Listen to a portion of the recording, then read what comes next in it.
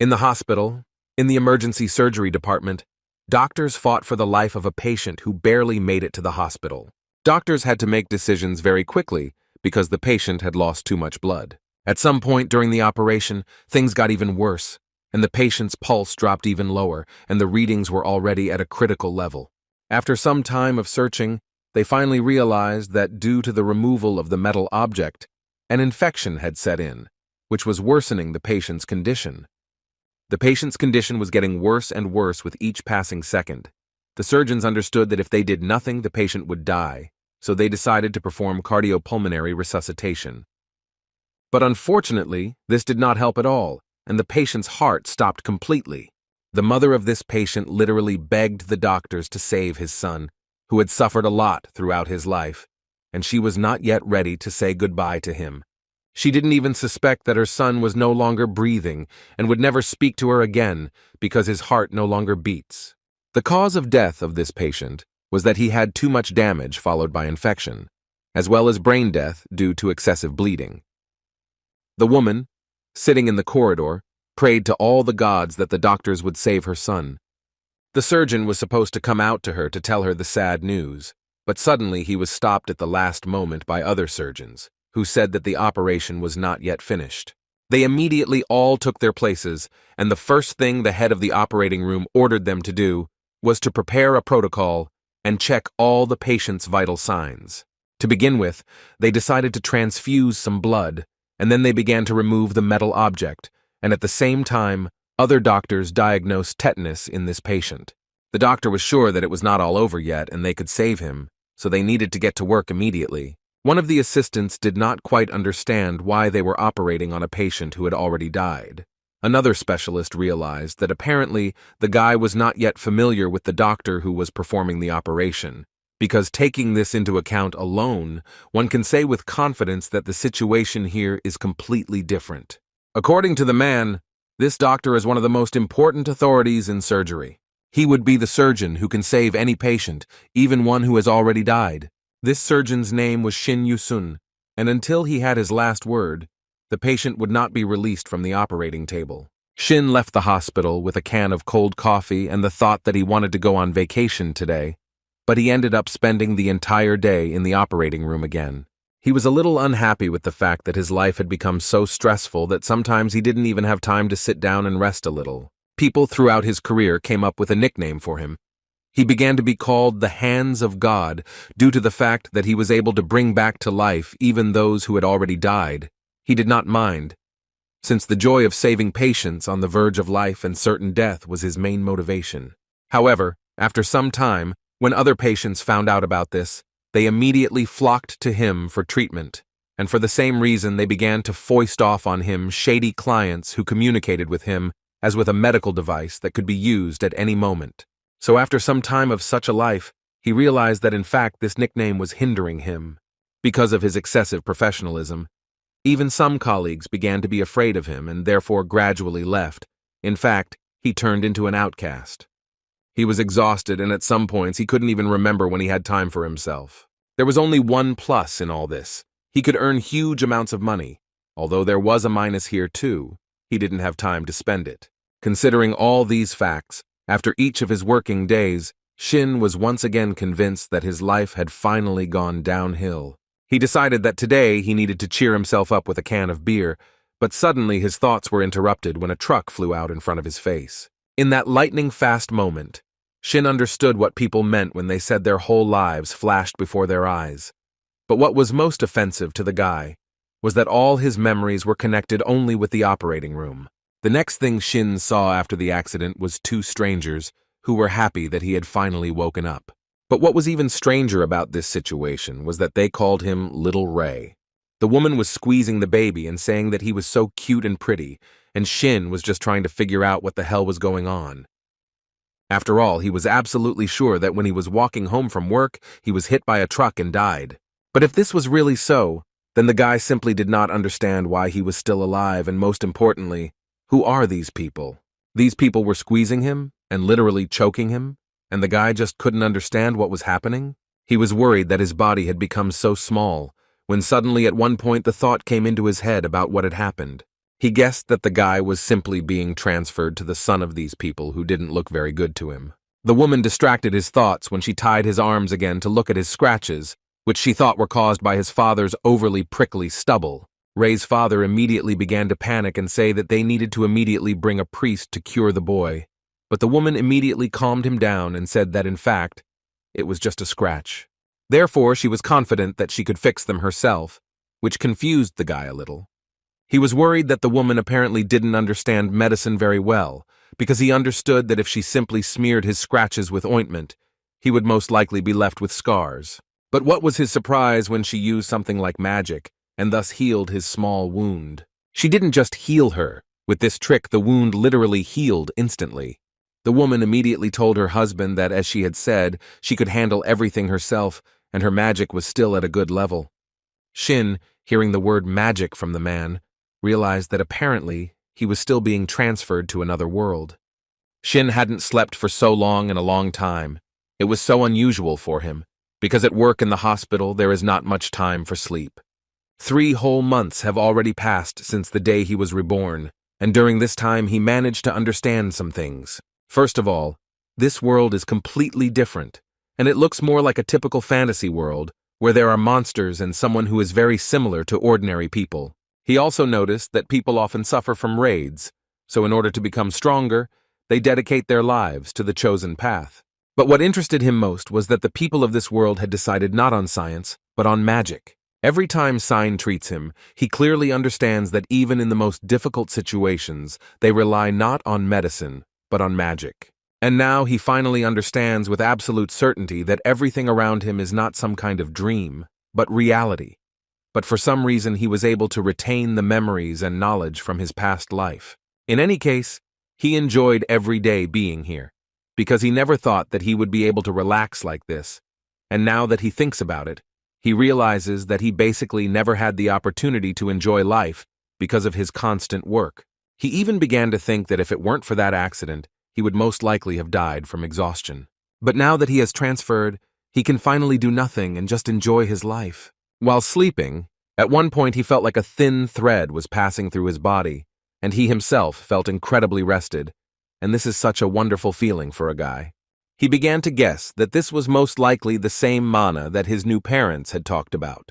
But he immediately noticed that it was not so easy to control, because as soon as he tried to press on it, it immediately spread out. So he decided to focus on the places where the mana flow starts and ends.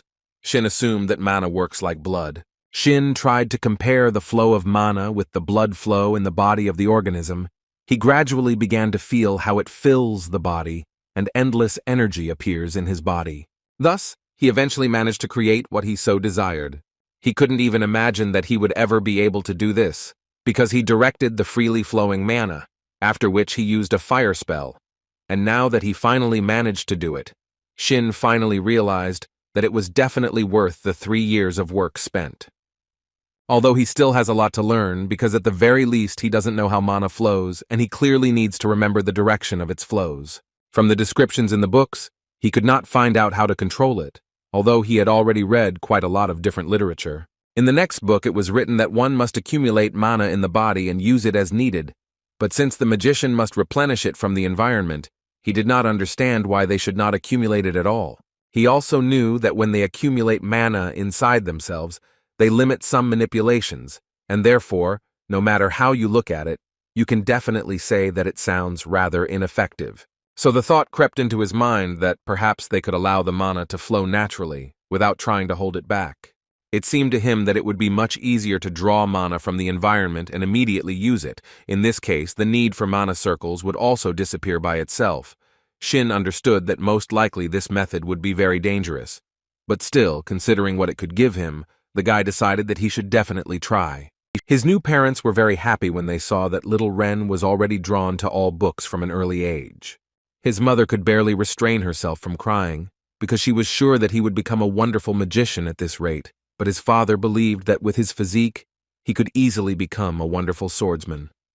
Sign believed that if this happened, their cutie Ray would turn into the same blockhead as his father.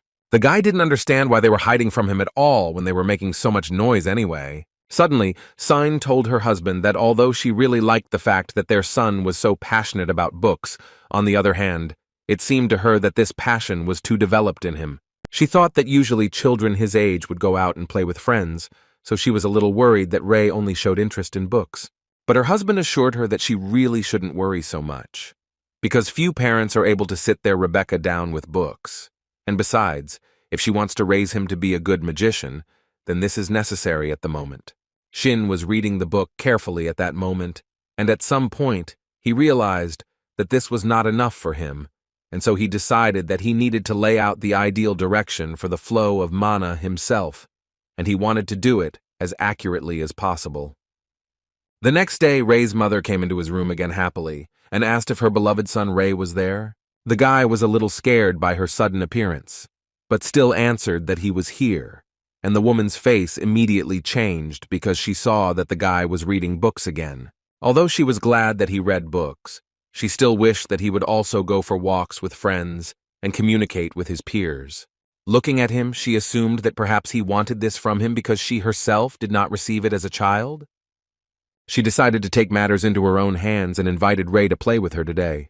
Ray's first thought was that she might want to take him with her to teach him magic, so he happily agreed to this offer and was already eager to start quickly. The woman could not even imagine that this would cause him such great joy. She realized that she should have offered it to him much earlier. A few minutes later, they were already standing at the door, and Ray did not quite understand where the books were, and the woman answered him with a smile that he would not need the books today because they were going for a walk outside. Ray realized that she wanted to teach him nothing, so he told her that he needed to continue studying and that he didn't really want to go for a walk outside. The guy was mentally thinking that he simply had the right to waste time on games when he needed to train. This made the woman hug the baby again and tell him that he is such a great boy and she can't stop being proud of him. But she still added to him that today, it really was better for him to take a break. And besides, she thought it was time for him to see how beautiful it was outside. If you think about it, Ray has never gone outside since his reincarnation. He doesn't even know what this world looks like. So he decided that one day would be enough to look around a little, and thinking about this, he still agreed to go outside and play a little. When he left the house, he saw a simply stunning view that took his breath away. For 3 years of reading books at home, the guy didn't even have the thought of leaving the house and looking at all this beauty. He realized that it was in vain.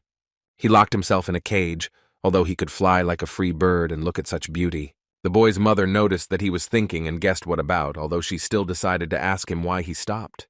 She immediately suggested that he take a look around a bit, and the guy happily ran along the bright green grass along this beautiful view. He was clearly overwhelmed with emotions of joy and being saturated with nature, because in his entire past life he had never even left his city, and in fact now, for the first time in his 2 lives, he could just take a walk like this. Before his rebirth, he had no opportunity to take care of himself. He lived under constant pressure, and it could rather be called not life, but existence. And now he finally felt so free, so he is very glad that he was able to be born in this world. Shin actually often reminisced about his past life, in which he was always with patients, in which he constantly performed operations and helped everyone who needed it. He also often recalled how he had to fall to the floor in the middle of the corridor to get at least a little rest from the constant pressure. Moreover, these thoughts came to him in his sleep, and this frightened him very much, so he woke up in a not very good mood. His mother immediately realized that it was just a dream that little Ren had, and he himself did not understand why he remembered all this. This is exactly how he was reborn in this world, and he is now definitely sure that he will no longer live like in his past life. After some time, they returned home, and you could see from their faces how happy they were. But now that he had finally taken a walk, Ren decided to ask his mother to teach him magic. She almost passed out when he told her about it. She was so happy to hear it. And of course she was ready to teach him, because she was actually just waiting for him to ask her about it. Ren could not get used to such an emotional reaction. In any case, he was very glad that now his life was exactly like this. The woman believed that since Ray himself asked her, she would teach him magic right now, so she showed him how to summon fire. Ray was clearly pleasantly surprised by what he saw. He really liked his mother's magic. This is really a completely different level for him now. The woman didn't really expect such a reaction from her son. She thought that he might be scared, but apparently he had been waiting for this for a very long time. Moreover, there was a feeling that he was not even interested in watching this, so she showed him once again that it was fire, but the reaction was not the most chic. Therefore, the woman decided that since this was not enough for him, she needed to use something else to surprise him. And at that moment, the guy was thinking about the fact that he had already actually used such magic. But first she asked him to sit down so they could continue. After which she began to talk about the fact that there is a certain ability for the battle of which they must use mana. Ray already knew all this very well, so he decided to ask his mother a question first, in which he wanted to know if it was possible to transform mana in another way. She thought about it, and Ray decided to add that perhaps she could show him how to do it using fire as an example. The woman explained to him that in the case of fire, they first collect mana and then burn it or use friction.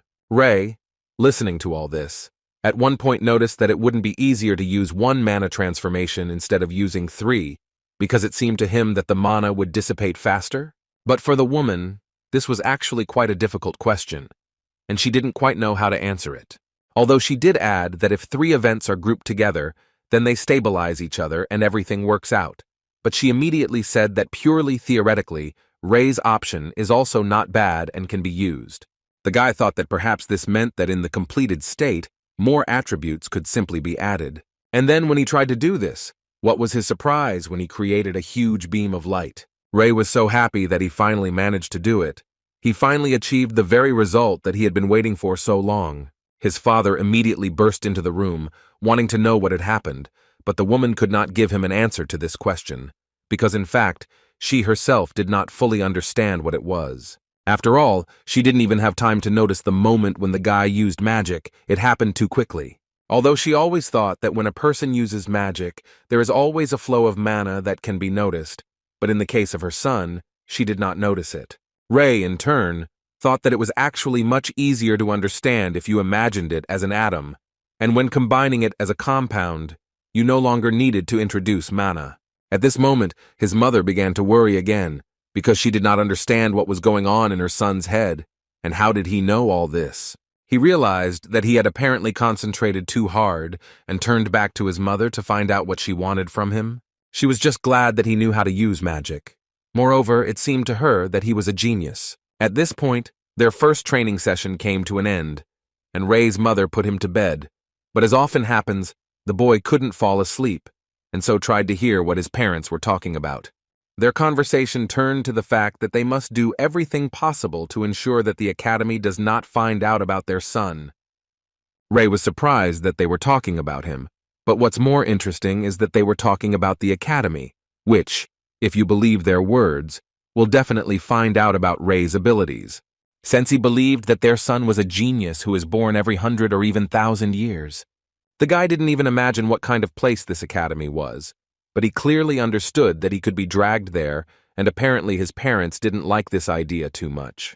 And the easiest way to avoid getting there is to become much stronger. From the very beginning, he wanted to learn magic for fun, but he changed his mind and now wants to learn magic in order to become an order of magnitude stronger and in order to gain absolute power. Several years after that day, Ray once again woke up in his room, and the first thing he thought was that he was a hermit who spent most of his time in his room.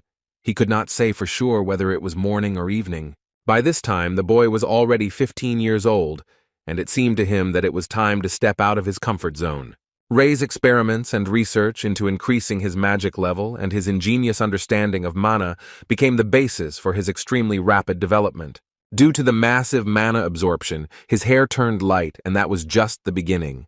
Before leaving, he decided to take a small sign and write on it that he could cure anyone, although he was not sure that he was talking about medical knowledge now. Also, before going out, he once again decided to use magic and practice a little to be sure that everything was really good. And he did it just great, so he decided that he needed to finish it and finally leave. After a short time of walking, he finally found what seemed to him a suitable place to stop. This activity embarrassed him a little, but he still began to shout that he could cure everyone who felt ill. He also added that they could bring him any patient, but they immediately told him to play the saint somewhere else, because it seemed to them that he was simply mocking sick people. The guy clearly didn't expect such an attitude towards himself, because he was actually speaking seriously. Although, on the other hand, he immediately realized that in fact he should have expected such things, and now he just needed to calm down and accept this fact. But by the evening, no one had approached him. People avoided him because they thought that he really was a deceiver. Ray began to understand that at the moment there was apparently nothing for him to do here, and it would be best to return home. But suddenly a man approached him who was not completely sure that Ray was really capable of healing people. It was a young girl who just wanted to know if he was really able to cure any patient. Ray was so glad that his first patient finally came to him, but he still had to tell the girl that first he needed to study the girl's problem, and only then he would be able to say whether he was able to cure her, which clearly angered the girl. After all, she expected a confident answer from him that he really was not able to cure, but he still needed to check something. After which, in her emotions, she still managed to say that a fool like him definitely couldn't heal people, so she wasn't surprised at all. Ray certainly didn't expect this. Looking at this girl, you definitely wouldn't think that she was capable of saying such things. But the guy didn't remain silent and answered her.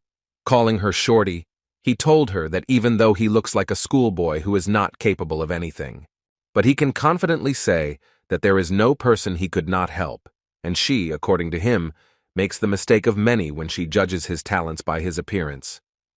The girl, looking at him, really thought that he was too young, but for some reason she was also confident in him. After such thoughts, she agreed with him and asked for forgiveness. Then she decided to introduce herself. She was the only daughter of Viscount Gade, Hein von Ehlich. She also immediately decided to ask him not to call her Shorty. After such an unexpected introduction, Ray immediately introduced himself and said that he did not mean that when he called her Shorty. In any case, the girl wanted to get down to business quickly, and as it turned out, the patient she was talking about was her father, Viscount Gade. According to the girl, his chest recently turned red and small lumps appeared. Moreover, all of this swelled up like balls. Based on the description, Ray assumed that it could be a malignant tumor, but of course he didn't risk telling the girl about it yet. The guy first decided to ask her to examine her father, and the only thing he could say was that this was an emergency, and every second counted. They immediately went to the castle to the man, and the only thing Ray can think about is that it is not too late. The butler immediately ran out to meet the young lady and tell her the news. The girl immediately realized that the news would be related to her father, so she wanted to immediately find out what was wrong with him. But she never expected to hear that his condition suddenly worsened, and unfortunately, he died. She didn't want to believe it, so she immediately jumped up and ran to his room to see for herself. When she ran into the room, she discovered her father lying unconscious, and her mother nearby, who could not calm down. Ray immediately came after her, who understood the state the girl was in, but still asked her permission to examine the man. Ray put his hand to the man's body and weakly, but he felt life in his body. That's why he immediately shouted that the man could actually survive, and it was too early to talk about saying goodbye to him. Gain wanted to believe him, so through tears she began to ask the guy to do everything just to save her father. Ray turned to her with a smile and assured her that there was really no need to worry, and that he would do his best. Behind his back, other close people of Viscount Gade were discussing Ray, and they sincerely did not understand how the girl could bring someone unfamiliar into the house. But suddenly they had to shut up when this guy said that he could save the Viscount's life, although they thought that he was a simple swindler who came here to steal all the jewelry. In any case, no one was going to interfere with him, because they were all going to grab onto the last hope, which was this young guy. It seemed to them that this young guy was capable of performing a miracle. Ray himself at that moment carefully examined the wound, and at first he could not even imagine that it was so filled with pus. So first he decided that he needed to concentrate his mana and form a magical scalpel from it. But as soon as everyone else saw this, they immediately started yelling at him, because they sincerely did not understand what he was doing at all. Ray asked them to calm down, because he was just trying to cure him, but they didn't care about his words, because they thought that he couldn't treat the Viscount like that. The guy didn't argue with them, and immediately said that if they didn't trust him, then he could just leave everything and go away. Mother Gain intervened in their conversation and asked the security captain to just listen to this guy and give him a chance to help. Ray agreed with her completely, so he asked Mr. Captain to leave the door because he was interfering with his work. After which the guy continued to examine this tumor, and the first thing he noticed was that when he pierced this tumor, it was not blood that flowed from it, but pus. And then it dawned on him that it was not a tumor, but rather skin that had begun to die off due to the poison. Well, now that he understood what had really happened to Mr. Viscount, Ray was finally ready to begin helping the man stay alive a little longer. To begin with, Ray decided to get rid of the parts affected by pus, and fortunately he was good at doing this. He then proceeded to the next stage of the operation, which involved making an incision on the side of the chest. And as soon as he got access to the lungs, he saw what he expected. His lungs, unfortunately, had already begun to decompose, and this meant that the disease was most likely very advanced. But on the other hand, the guy thought that this man was, in some sense, even lucky. The whole point was that the part with necrosis was not that big, and if he cut it out, the man would be able to recover quite easily. And after he finally managed to do it, the guy decided to stitch up the cut with mana. The butler, looking at what this boy whom Miss Gain brought was doing, could not say a word. His actions were wonderful. He could only think that this guy had a charisma that was rarely seen among his peers, and his movements were those of a true master. Ray, meanwhile, was gradually getting closer to finishing the operation, and so began to put in stitches. The butler was becoming more and more shocked, because the guy looked like a puppeteer who pulls the strings of his patient. That's why he decided to say out loud that this boy could still perform a miracle for them. Ray at this point had almost finished everything he wanted, and all he had left to do was restore blood circulation, and then all that was left was to hope for the man himself. In his past life, Ray would have used a defibrillator, but since he now wants a completely different life, he had to get out of the situation in a completely different way, and mana came to his aid, with the help of which he still managed to start this man's heart, and a smile appeared on the guy's face, and this could only mean that he still managed to save this man. He immediately informed everyone that the operation had been successful and the Viscount would live, which no one who was there expected to hear, so they stood in a stupor for some time. Ray didn't understand why they were looking at him and the man like that, but then he seemed to understand what was going on. They were most likely surprised by the fact that the man started bleeding from the mouth after the guy was able to restore the bleeding, but in fact this is normal, because he restored blood circulation in what was essentially a non-living body. But instead of gratitude, he again heard accusations from the captain of security, who again began to shout at the guy that he was an ordinary swindler and nothing more. Ray accepted these insults with a smile and offered to explain everything to them first, but they did not want to listen to all his excuses. But the guy still decided to tell them that the Viscount was still alive and everything was fine. They did not understand how he dared to continue saying such things. They sincerely did not understand where the Viscount was alive, because they saw in front of them only a bloody body. Ray was no longer so cheerful, but still tried to prove to them that in fact the Viscount was still alive, but they once again asked him to shut his mouth, because they believed that he had cut open the nobleman and was trying to prove to them that he was alive. Gain suddenly joined this dialogue and started talking about how she believed the guy, that he could really help her father.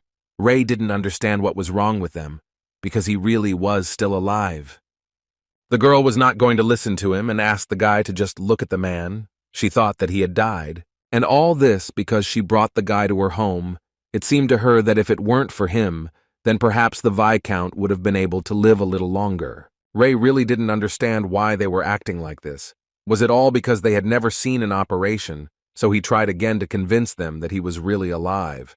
But suddenly his words were interrupted by a sword, which quite suddenly appeared in front of his face, after which he heard the captain shouting in his direction and saying that the guy had managed to harm not only the Viscount, but also apparently wanted to deceive the young Miss Gain.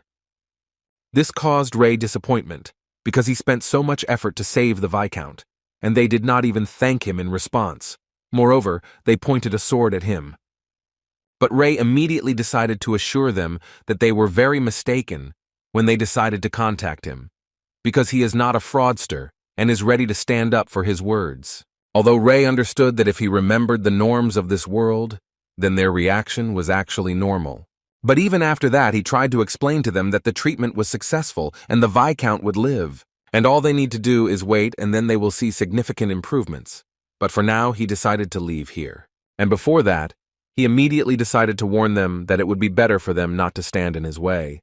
Otherwise, they would greatly regret it. The captain did not listen to Ray and immediately called the guy arrogant, after which he tried to attack him.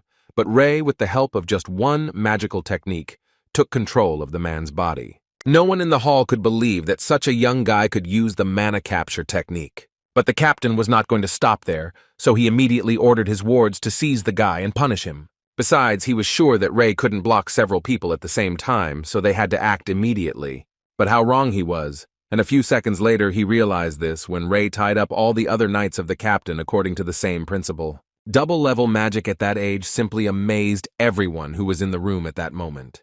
After which Ray let them go and said that this was the last warning and they better not touch him and let him go peacefully.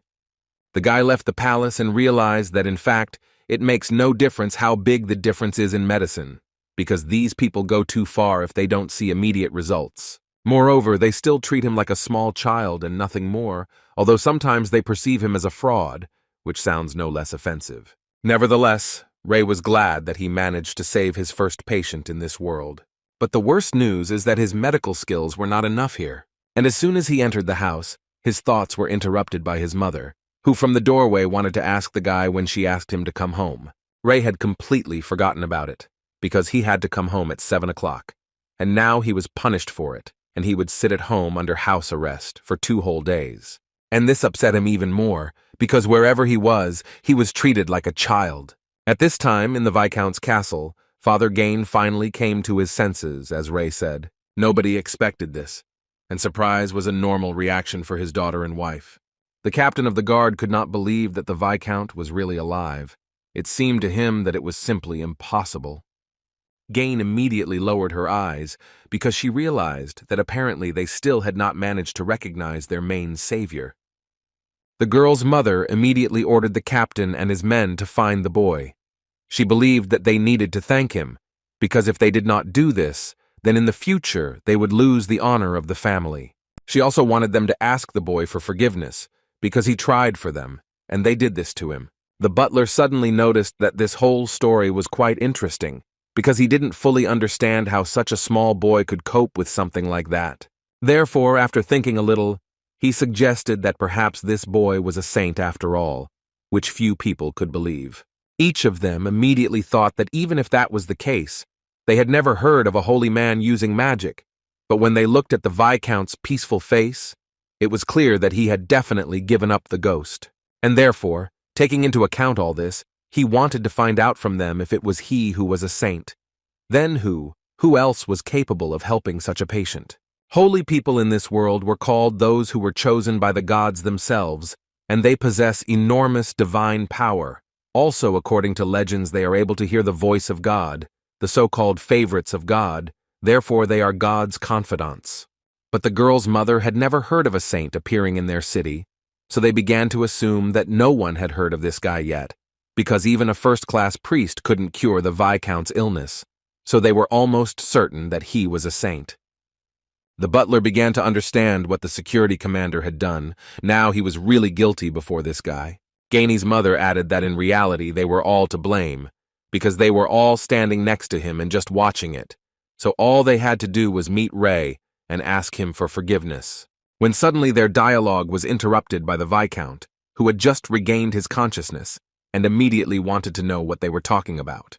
They were silent from shock, so he had to ask again, only in a more rude manner, and Gain said that in short, a saint came to them who was able to heal him.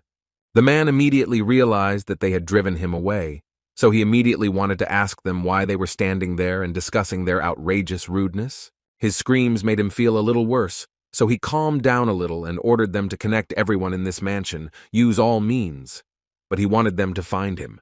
The next day, Ray had a new task. He had to restore a tree branch, and the first thing his mother did was wish him good luck. But no matter how hard he tried, he couldn't do it. His magic wasn't yet strong enough to do such things. All these failures led him to simply burn this branch with fire. Of course, he wasn't going to give up on this, so he took another branch and tried to restore it again. But to his great regret, failure awaited him here too, and he was unable to fix it. It made him angry that he couldn't do it, so his mother asked him not to be angry, because everything would definitely work out, and she would be happy to help him with it. After which she started telling him about how healing was a spell that mana used to increase the vitality of his target. All these things were quite difficult to understand. She decided to show how it works using this twig as an example. She asked him to imagine that he was using mana and literally creating a layer of force around this twig. although he understood that this time she helped him a little, so he was not as happy as he would have liked. But the woman asked him not to be upset, and once again added that everything was not as difficult as it seemed to him, and therefore she was sure that he would succeed. Suddenly their conversation was interrupted by some noise coming from the forest, and it was a deer that ran out quite unexpectedly and stopped right in front of them. They immediately noticed that this deer had injured its leg, and that was most likely why it was so scared. The woman was happy about this because she thought it was a great chance to try to heal with magic not only a tree branch, but a real deer. She thought it was just a great practical exercise, and the deer needed help anyway, and Ray actually agreed with her completely, because he thought the results would be much better than just training on a branch. But first he needed to somehow get closer to the deer, and looking at the expression on his mother's face, he realized that she was apparently enjoying this process. In any case, Ray will have to do it, and as soon as he tried to approach the deer, it immediately began to run away from him. Sensa immediately shouted to her son and said that he should catch up with this deer, which Ray clearly did not expect to hear. At one point he even thought about why he should do this at all. Although on the other side of the coin, he understood that he needed to save as many lives as possible, and this deer was one of them. But what is most important is that people in this world are in great need of knowledge of modern medicine. It's just very difficult to prove anything to them, because all this only adds to their uncertainty in their actions. Ray decided to do something a little different with this deer and tied him up with chains to stop him from running away. This deer seemed to Ray to be running too fast, despite his injured leg. Although this animal was very scared, Ray tried to calm him down and say that they would now try to patch him up. At one point, the guy wanted to do everything possible to heal this deer and help him.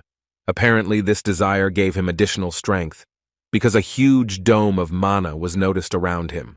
This sight amazed his mother, who could not even guess how this could happen. Meanwhile, Ray was not going to stop, and therefore, having gathered strength into his own hands, he was going to cure this deer and give him a chance at a normal life. But the effect was too unexpected and unfortunately sad, because the deer eventually died. Ray couldn't even imagine how the deer could die so suddenly, because they did everything to heal this animal. The guy was obviously upset, because he essentially became a doctor who couldn't save a patient. But right after that, he thought about what his mother told him, that he needed to use mana to increase his vitality. He wondered why he didn't understand how to heal living creatures, but he could use other magic. It seemed to him that the answer to this question was actually simple, because his mana path was a little different from other healers. And if he used his skills on people and tried to cure them, then most likely he would simply destroy them. So he decided that he would stay away from healing magic for now, because he couldn't just risk other people's lives like that. After such a not entirely successful training, Sensa and Ray returned home, where a small surprise was waiting for the guy in the form of a small steak, which could only appear on the table on some special holiday. But apparently they prepared this dinner party too early, because after they returned, the woman hinted to her husband that their son was not quite capable of healing, but she still considered him an incredibly sweet and capable boy. After which they began to sing some strange song, and Ray decided that he would never learn healing magic again. Meanwhile, in the Holy Empire of Gaia, the Pope of the Holy Empire thought that his mistress was calling him. He stood in front of a huge statue of a woman who ordered him to find her and to do it as soon as possible. She told him about the gray-haired constellation that came into their world. The army set out on the road the very next day, and each of them could not believe that another saint had appeared. They also discussed among themselves that the new saint was very young. But on the other hand, they understood that age did not matter at all, because he was chosen by the goddess anyway. In any case, they were happy that they would have another saint, and as far as they knew, this was the first time in history. 10 hours before the departure of the Holy Empire contingent, the Pope of the Holy Empire listened to the new assignment of his lord, who told him that he must find the gray-haired saint in the country known as Cilia. After thinking for a bit, he finally made up his mind and said that in this country there were actually a lot of gray-haired people, and therefore he would like to ask her for a few more hints that could make his search easier. In response to this, she told him that the new saint was not old, and therefore she wanted them to find him and bring him to the Holy Empire. The Pope of the Holy Empire realized that he would have to use the information he had, after which the man immediately called his son, who was just nearby. He ordered him to prepare a delegation with which they would go to Cilia. Ray was sitting in his room reading another book, when suddenly he was distracted by a question in which they wanted to know if he wanted to study the technique of the swords of courage. This question was asked by his father, who was sure that the more ways he knew to protect himself, the better. And if you think about it, he completely agreed with his father. Because in fact, compared to his past life, where he could get everything he wanted, in this world he has to fight for every apple. So he agreed with his father without any problems and said that he wouldn't mind learning to fight with a sword. They didn't wait long, and so they started right away. Father immediately noticed that Rei handled the sword quite well for the first time, which was quite surprising and unexpected for him. Rei was glad to hear this, although in fact this was far from the first time for him, because in his past life he had already engaged in such fights. And so at some point, he realized that since they were just exchanging blows at such a speed, then perhaps he could do something much more. But to do this, he needed to stop their fight. He needed to concentrate the mana inside himself. In this way, he believed that he could attack much stronger. But his father thought that the guy was already giving up. Rei immediately answered him that he definitely did not plan to give up. At the moment, he was just changing his strategy to become much stronger, and the man believed him without any doubts, because he saw how the guy used the aura of the sword. Even though his son started attacking him, the man was still very happy that his son could already use the sword aura at such a young age. But he still needed to come to his senses, because if things continued like this, he could clearly lose this fight. So he needed to show his son that things would not be so easy for him. Therefore, Rei essentially left him no choice, and the man also used his aura, which was clearly much stronger in appearance. And apparently she is, because just one swing of the sword while using aura knocked Rei off his feet, and he fell to the floor. The man immediately regretted his decision because he was afraid that he could hurt the guy, so their fight ended there. The local market was literally littered with people from the Intelligence Guild, so it didn't take long for people to realize that they were looking for someone. But even with such a number of people, they still couldn't find the one they really needed to find. And the main problem was that the only information they had was the guy's hair color and age, which clearly made their task more difficult. Moreover, they were irritated by the fact that they were being asked questions every day, which put incredible pressure on them and did not allow them to work normally. Their dialogue was interrupted by one of the guild employees, who first asked his colleagues if they had been able to find anything. But in response, he received only disappointment, because according to them, they are looking for a needle in a haystack and it would be much easier to find it. All they know from the description is that he is a 15-year-old gray-haired boy, and they clearly did not understand how they could find him knowing only this information. This clearly irritated the man, because listening to everything they said, he could only think that they were talking complete nonsense. That's why, at one point, he couldn't stand it anymore and started yelling at them because they hadn't found anything, and still continued to do nothing. He only had to remember how loudly the Viscount had shouted that if anyone found out about how they had treated the saint, then a war would start, because the Holy Empire clearly would not tolerate such things.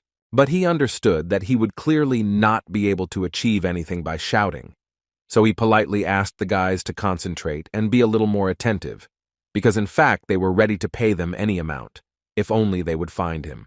Suddenly he was interrupted by some guy who, upon hearing that he was offering any amount of money, realized that it was profitable for him to do this. So he said that he was ready to find anyone if they paid him well for it. Meanwhile, Rei's father once again asked his son for forgiveness. He believed that he had overdone it in the fight with his son, but Rei answered him with a smile that in fact everything was fine. At that very moment his mother ran out, who immediately realized that something was wrong with the guy, and she was right, because she saw that he had injured his hand. She diagnosed that the guy had a broken bone and immediately guessed that her man was to blame for this. Rei tried to prove to her that in fact everything was fine and asked his mother to simply cure it with magic.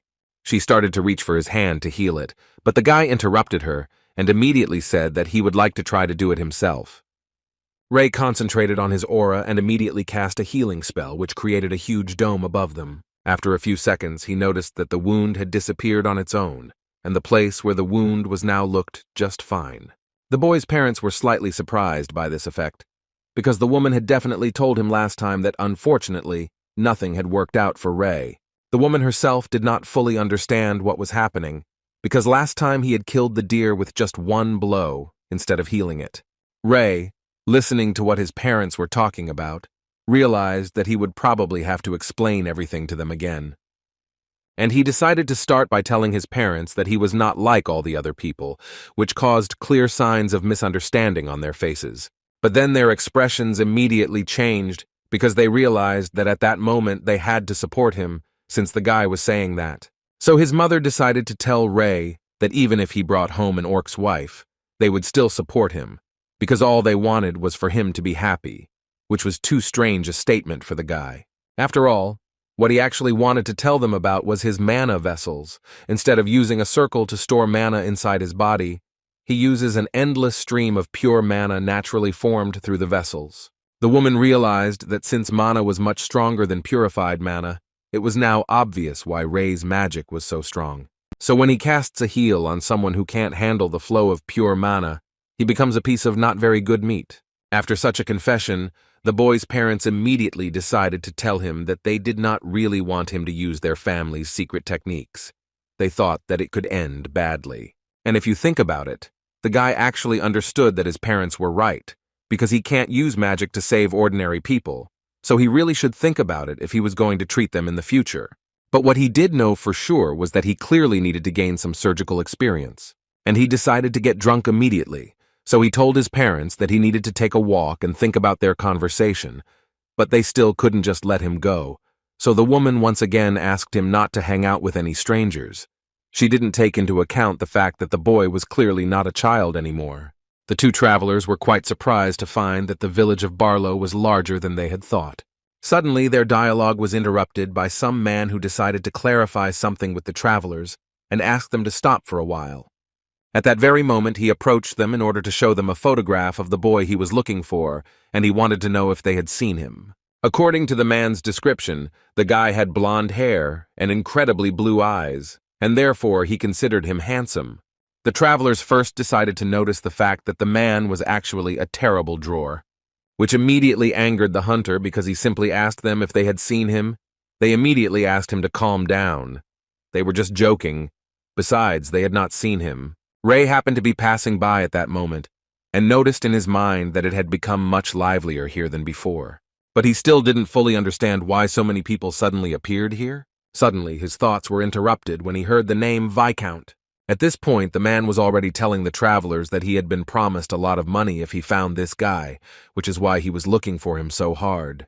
And while he was telling about all this, his gaze suddenly fell on a guy who was walking not far from them. Ray, at this moment, continued to walk and think that perhaps the Viscount was looking for him, and he thought until his thoughts were interrupted by the cry of the hunter, who asked the guy to wait. Ray stopped without any problems, and a man immediately approached him and began to look him over from head to toe. After looking at this guy closer, he realized that white hair and blue eyes were exactly what he was looking for, so he immediately asked his assistant to inform the guild that they had found this guy. After which he turned to Ray again to tell him that there was no point in being afraid, because he was not some strange stranger. According to him, he was a member of the Information Guild. Although Ray wasn't particularly scared, and because of this he quickly agreed to go with them, which slightly surprised the hunter. He decided to ask the guy if his parents hadn't taught him not to go with strangers. Ray responded by immediately telling him that it sounded even stranger coming from a stranger. Besides, Ray understood perfectly well why the Viscount was looking for him, and he himself wanted to check how his first patient was feeling. After some time, they set off on a journey along which the hunter suddenly wanted to ask Ray one question, in which he was interested to know what he meant when he spoke about some patient. Was there really someone sick in Vikonstvo? Ray wasn't sure if he needed to talk about this, although on the other hand he was actually very interested in finding out how things were going with the Viscount now and what they thought about the guy now. Instead of answering the hunter's questions, Ray simply smiled strangely, and the man at one point finally began to think, or had Ray always been this crazy? In any case, there is no time for talking, because they have already arrived at their destination. And almost all the servants met the guy, who were glad to see before them again that same holy man who saved their master Viscount. At first it surprised him. Then it made him laugh a little that they all thought he was a saint. At the table, Ray immediately tried to explain to them once again the fact that he was not actually the saint they were looking for. The Viscount did not understand how the guy could talk about himself like that, because he saved his life, and even more, he essentially saved his life. Besides, he believed that a person who blessed someone like the Viscount simply could not help but be a saint. Ray simply didn't know how to explain to him that this was actually just treatment, and not some kind of blessing. The Viscount's wife also believed that Ray simply could not deny that he had brought her husband back to life, and thus saved their family. And also, to thank Mr. Ray, came out Gaina, who was a little embarrassed because of what she said to Ray last time, but still she overcame herself and told him that she was very grateful to him for saving her father. Ray decided not to waste the moment, and therefore wanted to know if it was she who was wondering why she had called him here in the first place. As soon as the Viscount heard about this, he immediately began to yell at his daughter and tell her that in fact they raised her completely differently. After which he added that he had actually always taught her that she should be able to apologize for her mistakes, so he ordered her to immediately apologize to the master. But Ray immediately assured him that there was really no need for this, because he was just joking. After which the guy again thought about what was wrong with these people, because he had already told them that he was not really a saint. Suddenly he decided to ask the maid where the man who brought him here was, and according to the girl, the man was in a hurry, so he left in a hurry. 516. The same guy who brought Ray quickly left the castle and thought only about the fact that this boy really was a saint. He didn't even want to believe it. But on the other hand, he was filled with joy because he understood that this was actually incredibly valuable information that he had managed to find out. That's why he was in such a hurry, because he wanted to report this to the guild as soon as possible, which would obviously be happy to hear it. At that moment, Ray could only think and hope that nothing serious would happen. The Viscount interrupted his thoughts when he began to say that they had worked incredibly hard to make sure he liked the treats, and that was why he was so glad that Ray was satisfied in the end.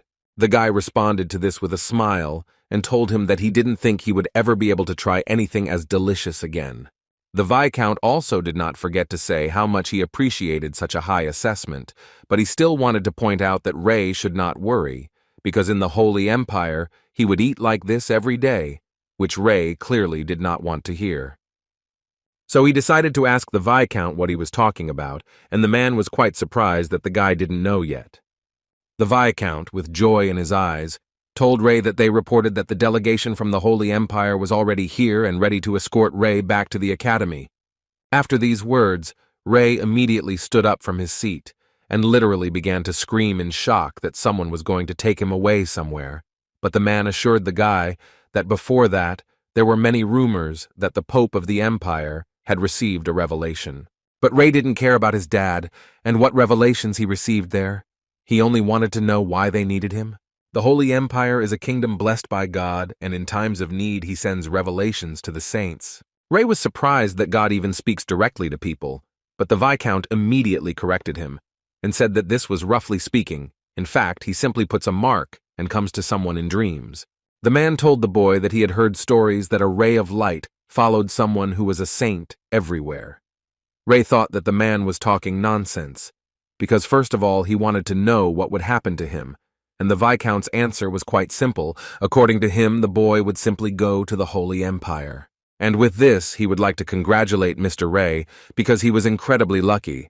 But from Ray's face, one could not tell that he was so happy. After the guy came home, Ray's parents began to worry, because he came home and locked himself in his room and did not come out for a long time. But after thinking about it, they decided that he just needed to rest a little.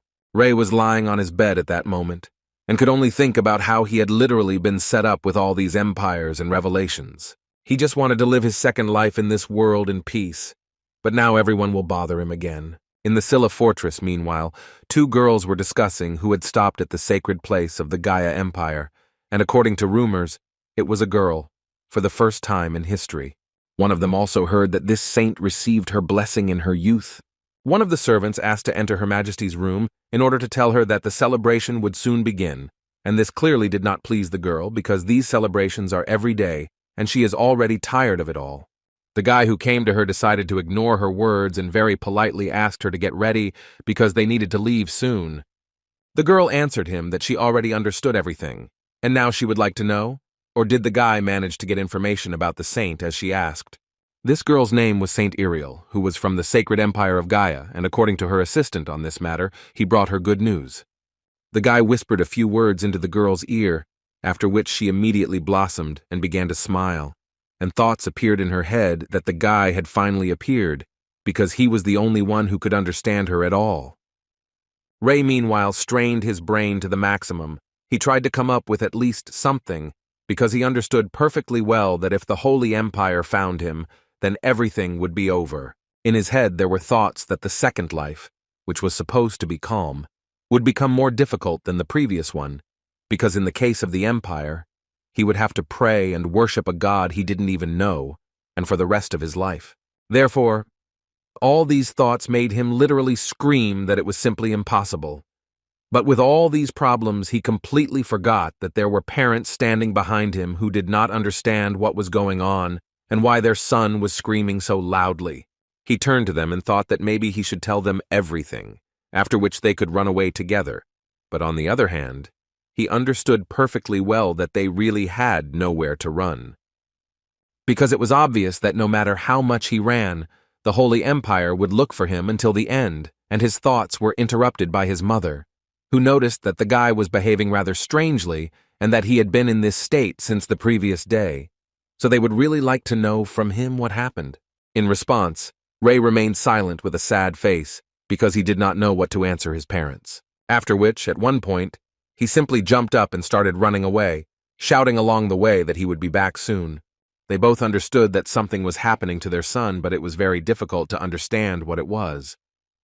The guy who delivered Ray to the Viscounts, meanwhile, got to one of the guild members in order to tell him about Ray.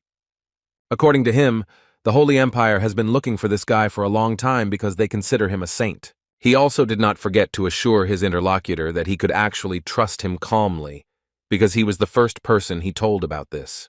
The man he was talking to immediately stated that he had already sold this information to the Holy Empire, and all they had left to find out was where this saint was currently living, after which he suggested that the guy was being searched for on the outskirts of the city, and since the saint is from a lower class, then perhaps he is in this area, and this information gives them some advantage, because everyone will blindly search for the guy in the village, but they will start searching from really important places, and thus save their time.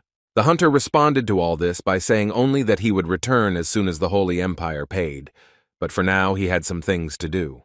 But suddenly he stopped and thought about something, and a very interesting thought suddenly popped into his head. And as soon as his interlocutor asked what the guy was thinking about, he pointed his finger towards the forest in order to find out if they were even exploring it. At first, the man did not understand what the question was about, and decided that he had misheard, so he asked again if he had heard correctly. The hunter confirmed that he had asked specifically about the forest, after which he added that it seemed to him that this was simply an excellent place to hide the saint. But the man clearly didn't think so, because he only remembered who lived in that forest, after which he immediately decided that if there was a saint there, he would have died immediately, because those individuals who are there have always disliked outsiders, and this also applied to the saints. But the hunter asked not to forget that this forest is not so simple, and there is still an area in which there are no monsters that they both thought about. Ray, meanwhile, went out for a walk and tried to think of something, but nothing sensible came to his mind, and he didn't even imagine how he could avoid the hunt of the Holy Empire. Based on all his thoughts, he realized that in reality there was only one option left, and that was to run away. But the saddest thing is that if this is really the only option, then he will essentially have to be on the run for the rest of his life, and he clearly doesn't want that. He sat down on the first stone he noticed in the forest and decided that it would be a good idea to clear his head first, and only then solve all his problems. Suddenly, at one point, he had to jump up from the stone because he quite unexpectedly heard strange sounds on the other side of the forest. He immediately realized that someone was clearly approaching very quickly, and the first thing he thought about was the people of their Holy Empire. But the feeling of someone's presence evaporated too quickly, and Ray became even more wary because he couldn't even guess who was currently hunting him. This silence was interrupted by a strange voice that he heard from the depths of the forest. It was only one word. They called him a man and asked Ray to come closer to him. Ray couldn't believe that this sound was coming from a tree, but while he was trying to figure out what was going on, the tree kept talking, and this time it wanted to know what this little man was doing here. The guy suggested that perhaps it was the spirit of the forest who was trying to scare him, but he still tried to answer with a smile and therefore said that he was just resting here, which seemed to immediately provoke this tree because it immediately asked Ray to leave, because according to him, this is their territory. Ray agreed with him and said that he would definitely fulfill his request, but first he would really like to ask this forest spirit for 1 minute. He promised that he would sit for a little while and then leave. But these words made the tree even more angry, and it once again ordered the guy to get ready and leave immediately. Ray was no longer afraid of absolutely anything. He was just tired of the fact that first the Holy Empire was pursuing him, then they started driving him out of the forest. He just didn't understand why they couldn't leave him alone. Therefore, he decided that he was not going to leave just like that. He decided to give an ultimatum to this tree, and therefore said that he would definitely leave if first this spirit showed him its face. Or he will simply remain sitting here because he absolutely does not care what happens to him next. The spirit of the forest did not follow the guy's lead and simply shouted at Ray again and told the guy that he had to leave right now. These words flew past Ray's ears because he became absolutely indifferent to everything the tree said, and he would be here until this forest spirit showed him his face, after which a spirit began to emerge from behind the tree, who suddenly spoke in a female voice, and she immediately told Ray that she had tried to warn him several times, but he himself refused to fulfill her request. In response to this, Ray once again stated that she had no right to drive him out of this forest without showing her face. These were the last words of the guy before that very spirit attacked him and tried to destroy him. Ray was able to react quickly and use his defensive magic to block the blow. The guy actually even suspected that this woman could attack him so suddenly. It was really very unexpected for him, and the only thing that saved him was that the guy activated his mana in advance. Otherwise, everything would have ended rather sadly. But his thoughts and pleasure were interrupted by the same female individual who attacked the guy. It was not just a woman, it was an elf. After her attack, she immediately realized that this was clearly not just a person in front of her, because he was able to block her attack, and he did it incredibly easily, which she clearly did not expect. Ray started to smile because she was absolutely right. He was far from an ordinary person. And as soon as he confirmed this information, she jumped up and started screaming that then he had even less right to stay here. This attack was again incredibly unexpected for the guy, and he barely managed to use mana. But did he manage to block this attack? Their skirmish resulted in a loud explosion that was most likely heard throughout the entire area. But even after such an attack, Ray was completely fine, which clearly shocked the elf. She did not understand at all how this was possible, because she used a lot of her power to finish off the guy, and he seemed to not feel anything. Suddenly, she stood in front of him and said that she had changed her mind about him. With these words, she wanted to say that now he could stay in the forest. She would not touch him. Ray realized that his joke had already crossed all boundaries, and he told the girl that in fact it was not difficult for him, and he could leave. He just decided to joke with her a little. But apparently nothing will happen just like that, because the girl started talking about how they respect strong people, and this is the rule of the forest elves Grandel, and since he showed her his strength, she is ready to invite him to their village. Ray couldn't believe his ears. Was there really a real elven village in this forest? After which he thought that even though she attacked first, he still didn't think she was a bad elf, but he still doubted that he should really go with her. But after a little thought, he still agreed and said that he would go with her. But before that, he asked her to promise him that she would not attack him anymore. While they were walking to her village, the guy remembered that he had forgotten to even ask the girl's name. She immediately answered him that her name was Fia, and she was from the Grandel Forest tribe. Ray responded by noting that she had a rather beautiful and unusual name, something he had never heard before. But for some reason, these words caused an aggressive impulse in her. She almost pierced the guy with her gaze. After which she turned around and said that in fact it was an ugly name. Ray didn't know what to do in such cases, so he decided to just smile. In any case, he did not forget to introduce himself and say that his name was Ray, and while he was talking about this, the girl informed him that they had actually already arrived at their destination. And as soon as Ray raised his head to look at this village, his first impressions were simply amazing.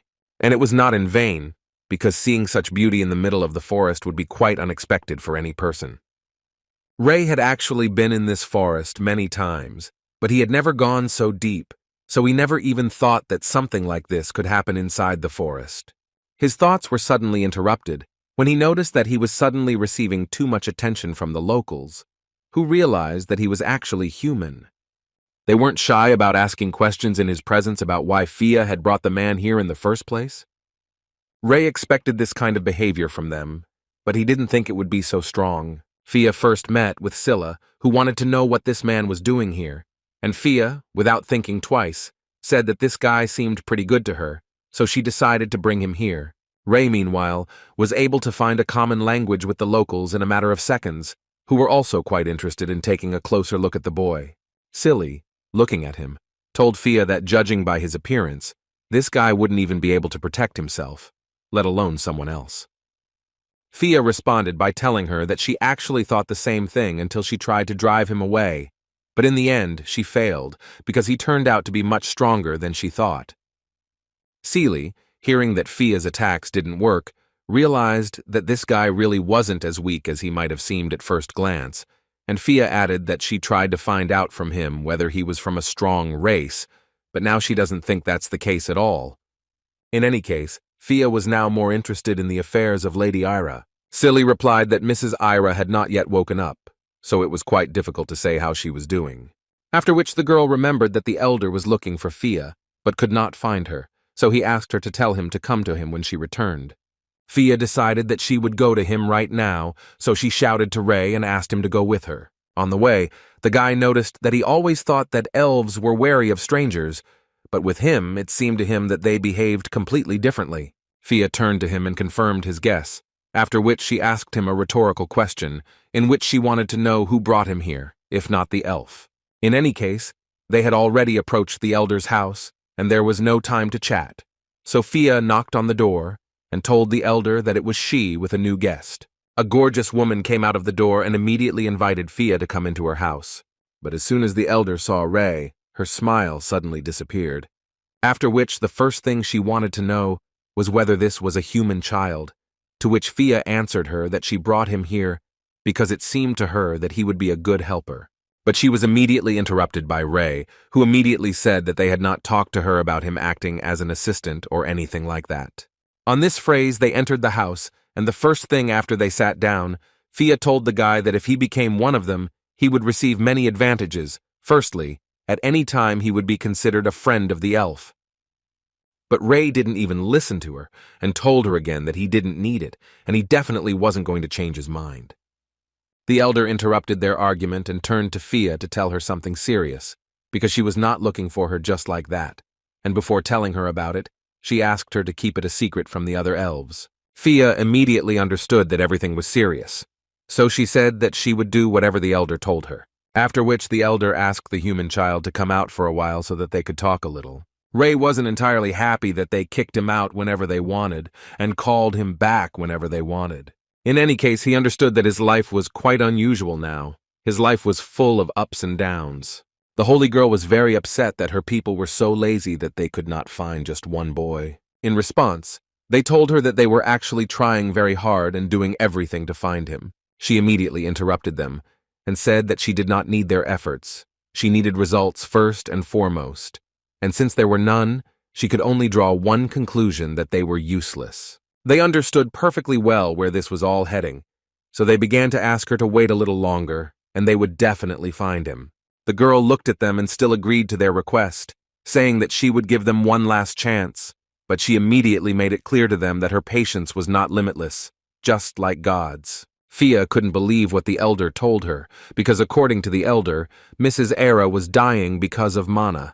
But the elder immediately added that her breathing had evened out, and they didn't fully understand whether this was a sign that she had been cured or that she was on the verge of life and death.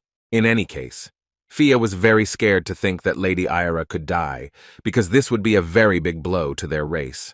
Ray calmly waited for Fia, and as soon as she came out, he immediately noticed that her mood had dropped very sharply, and apparently she clearly did not like what the elder had told her. The guy, looking at the elf's gaze, realized that apparently someone in this house was very seriously ill, which is why she was so upset, and this information was confirmed by Fia herself. Suddenly she realized that the guy was just eavesdropping, and this made her a little angry, so Ray had to immediately tell her that he didn't mean to eavesdrop. It just happened that way. But she quickly calmed down when she noticed that the guy was worried about them, although this was quite strange for her because he was a man, and they were elves. Ray agreed with her completely. They really were very different. But he still assured her that this did not mean that he was not worried about another creature. In the end, he himself decides who he should worry about, even if that creature was different from his species. After this conversation, they went together with Ray to the tent to drink some tea, and the girl could not take her eyes off the guy. And at one point, from such observation, her ears began to move, and she herself blushed very deeply, because of which at one point she had to immediately come to her senses, although she herself did not understand what was going on. But Ray did not dwell on this, because he just wanted to ask her one question, in which he would like to know if that elf era really dies.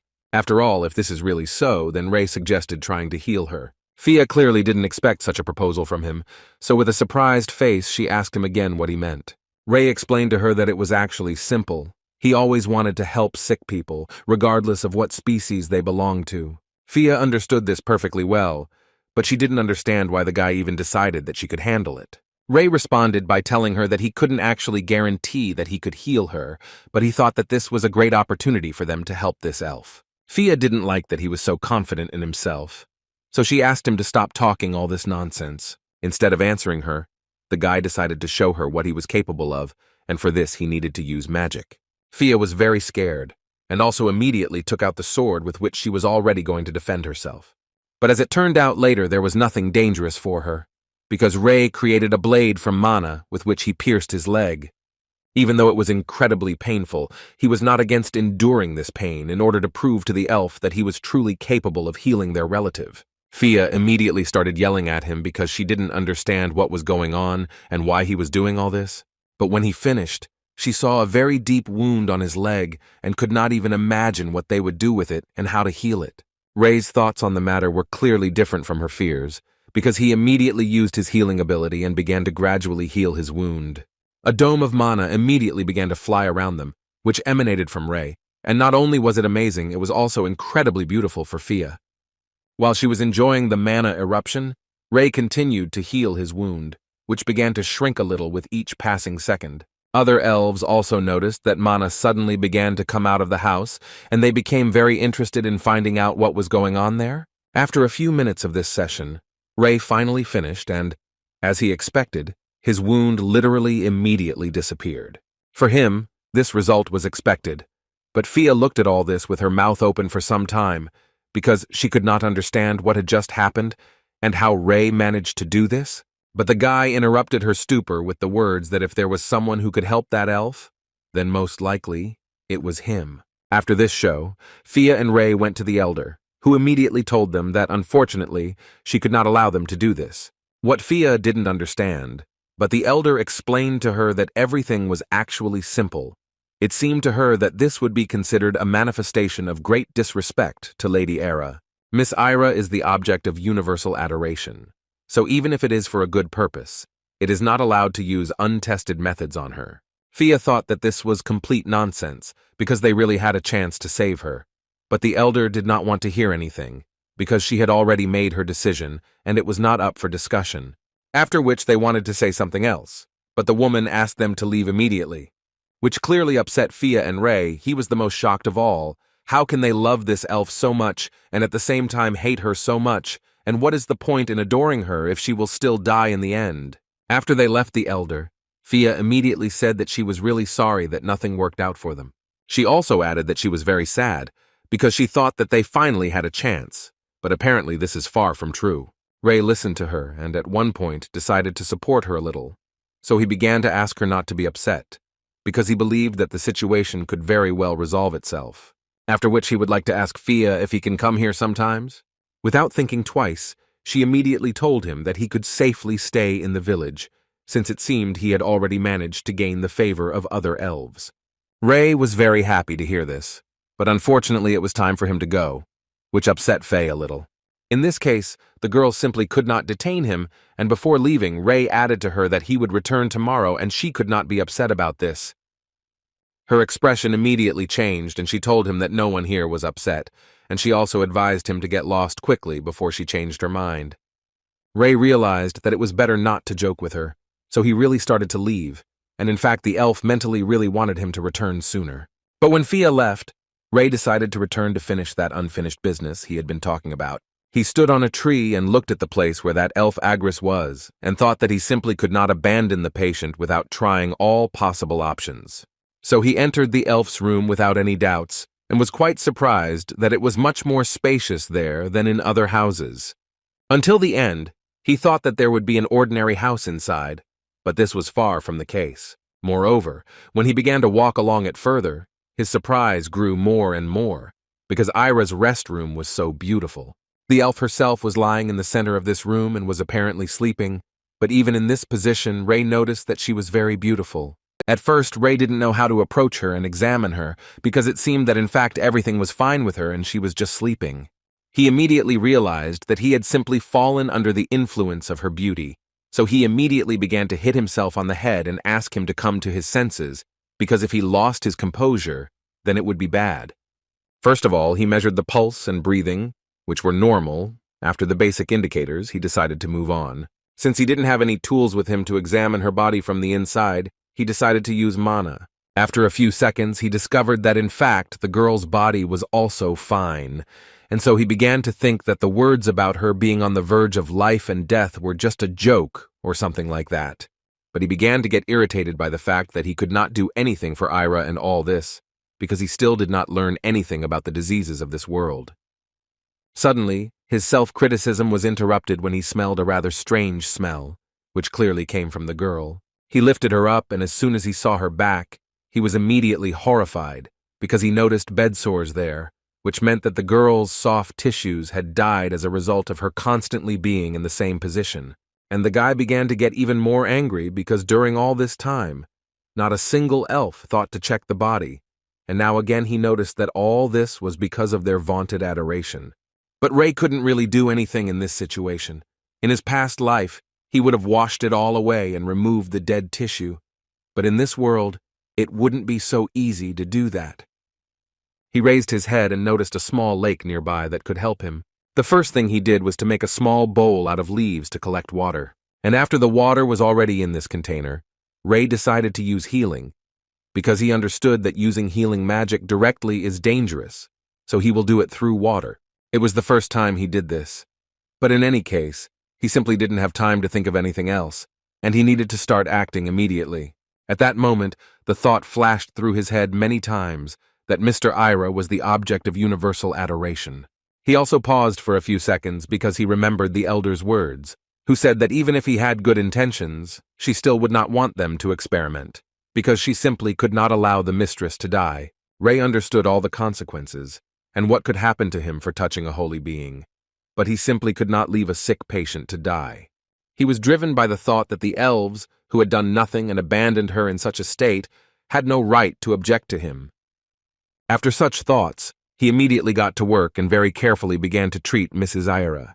This process took him quite a long time, because when he finally finished, he noticed that sunset had already arrived. But he was glad that he did at least something, and it was the best he could do for her. Of course, he wasn't particularly happy with the lady's condition, so he decided to leave her to rest for now and visit her tomorrow. In the Gaia Empire, the mistress's servants came running to her to tell her that they would soon receive news from the search party. According to them, they were searching throughout the kingdom, so it seemed to them that finding the boy was only a matter of time. In response, she chuckled and asked them if they even realized how many times she had already heard these words. She looked at them again and repeated that she hoped that they were already aware that she did not intend to tolerate this, and, listening to them, she got the impression that they were simply testing her. The poor servant did not want her mistress to think that way, so she immediately began to ask her for forgiveness. But she interrupted their whining and said that they could forget about this task, because she no longer intended to believe their words. The lady decided that the time had come for her to take matters into her own hands. Ray came to the elves the next day, but first he secretly went to see Lady Era to examine her.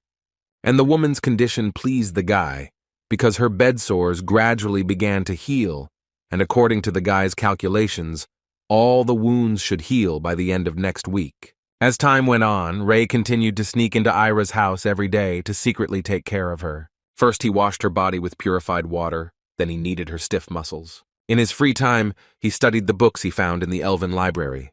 Every time he turned to her, he, unfortunately, did not receive an answer from the lady.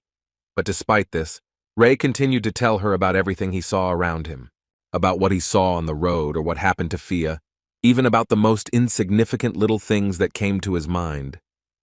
At this pace of life, a whole month flew by, during which Ray came to Mrs. Ira every day and helped her. And one day, Ray came to Ira in a great mood, because he wanted to tell her that Fia had a day off today, and they would go have a cup of tea together. But suddenly he stopped in his stories, because he noticed that the smell that he thought he had managed to remove was again flying around Mrs. Ira. He immediately ran up to her to examine her, and the first thing he noticed was that her breathing had become very heavy, and this was the first reason to act as quickly as possible. As much as Ray wanted to, he didn't even know how to help poor Mrs. Arnie, because he didn't think that everything could turn out exactly like this. Out of habit, he began to look around for a respirator that he would have put on a patient in a past life, but now he is in another world, and therefore, unfortunately, he does not have such an option. And the realization that the only thing he could do now was nothing simply killed the guy from the inside. After a few minutes, he started yelling at the girl and asking her to finally wake up, but she didn't react to this in any way. Ray tried to figure out what the problem was, but he didn't see any external damage, and there was no lethal poisoning as it seemed to him, which meant that her vital organs were functioning absolutely normally, and all this only complicated the situation, because he simply didn't understand what to do next. Although the guy was sure to the end that there must be a way to heal her, all that remained was to figure out how to do it. Suddenly, the thought came to his mind that he could actually use his healing skill, but one question remained. Would Ira be able to withstand the effects of his mana? There were too many questions in his head right now. On the one hand, he studied medicine so hard to save people, and now at this critical moment, he can't think of absolutely anything.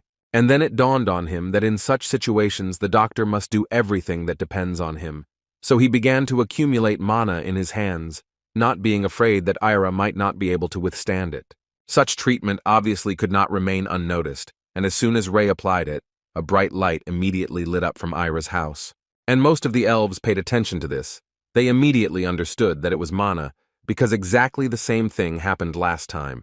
Ray asked Ira to just hold on and not give up, because he believes in her and wants her to be healthy. But for this she must endure a little, so he quickly used his healing ability. And as soon as Ray did this, Ira's body began to rise above the ground into the sky. It was like a small fluff. Her body was swirling with mana and very strong energy, which, if she could withstand, she would most likely be healthy. Fia was also among those elves who tried to understand what was happening with Iari's house. Suddenly it dawned on her that this was not the first time she had seen this light, but she still could not believe that it could really be Ray. So she immediately jumped up and ran to the house to test her theory. She ran and thought that most likely Ray had not given up the idea of curing Era, but then Fia simply did not understand when he managed to do this. But what angered her most was that even Ray was trying his best while her fellow elves were doing nothing. In any case, she burst into Lady Era's room without a doubt, and saw a not entirely pleasant picture in which Ray was using mana, and thereby trying to heal the lady. It was clear from the guy's expression that it was incredibly difficult for him to control it, but he still continued to try his best. Ray noticed that Eri was holding on with her last strength, but she was still holding on, so he continued to use his skill on her and understood that a little more, and he would be able to heal her. Fia didn't interfere with this process and just stood and watched as Ray used his magic and at the same time mentally prayed that everything would be fine. Her thoughts were suddenly interrupted by Eri herself, who, having received such a large charge of mana, was unable to contain it, and therefore released a large amount of energy, which threw Fia and Ray several meters away. Ray, lying on the floor, thought only about how everything would be okay with Eri, and how he would still be able to cure her. And apparently the guy still managed to achieve such a result, because after such a session, Eri finally opened her eyes. Ray was very happy about this, but suddenly his joy was interrupted by incredible pain inside him. The guy lost consciousness and found himself in a world unknown to him. It seemed to him that this dimension was very similar to water, warm water in which he felt incredibly comfortable. In this state, He wanted to rest a little more and just lie down and wait until his body was filled with energy. Suddenly, he began to hear the voice of Ira, who was talking to the elder, to whom Ira was repeating that this man would be under her protection, which was strange to hear for the elder, because she believed that this man was trying to do something unacceptable with her body. All these words made Ira even more angry, and she declared that she was not going to listen to such things anymore. After all, while they abandoned her for 20 years, this man decided to do everything possible, and in the end was still able to save her, and it was he who did it, and not those who literally idolized her. It was the man who sincerely pitied her. Ray understood what she was talking about, but on the other hand, he didn't pay attention to it at all, because at the moment, he was just enjoying her voice. Because it was so beautiful. This state did not last long, because at one moment Ray woke up and screamed her name. He looked around and realized that it was just a dream, but so realistic. Suddenly his thoughts were interrupted when Ari addressed him because it seemed to her that he was calling her. He was very happy to see her completely okay. It even seemed to him that this was still a dream that could not end. She interrupted his surprise when she hugged him to thank him for saving her. And she was also eager to tell her that she had drawn the picture he found in the book out of boredom, and so it was no surprise to her that it was so funny. Ray felt so awkward that Ari had heard him the whole time and understood everything he said to her. She looked at him with a smile and happily confirmed this information. But the only thing she doesn't understand is why he's crying now, because she thought it was good.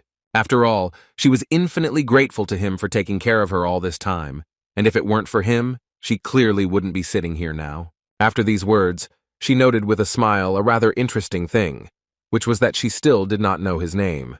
The guy was pleasantly surprised by her words, so he also told her with a smile that his name was Ray. Irie noted that his name was actually very nice and beautiful. It was evening that same day, and Ray stood by the window and watched the other elves walking around. This picture made him suggest to Ira to go for a walk as well, since she had already woken up, because he believed that the elves took great care of her. In response to this proposal, the girl noted that for the last 20 years they had occasionally visited her, but no one had really cared about her, and so she made it clear that her anger about this would definitely not go away in just one day. Ray understood her perfectly, so he decided to ask another question, in which he would like to know when she came to consciousness. Ari didn't quite understand what the guy meant, so she asked him to clarify what exactly he meant. The guy clarified that he was interested to know after what time she regained consciousness. But her answer surprised the guy a lot, because according to Ari, she was always conscious and never lost it.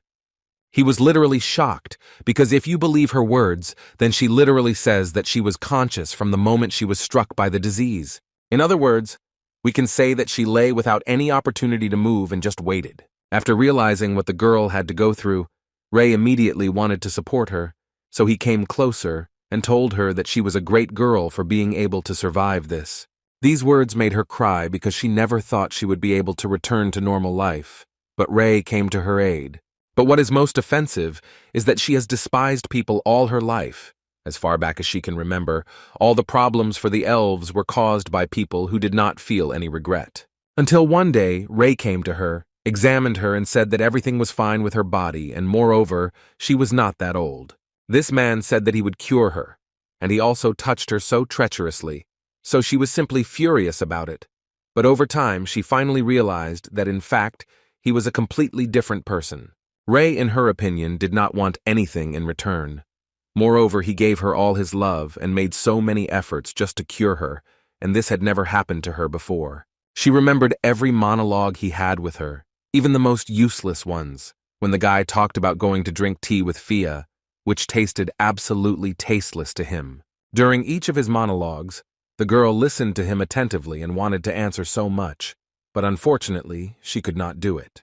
So she answered him mentally and tried to predict what he would tell her next. And now she can talk to him, and it was just like a fairy tale for her. So she was incredibly grateful to him for everything he did for her, and for the fact that he never gave up under any circumstances. At this time, the Viscount stood in front of the Holy Lady and with his head down said that he really did not know where the saint was now. She believed him after all, after which she apologized to him for such a late visit and said that they would leave. However, she immediately decided to tell him that if they had lied to her, then she asked them to keep in mind that the temple would make every effort to interrogate him. After which she picked up the map and began to think that if they searched the entire kingdom and could not find a single trace of this guy, then where could he be hiding? After thinking for a bit and looking at the map, she realized that the only place where the saint could hide without worrying about being found was the forest, into which she immediately moved with her army. Rei sat and tried to guess what kind of punishment he deserved from the villagers and what they would actually do to him. But Eri wanted to answer this question, and she immediately said that there would be no punishment because he is not their enemy, but their savior. And no one has the right to punish the savior. At least the girl herself was convinced of this. She also told the guy that if someone suddenly appeared who showed disrespect to Rei, then she would immediately appear nearby and explain everything clearly to this creature. Rei didn't doubt a single word this woman said, because he himself noticed that even though Ira had woken up, the other elves weren't in a hurry to come here. And the fact that they still haven't shown up can only mean one thing. They are afraid of the flow of mana that they saw when Rei was healing Era. The guy was almost sure that he could scare them away from him too. His thoughts were interrupted at one point by Ira, who noticed that the guy, while pouring his mana into her body, was holding her hand the whole time. And according to her, at first she was very scared, because she didn't know that there could be someone nearby who possessed mana that could affect her body. But when she felt his mana, she almost immediately realized that there were still good people left in the world. So she told him all this so that he would not get hung up on it and would just always be near her. Rei was very pleased to hear that she thought exactly that way, so he finally decided to ask her how old Ira was. The girl's face immediately changed and made him understand that this was actually a secret. But Rei apparently didn't understand that this topic needed to be put on hold immediately, so he continued talking about how it seemed to him that since she was an elf, she was about 200 years old. She remained silent, so it seemed to him that this figure was much higher, and therefore he assumed that the girl was about 500 years old. It was simply impossible to stop him, and he continued to guess different numbers, and at one point Ira could not resist and said that she was not as old as he thought. But she still didn't tell him how old she was. She decided to change the subject and take him a little aside, saying that she had never experienced such a feeling, and if she was not mistaken, then people call it happiness. Rei laughed with her and then called her weird for feeling happy when she was teased.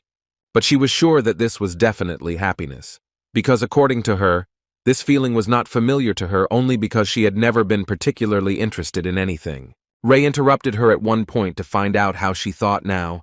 Could she become happy? Ira, without much thought, told him that she would only be happy if Rei was with her. At that moment, the guy remembered that when he was treating Ira, he almost constantly felt that she was somehow inferior. This made him think that maybe he was the best doctor in his past life, but in this one he is just a helpless person who constantly hopes for a miracle. In any case, as an experienced doctor in a past life, he understood perfectly well that the most important thing in medicine is experience, and he must gain it in this world. And since the Holy Empire is now the most advanced in terms of medicine and its envoys are looking for him, then the guy really has only one choice. This is to become a saint and gain all the knowledge and experience of the Holy Empire to become the best healer in this world.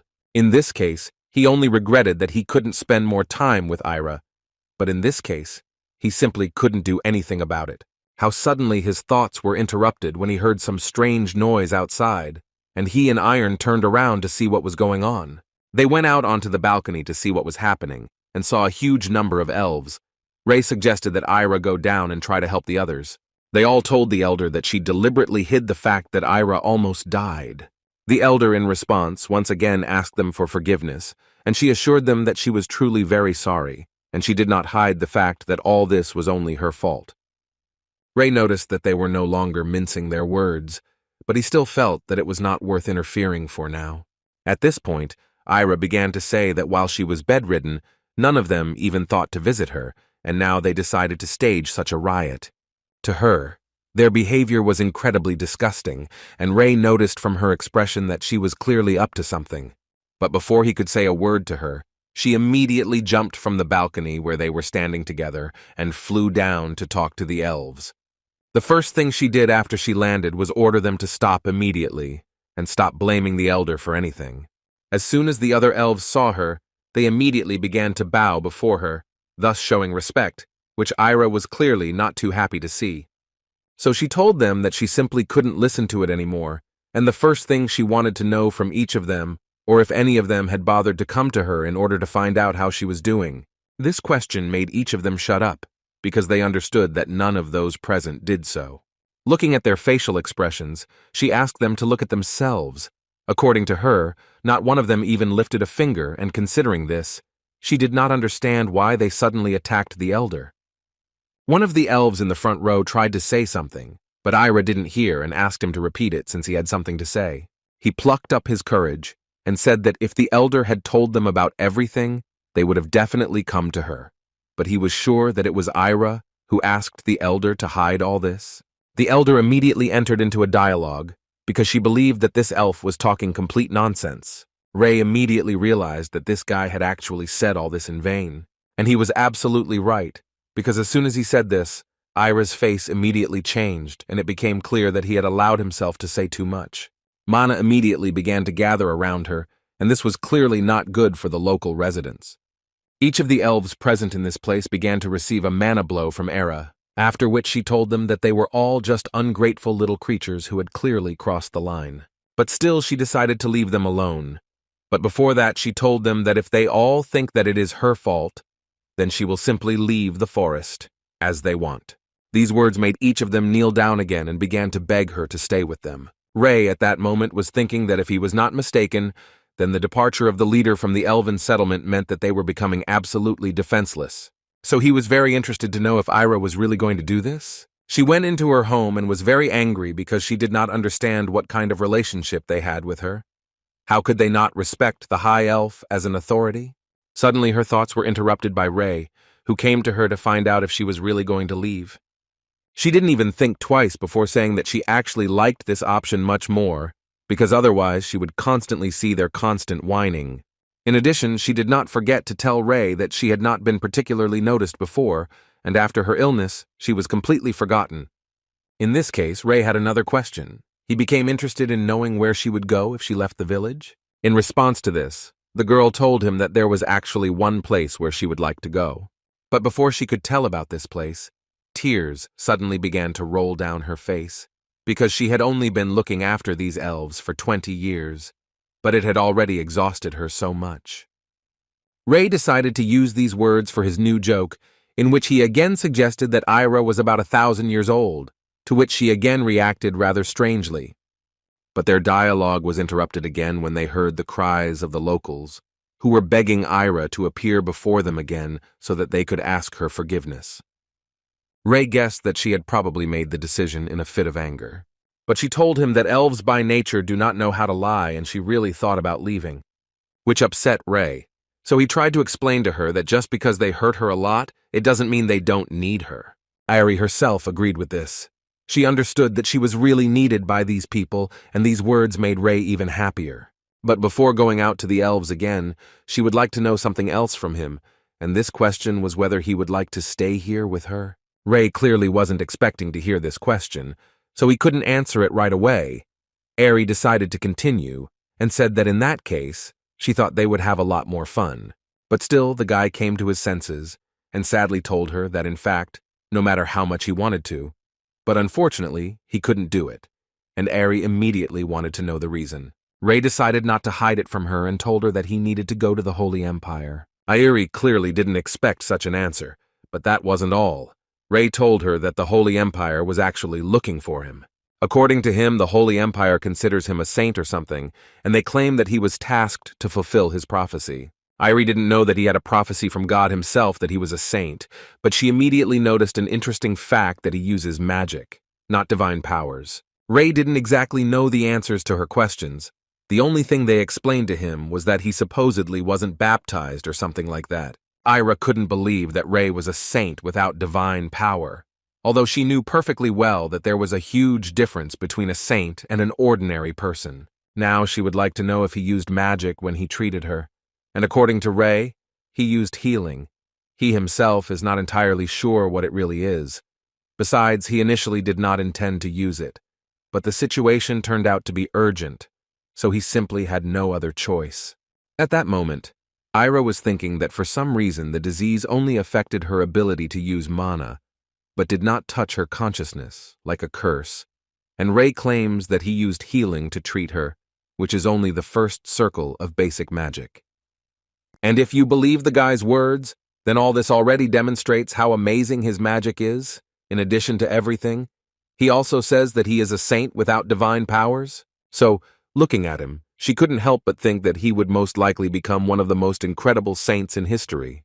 In any case, now she wanted to tell him that she felt incredibly sorry for herself because she couldn't decide whether to stay or leave the village. In any case, she would hardly have received an answer to this question, so she told Ray that it was time for them to go. And as soon as she left her house, all the elves bowed before her again. And in response to all this, did she want to know, or was this all they could say in their defense? They immediately began to talk about how they had been incredibly rude, and were now asking her forgiveness for taking her protection for granted. But now, according to them, they deeply regret their behavior, and all they can do is ask her forgiveness again, and also remain merciful to their people. In this case, Ira decided to give up her intentions to leave the village. She also said that she understood why they were angry at the elder, but Ira also wanted to point out the fact that she did not wish them any harm, because she was simply afraid that people might find out about it, and then they would all be in danger.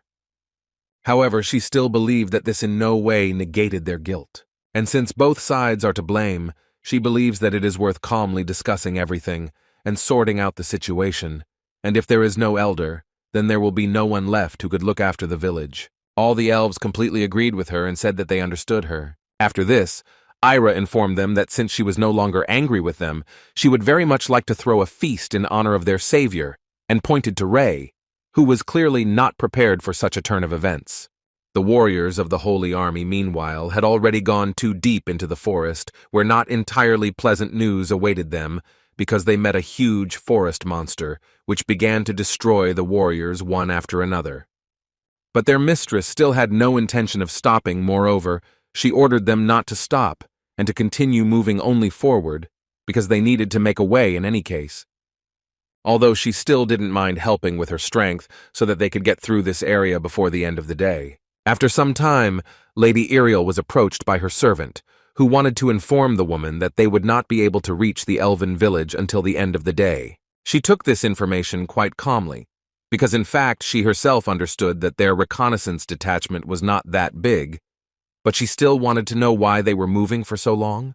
According to her assistant, there are many monsters in this area that they have had some trouble with. However, they believe that their progress is quite fast.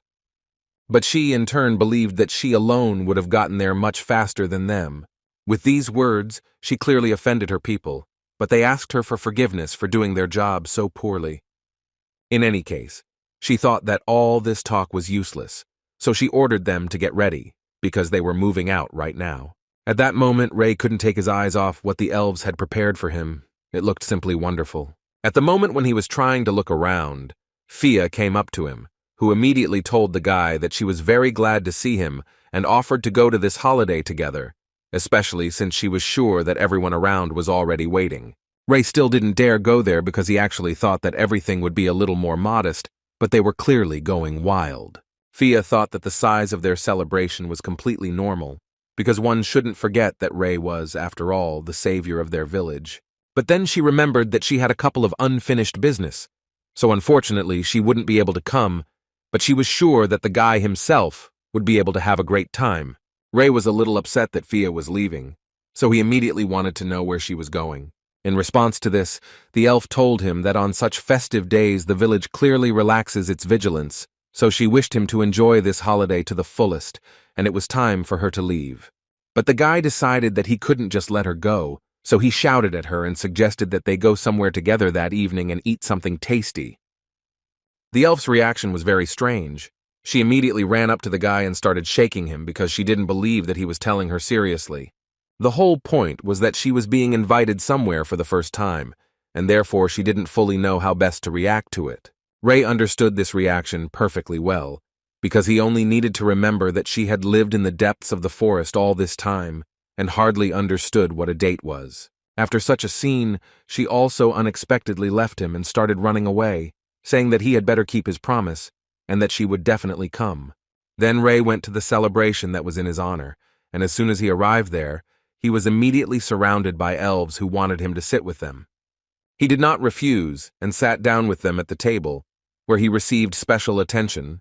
They treated him to various delicacies and wanted him to like everything.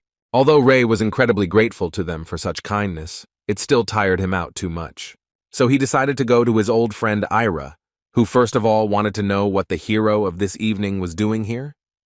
Ray honestly admitted to her that he was a little tired and he simply couldn't find another place to rest, so he came to her.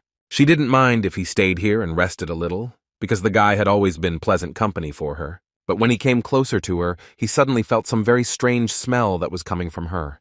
After sniffing a little longer, he realized that most likely it was the scent of dayhair flowers.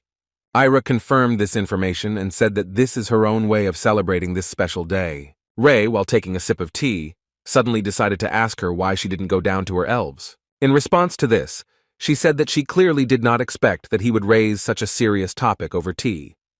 Ray immediately added that it was so difficult for her to talk about it that she could simply not answer him. But she believed that she could actually not hide such information from him, but she just didn't know where to start her story. Therefore, she began by saying that high elves are born already having a certain position and are by nature considered more majestic creatures compared to ordinary elves. Therefore, regardless of their age, high elves become objects of adoration for other elves.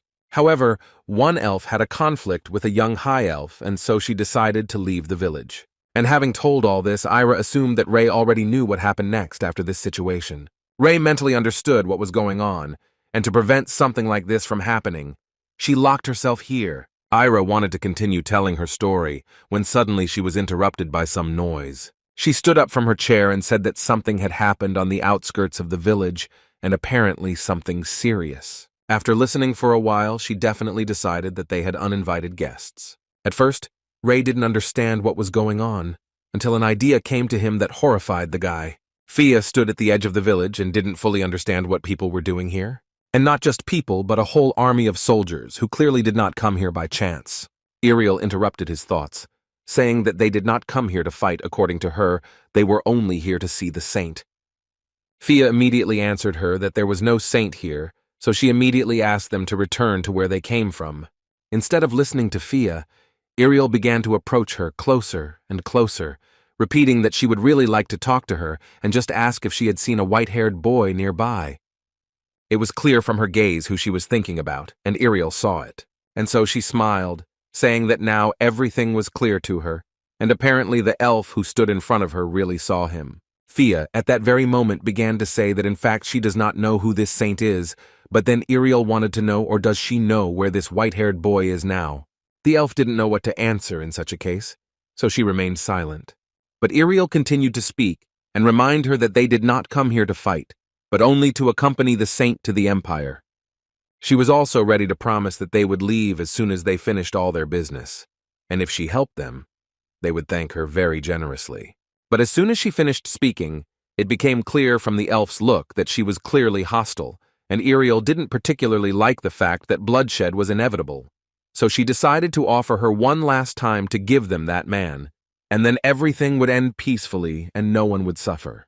Fia responded by saying that this white-haired guy had saved them all, and that all of her fellow tribesmen would be only too happy to join her in his defense. Iriel calmly answered her that if the elf stood in their way now, then a holy war could easily start, and that is why she wanted to know?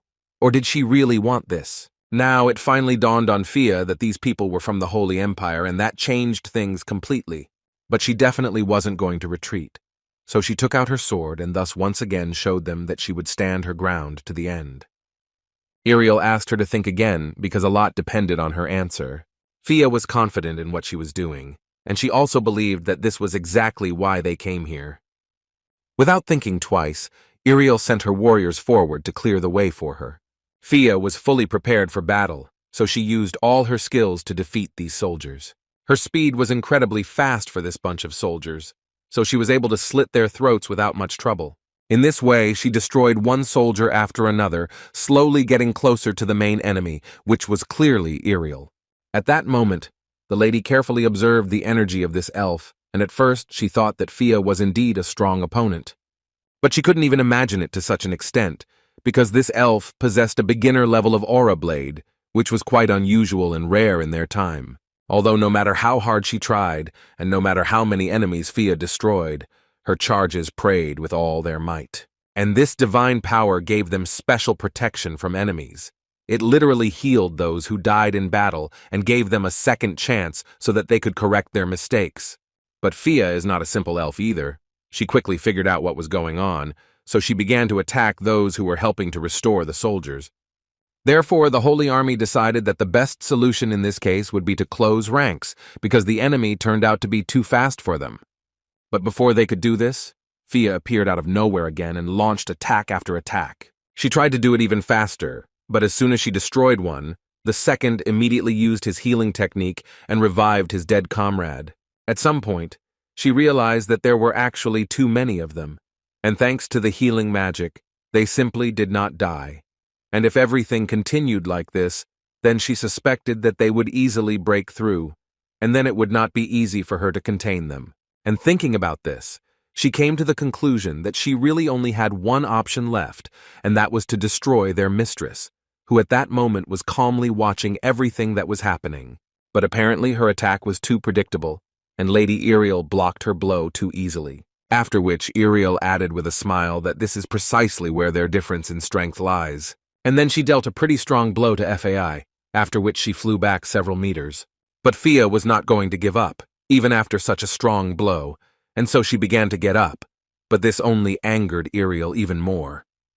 Fia made it clear to them that they would not just pass through, at least not while she was alive. Iriel praised her for such persistence. This is very good, but she still gave her some advice, saying that there really was no point in being so stubborn, because they just needed to hand over the saint, and then none of them would get hurt. Fia decided to repeat once again for those who are particularly slow-witted that they will never get it. Ray and Eri, meanwhile, were rushing to help Fia. They ran with all their might, but even so, they were not sure that they would be able to make it in time. Irie at one point stated that they still had a little time left because she felt their energy more and more clearly. Ray understood from Eri's words that there were a lot of people there, but he could not fully believe that they brought an entire army with them.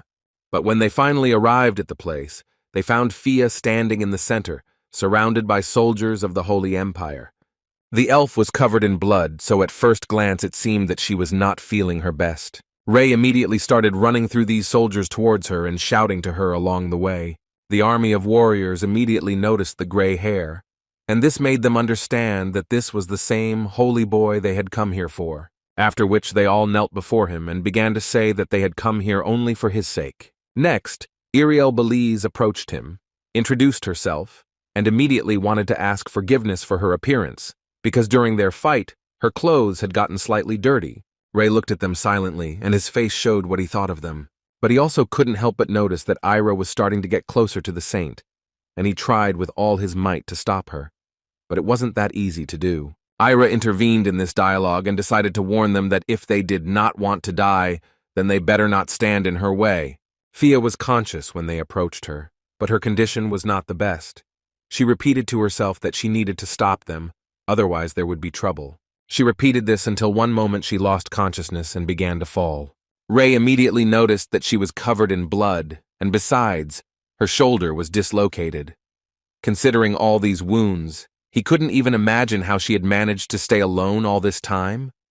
The first thing he decided to do was to set her bone, warning her that it would be very painful, but that this was the only method now.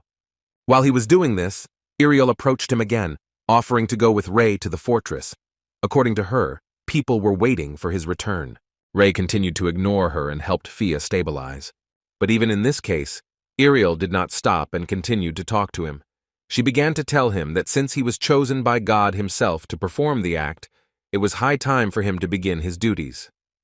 The guy, hearing this, was immediately very surprised and asked her again what she had just told him. She was glad that he finally started listening to her, so she confirmed what she had just said and added that this was the only meaning of his election by God himself. According to her, the whole point is in his intention to choose people who perform real miracles.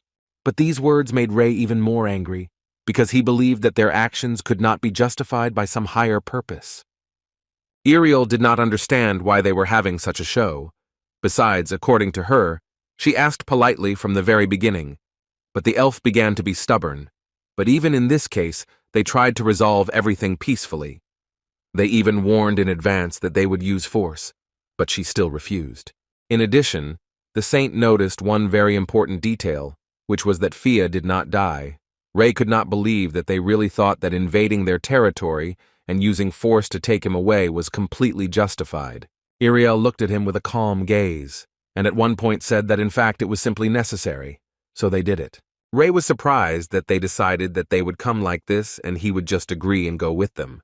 In response to this, Iriel told him that she would really not like to use force against a person like him. At this point, Ira intervened in this conversation to say that she couldn't even believe that she had not only invaded someone else's territory, but that she was also threatening their savior. So now Ira would really like to check what this impudent woman is really capable of? Iriel immediately warned her that it would be quite difficult to counter with a force that would even slightly resemble the power of the Holy Empire. Then Ira suggested that she see for herself whether she was bluffing or perhaps telling the truth. These words immediately made the saint's subordinates very angry, so they immediately attacked her. But what was their surprise when their swords during this attack literally began to crumble into small pieces, after which Ira once again asked her to take a risk and do something and not just stand there. The warriors of the Holy Empire immediately began to beg for forgiveness, because her energy was simply terrifyingly strong, so much so that they simply could not withstand her onslaught. Ira, looking at them, suddenly said that it was quite funny for her to watch their strength, because if this was their much vaunted strength, then she was not at all sure that with its help they would be able to achieve anything. Iriel didn't know what to answer to this, so she said that these gentlemen simply lacked faith in the Lord, which is why they surrendered so quickly. Ira found it funny to listen to Iriel, because she thinks that her abilities were given to her by God. She believed that in this way, they simply limit themselves to what they call God. These words immediately angered Iriel, so she went on the attack with words about how Era talks too much and it's time to teach her some manners. But her attack ended before it even began, because Era only needed one spell to bind Iriel in a magical vice. After such a reception, Ira would like to ask her opponent what it feels like to have the power of the Holy Empire stopped by an ordinary elf. Iriel didn't understand why she couldn't just break free from this hold, but even in this situation she continued to prove that this wasn't all the power of the Holy Empire, after which she immediately promised that he would do everything to take the saint with him, even if he had to cut him into pieces. But suddenly fear filled her body, and the next thing she heard was Ira's voice, who ordered her to shut her filthy mouth and never say anything like that again. She went on to add that while she still saw him as just a piece of meat, she couldn't even begin to imagine how important he was to her and all the other elves. But the most important thing she must understand is that if Ira wanted to, she could easily wipe their entire race from the earth.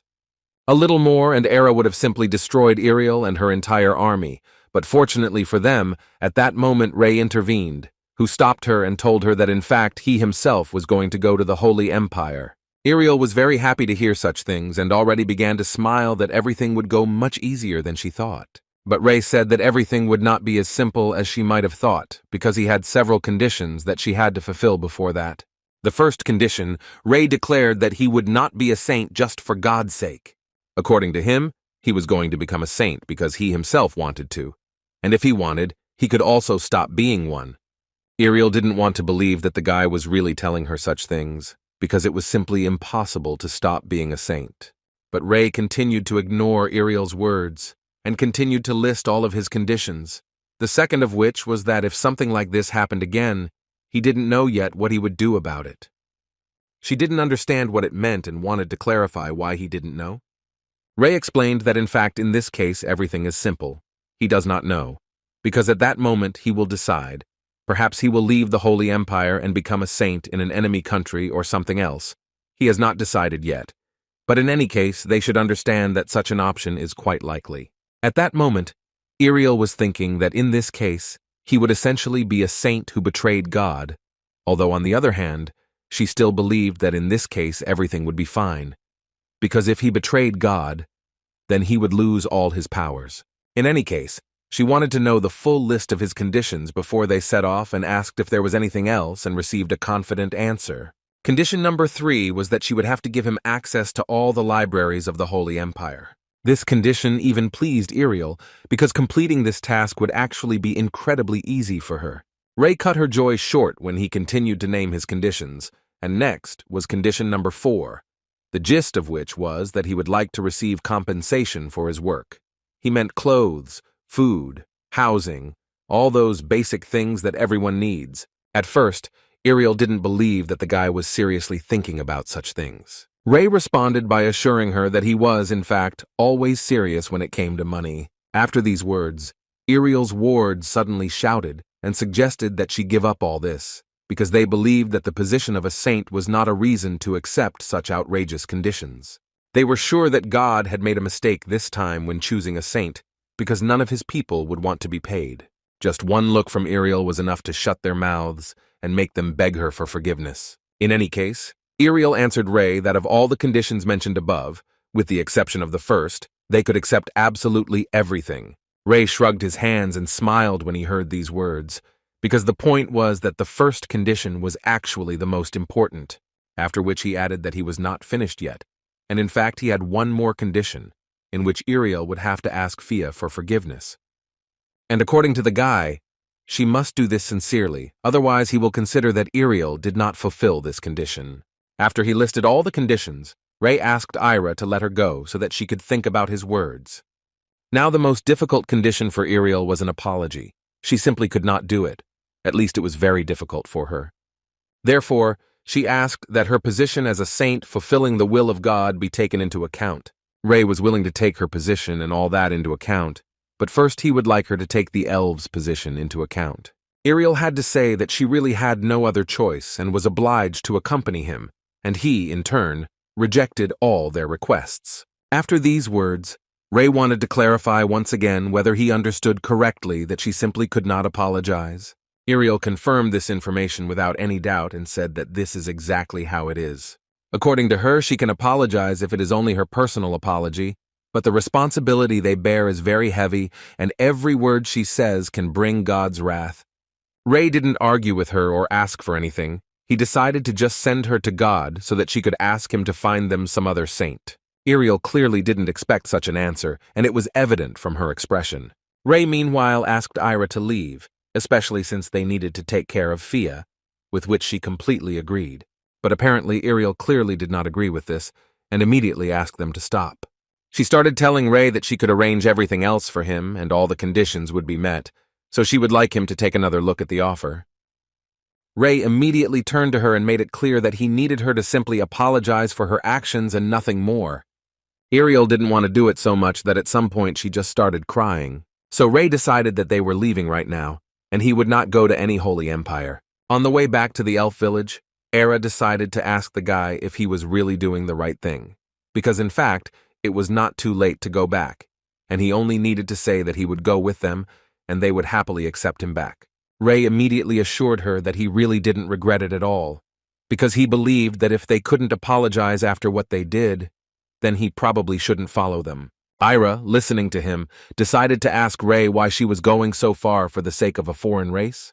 But Ray told her that the answer to that question was actually quite simple, because he was doing what he wanted to do. And this made Ira ask him another question, in which she became interested in finding out what the guy really wants.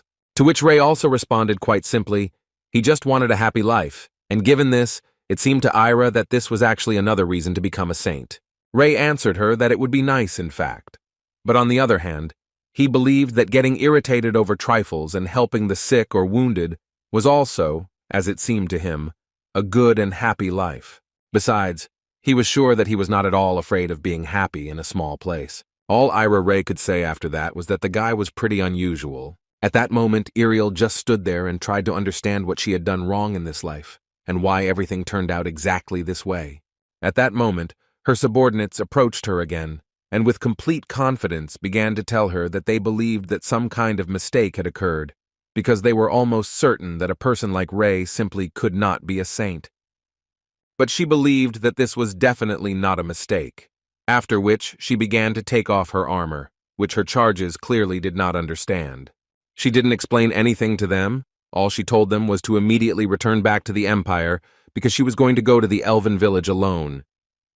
2 guards stood on the elven border, and said that at the moment they were very worried about Fia, because when she was brought to the village, it was clear that she was quite seriously injured.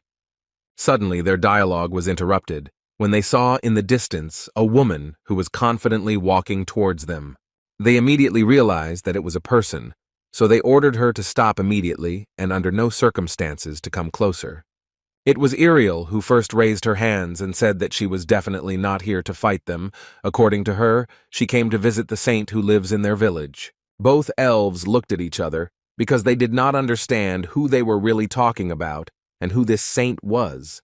In any case, even if she was telling the truth, they immediately told her that they could not let a person into their village, so she had better leave, because if she continued to approach, they would regard it as an attack. In that case, she would very much like to ask one of them to tell the saint that she will wait for him here. One of the elves immediately refused her and said that they could not simply fulfill her request, so he asked her to return to where she came from. But Iriel was quite persistent today and therefore asked their permission to stay at least here and just wait until the saint visited her. She was also ready to give her word that she would not harm them in any way. After thinking for a bit, the elves still allowed her to do this, but immediately warned her that one sudden movement and they would immediately take retaliatory measures. Iriel immediately told them that she was incredibly grateful to them, and also immediately stated that she would under no circumstances approach them, so there was no need to worry. After that, she moved back a little, and the elves began to talk among themselves about the fact that perhaps the saint the woman was talking about was Rei. In any case, they decided that they had better tell Rei about it, because this woman clearly was not going to back down and even sat down to pray nearby. Meanwhile, Rei and Ira successfully delivered Fia to the village and could even begin treatment. After some time, Rei finally managed to heal his serious wounds, and now he can breathe a sigh of relief. Suddenly, he was interrupted by a knock on the door, behind which stood one of the elven guards, who came to the guy to tell him that someone was looking for him right at the outskirts of the village. Rei immediately realized that it was Iriel and her army, who apparently were not going to give up and would attack the village. At least that was the guy's first thought. He immediately ran out into the street to go to the border, and along the way began to ask the elf how many of them were there. More than 10. The elf said with surprise that in fact there was only one warrior there, which amazed the guy. But on the other hand, this interested him even more, so he immediately went to the border, where he was greeted with joy. Rei immediately wanted to find out from them who was looking for him, and asked to show him that person. One of the elves led Rei to Iriel, who was praying at that moment. Rei confidently walked towards her to find out what she was doing here. He came closer and addressed her, saying that he came here because she was looking for her, but in response, he received silence. She simply continued to ignore him. The elf who brought him here told him that it was useless to talk to her, because she had been like this since sunset, and it seemed like about 3 hours had passed since then. Rei decided that it would be better for him to wait a little, because he felt that she would not wake up anytime soon. Iriel woke up after a whole day and the guy waited for her all this time, which clearly angered him, but finally she woke up. She was shocked that she saw a saint in front of her, but he asked her to calm down and get down to business right away.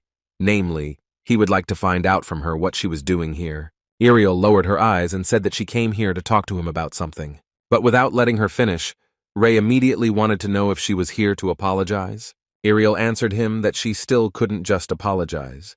But on the other hand, she thought that at least with her actions, she could show respect for this place.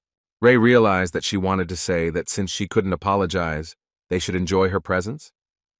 Iriel immediately screamed that she didn't really mean it. Then Rei wanted to know what the hell she was talking about. She calmed down a bit and began to say that due to the circumstances, she couldn't apologize directly in words, but she thought it would be right if she repented for everything she had done and worked until all the elves were satisfied.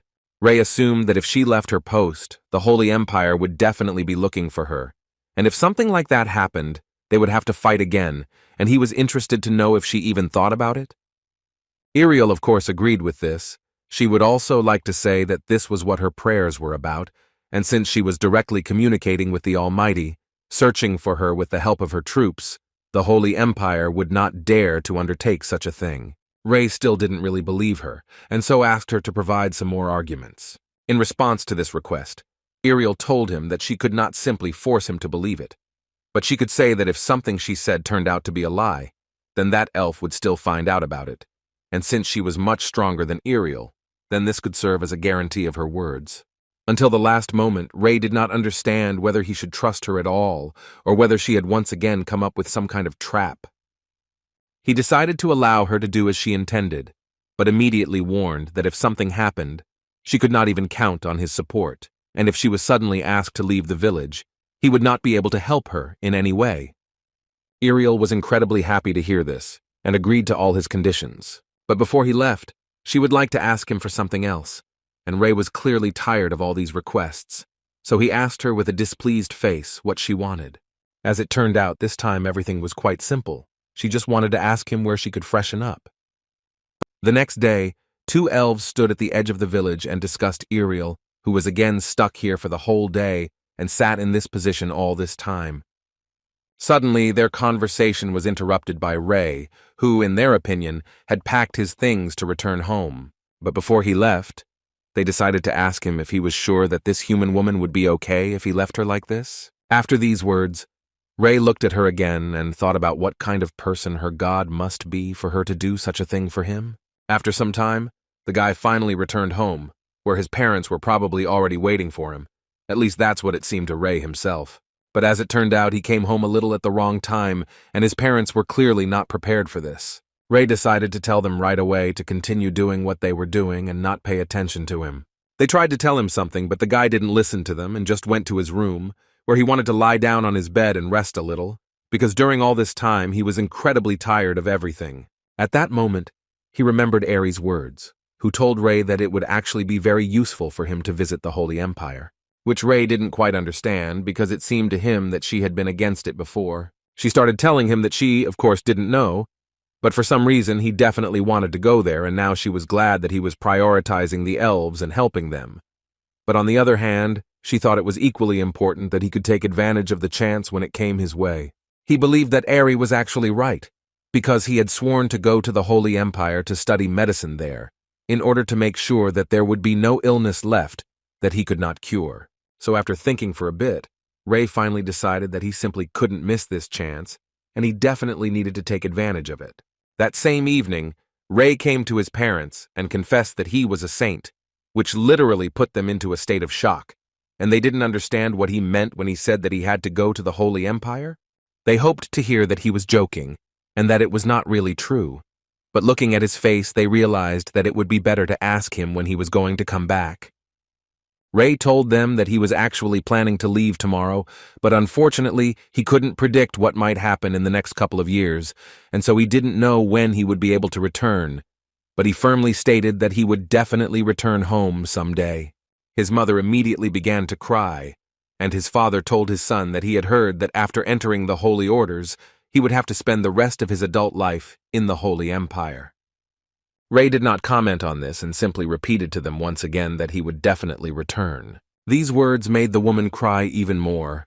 The boy's father tried to calm her down, but unfortunately he was unable to do so.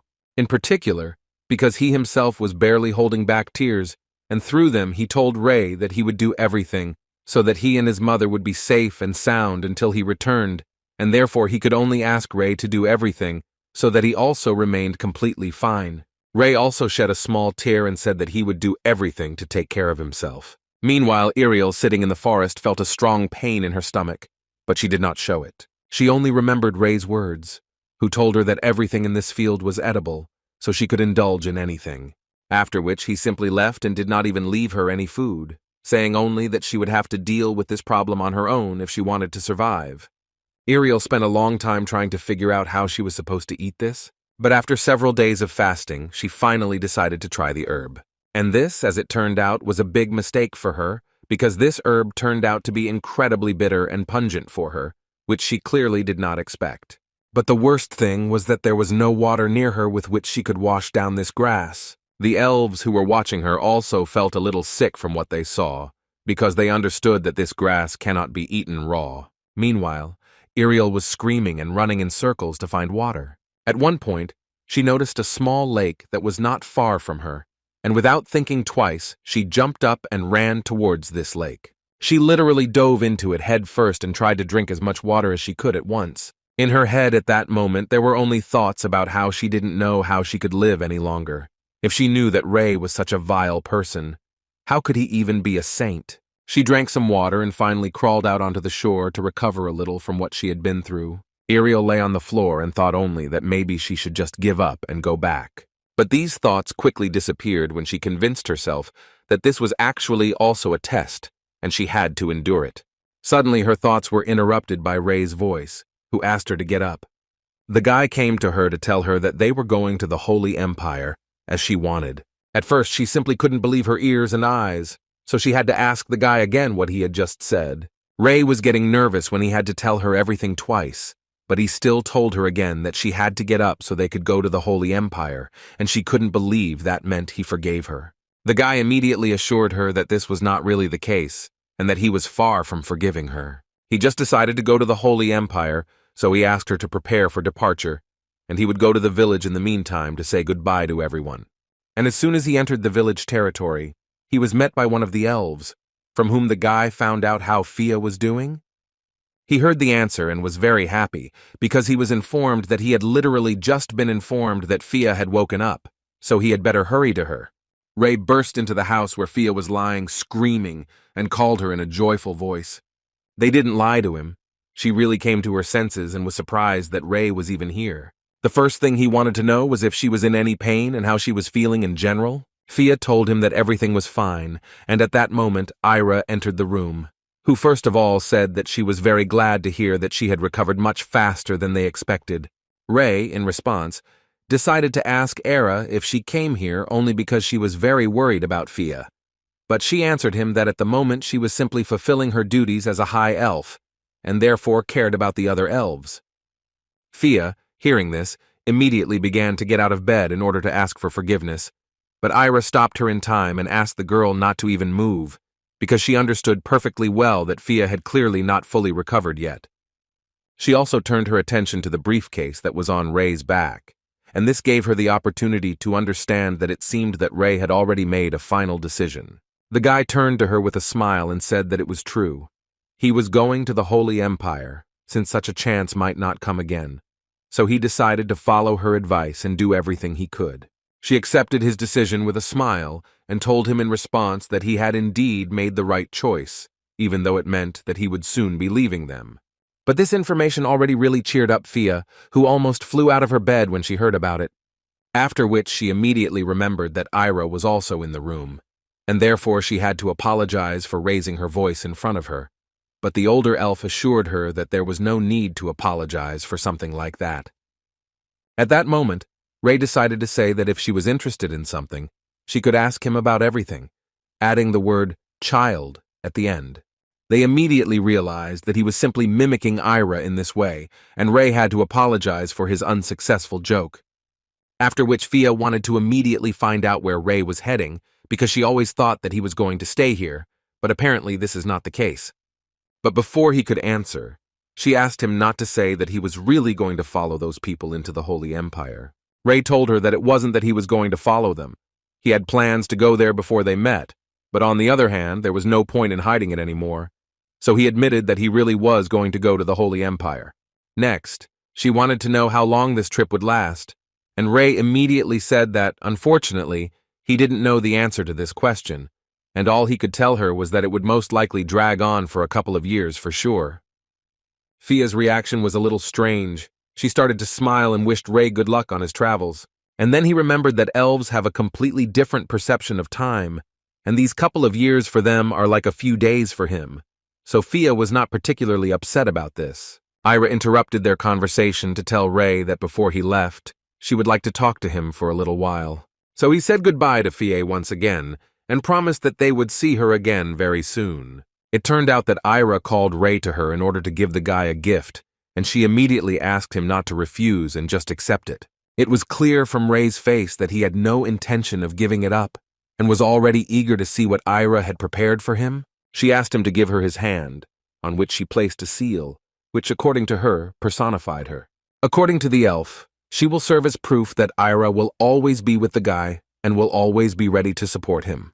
Ray expected to see anything but this, so the first thing he wanted to know from her was what this was all about. Ira smiled and repeated once again that this seal was her. The only thing Ray could think about at that moment was that this was one of those contract seals that force people to serve the elves for life. But Ira immediately calmed him down and said that he was clearly thinking about the wrong thing. According to her, it was just her seal, so he shouldn't worry about it too much. It was a kind of mark that she left on him. It was made of her magic, and she practically gave herself to him as a gift. Either way, she would like him to understand that this only means that she will always be by his side, so she hopes that this seal will serve as protection for him during his adventures. Ray was glad to hear this, and immediately thanked her for it, and he also added that he would very much like to meet again as soon as possible. After the guy said goodbye to everyone, they set off on the road with Iriel, who smiled very strangely throughout the entire journey, which irritated the guy a little. That's why he wanted to ask her why she was suddenly so happy. Was it really because he went with her after all? In response to this, she sang her usual song, in which she talked about how she could not be happy when she could return to God again, and Ray immediately decided that life in the wild had not had the best effect on her. In any case, she also wanted them to calm down a bit so that they could come to the Holy Empire as soon as possible. Ray agreed with her, but he just couldn't take his eyes off the view that opened up in this forest. Iriel, looking at the guy, thought that he regretted something, so she decided to ask him about it. Ray told her that it seemed like no, since on the one hand he was going to come back here anyway. In addition, he wanted to note once again that all the conditions he voiced remain in force, and he has nothing to worry about. Iriel immediately decided to point out that they might have to discuss the first condition they had talked about again, but with the rest, she assured him that there would be no problems. This angered Ray, and he clearly wanted to strangle her at one point, but he simply could not do it. So I decided to just ask her to leave here already, with which she completely agreed. They began their journey, and Ray already at that moment realized the fact that most likely this would be a very long journey for him. As they walked, Ray suddenly remembered that Iriel had mentioned that they had to visit one place before the Holy Empire. According to her, at first they will go not exactly to the Holy Empire, but to the Royal Path. Ray didn't quite understand what that meant, so she explained to him that the expedition team members were waiting for them in the city of Cilia, which was located right on the Royal Road, and they would first go to Cilia to meet them, and then they would go to the Holy Empire. The guy, listening to her attentively, asked himself two questions. Firstly, he was interested in why she was so suspiciously excited, and secondly, he wanted to know if he would be able to go the whole way in one day if he used mana to move. In any case, before this marathon, he decided that he should warm up a little since he was going to run all day. Iriel didn't quite understand what he was doing, but after some time she realized that apparently the guy had decided to run the whole way. Ray didn't understand why she was so surprised by this, because it seemed to him that it would be much faster. She tried to explain to him that she herself would hardly be able to do something like that, even with her holy powers. And she also noted that he had not yet awakened his holy powers, and with only his mana reserves, she assured him that he would not last. Ray, with a serious face, was thinking at that moment that he would definitely be able to cover such a distance with his mana reserves, and would be able to reach his destination much faster than on horses. But then he realized that it would actually be completely impolite to refuse her offer, since she even managed to buy a horse to make the journey more comfortable, so he agreed with her that spending so much effort was simply pointless. Iriel pointed out that she had actually only bought one horse, in case they needed money, but Ray didn't mind at all, since he didn't even really know how to ride, so it wasn't a problem for him at all. Then they had no other options but to finally go to Scilly. After some time, they stopped to rest a little, and Ray decided to cook something for them. But most of all, Iriel was surprised that the guy could use his magic by saying just one word, although Ray himself believed that there was actually nothing special about it. After this phrase, he showed Iriel that in addition to summoning fire, he was also able to create water, which boiled quite quickly, and Ray was going to dip ingredients into it to cook them something to eat, among which was that very herb that Iriel didn't like too much, so she started yelling at the guy and asking him not to add it there. The guy didn't quite understand what was going on. She had already eaten it and probably liked it, but Iriel didn't taste anything other than the spiciness and sourness. From her words, he understood that the girl apparently ate these leaves raw, so he told her that only the roots of these plants are edible. According to the guy, only the roots can be eaten, although the leaves contain more nutrients. But since the leaves taste too bitter and pungent, most people just throw them away. Listening to all this, Iriel only wanted to know why he didn't warn her about this then.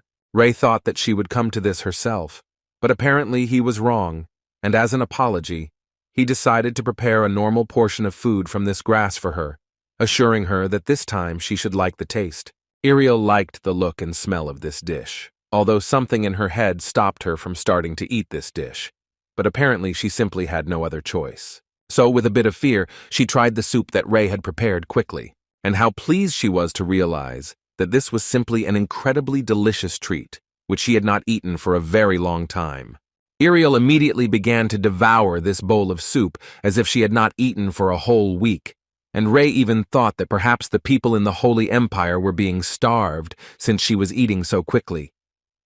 The guy advised her not to eat so quickly, because otherwise she would just get a stomach ache and then she would suffer. The next day, closer to lunch, they arrived in Cilia, and the first thing Iriel wanted the guy to turn his attention to was the huge building, which was that very castle of Cilia. As they moved through the city, Ray noticed that the market in this place was simply huge, although perhaps this was to be expected from the royal path. Iriel understood his surprise, because for him everything around was completely different from the cities he was used to. With such conversations, they quickly reached Celia's castle, and because Ray would be visiting it for the first time, he was a little afraid inside, and all he could do was hope that everything would go smoothly. His thoughts were interrupted by one of the guards of this castle, who saluted Lady Iriel and then politely wanted to ask her who this person was who was sitting behind her. Iriel didn't try to hide it or make anything up. She simply said that there was another saint sitting behind her. After this, Ray was forced to introduce himself and state his name, as well as his new status as a saint. They were led inside the castle without any problems, where everything was even more beautiful than on the outside. At every step, they were met by servants who greeted the Holy Lady and said that they were very glad to see her here again. At this moment, Iriel was telling Ray that she had completed the task entrusted to her by the Kingdom of Cilia, and that tomorrow they would be leaving for the Holy Empire, and therefore she would like them to convey the news of their return to the officials of the Empire.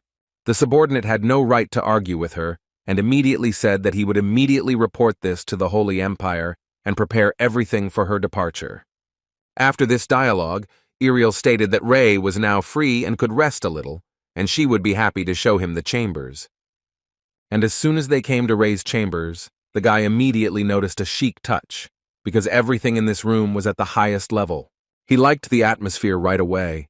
It was better for him than many five-star hotels he had seen in his past life, although he had never been to any of them because he was too busy.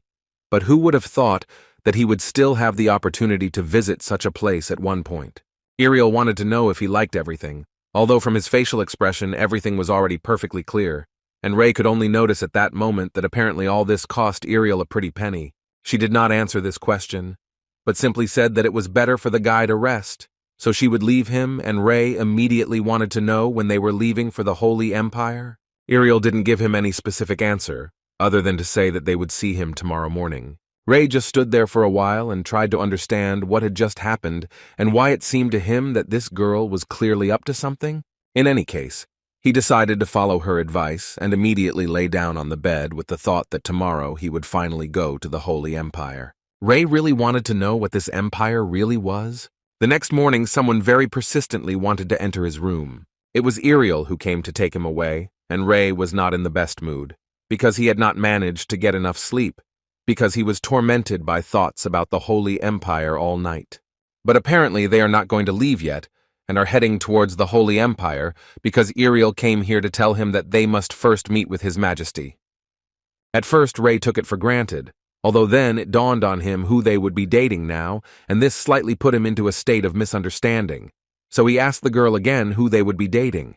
Iriel seemed to be expecting this question from him, and happily answered that they should meet with the King of Cilia, although Ray clearly did not understand this.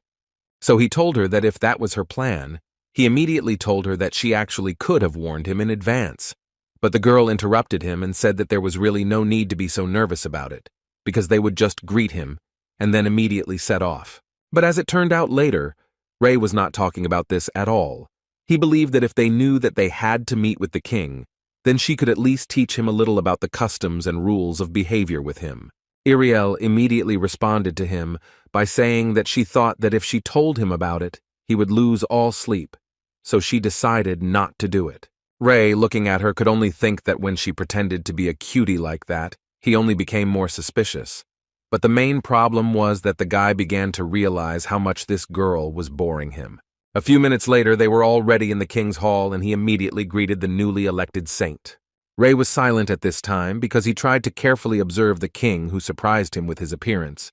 This man's name was Diogard, and he was the king of Celia. The first to enter the dialogue was Iriel, who thanked the king for allowing them to rest a little before meeting him. Ray forgot to bow to him, and when he realized this, he understood why Iriel didn't tell him anything, apparently in order to embarrass him like this. Diogard immediately asked them to put aside all these trifles and raise their heads before him, after which he began to talk about the fact that news had reached him that they were returning to the Holy Empire today, and this information was confirmed by Iriel. And she also immediately told him that they could return there only thanks to his mercy, and therefore she would very much like to thank him on behalf of the Holy Empire. It was even a little funny for the king to hear this, because he believed that he had no merit in this, and that it was the Holy Empire that protected them throughout the journey. Iriel decided to say that it was because he allowed them to be in Celia that they could return safely, so they were in his debt. Diogard smiled and said that since she insisted so much, he would take her at her word and would certainly take advantage of it someday. After which he again turned his attention to Ray, who was quietly watching their dialogue, and the guy had to introduce himself and say his name. At that moment, the king was thinking that no matter how much he tried, he could not feel his mana, and if you look at his body, it becomes clear that he has experience as a swordsman. Although the appearance of a new saint worried him looking at Ray, he got the impression that his worries were in vain, and he could finally breathe a sigh of relief. Therefore, he said that he would never have thought that one day he would be able to meet a saint and a saintess at the same time, and considering this, he can confidently say that this is a great honor for him. They thanked the king for such pleasant words, and Ray, looking at Iriel, thought about why even now they continue to be here, and isn't it time for them to leave? And as soon as Iriel wanted to say that it was time for them to leave, Diogard interrupted her and suddenly reminded the girl that she had promised him that she would not remain in debt. Iriel didn't quite expect to hear this, but with apprehension, she nevertheless confirmed this information and decided to ask him, or was there something he would like to ask her? The king immediately began to tell her that his cousin, the daughter of Duke Silos, was very ill. According to him, many clergy had visited her, but not only were they unable to cure her, but they had not even determined what exactly she was ill with. And so he would like to know, or maybe he hopes that they will pay a visit to this child, and Ray immediately thought that they should not do this under any circumstances, so he hoped that Iriel would still refuse him this request. Besides, he didn't forget that they had a long road ahead of them, so with his whole appearance he showed Iriel that she needed to refuse and do it quickly.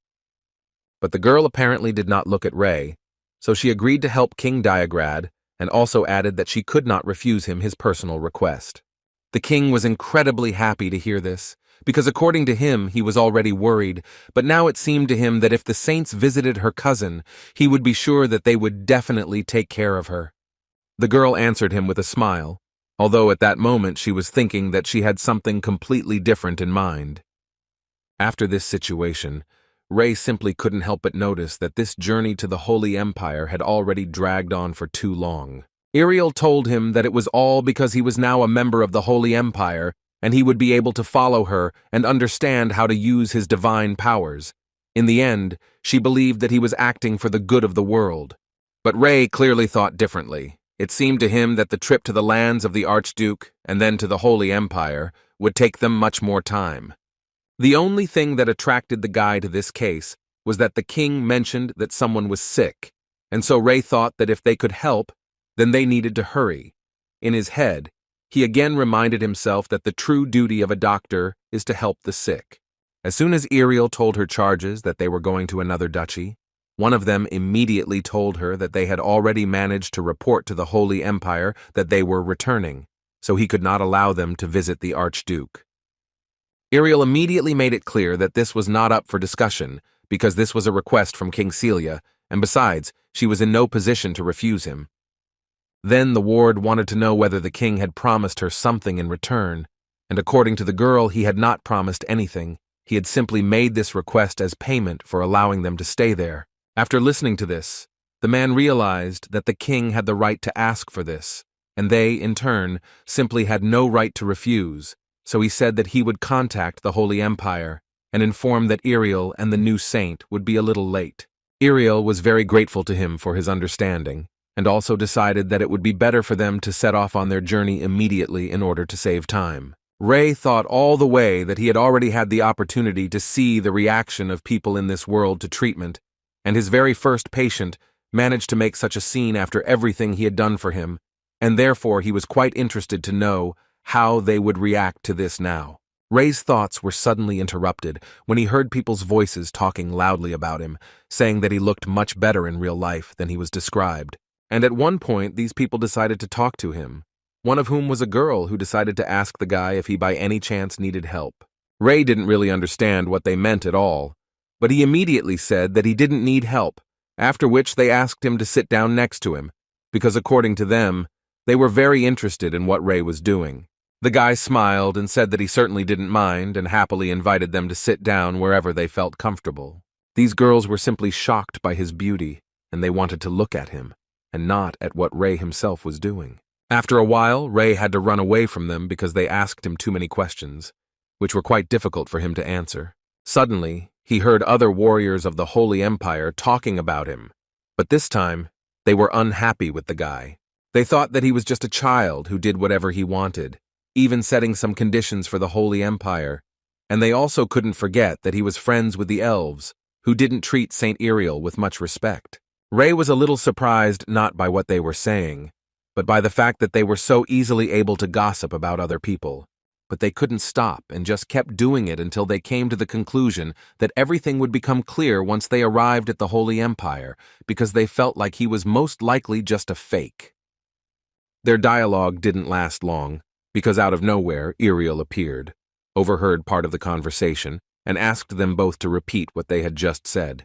After all, if she heard correctly, then they were talking about the fact that the saint was just a mistake and a fake, who ended up here completely by accident. After which, she would very much like to hear from them the arguments for which they speak so badly of them, because she is completely unaware of what she did, and therefore asked them to continue their conversations. But in response, she heard only silence, so she confidently told them that if they continued to remain silent, then she would consider that what she heard was the truth, and that this was their opinion, and she was free to do whatever she wanted. One of that group of wards finally decided to speak up, and said that they thought it was important to remind those around them of everything she had done for them. But these words made her even more angry, because she did not understand why they were doing this without her permission, and how this even concerned the Empire. Did she give her consent to such a thing? An older man stood up for them, and immediately began to say that it seemed that these children had made a big mistake. So he believed that they still had a lot to learn, and taking this into account, he began to ask her to forgive them, after which he again turned to these guys and began to shout at them to immediately apologize to the Lady Saint, but she interrupted him when she said that an apology alone would clearly not be enough to make amends. Then she began to say in a rude tone that they had no right to call the saint a youth or something like that, and even more so to call him a fake. After such insults, simple apologies would clearly not be enough. She decided to remind them that the saints are chosen by God himself, and their disrespectful attitude towards the saints is tantamount to disrespect for God. In other words, she could call it desecration. And after all that was said, she once again asked them to think about whether a simple apology would be enough in this situation. These words made one of the wards immediately begin to ask for forgiveness before Saint Iriel and beg her to have mercy, because now she understands 100% that she clearly should not have said such things. Iriel immediately started yelling at her, because she thought that the girl was apologizing to the wrong person, because they decided to show disrespect to a saint chosen by God himself. And after all this, they still don't want to apologize properly. And all this while there are people who cannot apologize, no matter how much they want to. Ray, who was carefully watching everything that was happening there, also noticed that Iriel muttered something under her breath, but he did not fully hear what the girl said. Although he knew how heavy and oppressive the title of saint was for someone so young, and apparently Ariel realized how much weight her words had for other people. And this feeling is actually very familiar to him, because in a past life he was called a genius surgeon, so he had to carefully filter his words. In any case, all these thoughts prompted him to think that perhaps it would be better for him to come out from behind the tree and also express his opinion. So after standing there for a little while longer, he came out from behind the tree, and the first thing he said was that it was actually quite hard for him to listen to all of this. Then he started talking about how he now knows who they really think he is, that in their opinion he is just a child and a fake, not a saint. All those people who expressed themselves this way tried to take their words back and repeated many times that they did not mean it. Suddenly, to their surprise, Ray said that in fact, if you think logically, you can say that they are right in some way, since it seemed that he would become a saint, even if he did nothing for it. He tried to tell them that he didn't have any holy powers or anything he could do if he came to the Holy Empire, even if he was chosen by God himself. He himself felt that he would be perfect for the role of a false saint. They didn't quite understand why he was telling them all this, and Ray continued until one moment he asked them, or was that not what they were really thinking about? Ariel decided to answer for them, and immediately told him that no one thought of him that way. Moreover, she was sure that there was a reason why God chose Ray. Ray asked her to stop because he didn't understand who even said that God chose him for some reason. Because he means that there are many people in the Holy Empire who will think that way about him. And even if it is not really true, then he still can't do anything about it. In any case, he didn't come out here for this. He noticed that these people were discussing him behind his back, so he came out here to ask Ariel to give him the opportunity to decide their fates himself, to which she agreed without any problems. But before that, she told him that if Ray decided to punish these people, then heretic inquisitors would immediately take care of them, who in the worst case could destroy these people. These words clearly scared them very much, so they again began to beg them for mercy. Ray thought for a moment and still said that he was sure that there were many more people who ridiculed him than those present here. And when they said that he was a fake and an impudent brat, or that he had no right to be a saint, they were actually not far from the truth. After all, looking into the eyes of everyone present here, he himself can confidently say that they think that he is too young and not quite suitable for the role of a saint. And besides, he has neither trust, nor power, nor abilities. But he also believed that they did not understand that it was precisely in order to get all this that he was going to the Holy Empire. In this way, he wanted to prove his point to everyone, including each of them. They listened to him and wanted to understand what he was trying to prove to them, and so they asked him. Ray responded to this by stating that he would make sure that everyone who spoke behind his back regretted it, and the only thing he hoped for was that the people who insulted him would remember this moment. And as a seal of his promise today, he decided that he would not punish these two. They asked him for forgiveness again, and immediately told him that they really should have thought twice before insulting him. But now they repented of their mistakes, and would definitely not repeat them in the future.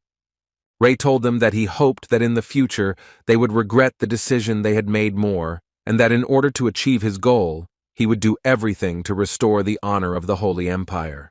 He knew perfectly well that this could actually take years, as he was not sure how long it would actually take him, but he was confident that he would do everything in his power to make them regret what they had done today. Such speech and the aura that was around the guy made them all open their mouths and listen to him attentively. Afterwards, they stood for a while and each went to their own tents, and Ray himself did the same, and was later joined by Ariel. The first thing she did was praise his wonderful speech, which even touched her, but he immediately asked her to stop making fun of him. After which she noticed that the guy was again cooking something tasty and remembered that the priests had managed to eat even her portion of food. Ray understood what she was hinting at, so he immediately invited her to join him and eat with him. Ariel was very glad that he thought of it so quickly and offered it to her, so she agreed without thinking twice. After which she turned her attention to the night sky, which she had not yet managed to see, and just at that moment they were very lucky, because they saw a falling star in the sky. Ray looked at her with a smile, and thought that in his past life, a falling star had the same meaning as in this world, and he decided to tell Ariel that in his homeland it is believed that if a person saw a falling star, then his wish will definitely come true one day.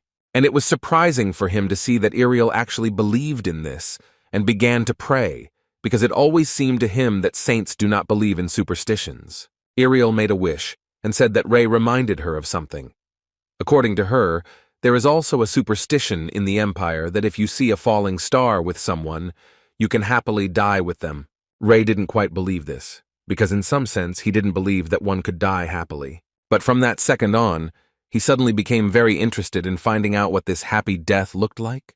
The next morning, the saint and the saint were informed that they were already seeing the Duchy of Silos, and given this information, it was safe to say that they would soon enter their lands. After this information, one of the priests decided to ask where they should go first when they arrived at the place, and according to Iriel, they were in a bit of a hurry, so first they needed to meet with the Duke. Iriel was mentally a little upset, because she was well aware of the fact that they had very little time and they actually needed to get a lot done. So they decided that they needed to try to cure her as soon as possible, and then immediately set off for the Holy Empire. After a fairly short period of time, they were already standing in front of the Duke, who first of all said that they had been waiting for them very much, and therefore he was very glad to see them before his eyes, because as soon as he heard about them, he could not wait for their arrival. He also didn't forget to say that he couldn't express in words how happy he was that they had come such a long way for his daughter. Iriel immediately answered him that in order to give God's blessing to those who are in pain, they, the saints, exist, so she asked him in return not to worry. After these words, the Duke asked for his forgiveness for perhaps rushing them, but he would like them to look at his daughter as soon as possible, because he has no idea what he would do if he suddenly loses her, and besides, it is very painful for him to see his child suffer. Iriel understood him perfectly, so she offered to examine her daughter right now, and he again began to thank them for agreeing so quickly, and he also simply could not help but say that if they were able to cure her, then he would do everything they asked for. Rei was quite surprised that they had so much faith in her despite the fact that she hadn't done anything yet, so he felt that she must have impressive skills both as a saint and as a human. After this dialogue, they were led to the chambers of Lady Layli, who had been waiting for them for quite a long time. Rei and Iriel were quite surprised when they saw Layla. The thing was that half of her body was covered in red spots, and Rei immediately realized that these were erythematous papules, which most often appear with dermatitis, but most of all he did not understand why they did not take measures at an early stage of the disease. What were they even doing here? The girl was very worried about her appearance. She was so ashamed that she even covered herself with a blanket just so that no one would see her. Iriel immediately approached her, wanting to help the girl, and first of all she asked her to give her her hand. Layla did it without any problems, and Iriel immediately began to tell her that she understood her perfectly well, that the girl had a hard time, but from that moment Iriel wanted to assure her that everything would be fine with them. After these words, a ball of energy was created around Layla, the source of which was holy energy. The Duke was shocked by what he saw, because for the first time in his life he saw holy powers. For him, it was so magical. But what is more surprising is that after a few minutes of this treatment, the girl's skin returned to normal and now everything was fine with her. Layla couldn't hold back her tears and immediately started crying because her skin was healthy again and the treatment was successful. Iriel guessed that most likely the Duke had been incredibly worried all this time, but now, according to her, she could finally breathe a sigh of relief, because everything should be fine. Layla immediately hugged her father because she was incredibly happy to be healthy again. The Duke himself could not hold back his tears and burst into tears, after which he began to thank Iriel, because his daughter's suffering had continued for the past 8 years, and he had already given up, so he would never forget her help. The saint assured them that they should thank not her, but God, because it was still his will. Rei stood there at that moment and thought that at first it looked like a skin disease that would require long-term treatment, but he never thought that she could heal it with a simple touch. But on the other hand, it made him a little sad, because in this way he understood that medicine in this world is simply useless. That same evening, the Duke arranged a feast for his guests and asked them to help themselves to whatever they wanted. He also understood that this might not be enough, so he prepared another surprise for them. Iriel decided to answer him that he really didn't have to do all this, because it was much more than they asked for. But in any case, they were very grateful to him for the treats. During the dinner, Lord Hopel was also present and spoke about how the rumors were true, and he was now convinced that the saint was impressive. But even words understate her kindness, and therefore he would like to thank her with all his heart for curing his sister. Without thinking twice, Iriel told him that it was a great honor for her and that she would be happy to ensure that his gratitude safely reached their master Gaia. During these conversations, the Duke suddenly noticed how Ray was sitting next to Iriel, and his face was completely blank. The man immediately turned to him to find out what had happened to the guy, since he hadn't said a word during the entire dinner, and the first thing he thought was that the guy simply felt uncomfortable being next to them at the same table. Ray's face immediately changed, and he said that it wasn't that, because he was just thinking about his own things, so he asked for forgiveness for daring to disturb him. Iriel also intervened in the dialogue to say that the saint had many thoughts that were troubling him, so she also wanted to ask the Duke not to worry about this, and since even the saint said so, the Duke simply had no choice but to believe her. Although she herself noticed that something had happened to the guy, so she immediately wanted to ask him what was wrong. According to Ray, everything was fine. He was just tired, and as soon as Iriel heard this, she reminded him that they had agreed to spend the night in the castle, and therefore he could go and rest with a clear conscience. But in fact, there was only one thought in Ray's head. He didn't understand why he shed all those tears and spent so much effort to become a doctor in this world. If you can just take and cure a person with one touch? Although he was able to be reborn, retaining his memories in this world, none of this knowledge was applicable, and now the guy remembered his life as Shin Yusun completely differently, although he had a new life as Ray. The guy's thoughts were interrupted by a knock on the door of his room. Judging by the voice, it was Iriel, who before entering asked Ray if he was asleep. He didn't answer her, but she decided to tell him anyway that she wasn't sure what had happened to him, of course, but she wanted to tell him that he should never lose faith in himself. She believed that everyone had moments when they doubted themselves, but they just had to get through it. So she hoped that whatever was bothering him wouldn't ruin what he had worked so hard for. Iriel also added that she prefers his usual prickly but funny side over his restless and tired current version. These words hit the nail on the head and touched the guy, causing him to even get out of his bed. And all because he understood the main truth, that even though he is now Ray, this does not mean that he has lost his second personality, whose name was Dr. Shin Yusun. So he decided that he just needed to find something that only he could do and move in that direction. After which he left his room, and the first thing he did was thank Iriel for helping him so much. The next morning, screams could be heard throughout the castle, and it was the Duke who was screaming. His daughter was in trouble again, so he ordered his wards to bring the saint here immediately. And as soon as she was brought in, the Duke decided to remind Iriel that she claimed that the symptoms would not return. But apparently, it was a lie. Iriel stood silently for a while, because she herself did not understand how this could happen, because she was sure that the treatment should have worked, and all she could say was that she would try to cure Layla again. The Duke was not against this development of events, and immediately agreed. Suddenly their dialogue was interrupted by Ray, who asked Iriel to wait and not rush to treat the girl. The guy decided that this time it was his turn, and he would definitely be able to help Layla, so he came closer to her and asked the girl to give him his hand. The Duke immediately doubted his competence, because he did not understand how a newly minted saint could do what Iriel herself could not, and so he told Ray that he thought it was better for the guy not to do this. In response, Ray said that if he was not mistaken, then at the moment he was the only one in this castle who could cure the girl at this stage of the disease. The Duke did not quite understand what he meant when he said this, so he immediately asked him to explain. According to Ray, any treatment that the saint would use would not work. He of course understood that they could ask the saint again to heal his daughter, and her condition would return to normal. But after some time, everything would repeat itself, and therefore Ray asked him a counter-question, in which he wanted to know from the man what he would do then. The guy didn't wait for his answer and immediately said that his daughter didn't need the power of a saint at the moment, and he meant his personal treatment, which, as it seemed to him, would definitely help Layla. However, the Duke immediately said that he had heard that Ray did not yet possess any holy powers, and therefore he wanted to know what exactly the guy was going to do. According to Ray, his treatment has nothing to do with holy powers. He uses all the information he knows to get rid of this disease. That's exactly how he's going to cure it. Layla herself intervened in this conversation, agreeing with the saint and adding that if they did not trust him, then she did not believe that they would be able to find another way to be cured, if even the saint could not cope with this. So she turned to Ray and said that she was personally ready to try everything he said to do, and if it would help improve her condition, then she was ready to believe in the saint.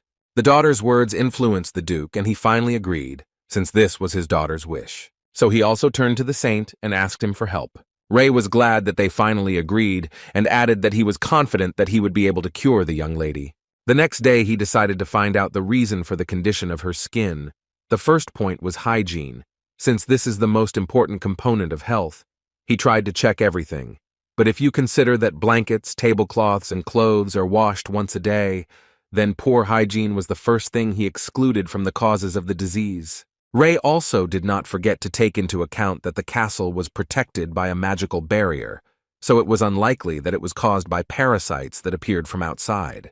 However, the search was still successful, because at one point Ray still noticed one problem, which was in her diet. All the dishes that she ate every day had one similar ingredient in the composition, and it was flour. In this world, bread is not only the most consumed product, but even meat dishes here, as a rule, are accompanied by side dishes, which include flour. In addition, Layla's condition worsened precisely when she ate. Because of this, Ray began to have suspicions about the food. The fact is that any type of flour contains the insoluble protein gluten, which was apparently the main trigger in the development of spots on the girl's skin. Her illness was dermatitis with sensitivity to gluten, which is also known as an allergy-induced skin condition, which is not that difficult to treat. But unfortunately, the only problem was that there are no useful medicines in this world, and there are no developments in the field of medicine. Since it was quite problematic to prepare medicine from plants unfamiliar to him, even if it took a long time, the only thing he could do for Layla was to change her diet.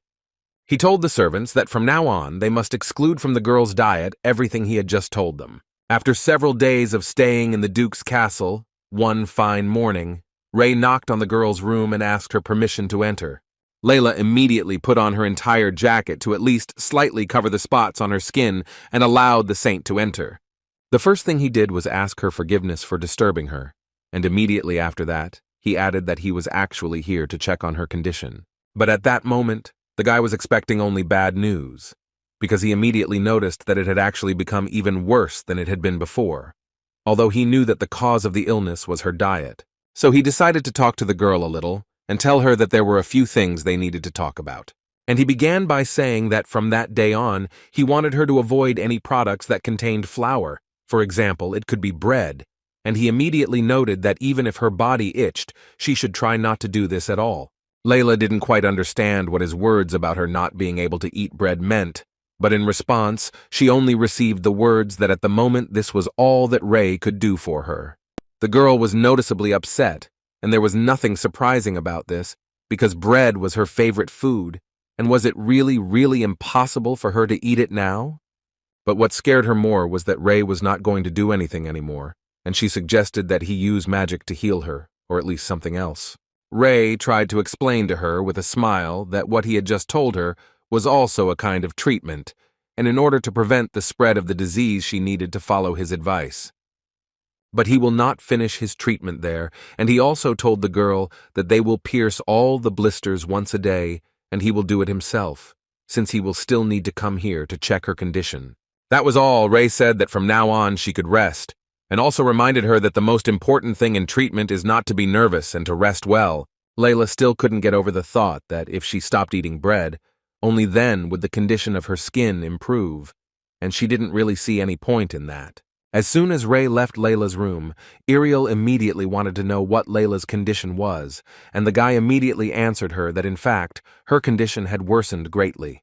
Ariel understood what Ray was getting at, but she still asked him if he thought it would be better if she just healed her again. The guy was unpleasantly surprised that she did not understand that if she healed her again, her illness would still return again, and there was simply no point in it. However, Ariel noted that if changing her diet would cure her illness, then she simply did not understand why they did not do it from the very beginning. She also thought it was important to say that she truly believed in Ray. But she also thought that the king didn't trust him too much. And besides, They weren't in a situation to stay in this place for long. Ray was a little upset to realize that Ariel was actually right, and they really couldn't stay in this place for long. Because the guy was silent for a long time and did not answer her, she still decided to tell him that even if he continued to look at her with such pitiful eyes, she still could not do anything about their circumstances. Ray was thinking at that moment that it wasn't a matter of whether he could cure Layla or not. What was important was that it would determine how he would treat his patients in the future. So he decided to ask Ariel to give him 1 week. That's exactly how much time he needed. And then he will be sure that she will be completely cured. And the next day, active treatment began, the essence of which was that the guy literally forced the girl to drink water and told her that she had not even come close to the amount of water that she should drink today.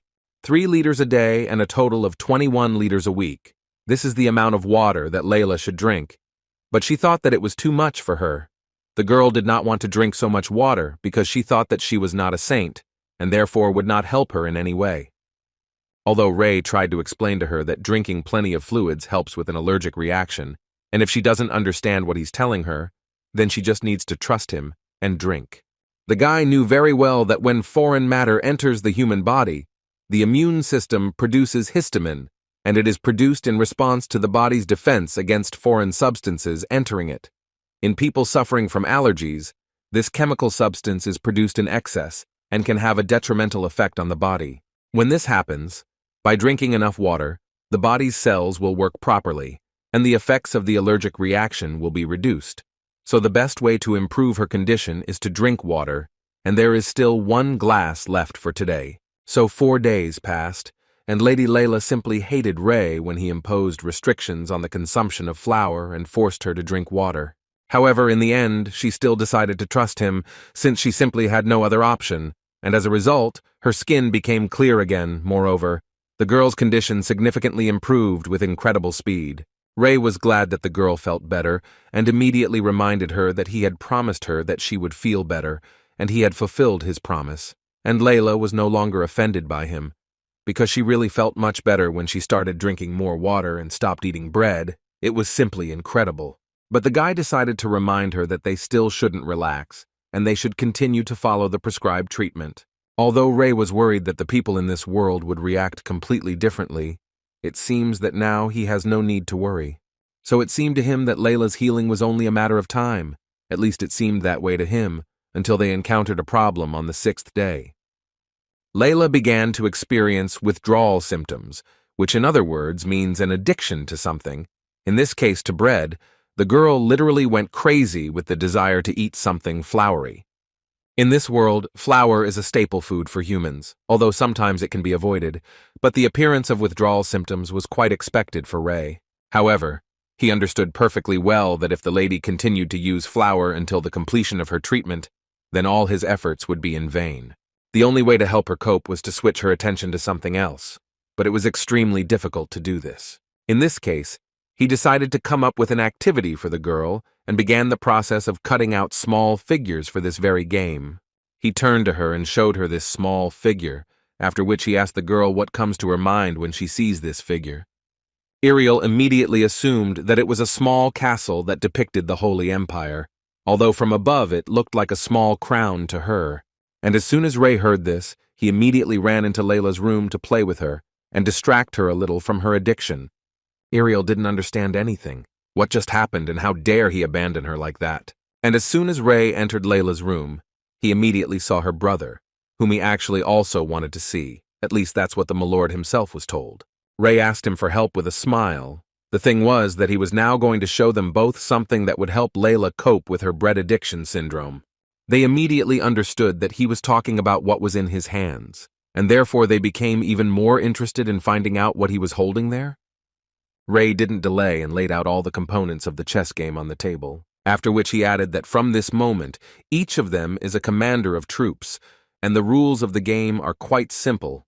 All they need to do is capture the enemy king by moving their pieces on the board, and this is a game that can show them who is the best commander. However, Ray immediately told them that there are also rules for how each of these pieces can move around the playing field, and at the moment he is holding a piece called the king. According to the guy, he, like a real king, acts nobly and minimizes all unwanted movements. so he can only move one cell. Next in line was the queen, who is fundamentally different from the king. Until she is captured, she can move as she pleases, and simply put, there are separate rules for each figure, and the children were immediately interested in this. Although the rules are simple, they immediately understood that there are so many variations of moves. And now, when Ray finally finished his explanations, he suggested that they try, and he suggested that the first game be played by the Saint and Layla. They happily agreed, and a few minutes later they were sitting opposite each other at the chessboard. At that moment, Ray looked closely at Layla, and it immediately seemed to him that, fortunately, the game had interested the girl, and perhaps, thanks to chess, she would finally forget about her addiction. After some time, Ariel made her first check and thus made it clear that she would definitely not be beaten in this game. And all this is because of the Holy Spirit that flows inside her. She even began to mock her opponent emotionally and suggest that Layla give up quickly so that it wouldn't be so offensive to lose. And yet, under this terrible pressure, Layla managed to give in, and Ariel couldn't help but laugh and notice that this game was simply wonderful. Then the Milord decided to enter the battle and invited the Saint to play a game with him. Thus he wanted to take revenge for his sister's loss. Ariel was happy to accept this challenge, because in fact she was ready for any challenge. She was even ready to give him the right of the first move, because she was still confident that the power of the Holy Empire would bring them all to their knees. Ray didn't even think that everything would be so good, because they liked the game much more than he could have expected. After some time of playing with the Lord, Saint Ariel realized that the Duchy of Silos was not so simple, and she would have to try hard to win the Lord at chess. But apparently the man himself was not going to lose, and constantly pressured Ariel, saying that it was time for her to walk so that he could show her what kind of dough their duchy was made of. Ray decided to intervene at this point in their dialogue and ask them to slow down a bit, because it was just a game and there was no point in getting so carried away. Right up until this moment, it seemed to him that the game would be a good way to distract Lady Layla from the symptoms of withdrawal. However, further events developed in the most unpredictable way, because on the same day, Hopel demonstrated the game to the Duke of Silos. Hopel tried to prove to his father that this game is literally built on a complex system, and therefore it is simply ideal. It is thanks to this game that one can evaluate the strategic abilities of a commander. The Duke's thoughts at that moment were that the Saint had created such a magnificent game, and it immediately became clear to him that Mr. Ray was in fact a child chosen by God himself, because it was simply incredible, if of course they could find the right use for it. After the Duke became interested in chess, everything took a very strange turn. Ray didn't quite understand why everyone in the area suddenly started playing his game. Even the servants who had free time were sitting at the chessboard. Others even cut out these figures themselves to play with. Although chess was supposed to be a game that would help Layla cope with withdrawal symptoms, at some point, everything went wrong, and Ray didn't even notice how it all came to this. The next day, Ariel and Ray were again near the Duke, who called them for a short conversation. At that moment, the man was thinking only about the fact that in just 1 week, the Saint had managed to alleviate his daughter's condition, and had also invented a magnificent game, which they now call chess. He could not even believe that at that age he was capable of such incredible things. So, first of all, he would like to thank Ray for the fact that Layla's condition has improved significantly. He also decided to admit that it was very painful for him as her father to watch her get sick, so he once again wanted to express his gratitude for the fact that they were able to save her from suffering. Ariel said with a smile that in fact none of this was her merit, and that the Duke should first of all thank Ray, who came up with the treatment for young Layla. The Duke did not agree with her and immediately asked the girl not to downplay what she had done for Layla, but it was still difficult for him to disagree with her, because he really should be more grateful to the Saint. And as an apology for his rudeness, and also as a sign of his gratitude, the Duke would like to present them with a gift. The servant brought out a small box, inside of which was a ring that was passed down from generation to generation to the rulers of their territories, and they received it when they saved the dwarf. But Ray immediately tried to refuse, because he understood that this was a family treasure, and he could not accept such a valuable gift. But the Duke assured him that in this way he wanted to apologize to him, so he once again asked him to accept this ring as a gift. Ray still said that he couldn't take such an expensive thing, although in his mind he thought that this was just a great chance to take such an expensive thing for himself. And the Duke continued to tell Rei that the guy shouldn't worry and just accept this gift. The guy still accepted the ring and thanked the Duke for such generosity, and as soon as it was on his finger, the guy immediately thought about the fact that it was still a little big, and therefore, he did not think that he would be able to wear it all the time.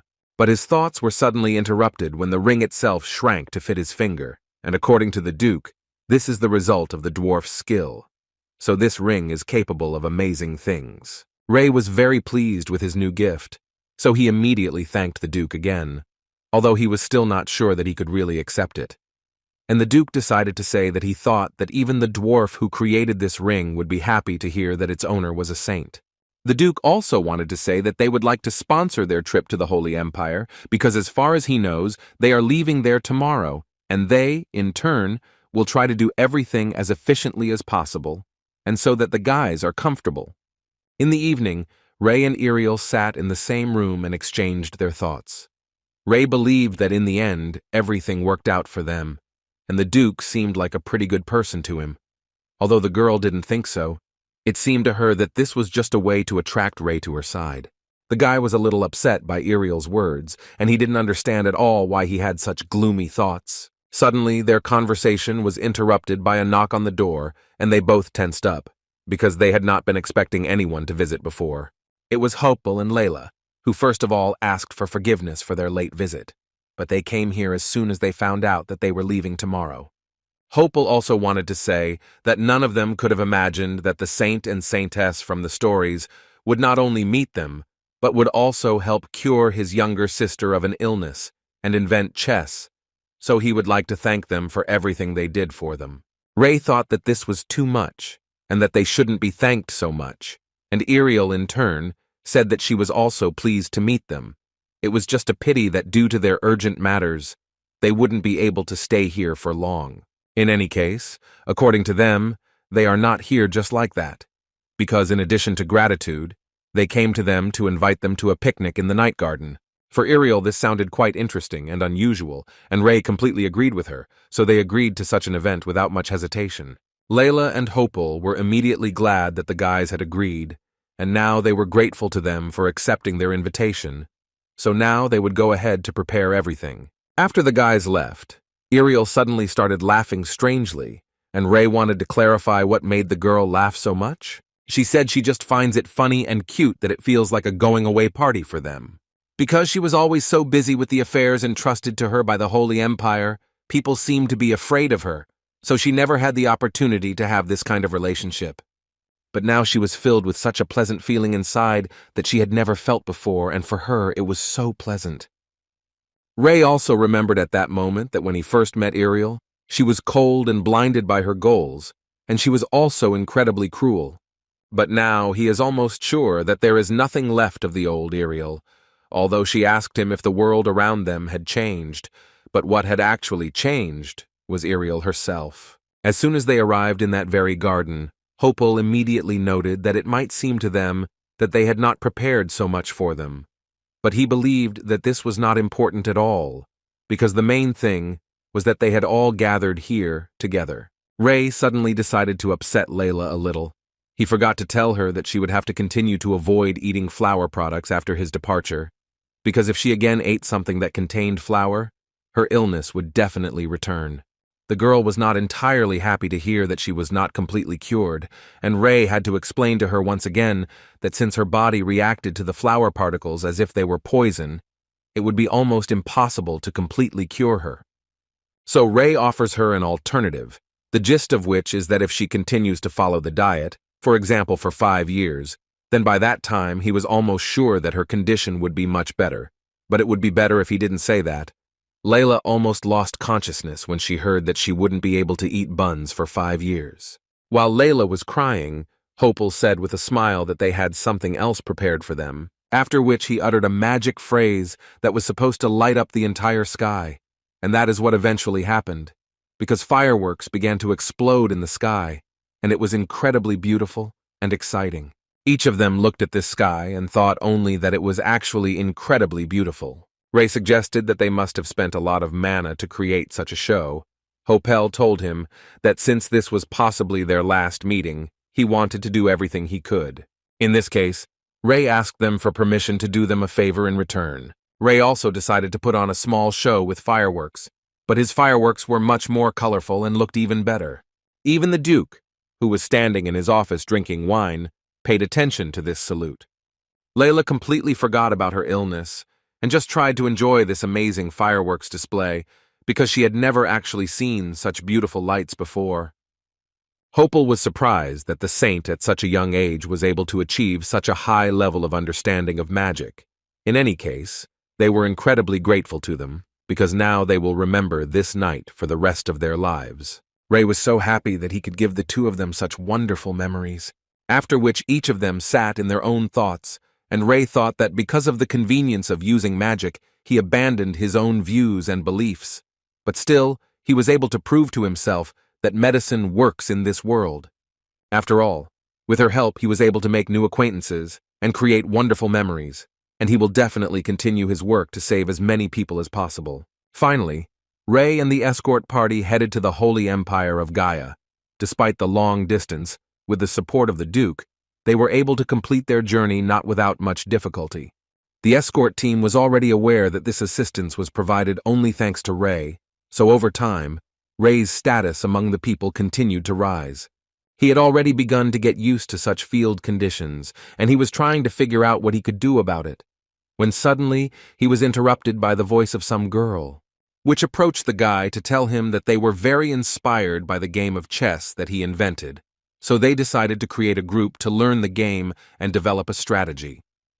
So they would like to ask him to teach them a couple of tricks, and Ray first of all noticed that behind this girl there was an incredibly large crowd of people. After thinking for a bit, he finally agreed to it, because on the other hand, he didn't have anything special to do anyway.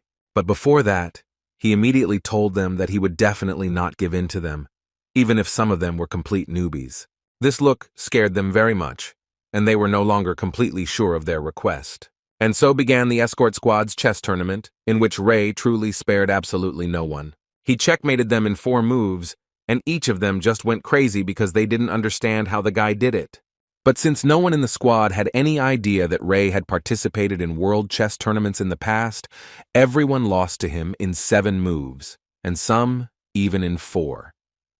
Thus, Ray became invincible and left behind the impression that he was literally invincible. In addition, because of this, the accompanying team's opinion of him improved significantly. After some time, Ray began to feel like they hadn't made any progress on the path to the Holy Empire, and it seemed to him that this was all because of the difficulty of the path itself. Iriel assured him that there was really nothing to worry about, because once they got past this section, everything would get much better, and from there it wouldn't be far to the Holy Empire, and that was pretty good news for Ray. But suddenly their dialogue was interrupted by a sudden stop, which caused Ray and Iriel to almost flip over in their carriage. The culprits of the abrupt stop were the huge orcs that suddenly appeared on the way to the Holy Empire. Ray, watching as their escorts took a fighting stance, thought that perhaps they should help in this fight. But Iriel was much calmer for him, because she believed that the knights would easily deal with them. But the guy still didn't understand why they couldn't help, because that way they could continue on their way faster. Iriel thought that there was absolutely no point in this, because usually ogres don't stick together in groups of more than 3 individuals. Also, if they start moving, the knights will have to change their positions to protect them, and this will bring confusion into their ranks and create even more problems. So she asked the guy to just trust the knights of the Holy Empire and just wait for them to do their job. Ray didn't exactly disagree with her. He just thought that it might be easier for the knights, since these orcs were huge, and it was unlikely that they would be able to defeat them just like that. But apparently Ray underestimated the strength of the knights of the Holy Empire, who were able to cut through the huge stone that the orcs threw at them with one blow. One of the knights was even ready to admit the fact that these orcs were not easy opponents. But even in this case, he was confident of his victory, after which one of the main knights ordered the Central Defense Squad to immediately reorganize to protect the priests. This knight was called Harriet, and he held the position of commander of the offensive squad. He also asked everyone not to forget that behind their backs there was a saint and a saintess whom they were obliged to protect, And while he was giving orders to everyone, he completely forgot about his opponent, who at that moment decided to attack. A little more, and the Knight Commander would have had to be collected piece by piece. But Rei managed to come to the rescue in time, and with the help of magic managed to block the blow of this monster. Rei was very glad that his idea to go out and help turned out to be a good one, because he really couldn't let Harriet die here. Hario, in turn, was of course very grateful to Rei for his help, but he still asked him to hide back in the carriage because it was not safe outside. Rei assured him that everything was actually fine, and that the guy was there for a reason, because the ogre turned out to be much stronger than they thought. But he was not going to stop there and continued to fight the orcs, dealing them one attack after another, after which he decided to finish them off with one blow, and for this he decided to use the firebinding spell. Even the strongest orcs could not withstand such an attack, so after some time, Rei dealt with all the monsters and listened to Ario thank the guy for his help, but he immediately told the knight that there was nothing to worry about, because they were here to help each other. At this point, Harriet thought that if he remembered correctly, the saint should be about 15 years old, and so the man was surprised at how the boy could use magic of such a huge scale. At that moment, Rei smelled the smell of fried meat, and the question came to his mind: how tasty is orc meat? But the only one who wasn't entirely happy here was Iriel, who thought that it was time for them to stop spreading rumors about what a brilliant magician Rei was. According to her, she had a bad feeling, so she suggested not to linger here for too long and to move out immediately before even more monsters came running. But Rei noted with a smile that it seemed to him that it was already quite late to run anywhere. When Iriel turned around, she saw goblins gradually emerging from behind the bushes, who in fact were not that dangerous. Ario himself would never have thought that goblins could interfere with their journey to the Holy Empire. This time, he declared that they could take care of these monsters themselves and did not need help from the saints, after which he ordered his knights to deal with them immediately. One of the knights immediately ran forward to carry out his chief's order, but as soon as he struck this goblin, it immediately became clear to him that everything would not be so simple, because this little creature was able to dodge the knight's blow too easily. Although the most interesting thing was yet to come, this vile green creature also managed to deliver a counterattack to the body of this knight.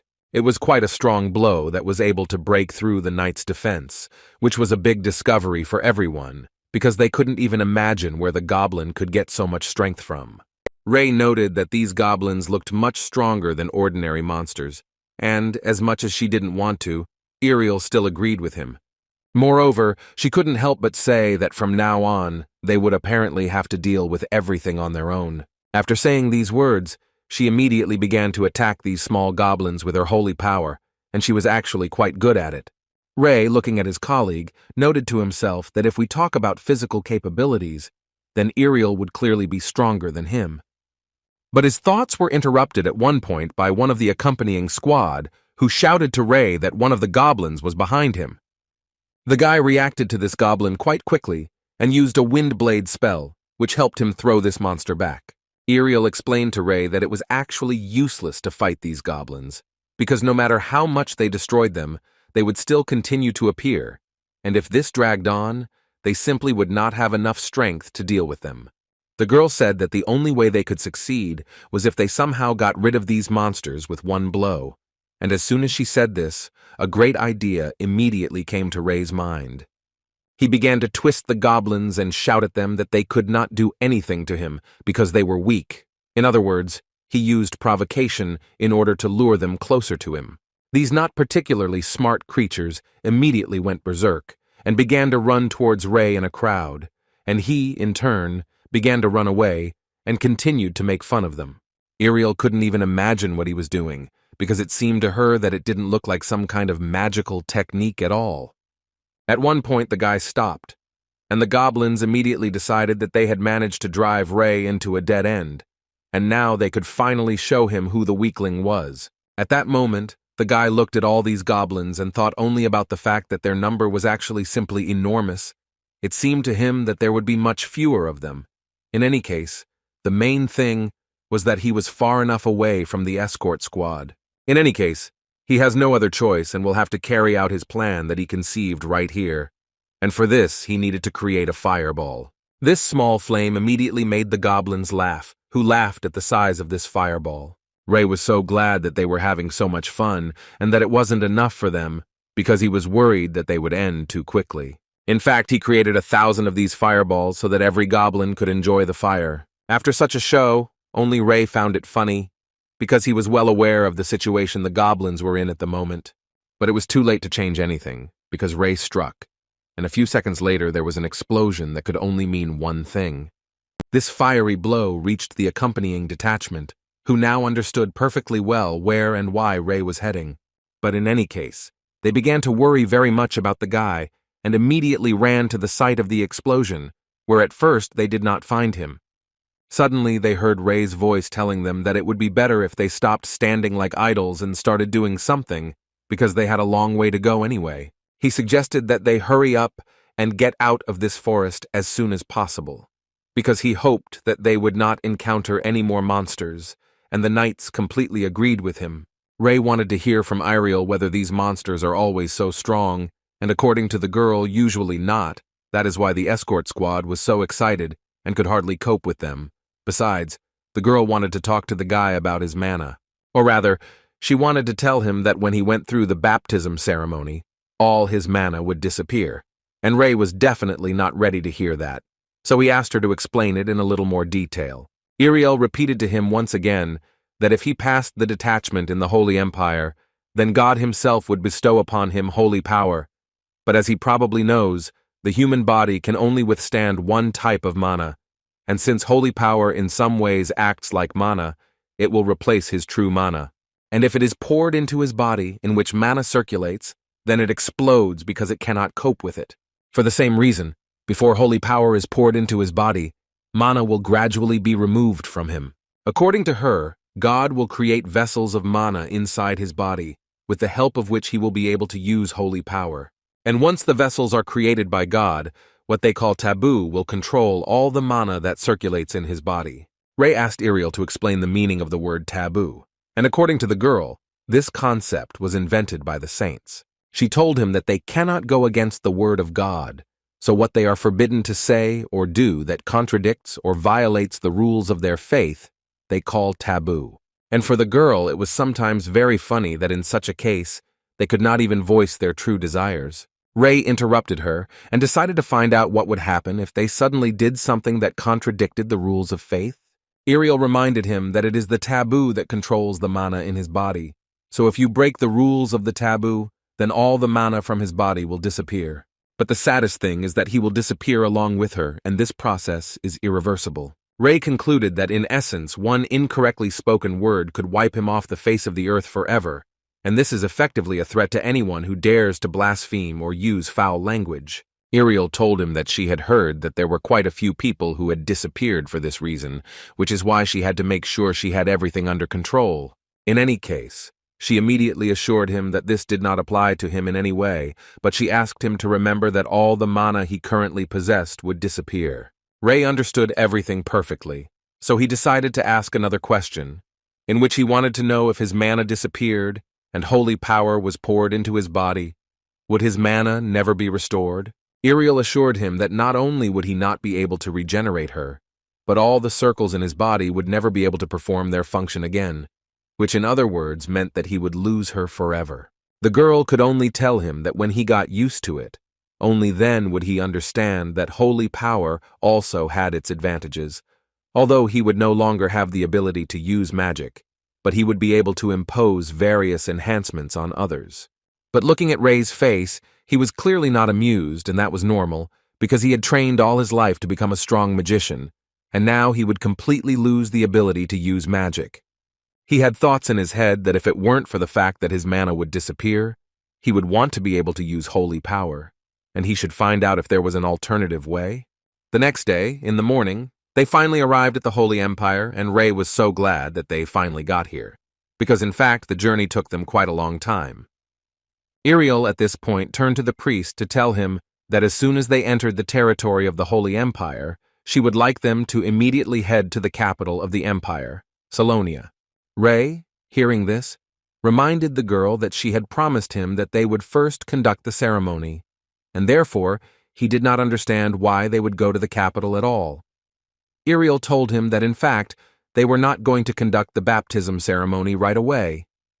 According to her, the rite of baptism is a universal celebration, and since he knows nothing about the Holy Empire, she believed that he needed to first learn as much as possible before the rite began. And it turned out that Iriel herself would teach him, and they would start from the very beginning, with little things, and end with such things as etiquette, norms, and traditions. She was going to teach him everything. As soon as they entered the territory of the Holy Empire, Rei could immediately say that the view was simply impressive, and he had not yet seen the mansion, which was truly magnificent.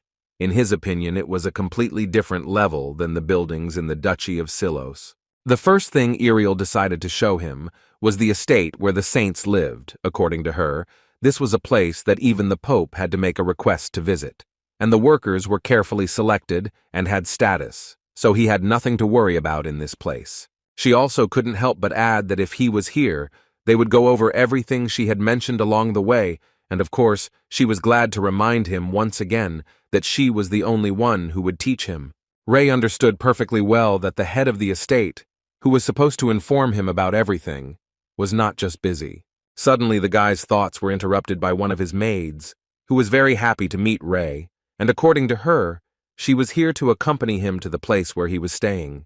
The guy's mood immediately improved because he liked this maid, because she was quite charming. He remembered what Iriel had said, that everyone in this castle had some kind of status, and so he understood that this girl should have status too, and besides, she clearly didn't look like an ordinary person. Finally, they came to the chambers where Rei would be staying, and they were simply beautiful. The guy had never seen anything better. The maid was quite polite and asked him to make himself comfortable, but she was deviating for now so as not to disturb him with this, for which Rei was grateful to her. Only after experiencing this kind of treatment did Rei finally begin to realize that he was truly becoming a saint. The next day, he was woken up early in the morning by Iriel, who asked him to wake up as quickly as possible, because in her words, they did not have much time and needed to have time to study everything. And to begin with, she invited him to look at the material she had given him, but Rei was most irritated by her enthusiasm. It didn't take Rei long to realize that the rite of baptism is formally divided into 3 parts: worship of God, a pilgrimage to officially declare the new saint, and finally receiving holy power from God, the last stage taking place in a secluded holy place with the new saint. He also learned that during the entire ritual, the saint should not lower his head, and he should greet people exclusively with his left hand in the solar plexus area at an angle of exactly 70 degrees, after which he added 3 basic rules of table etiquette, and Iriel could not believe that he remembered it all so quickly. But Rei still had some questions, namely he would like to know about the 3rd part of the ceremony, because nothing is written about it.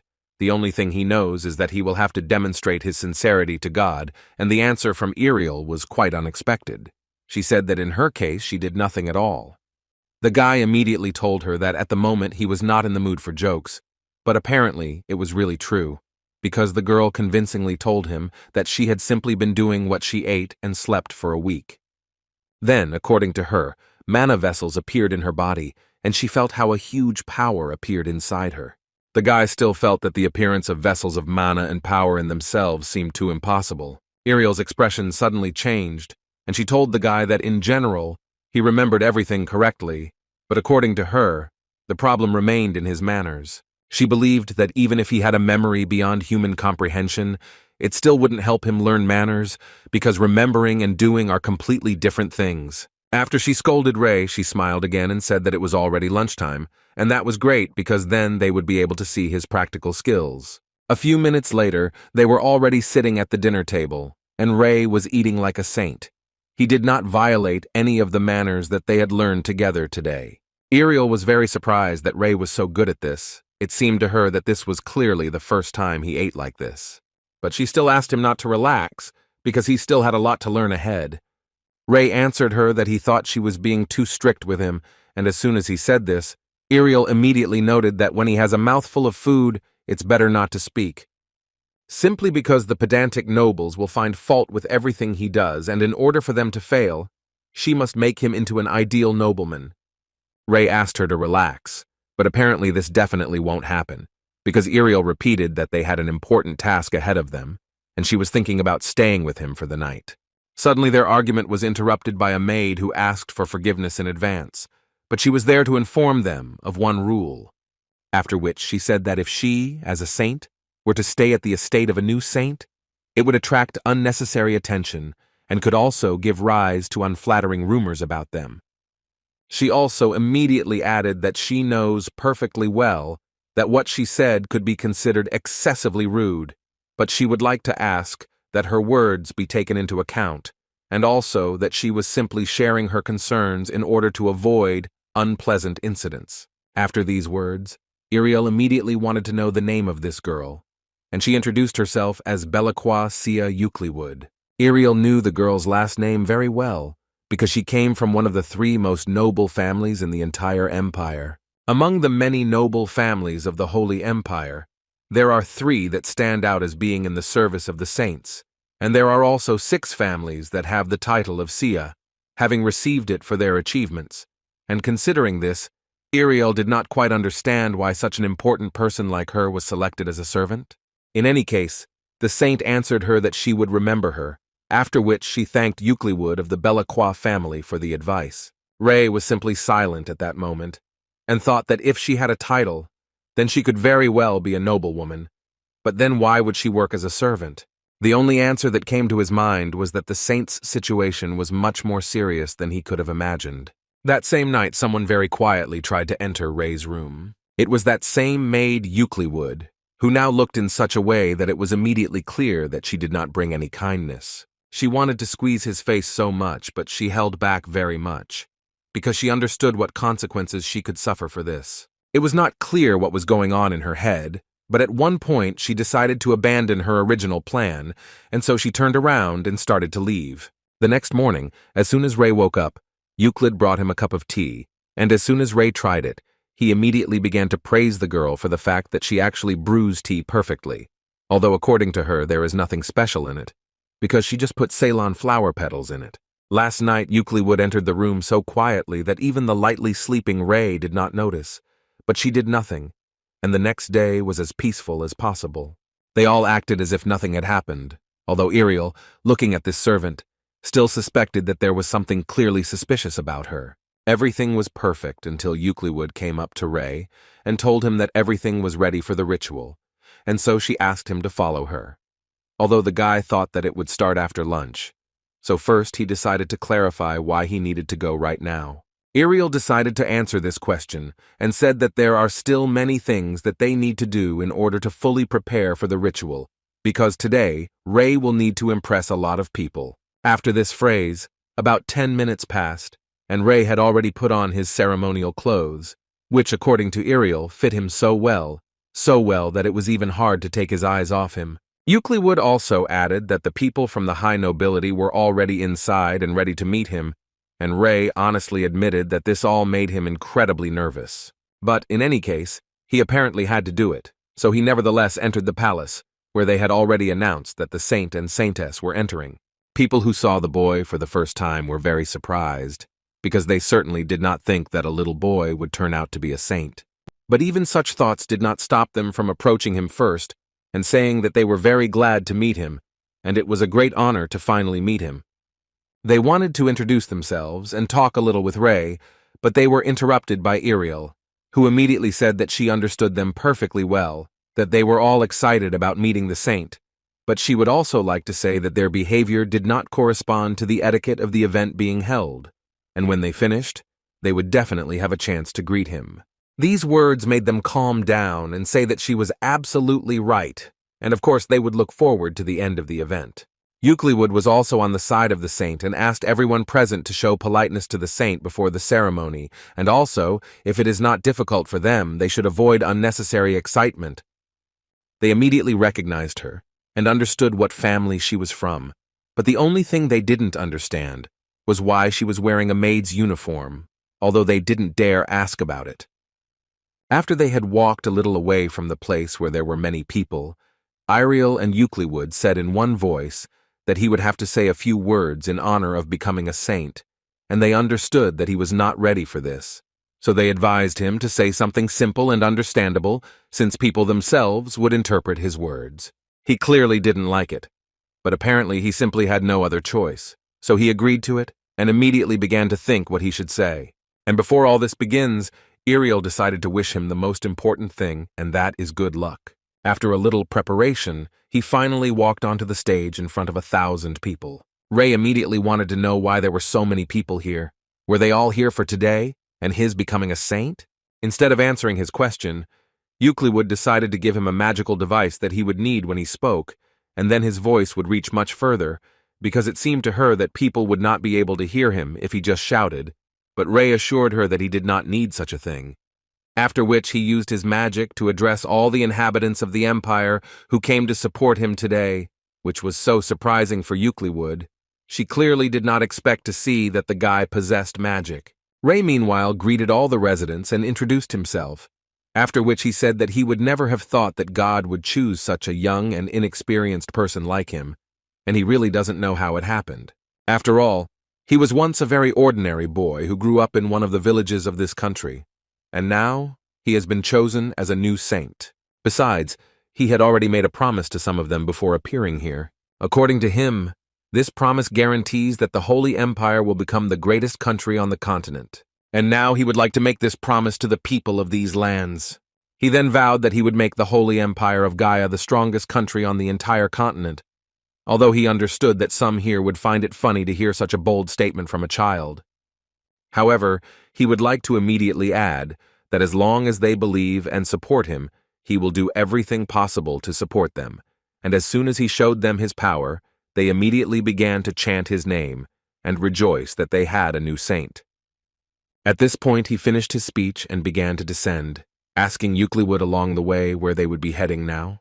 She took him to a special place where she asked him to lie down in the center of the circle and listen to her further instructions. As soon as he lay down, she began to tell him that when he felt that he was spiritually ready, then all he had to do was ask for an audience with God. Ray lay silently for a while in the center of this circle and thought about what he really needed to say. He mentally repeated the word God and added various prefixes of address, hoping that one of them would work, when suddenly he became quiet because he noticed that everything around him had changed. As it turned out, he simply fell asleep and woke up that same evening.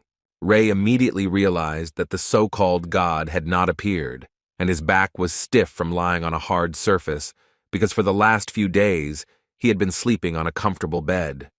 But what confused him most was that apparently Euclid had been standing in this pose all this time, and it was so strange.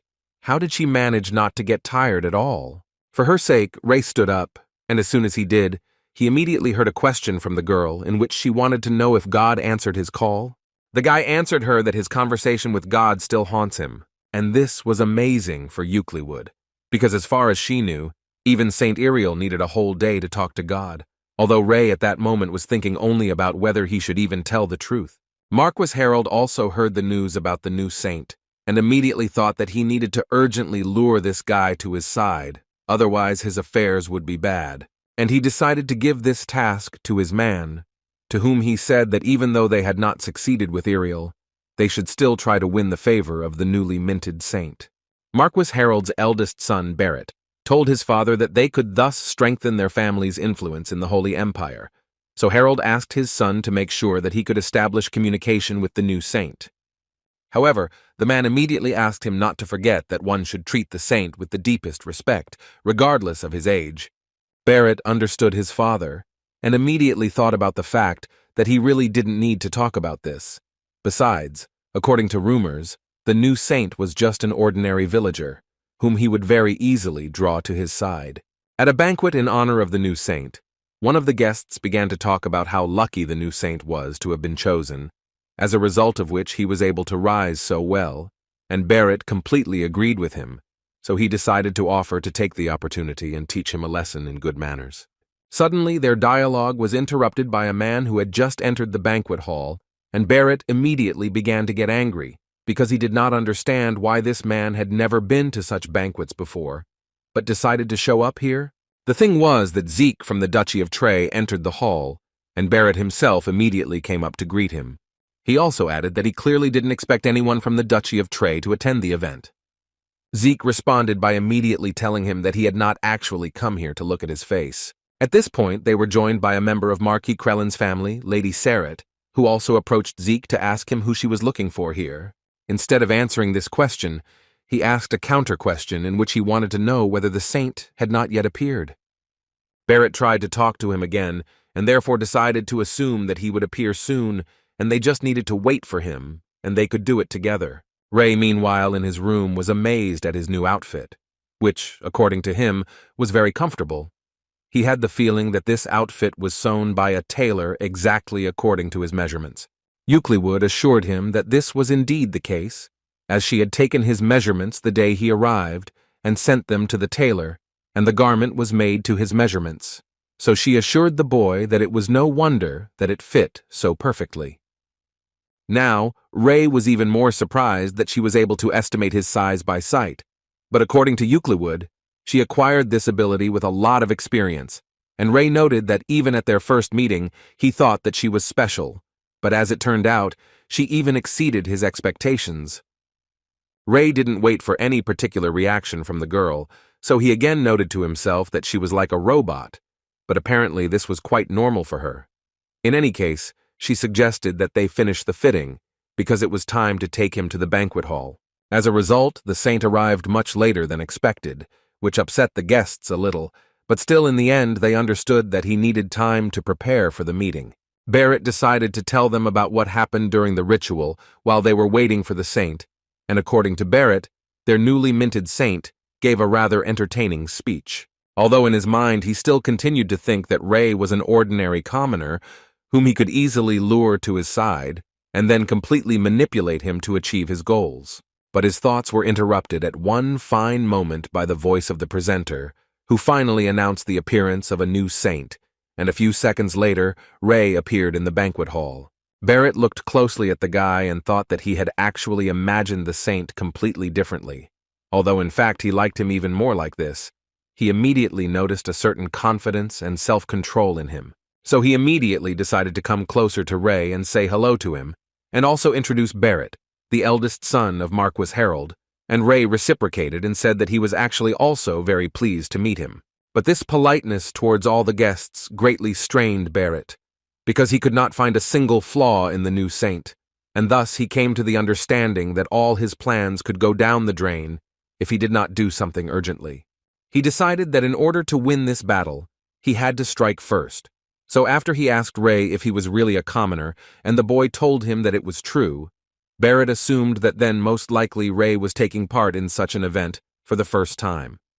Ray didn't quite understand what all this was about, but he still admitted that it was indeed the first time he was attending such a celebration, and as Barrett had said, commoners simply could not attend such events. After which Barrett said that the title of saint makes him not an ordinary person, so it obviously does not apply to him now, and there is no place for uneducated fools at such events. There are always such people. They are not able to compete with their initial data and just stand and watch from the side. That is why they behave so casually, every now and then trying to get into politics. Such people, in his opinion, are just scum. Ray responded to this by saying that it seemed like Barrett believed that it was a person's status that determined his value, and so he wanted to know why he thought that way. Barrett answered him that in fact it was just common sense, and all normal people thought exactly like that, after which Ray added that he was not really used to such a life, so it was difficult for him to understand what they were talking about here. His interlocutor once again reminded Ray that the guy had recently been a commoner, so it was not surprising that everything was new to him. But suddenly their dialogue was interrupted when Zeke intervened in a rather peculiar way, as if trying to cut off Beret's head. But Ray helped the guy and stopped this madness at the last moment. Beret just screamed in fear for some time, because the last thing he expected was to see a sword near his neck. Ray also decided to say that it was impossible to do this because it was too dangerous, and what a relief it was for him that he was able to stop it with the help of mana. Zeke immediately knelt down in front of the saint and told him that he was actually very sorry for what he had just done, and also that this was exactly the first impression he had after meeting him. However, he would like to say right away that he could not continue to allow this deceiver to show such rudeness, although he did not deny that he acted too impulsively. But on the other hand, he really just could not stop at this moment. Ray didn't understand at all what was going on here and who these people were, so he just stood there silently for a while and tried to understand what had just happened. Euclid joined this dialogue, wanting to say that what the gentleman from the Herald family said was blasphemy, because he dared to cross the boundaries of what was permitted and make a laughing stock of him, and Zeke completely agreed with her, so he decided to say that Barut should have his throat cut for this. It would also be nice to determine an appropriate punishment for his family, so they could clearly set an example for others, and it was clear from Barrett's face that he was clearly frightened by such a proposal. Ray thought for a bit, but still noticed that there was some truth in their words, so he asked to invite Marquis Harold here, and Euclid immediately went to fulfill his request. Suddenly, Iriel joined them, immediately saying that there was really no need for this, because Marquis Harold was watching everything from the second floor. Within seconds, Marquis Harold was on his knees begging for forgiveness, and he also agreed that it was because he had failed to properly train his son. He also simultaneously shouted at Barrett and told him to immediately ask the saint for forgiveness. Ray didn't understand what was happening at all, because he just came to the banquet, and behind him there were already people who were offering him to destroy other people. But for now he decided to stop this madness and first figure everything out. True, he stood and looked at these two poor fellows and did not understand how best to act in this case, so he decided to ask the Marquis himself what he thought would be an appropriate punishment for his actions in this situation. At that moment, the man thought about the fact that Barrett lost his mother at a fairly young age, so he had to raise the boy alone, and because of this he always felt guilty that he was too bad a father. And one day he vowed to give him what he did not have, namely a good life without need. Therefore, he decided to ask the saint to forgive all the actions of his son, and in exchange for this mercy, he would be ready to renounce his title and donate his fortune to the temple. Ray didn't understand why they couldn't punish only Barrett for this act, and how parents could be guilty of their children's actions. But still, Ray was quite surprised that a man would be willing to give up his title just to protect his son. So he turned to Barrett again and asked the guy if he realized what he did wrong. And according to Barrett, he fully understood what he did wrong, and is now ready to bear his punishment. Ray at that moment was thinking that if Marquis Harold was the same as his son, he would certainly punish them both, but apparently there was no need for this, so Ray told Barrett that his greatest sin was only that his father was currently on his knees. The saint also added that he thought of punishing Barrett, but seeing the sincerity of his father and the love he feels for his child, he decided to simply close his eyes to everything, which means that he essentially forgives them. Even Barrett and his father were surprised that the saint would do just that, although he still wondered if it would be too easy to let them get away with it. But he still decided not to do this, and before he finally let them go, Ray decided to tell them that if they made a generous donation, as mentioned earlier, but this was already a mere trifle in comparison with what they were threatened with. The Marquis immediately agreed and added that he would be happy to donate any amount they wished, they only had to tell him about it. Iriel, looking at all this, smiled and thought about what a light punishment for something as grave a crime as blasphemy. But she smiled precisely because Ray had managed and made the right decision when he decided not to punish them so severely. After this decision, Zeke decided to approach the saint again and clarify whether he had definitely decided to leave everything as is, because if he was afraid of something, then he could only say one word to him, and he would deal with them immediately. Ray asked him to put away the sword again, because in fact there was no need for it. The guy thought mentally that this guy was very strange, and he had been following him all this time, and what was most surprising was that it was so natural that he didn't even consider it something strange. After such thoughts, Ray decided to ask, although belatedly, but he would still like to know what his name was. But he never expected that such a question would cause such a panic in Zeke, because he immediately began to bow at his feet and talk about how sorry he was that he had not introduced himself earlier. But now he decided to correct his mistake and said that his name was Zeke Sia Trey and he was from the Trey Duchy. Ray listened to him attentively and noticed that he mentioned Sia in the middle of his name, and he wanted to know what it meant. And as soon as he asked this, Euclid immediately told the guy that Sia was a title. She also added that the only people who have the title of Saya in their name are the three families that serve the saint and the saint. But Ray himself did not think that he needed as many as 3 families to obey, because in fact, Euclid alone is enough for him. The girl seemed angry when he said that, so she was forced to tell him that this has been the case since ancient times, so they decided to keep this tradition until this time. So all she could tell him was to relax and just take it as God's will, and as soon as she finished speaking, Zeke decided to step in and say that if he really thought 3 was too many, he could always choose him alone. Euclid immediately looked at him with a look that spoke for itself, and a little more and they would have fought. But Ray told them in time that he was not really driving anyone away, so it was better for them not to quarrel. In any case, he was still quite interested in finding out what about the other family, why there were only the 2 of them here, and Euclid was ready for this question, so she immediately told Ray that they would protect him from the shadows. She also told him that their true nature was unknown to the Holy Empire. Moreover, even they did not know who they really were, but it was known that they were always so close that they would instantly react in order to protect the saint. And as soon as Ray heard this information, he immediately turned around and saw a man in a tree, which caught him by surprise, because he did not even have time to run away before Ray noticed him. At that moment, the saint confirmed Euclid's words for himself. They really were next to him, and now that he knew, he began to feel their mana. Looking at these trees, he began to clearly sense 6 people who were hiding in these trees. Euclid and Zeke stood there and felt nothing, so they decided that the young saint was just imagining things. But Ray was actually right, and there really was a 3rd family in the trees that was ready to protect him, and one of the members of this family was glad that even though Ray was young, he was still an archmage. Euclid stood in front of the 2 swords and remembered how she was cruelly trained by her father, who constantly forced her to get up and continue fighting. After all, he believed that she should earn the right to bear the name Belacqua, and besides, someone who serves a saint cannot be weak. He kept telling her that it had never happened before that 2 saints coexisted in the same period of time, considering that they already had a saint. There should not have been any saints in this generation, however, to curry favor with a non-existent saint, and she constantly did not understand. Did she really have to suffer like this?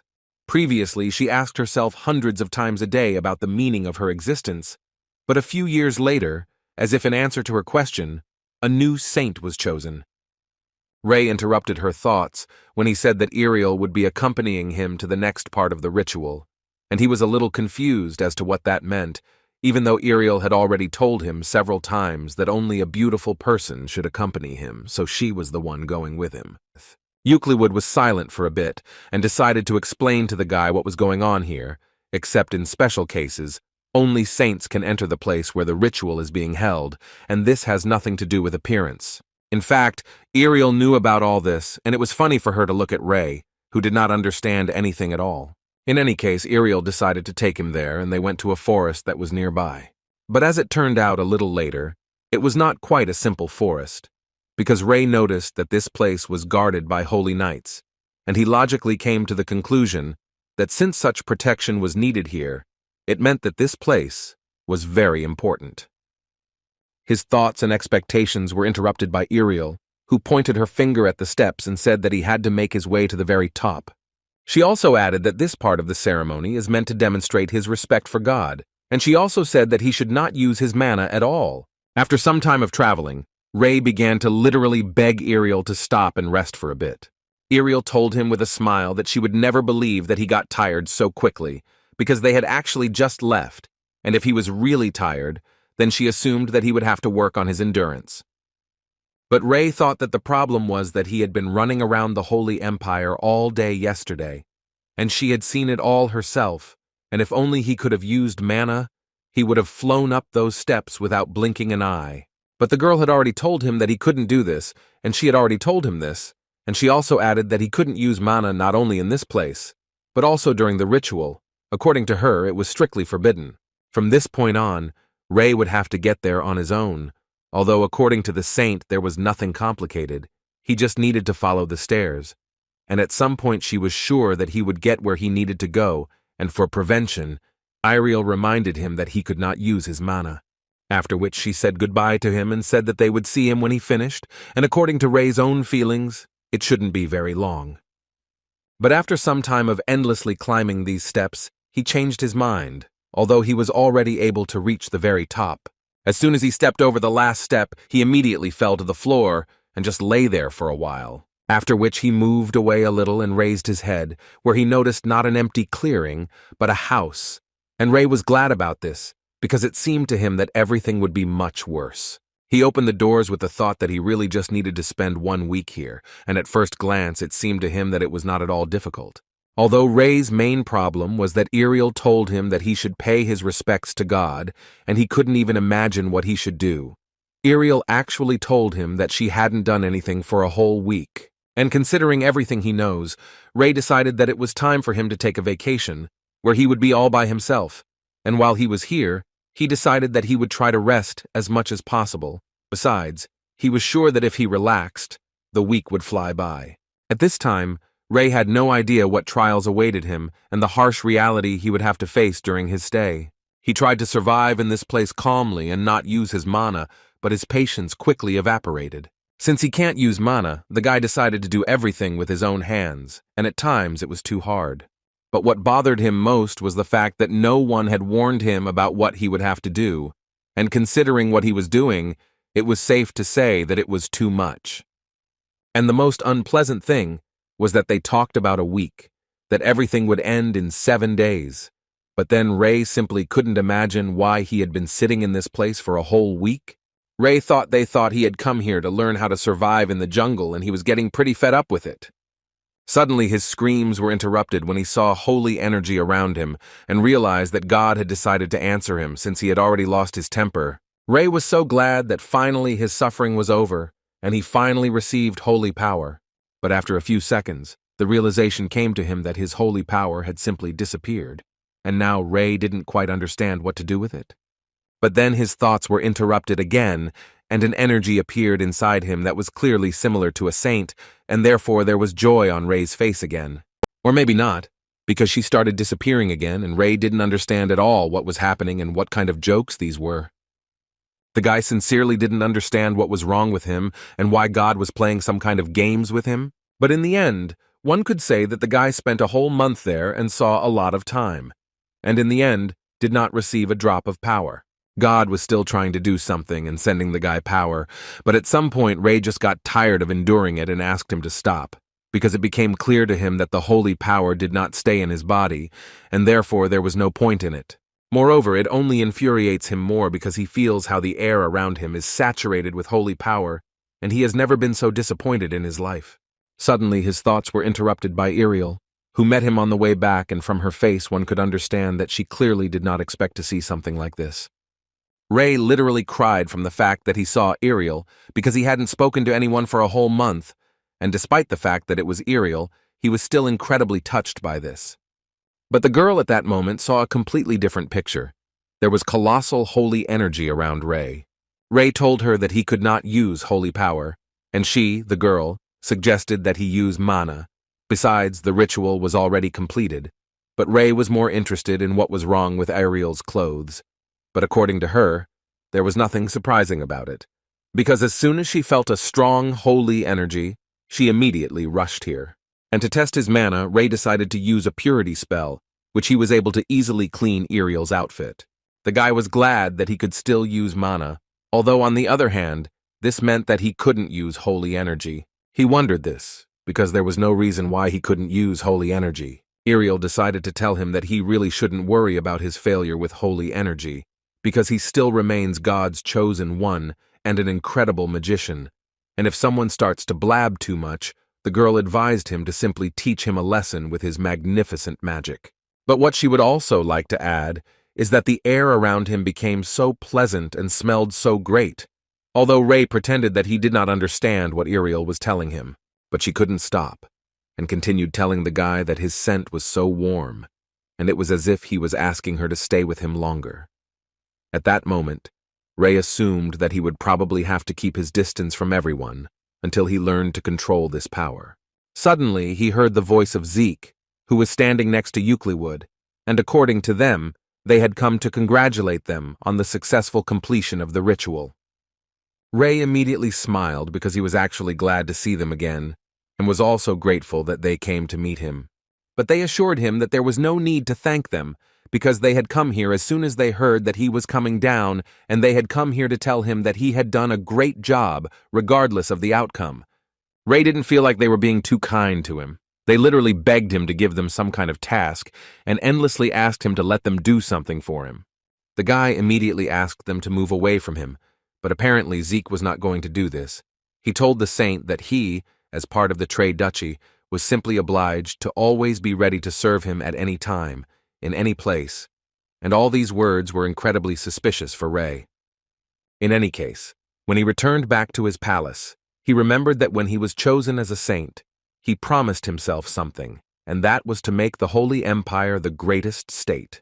And now that he officially is one, it is time for him to fulfill his promise, and to begin with, he decided that he needs to learn a lot about the Holy Empire, from history and climate conditions to agriculture and trade. In other words, about everything that has happened to this country since its foundation. He understood that he had a lot to read, but only in this way could he make the Holy Empire the greatest state. As soon as the sun rose and shone brightly, Ray gathered all the nobles of the Holy Empire, and those gathered sharply criticized the inefficiency that was rife in the structure. In response, Ray proposed to adjust the systems of agriculture, commerce, and trade. And among all the changes he proposed was the introduction of the Milpa system for the agricultural sector. The Milpa system is a traditional agricultural system that Ray knew well because he had read a lot about it in his past life. It was the system used in Mexico, and it was the one that received the greatest support from the nobility and was the first to be adopted. However, there were also those who did not understand many things. One of these people was Count Gray, who noted that Ray's method described the use of priests as mercenaries, and he would like to know what the guy meant by this. Ray answered him that in fact everything is simple. What he reads is what it means. He suggests attracting priests as mercenaries. And if the people from the council understood him correctly, then he proposes sending people to the field of Bronny, and Ray confirmed this information. Count Gray spoke again, and noted that if they did this, the death of the priests would lead to the fall of their nation, and the number of people who aspired to become priests would also rapidly decrease. Ray assured them that, of course, no one would send the priests to the front lines in the thick of things. According to him, they would be in the rear, and as long as they were not at the front lines, and the wounded were delivered to them from the front line, they would be able to minimize losses in their ranks. But even if this is the case, Gray stated that war is war. By this they wanted to say that in such a case they might be attacked from the flanks, and what will they do then? Ray told them that he was in fact well aware that the battlefield was not a sandbox, and in his words, it would be just wonderful if all the clergy returned home safe and sound after the war. The guy didn't really suggest using them as cannon fodder. He intended to send paladins to accompany them on the battlefield, and if they assigned paladins, then they could ensure their safety. But he also did not forget to say that the involvement of priests as mercenaries is simply a strategy that is different from the current one, and even if they do not ultimately need their help, in case of real need, it will be very useful. Observing the wounded and what was happening on the battlefield in close proximity to the thick of things seemed to him like a wonderful practical experience for priests. The counts agreed that priests were essential on the battlefield, but they believed that they had many other opportunities that could enrich and glorify their empire. But according to the saint, he is proposing such an initiative not only for the sake of glory. In reality, it is only a pleasant addition. What he would like to achieve is support from other nations. Ray tried to explain to them that from the point of view of the nations that needed the help of the Holy Empire, they did not pose any threat to them. So if they allowed them to borrow their powers, then in the event of various emergencies, they would be able to demand compensation from them. They hadn't even thought about it, but now that Ray had told them about it, they realized that it was actually a good idea. Besides, Count Gray had noted that by borrowing troops, they would be able to gain more control over the situation on the continent, but he still thought that it might be too dangerous. Suddenly, Iriel joined in, noting that she liked the idea of using the lives of their priests as guarantors, so she raised her hand and said that she personally completely agreed with the saint and would gladly support him. After these meetings, Iriel decided to talk to Ray in order to tell him that the idea of mercenary priests would cause an ambiguous reaction, and upon hearing this, Ray immediately wanted to know how he could gain the favor of the nobility.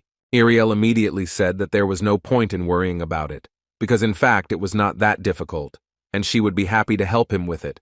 And immediately after that she told Ray that they did not need to try to win their favor, they could just impose their opinion on them. And all she wants to hear in exchange for her help is the words of the greatest beauty of the entire holy nation, whom Ray asks to have mercy on him and help. And no matter how much the guy did not want to do this, he understood that Ariel has enormous influence, and it would not be an exaggeration to say that the entire backbone of the nobility are her supporters. Therefore, taking all this into account, it was possible to say with absolute certainty that if Ariel supported him now, it would be difficult for her to object in response, and although this would be low for him, on the other hand, this is the path of least resistance. So the guy, in other words, simply has no other choice. At the next meeting, sometime later, Ray announced that they had finally finished the discussion, and now if anyone had other ideas for changing the Holy Empire, he would be glad to hear them. Most of the people who were at these gatherings said among themselves that they completely agreed with the saints' statements. Slowly but surely, everything planned in the Holy Empire was implemented. Considering the difficulties that such changes entail in the entire branch of agriculture, they first tested the proposed changes in a small area.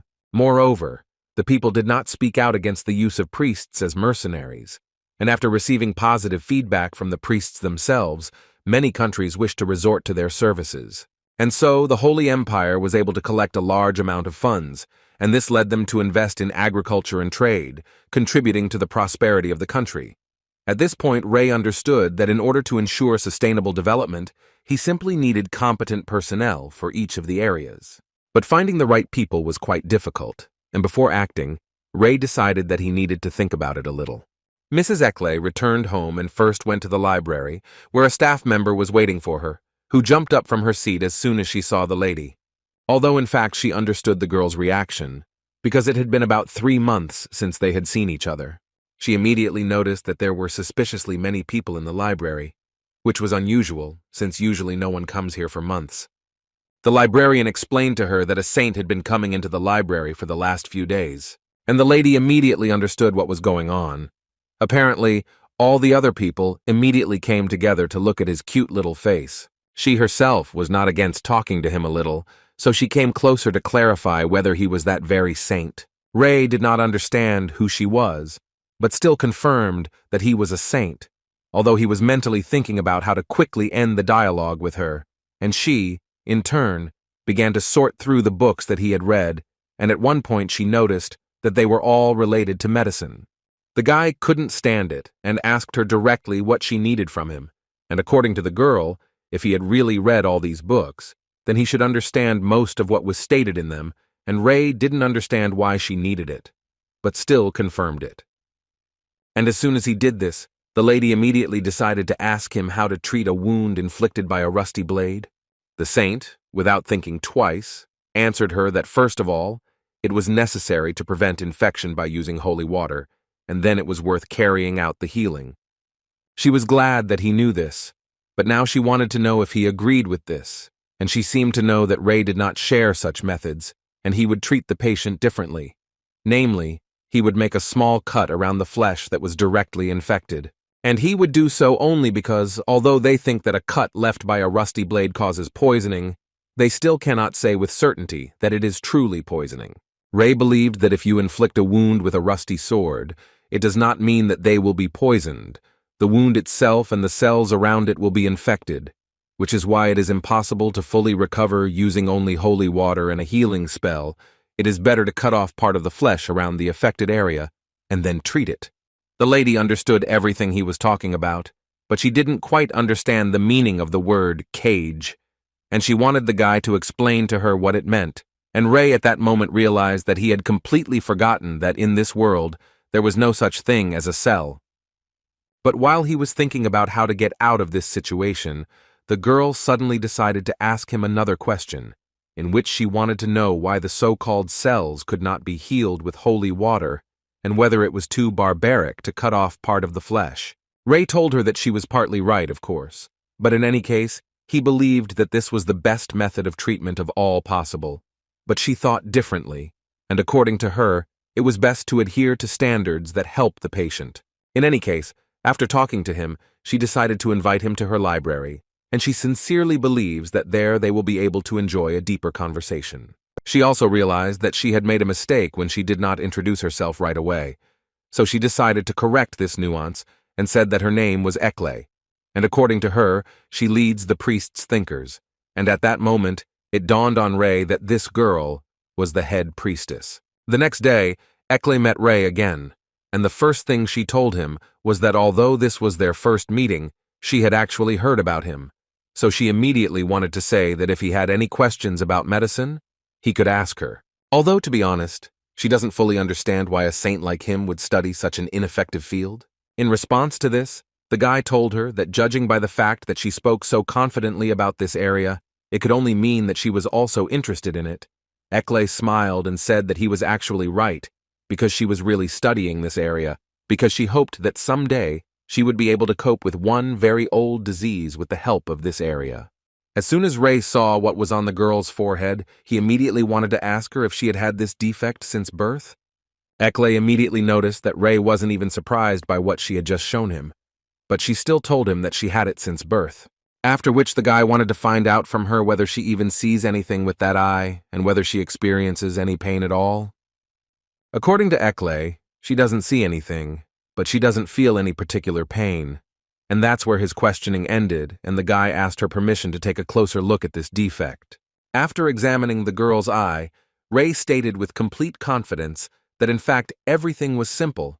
She had cataracts, and in order to confirm this diagnosis, he would like to know how things were going for her at night, whether she had the feeling that her vision was returning.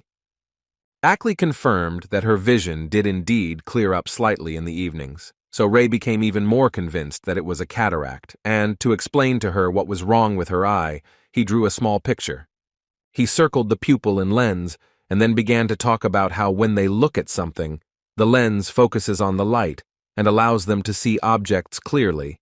But in her case, the lens is cloudy, and the disease that causes the lens to become cloudy is called a cataract. Ekle immediately assumed that all this was very strange then, because if it was a disease, then why couldn't they cure it with magic? Rei suggested that the reason was actually simple, and that it was because the girl was born with cataracts, and as it was known, holy magic heals the flaws of the body, and if her body does not consider the disease a flaw, then this fully explains why her eye cannot be treated. But Ekle still thought that this was a significant flaw, because she essentially cannot see with this eye. But Rei explained to her that, in fact, this is the point of view of people from the outside. Since it is a congenital condition, her body most likely simply does not realize that there is anything wrong with it. In any case, in order to cure the cataract, she needs to clean the lens. But she clearly didn't expect what Rei told her, because the guy informed her that the only treatment option for this disease would be surgery, namely, they needed to cut out the lens. Akli's face immediately changed, because the last thing she wanted to hear was the option of cutting her eye, but Rei still tried to explain to her that it was just part of the treatment. According to the saint, they will need to get rid of the cloudy lens, after which they will replace it with something else. At that moment, he mentally understood that although it was entirely possible to cut out the lens, it would be clearly difficult to decide on its replacement, since artificial lenses most likely did not exist in this world. Therefore, he understood that even if they got rid of the cataract without replacing the lens, everything would be pointless. Suddenly his thoughts were interrupted by Ekle, who told him that there was really no point in worrying about an incurable disease, and besides, she was almost certain that he himself would soon be able to deal with his problem. These words influenced the guy as motivation, because he felt ashamed that he could not cure cataracts, even if he was in a completely different world. So he interrupted her and said that he would help her cure her cataracts under any conditions. She was very happy to hear such statements, so she listened to him with a smile. After which, to Rei's surprise, she suddenly began to laugh like crazy, saying that Rei was actually as funny as they said. And as soon as she calmed down a little, she immediately asked him to follow her. According to her, there was one place that she would like to show him. A few minutes later, they found themselves in her lab, which actually impressed Rei. Ekle immediately told him that even though this laboratory was allocated by the Holy Empire for her medical research, the guy could still feel free and use whatever he wanted without any problems. Ray was shocked when he saw all this, and he was especially happy when the girl told him that he could do whatever he wanted here. And so Ray began searching for answers at the Ackley estate. A month later, after numerical experiments, he was able to discover an interesting nuance. After contact with air, the troll's blood became elastic. Moreover, after some more time of observation, he noticed that this blood literally hardened and became like jelly. After which, he realized that the blood of other monsters had different characteristics, and if they took advantage of this fact, they could actually make serious progress. Ray decided to ask Ackley if they could mix the blood of different animals, but to his great regret, the girl immediately assured him that they could not do this, since they had different body constitutions, and if they did so, it would lead to instant death. But still, she did not forget to tell him that there was one exception, and she was talking about the orcs, who, unlike other species, because of their adaptability, the situation is completely different. Ray immediately noticed that they were adapting quite well, and so he wondered if it was possible to test this somehow. The next day, he went into the forest, where he collected enough materials for research and decided that that was enough and it was time to return. Suddenly, on the way, he noticed a troll and an orc who were unconscious, and the first thing Ray thought about was that they were fighting among themselves. But his thoughts were interrupted at one point by a troll, who turned out to be still alive and showing signs of life. Looking at his wound, Ray immediately realized that he most likely fell into a state of shock after losing a huge amount of blood.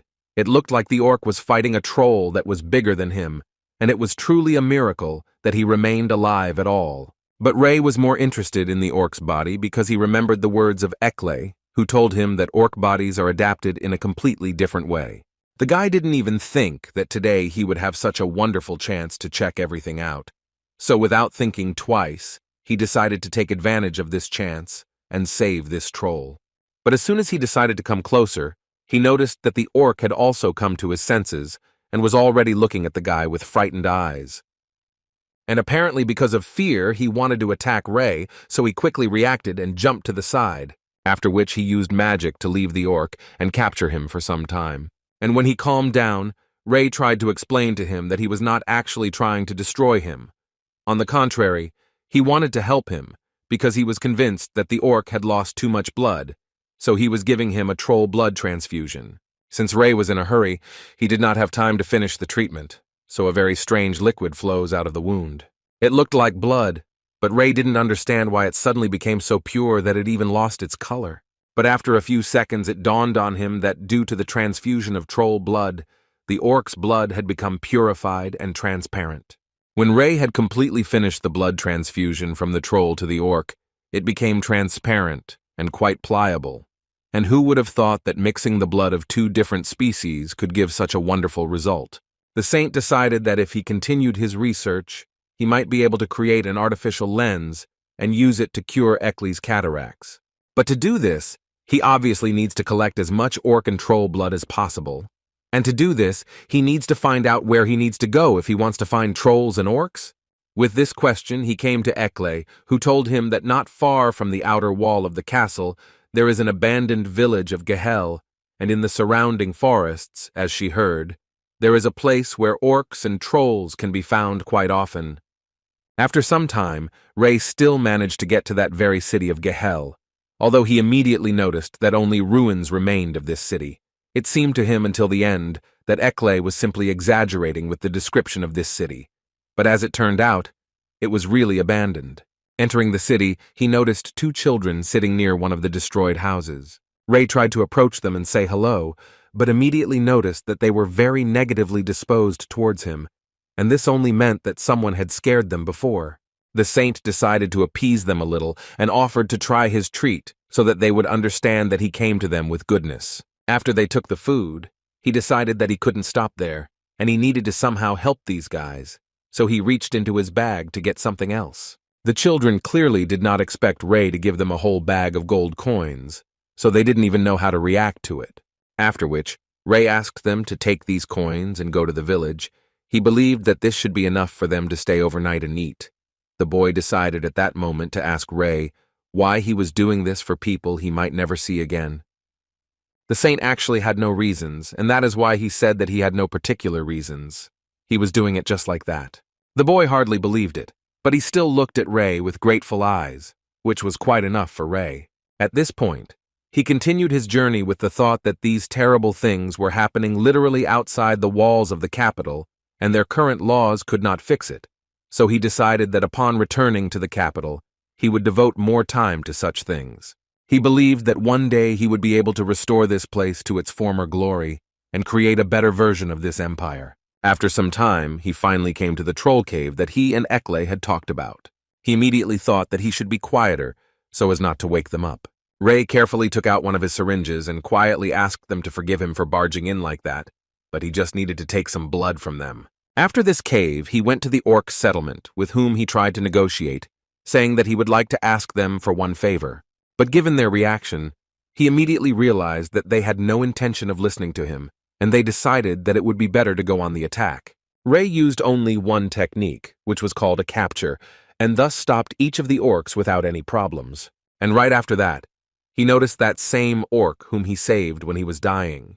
So he decided to turn to him and ask him to calm down, because he needed one favor from them. And so that they wouldn't worry, he showed them a small prize that they would receive as soon as they helped him. In the end, he was able to test a lot thanks to the help of the orcs, so Ray was quite satisfied. But his joy was suddenly interrupted by a little girl who ran up to Ray to ask him for help.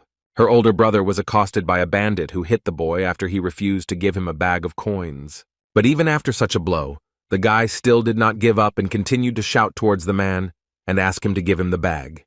They clearly didn't like this scream, so they were going to punish this little one. And as soon as one of them swung his bat, he was immediately stopped by Ray, who ordered them to stop immediately.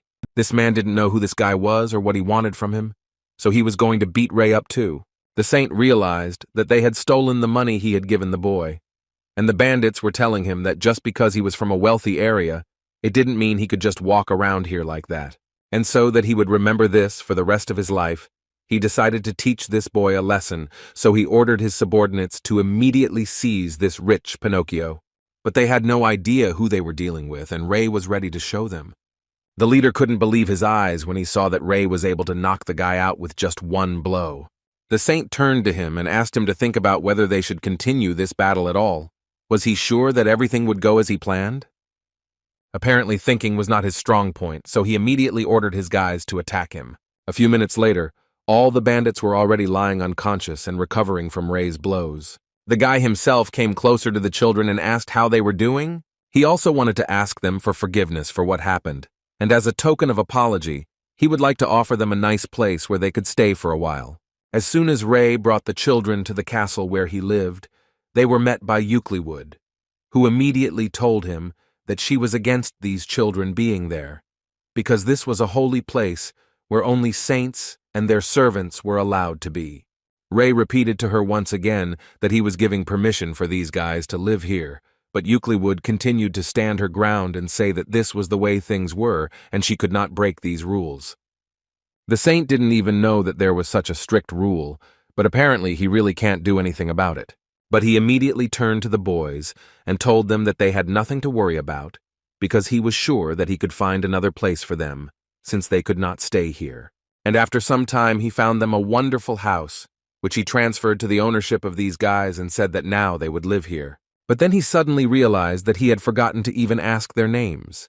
So he asked them this question, and the answer to it was not quite obvious. They said that in fact, they did not have names. Ray thought for a moment and suggested that they call themselves Mary and Chris, citing that in the region where he comes from, these words have a special meaning and bring joy and a smile to everyone. From the looks on their faces, Ray assumed they didn't like the names at all, but in reality, they just couldn't even think of how they could express their gratitude to him. Akle asked Ray almost every day what he was working on, and the guy got tired of answering these questions, so he asked her to just be patient. Besides, he was trying first and foremost for her sake. And at one point he actually completed his work and the new lens for Ekle was finally ready. Ekle understood that when he said that he was trying for her sake, he was working on the idea of healing her eye, and she sincerely did not understand why he was so fixated on this idea. Ray, instead of answering this question, was happy to tell her that she had actually finally found a solution to her problem, after which he immediately asked her to take a look. He showed her the ingredients that he said would help her heal her eye, which the girl still had little faith in. The first thing she wanted to know from him was what it was and where he got it from, and the answer was not long in coming. Ray immediately told her that it was troll blood. This was surprising for Ekle, because she could not understand how he managed to make it so pure, and according to Ray, he mixed it with orc blood and got a wonderful consistency. Although he learned about this completely by accident, in the process of infusing the troll's blood into the orc's body, his blood becomes transparent. Thus, by transfusing the troll's blood into the orc, he can obtain transparent blood that remains pliable enough for various manipulations. And now, in order for him to heal her eye, all he needs is complete trust from Ekle. He told her that in order to heal her eye, he would have to place this transparent thing in her eye. She wasn't particularly happy that in addition to the fact that he wanted to cut out part of her eye, he was also going to put a clot of orc blood in her eye. Ray immediately tried to explain to her that technically he would cut out the cataract and put a replacement in its place. The guy understood that she might need some time to think, since she had not assumed that such a procedure was possible in principle. And as a sign of the seriousness of his intentions, Ray decided to bow before Ekle. This immediately caused a response from her, because she knew very well what it could mean when a saint bows down before someone. Ray wanted to prove that he understood why she didn't trust him, because all this really sounds just thoughtless and completely hopeless. But still, he asks her to trust him just once. He also said that he will take responsibility for her eye and will try to do everything to cure her. Ekle immediately noticed that all the words of this boy were sincere, and it was simply impossible to take your eyes off his determination and good intentions. And his desire touches the girl to the depths of her soul, but still she believed that this was really madness. But even if it was so, then looking at the guy, she was ready to try to do it. Besides, she doesn't use this eye anyway, and it definitely won't get worse. And if there is even a small hope for healing, then she didn't see a reason to miss this chance. After she agreed, Ray quickly prepared the operating room, and then Ekle, he cleaned and sterilized the instruments with manna, after which he began the operation itself, at the beginning of which he fixed the eyelids in an open position. Next, he carefully made an incision on the lens, after which he removed the affected areas, and then after removing the entire affected area, he planned to place an artificial lens in the same place. Although the procedure itself is not that complicated, but considering that he does not have any modern equipment at hand, it was difficult for him to make precise movements. He had to do everything manually from the very beginning. But every time he had difficulties, he remembered that he didn't care at all because he was Shin Yusun, who was always called the Hands of God. After some time, Ekle finally woke up, and the first thing she noticed was a noticeable change in her eye. She hadn't seen it for so long that she had forgotten what it was, so as soon as she was able to feel it again, tears appeared in her eyes. Ray immediately approached her, wanting to know how she was doing and how well she saw. She thought it was just some kind of dream, because now she could see just fine. Meanwhile, Ariel was listening to her assistant, who ran to her to tell her about urgent news. He ran here so quickly because there was an emergency situation, which was that huge forces had gathered at their borders, and right now they were breaking through to the Sacred Empire. She immediately wanted to know where this army came from and how far it was from here. According to the man, he received this news quite recently, so he does not know all the details, but it seems that this army does not belong to any particular race or country. Then he added what Ariel was most afraid to hear. He said that it looked very much like they were led by a necromancer, and they were all an army of the undead. After a few days, the troops were ready for the fact that the Holy War would soon begin, and the paladins would be at the head of the Holy Army. All the guards and knights would protect the rear. They also had to prepare for this battle morally, because many lives were at stake. Some of the paladins in the army still couldn't believe that they were facing the undead face to face. It was both exciting and so unusual. Ariel, sitting in her office, still could not believe that the Pope had ordered the saint to be sent to the border. She could not even imagine that they would encounter such a force that even the Pope would order the saint to take part in the battle. Besides, the neighboring countries still hadn't sent support, and so Ariel didn't understand who would accompany the saint. According to the assistant, the Third Order of Paladins and the Holy Altar with the Royal Guard are heading to the border right now. And at this he fell silent, and Ariel immediately asked him not to say that these were all their troops. But in response, she received only silence, which could only mean one thing. She immediately started screaming that Dad had simply gone crazy, because she just wanted to remind them that their enemy was a necromancer from the age of witchcraft, and she was more than sure that he was well aware that this number of troops would clearly not be enough to defeat them. In the distant past, magic was a subject of research, and the entire continent was blooming and smelling of innovations in the field of magic. However, there were also those who used the dark side of magic, and it was these people who put an end to this era, and the one who was considered the main reason for its fall was given the name of the King of Necromancers. That's the only reason Ariel was so scared when she heard the news about the necromancer, because she never could have imagined that he could rise again. The assistant interrupted her thoughts again to say that they had to deal not only with external conflicts, but also with sparks of rebellion within, so they could not send more troops to the border.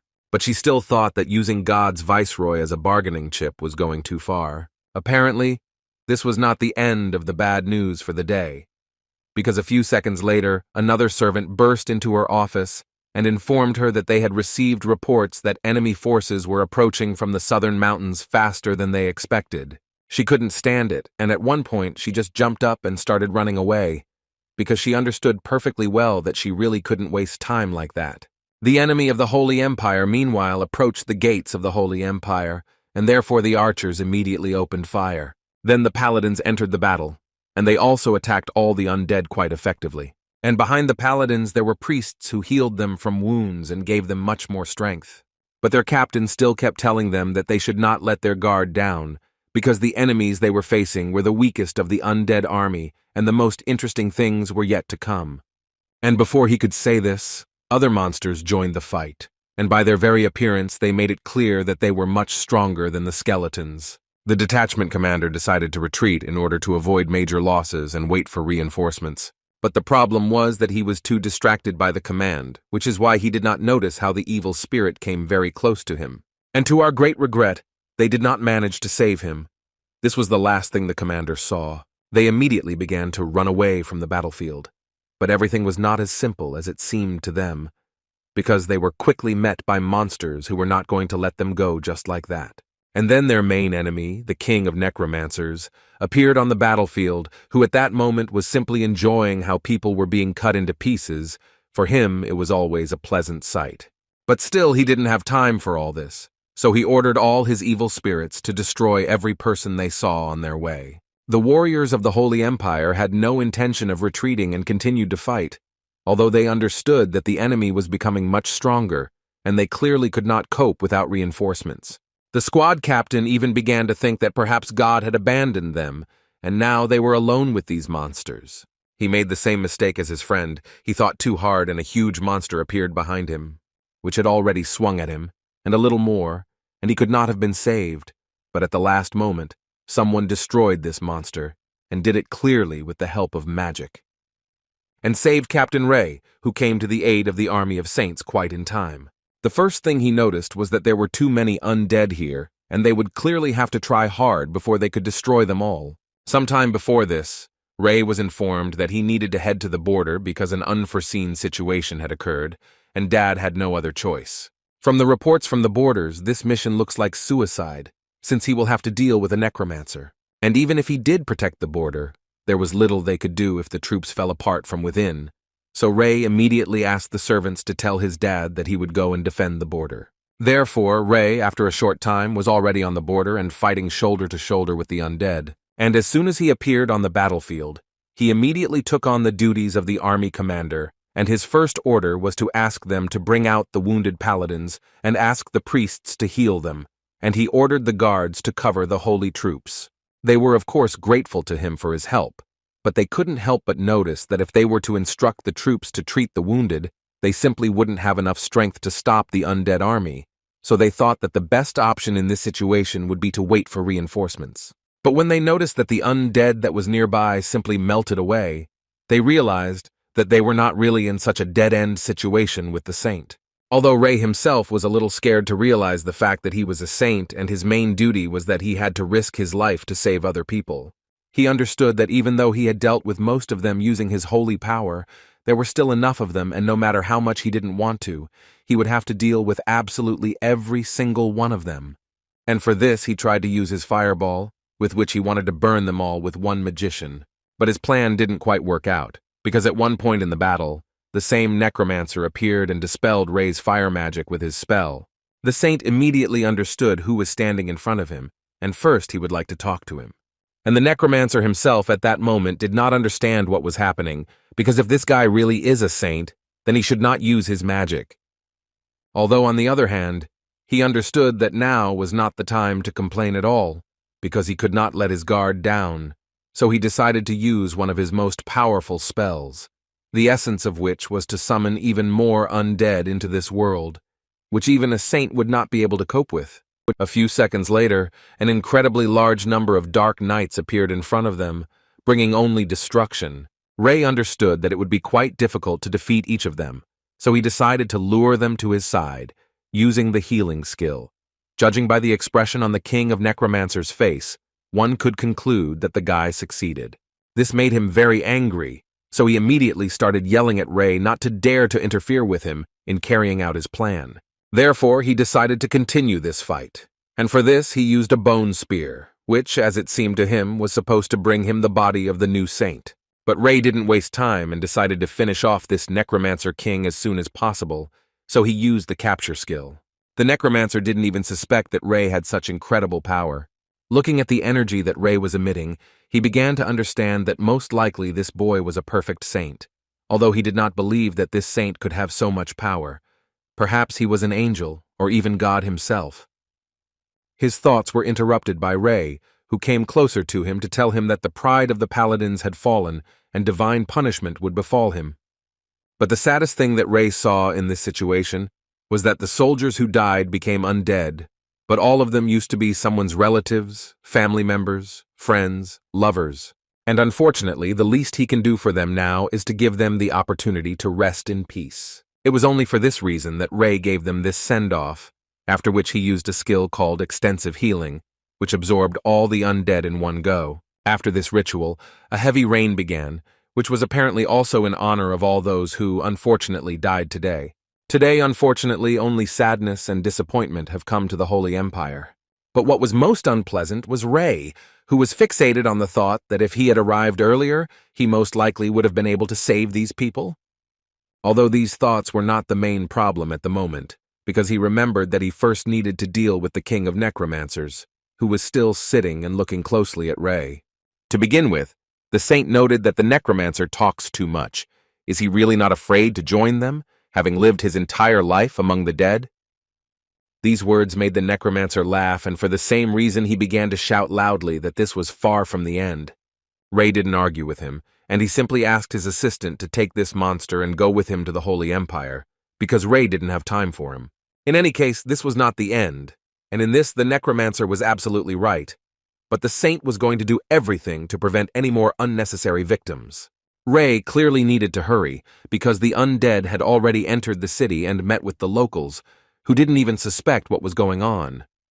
But the undead themselves forgot that they were clearly not alone here, and that sword masters came to the aid of the army of the Holy Empire, helping civilians escape from these monsters. In any case, it was not worth relaxing, because the enemy was approaching faster and faster with every second. Iriel also decided that she would not sit still and went on the attack, in which she used her holy power. But no matter how hard she tried, she still noticed one unpleasant moment. No matter how many she destroyed, they still kept coming and coming. She began to understand that there were actually not only undead there, but that an unknown army seemed to be joining their ranks, which was obviously not good for the Holy Empire. But the saddest thing is that they are literally starting to run out of options, and at this rate they will lose this fight, and as a result, they will give the Holy Empire into the hands of evil. At one point, her thoughts were interrupted when she heard an explosion, the culprit of which was one of the swordsmen of the Holy Empire. Iriel didn't expect to see Zeke here, and besides, he wasn't alone. Feya came with him today, and first of all, they greeted the saint, and then asked her forgiveness for the delay, but now they are here, and she shouldn't worry too much. But Iriel became even more angry because she did not understand what Zeke was doing here and why he was not guarding the saint. But as it turned out, he was here precisely on the saint's orders. Zeke told her that when he decided to go with the saint, Ray immediately told him to stay in Salonia, because if he went with him, then most likely he would cause himself a lot of trouble, although Zeke tried to tell him that he would do everything possible not to cause him trouble. But instead of allowing Zeke to come along, Ray offered him, rather unexpectedly, to go out for a one-on-one fight. The saint explained his proposal by saying that since Zeke claims that he is quite strong and will not cause trouble to anyone, then it would be best for him to prove it. Zeke understood him perfectly, so he asked the saint for forgiveness in advance and went on the attack. But he never expected that Ray had the aura of a sword, because it was amazing and so unexpected. After such a reception, Ray could only hope that Zeke understood him. From the swordsman's face, it was clear only that he was literally shocked by what was happening, because he blocked his sword with such a thin blade. After this short fight, Zeke realized that he could not help in any way, even if he was next to the saint, which is why he came to Lady Iriel. Iriel began to understand that Ray simply did not know how dangerous the necromancer was, which is why he was so confident. Although in fact, he was in an incredibly dangerous situation. The saint meanwhile arrived at the place where he left Mary and Chris, because now he is responsible for them. That is why he is so worried about them. He didn't have to search for long because he quickly found Mary, who was holding his little sister in his arms and simply crying. Ray still had hope that everything was okay with them, so he immediately started running towards them. The first thing he did was check her pulse, and then her breathing. But unfortunately, there was neither, so he didn't have to think long about what was wrong with her. Mary immediately began to cry and talk about how his little sister had always been so weak and defenseless, but in the end he was unable to cope and protect her from trouble. It was very painful for Ray to watch this, so he still admitted the fact that it was his fault that he brought them here. It was a big mistake from the beginning. The saint admitted the fact that it was he who had caused him so much pain, but suddenly Mary interrupted him and said that in fact this was far from true. On the contrary, he believed that Ray tried to do everything in his power so that they could live in a better place, and it was definitely not his mistake. Mary was of the opinion that even if she were stronger, she would hardly have been able to protect her little sister. But now that he had lost her, he really only had one choice left, to become an order of magnitude stronger. Ray noticed the body of the knight behind her, and judging by the nature of the wounds, they were clearly not inflicted by a soldier of the Holy Empire. Putting all the facts together, it looked to Ray like Mary had destroyed him, which only meant that she clearly had some talent. In that case, he decided to tell them to come out of hiding immediately. Mary didn't quite understand what was going on, but Ray wasn't going to explain it yet. On the contrary, he raised his voice and said that they essentially had no right to ignore him. But they continued to do this, and Ray began to list the places where they were at the moment. 2 were on the roof, 3 were sitting in a tree, 1 was at the fountain, and the one that was following him on his heels. He ordered them all to get out immediately. A few seconds later, Ray watched the Dane family, who were the messengers, and the first thing they did was greet the saint. One of the envoys from the Dane family introduced himself and said that his name was Hong. And also, from right to left, Ray could see Hyuk Yan, Jong Yan, Sa Yan, Chok Yan, So Yan, Hyul Yan. The first thing Ray thought when he heard each of their names was that it was too difficult for someone to come up with several different names. In any case, he didn't call them for this, but because he wants to ask them to take care of this child. Ray also added that this girl has excellent assassin potential. Hong looked at this child and thought that this child managed to survive despite all the enemy soldiers who passed through here. Han decided to tell Ray that she could do it, and then the girl would grow up to be an assassin, but Ray interrupted her to say that he was not suggesting that she become an assassin. He was only asking to give her a chance so that she could become stronger. One of the Dame family realized that the saint was essentially asking them to teach this girl techniques, and Ray completely agreed with her, because that is exactly what he wants. But Hong immediately told him that they couldn't do that because they were tasked with constantly protecting him, and she said they simply didn't have time for that. All the brothers and sisters agreed with her. In addition, one of them said that the identities of some of them cannot be made public, since any leak of information could become a direct or indirect threat to his safety. Ray guessed that it would be difficult to persuade them, but he didn't think that they were so meticulous. After which, he decided to ask if they would do it if he ordered them to. And as soon as he said the word order, he immediately noticed how they reacted to him very strangely. as if this word was a trigger for them. But at the moment, it made the guy smile, because he understood that it was only to his advantage. He decided to order them to take Mary and train her in the skills of an assassin. They did not argue after this order, and all they told him in response was that they would fulfill his request. But Ray didn't stop there, and he asked for one more favor, namely to bury Chris, this poor child. At this point, the orders ended, and Ray turned to Mary to tell her that now she needed to follow them and do everything possible to teach them a lot. He also added that these people could be trusted, and there was clearly no need to worry about this. But Mary was worried about Ray, because she wanted to know what would happen to him, and the saint told her that for now he needed to help people before it was too late. Meanwhile, the Holy Army continued to fight, and Iriel came to their aid, using the blessing skill to slightly add strength to each of the paladins. Feya was next to the saint all this time, and looking at how hard she was trying, the girl began to think that the saint was using too much energy, and it would be nice for her to rest a little. But Iriel assured her that there was no time for that at the moment, because she still had a lot to do, and she was sure that everything would be fine. But she still hinted to Faye that if she took care of the left flank, it would be much easier for her, and the girl immediately understood her. It seemed as if Iriel was okay, but it was only on the surface, because she didn't yet know how much longer their enemy would last, and she couldn't just bless the paladins without knowing what would happen next.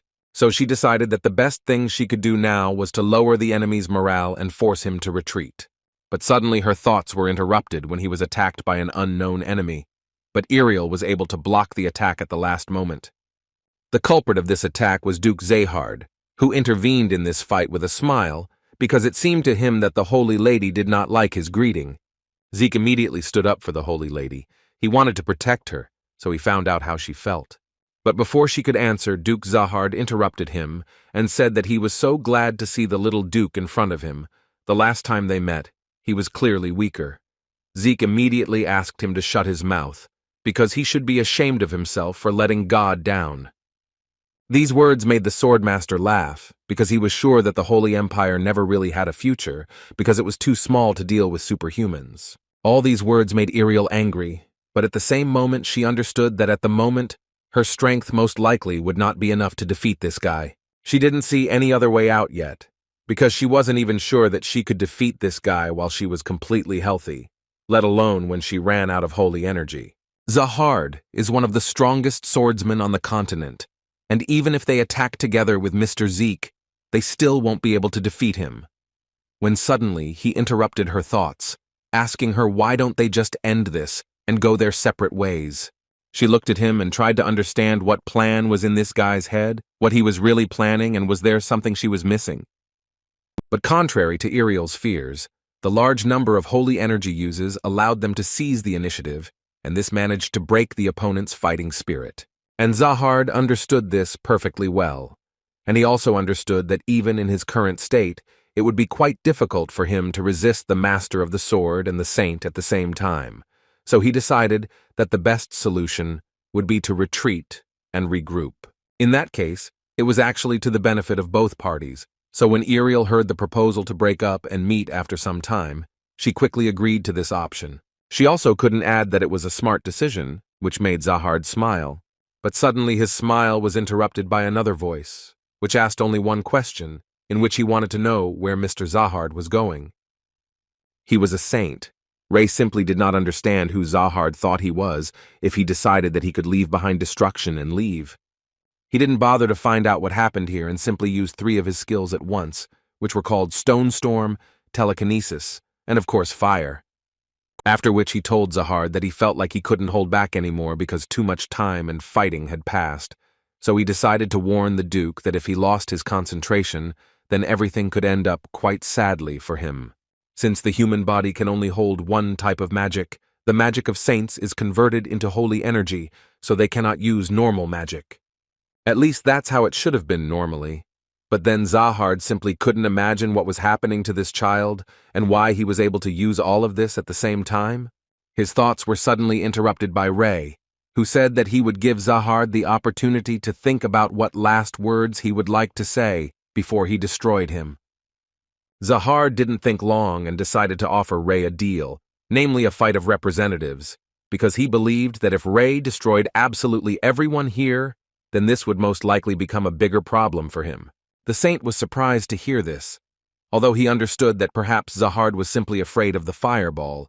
But still, Ray once again clarified with Zahard, or did he understand him correctly, that the Duke wanted to say that he could stand up to him in a one-on-one duel.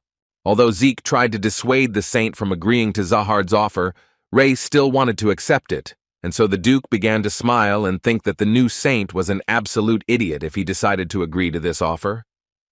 But suddenly his thoughts were interrupted when Ray called out to Zahard and asked the man to carefully approach him. Looking at Ray, the Swordmaster saw a lot of open spaces, and considering this, he understood that he actually had a huge chance of defeating this child.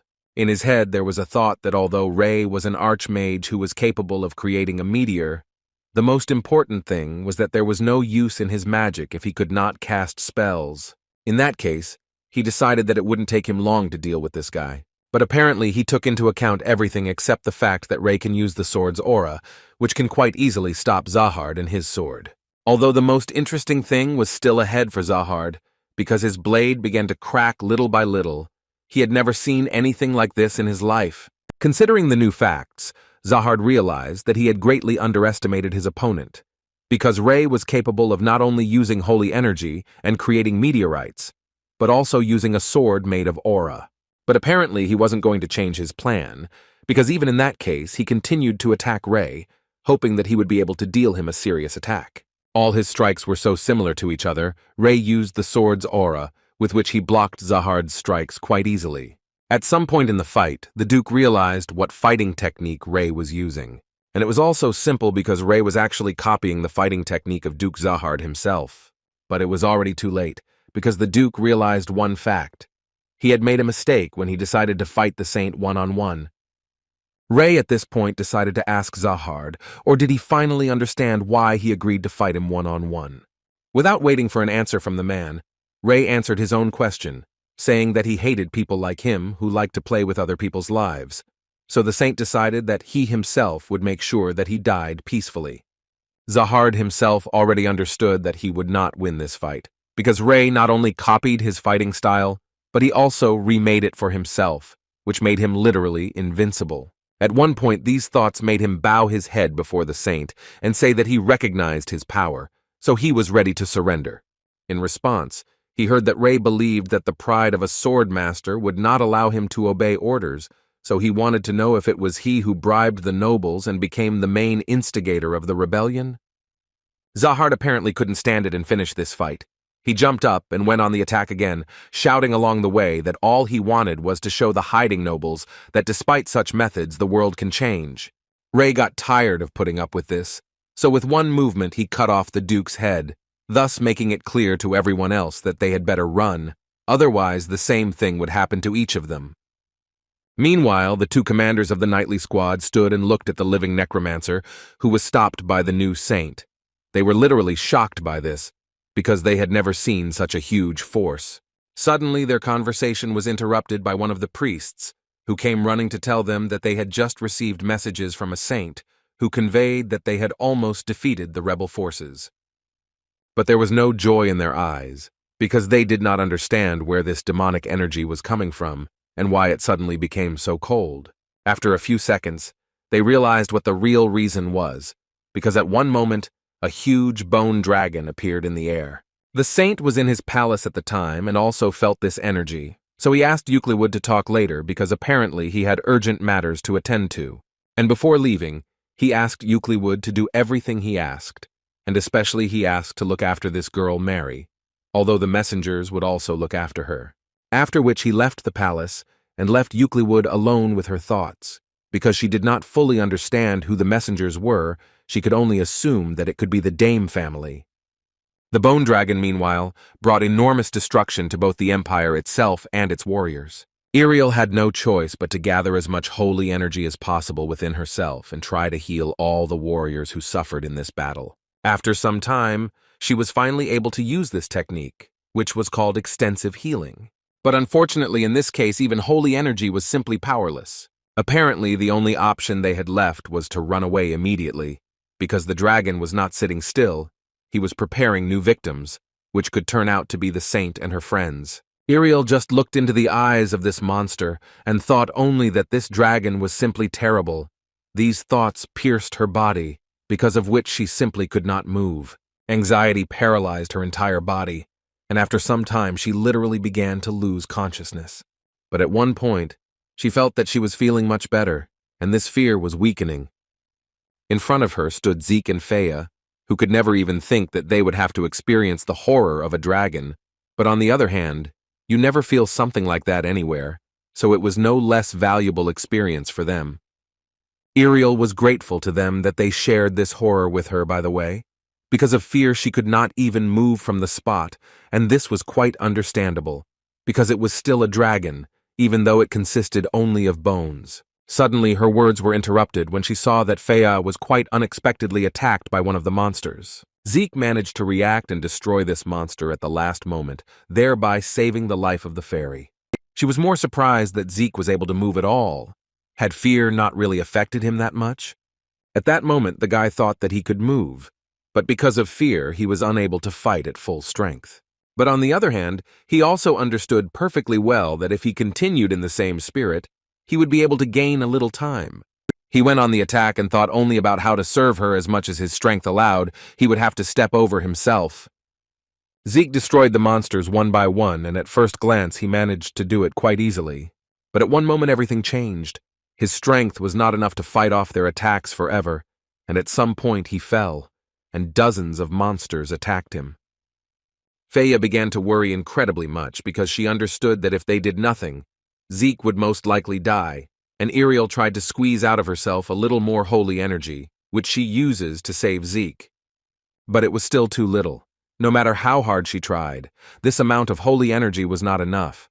Her body continued to not move, and at this rate, she definitely would not be able to help Mr. Zeke with her blessing skills. Her thoughts were interrupted by an explosion that came from the very same pile that attacked Mr. Zeke. He was able to get out of this trap on his own, but his condition was not the best.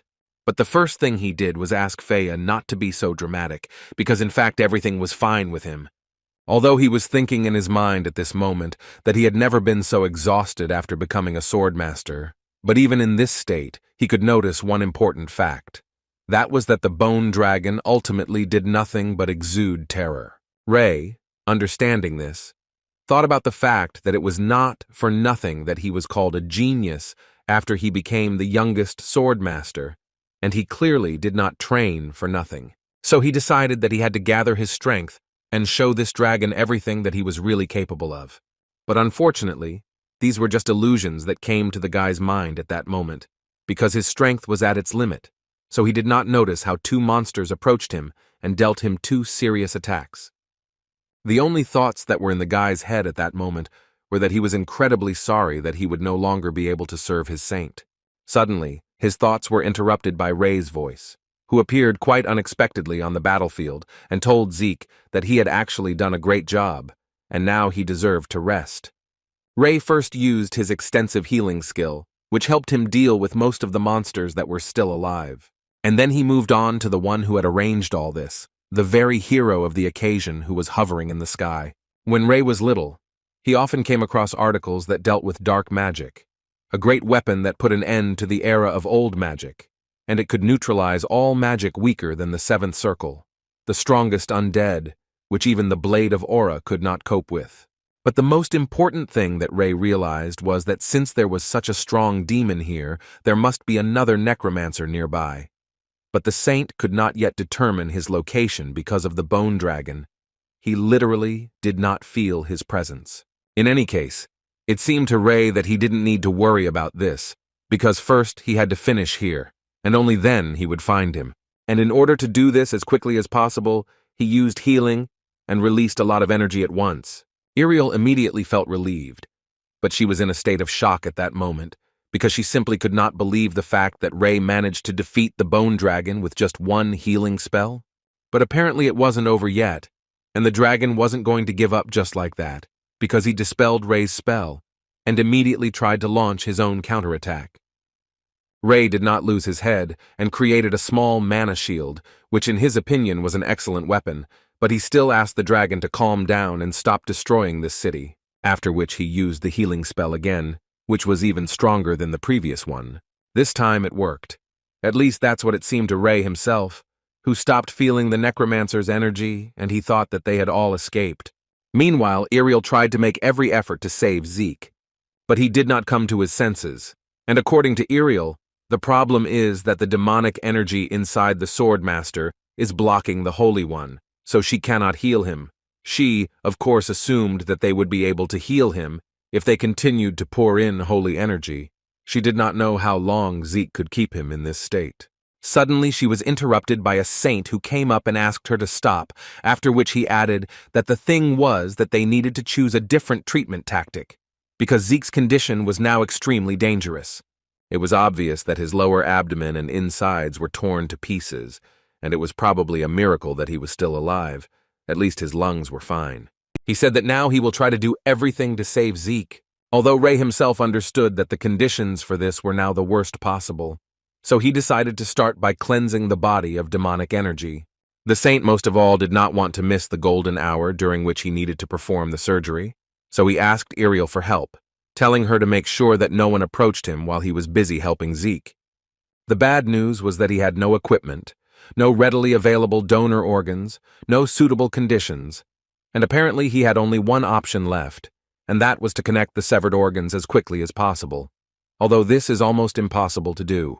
Now the main problem was that demonic energy filled Zeke's body, and apparently he had no other option. Ray reminded himself that even demonic energy was a form of mana, so he needed to use one that affected low-density areas, and in this way, he would be able to completely clear the path of mana in his left hand, and in this way, he would be able to absorb the demonic energy from Zeke's body. After some time, he still managed to extract all the demonic energy, but it was far from time to relax, because he immediately needed to move on to the next stage of the operation. He was going to reconnect the aorta to make sure the heart was working. The same goes for the arteries. He wanted to connect them and thus ensure normal blood flow. But while Ray was trying to do this, at one point he felt an incredibly strong pain, which made him stop at one point. But he still had to continue his operation, because he noticed that Zeke was looking much better, just by looking at the color and surface tension of his lungs, and considering all this, Ray assumed that a swordmaster like him would be able to withstand it. After all these steps, Ray decided to proceed with abdominal surgery. He immediately noticed that his ileum was in a terrible state.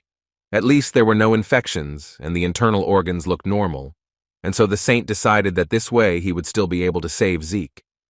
Iriel, who was watching the saint closely at that moment, thought that at first she didn't trust him at all, because she couldn't accept the methods he used to save her. But she felt that Mr. Zeke's life force was returning, and it literally made her change her mind. On the other hand, she was very worried about the saint's left hand, because it had completely darkened, and therefore she was not sure that everything would be okay with him. Meanwhile, the operation had successfully come to an end, and Ray was finally able to finish it. But he himself was not okay, because as soon as he said that he was finished with the operation, he immediately fainted, and Iriel went to him.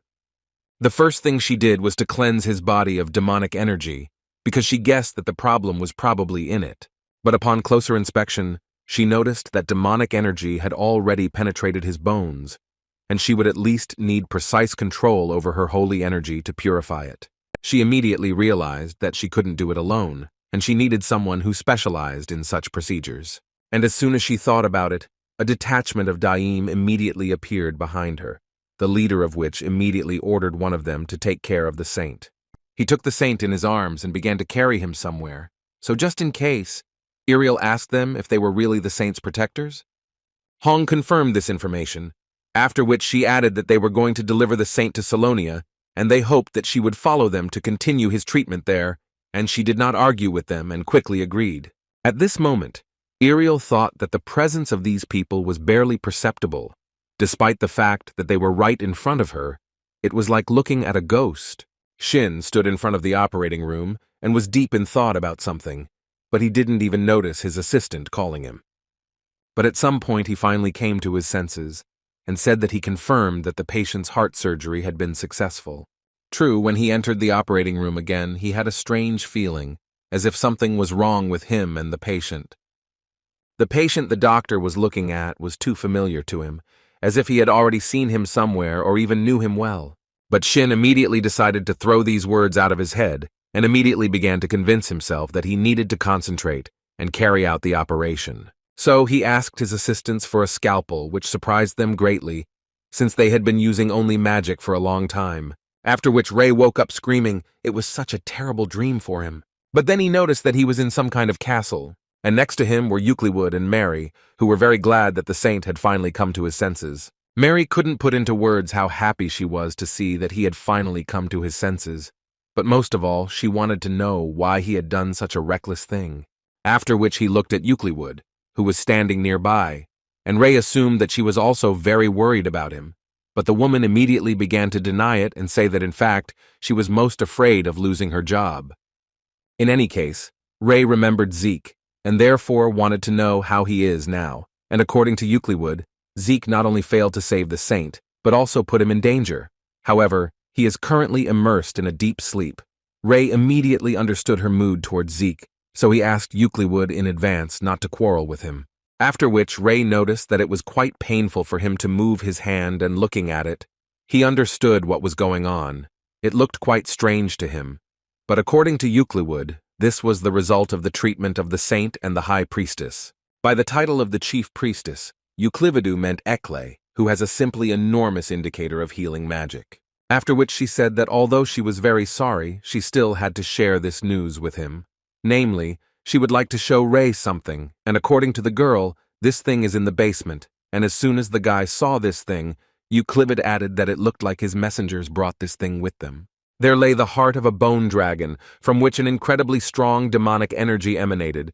Euclid said that although they managed to surround it with a blessed veil, it was still not able to block all of its energy. After it finally ended, Rei turned around and asked her why the girl had told and shown him all this, and she, without hesitation, said that he had been instructed to take it and follow it to the lecture hall. He immediately assumed that most likely they needed to explain how he would destroy the bone dragon, and he was absolutely right, because it seemed that some representatives of the nobility could not take his word for it, and therefore the Pope ordered him to come and personally give a full explanation of the events that had taken place. It was so strange to hear for Rei, because he essentially captured the necromancer, protected them from the uprising, and even defeated the bone dragon, and now they want him to act as their diplomatic representative and explain how everything really happened. Rei, after such antics, realized that he was actually just tired of being a saint, so he decided to go there after all and ordered Euclid to take this heart with him. Meanwhile, in the lecture hall, there was a bunch of nobles who were discussing Rei. They were saying that the guy simply couldn't defeat the necromancer alone, because it was impossible, so they were more inclined to the option that most likely it was a setup. Ekle came onto the stage, who, as they all knew, held the position of the high priestess, and she first asked each of them to calm down. She understood that they had accumulated quite a lot of questions, the answers to which they would like to receive. Count Slane was the first to decide to ask her a question, as the head priestess, and he wanted to hear her opinion. Is it really possible that Rei was able to not only defeat the undead, but also, according to rumors, use magic at the same time? She immediately answered him that they actually didn't know all the details yet, because only God knew the truth at the moment. This answer made him angry, because he believed that it was the duty of the Holy Empire to understand everything and explain this information to the other kingdoms.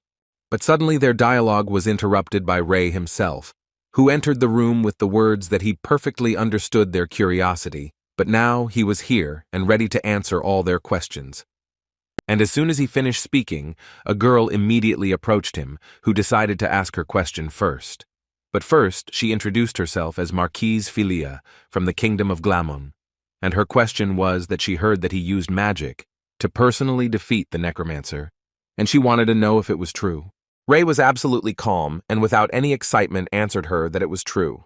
They were surprised that he gave such a short answer and essentially did not explain anything to them, but Rei did not care, and he wanted to hear the next question from them, but they wanted to hear at least some evidence from him. Gregory from the Rhesian Empire entered the dialogue, as well as Selena from the Rhesian Empire. According to them, it was an honor for them to be in his presence, but they still would like to hear some evidence from him. After all, according to them, They came here as reinforcements to prevent any possible danger that could threaten the sacred empire and this continent. Gregory also added that the events that had just happened posed a threat not only to the Holy Empire, but to the entire continent. So they wanted to ask him if he thought they deserved proper evidence to guarantee a peaceful exit from this territory. However, Ray responded to this by immediately saying that it seemed to him that the necromancer he had captured was already sufficiently convincing evidence. But Selena immediately noted that this fact did not prove that it was he who had personally captured the necromancer. Ekle thought that Ray was currently talking to a terrifying sword and the youngest princess mage of the 6th circle of the Reincarnated Empire, and it was very similar that some very resonant names were already starting to take the first steps. In other words, they realized that the saint was a threat. They are afraid of the man who single-handedly defeated the necromancer. That is why they use this time as an opportunity to decide whether to eliminate him or not, and that is why she became even more interested in finding out what Ray himself will do now. The saint thought a little about his answer, but still said that he defeated the undead alone or together with other people. In any case, this does not concern them in any way and does not relate to their country in any way. Gregory stated that obtaining accurate and reliable information was an important task not only for them, but also for other kingdoms, and if they simply took the word of the Holy Empire, then he suspected that it would be quite difficult for them to decide on a plan for their further actions. Ray was tired of putting up with all this, so he decided to give him the proof that they wanted to see so much, and he did it in a rather brutal way by putting the aura of the sword to Mr. Gregory's neck. Selena, looking at all this, immediately wanted to know if this was an official statement from the Holy Empire regarding the Reincarnated Empire. Instead of answering her question, Ray asked Euclivida to bring him what they had taken with them to this gathering. He took off the tablecloth and showed them all the proof they wanted to see. It was the bone dragon's heart. He was sure that they could tell it was real by feeling the demonic energy coming from it. They couldn't believe that they were actually seeing the heart of a bone dragon in front of them, and Ray offered to take it into their hands if they didn't believe him. And as soon as Selena took this heart in her hands, she immediately began to feel that she was suffocating from the energy emanating from it. Ray at that moment said that the Holy Empire gives them the full right to conduct an investigation regarding the captured necromancer. No matter who defeated him, Ray believed that the Holy Empire had enough power to defeat the Bone Dragon. But most of all, he didn't understand how they treated the Holy Empire. And if she didn't object, then he also had one question for her, asking which he would like to know if her actions were an official statement on behalf of the Reincarnated Empire. Gregory and Selena from that moment on could not say a word, moreover.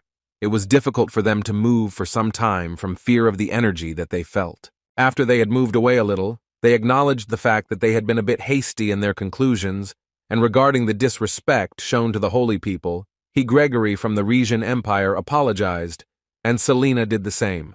Ray added to them that he didn't really care about the titles they held in their respected kingdoms, but he still wanted to remind them that when they came here, they were the face of their entire state. He would like to finish on this, because he was busy with something when he was told that he needed to come here. So he hoped that they would normally take the fact that it was time for him to return. Ekle thanked him for coming to them. It was a great honor for them. Ray couldn't get the thought out of his head that maybe he should go and visit Zeke, because he didn't feel like he should just disappear from his life.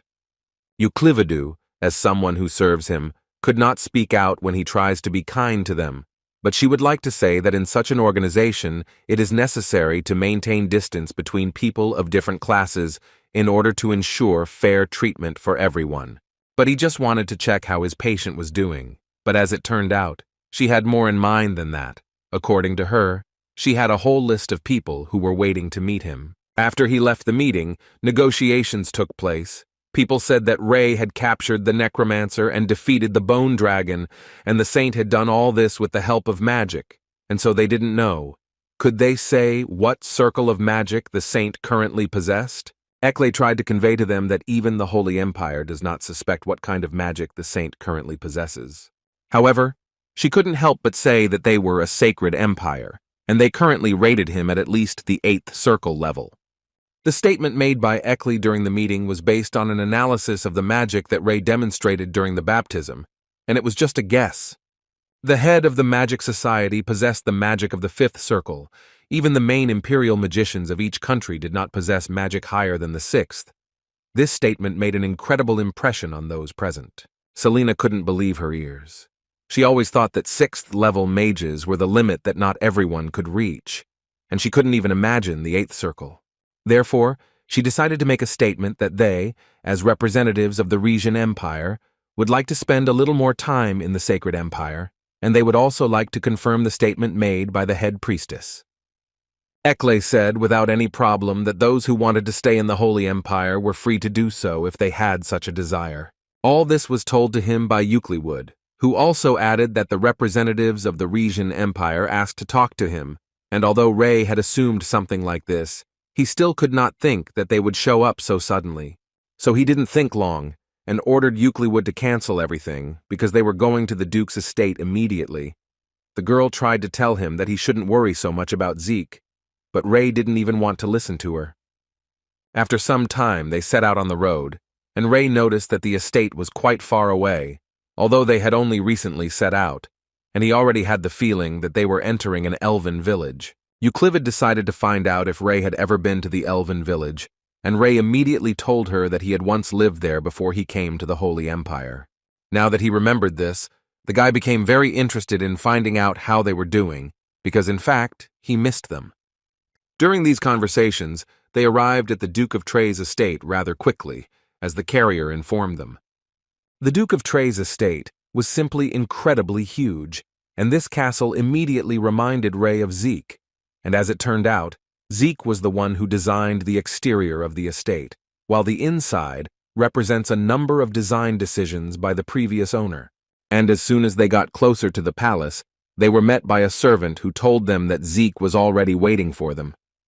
While they were walking towards him, Ray decided to ask Euclid why Zeke had come here, because it seemed to him that it would be great if he were recovering in the castle of Salonia.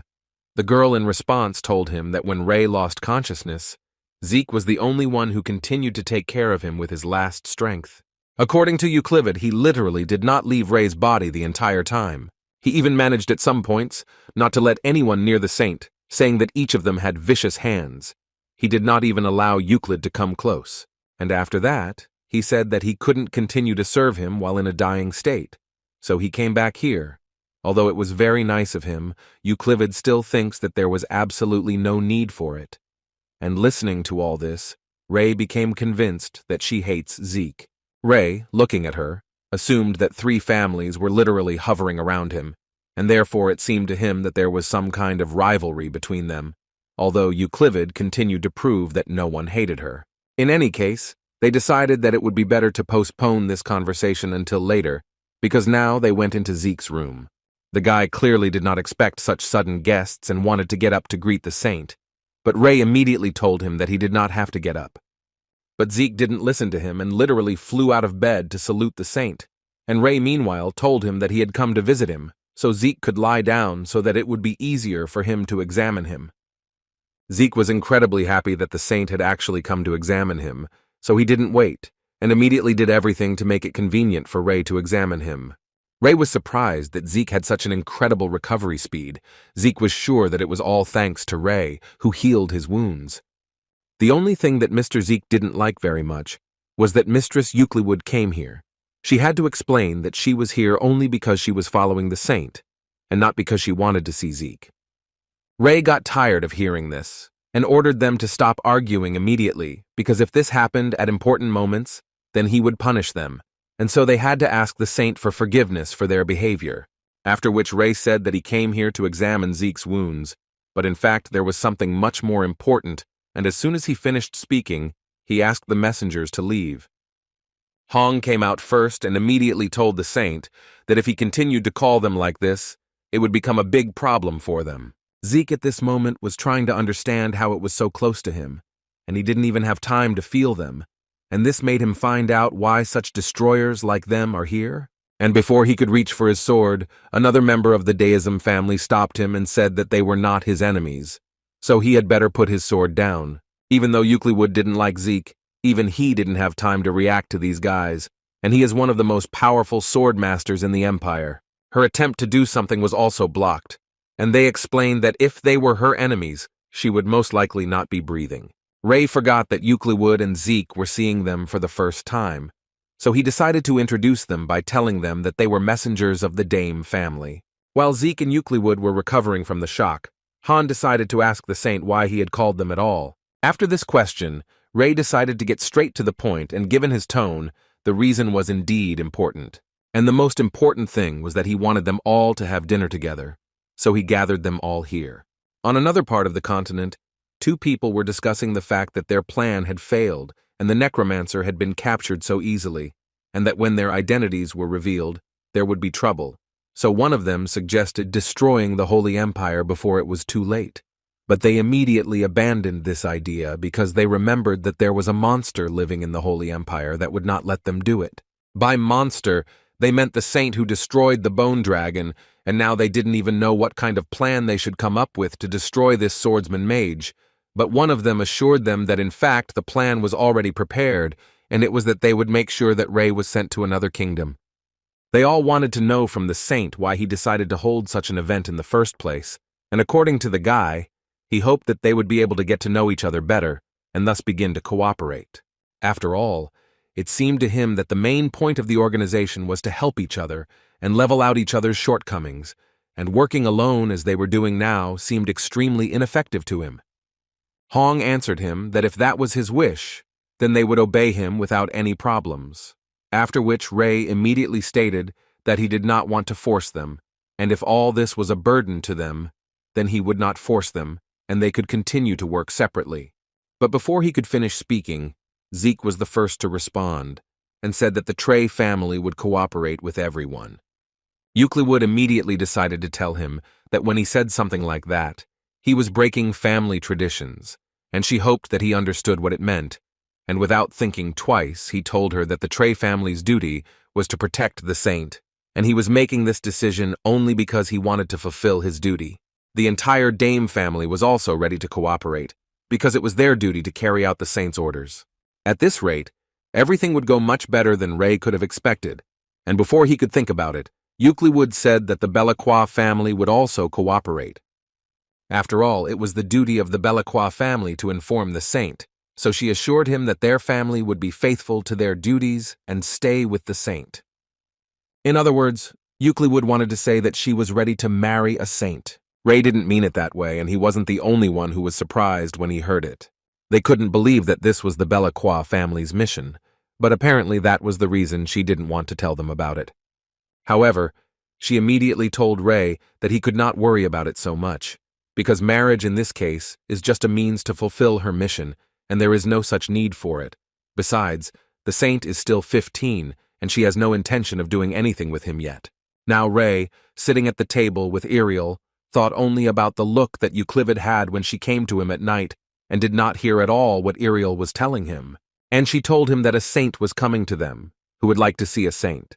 And as soon as such an opportunity presented itself, he approached, and first of all asked for forgiveness for his rudeness. And in order to make it easier for him to make amends, he brought a necklace, which, according to him, was created from the stone of one of the wyverns. Ariel almost jumped out of her chair when she saw Cecilia's tear, although Ray clearly didn't understand what they were talking about. According to Ariel, Cecilia is a famous English craftsman who lived several hundred years ago, and one of the jewelry she created was earrings. They say that only one remains, and the second can only be found by using a high level of magic. It was literally a legendary treasure, but the Duke assured that he would spare nothing for the saint, and that it was simply a gift.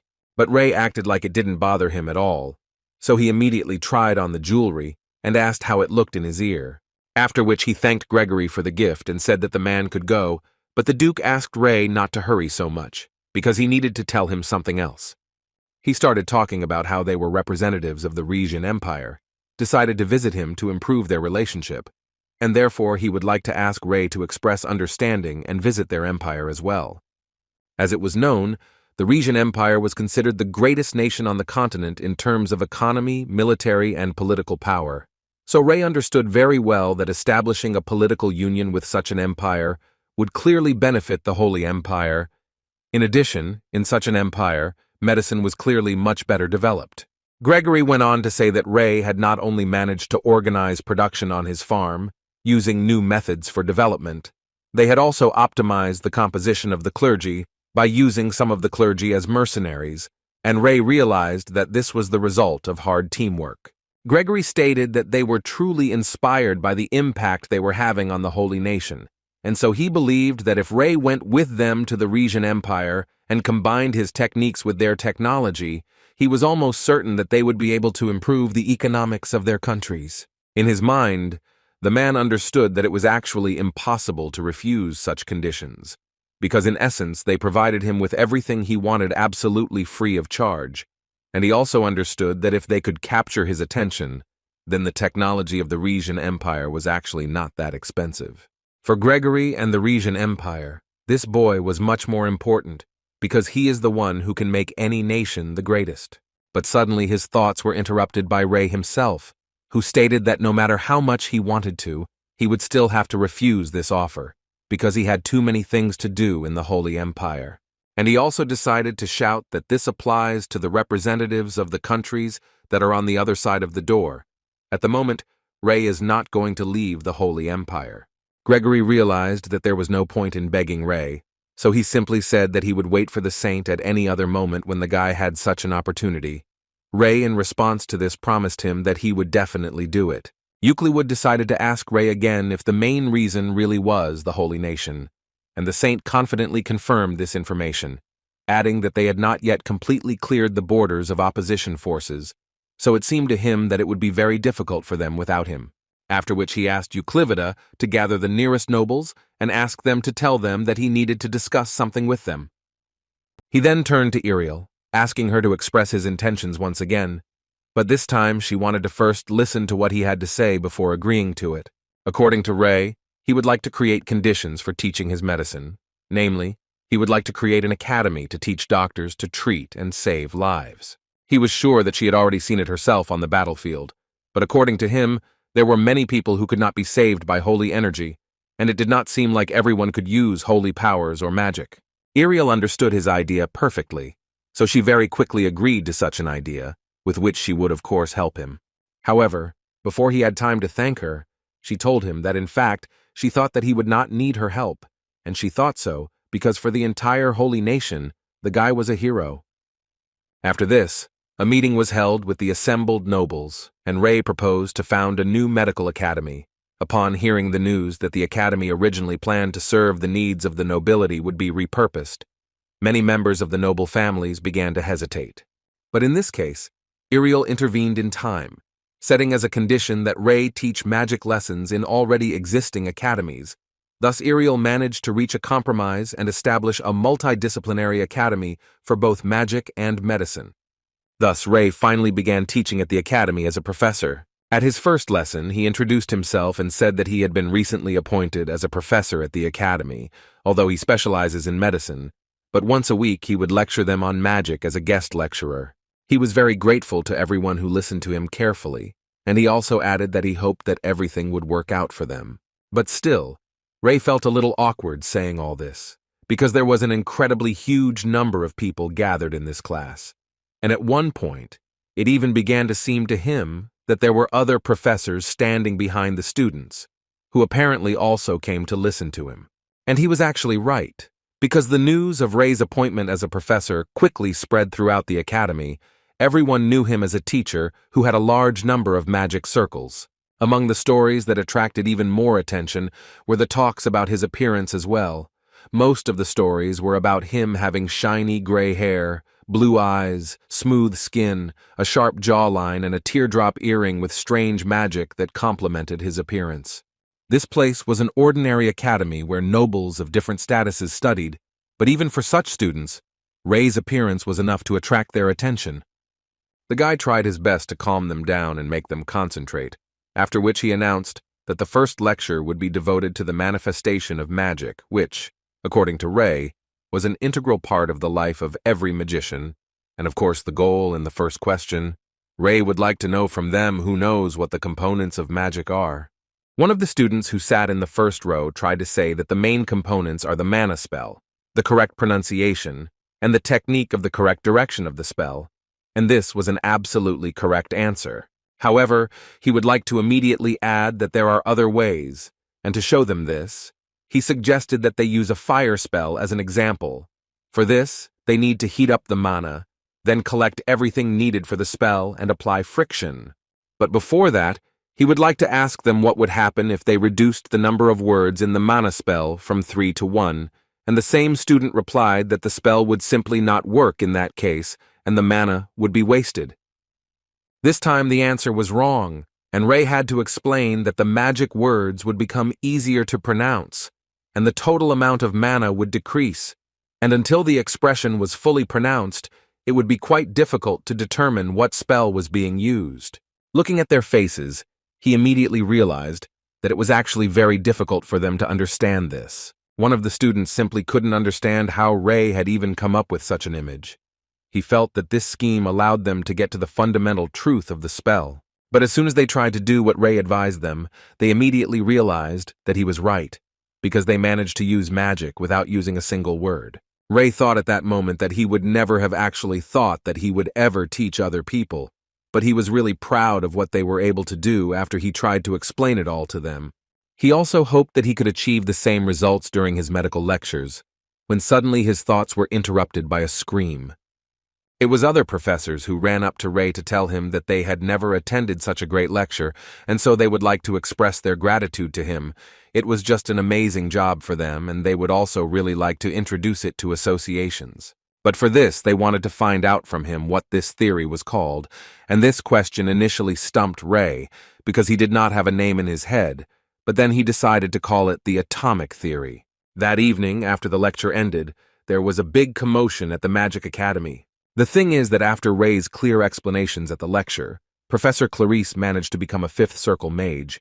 He managed to overcome the difficulties of a fourth circle mage, and thereby raise his level. With this news, the students ran to Ray early in the morning, and the saint simply could not understand what was going on and why they decided to wake him up so early. He opened the doors half asleep to see what the students who had gathered behind his door wanted from him, and the first thing he heard was that the students were asking him very much to repeat the lecture he had given them yesterday, and they would also be very grateful to him if he made his lectures on magic regular. But instead of fulfilling their requests, Ray decided to simply close the doors in their faces and use a silence-strengthening spell to continue his sleep. However, Ray had no choice but to answer their pleas. In exchange for them never coming to his private quarters again, he increased the number of lectures on magic to 2 a week, which was not at all what he had planned from the beginning. Meanwhile, in the Elven settlement, the elder wanted to know from Lady Era what she wanted to do with the Elven village that asked to move. Ira asked the elder to tell them to finish everything within a week, because she needed to go somewhere, and the elder first wanted to ask where she suddenly needed to go. But then she herself came to the correct answer, so she decided to ask Mrs. Ira to say hello to Ray, and say that everything was fine with them, although Ira didn't even hint that she was going to the Sacred Empire. Then the elder asked her to say that she was wrong, and instead Ira simply agreed to say hello from her. In her head, Ira thought that half a year had already passed, and although this period of time meant nothing to the elves, she still really wanted to see Ray, because just thinking about him gave her the feeling that an eternity had passed. Ray didn't come to the next lecture alone. He took an assistant with him, who this time would be the ice element Professor Clarice, who apparently wasn't too happy about being invited to this event. Some students didn't understand how a professor like Clarice could get close to someone like Ray, but apparently they had better stop these conversations, because Clarice already suspected something was wrong, and therefore looked at them with a rather frightening look. Ray interrupted them when he suggested that they focus and begin the second lecture. Ray first started talking about how all mages are forced to use mana of the same quality, and according to him, it doesn't matter who casts the spell or what kind of mana is used, and to show them what that means, he asked his assistant to demonstrate the Windcutter spell on him. His assistant began to noticeably get nervous, because he didn't think he would be helping in this way, and the students also became tense when they heard this. Ray assured him that everything would actually be fine, and if he was that worried, he could aim for the board next to him. After the professor cast the spell, he was finally able to release the wind from his hands, which he directed at the board next to Ray. But the professor's spell did not reach the saint, because at that very moment he used cancellation magic, which completely destroyed his assistant's spell. After which Ray added that this is how it is. If they can determine where the source of magic is, and if they cause a collision in the same place, then even if the spell is performed by another person, it can still be cancelled. And having said this, he immediately informed everyone that he was ending the lecture, because he wanted them to spend the remaining time in pairs and try to cancel spells, as he had just shown them. But the students kept telling him that this was simply impossible to do. This provoked Ray to scream, because it seemed to him that they had all forgotten who magicians were. According to him, magic defies logic, and if they stop accepting new ideas, then everything will come to an end. And even if the method turns out to be unsuccessful, they should never forget about the final goal. They didn't even think about it.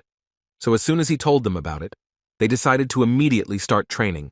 So Ray's plan worked, and kept all these guys busy for some time. The next day, Ray got up already tired because he had not studied for so long, but he was able to prepare everything for his lectures on medicine, and at least this made him happy. All that was left was to hope that people would come to him. Although in reality it was a problem, because this type of activity was not as popular as magic or fencing, so he would have to think about how to attract people. Suddenly he heard a scream, and when he looked around, he saw a big guy pestering a girl. He said something like that he had been waiting for her answer for about 200 days and still hadn't gotten it. So he, Minos, decided to hear the answer right now.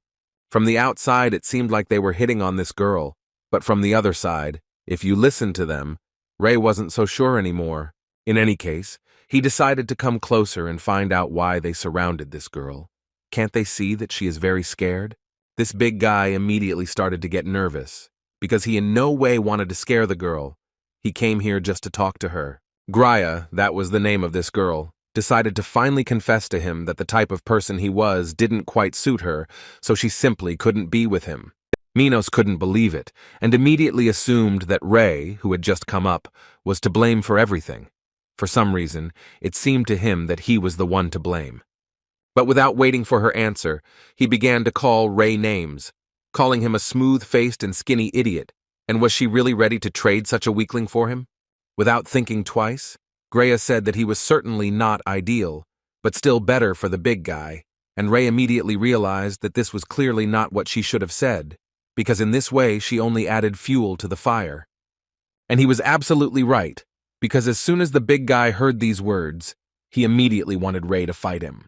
The saint did not know what was best to do in this case, because he had already caught the big guy's glove, which meant that he was obliged to go out to a duel with him one-on-one.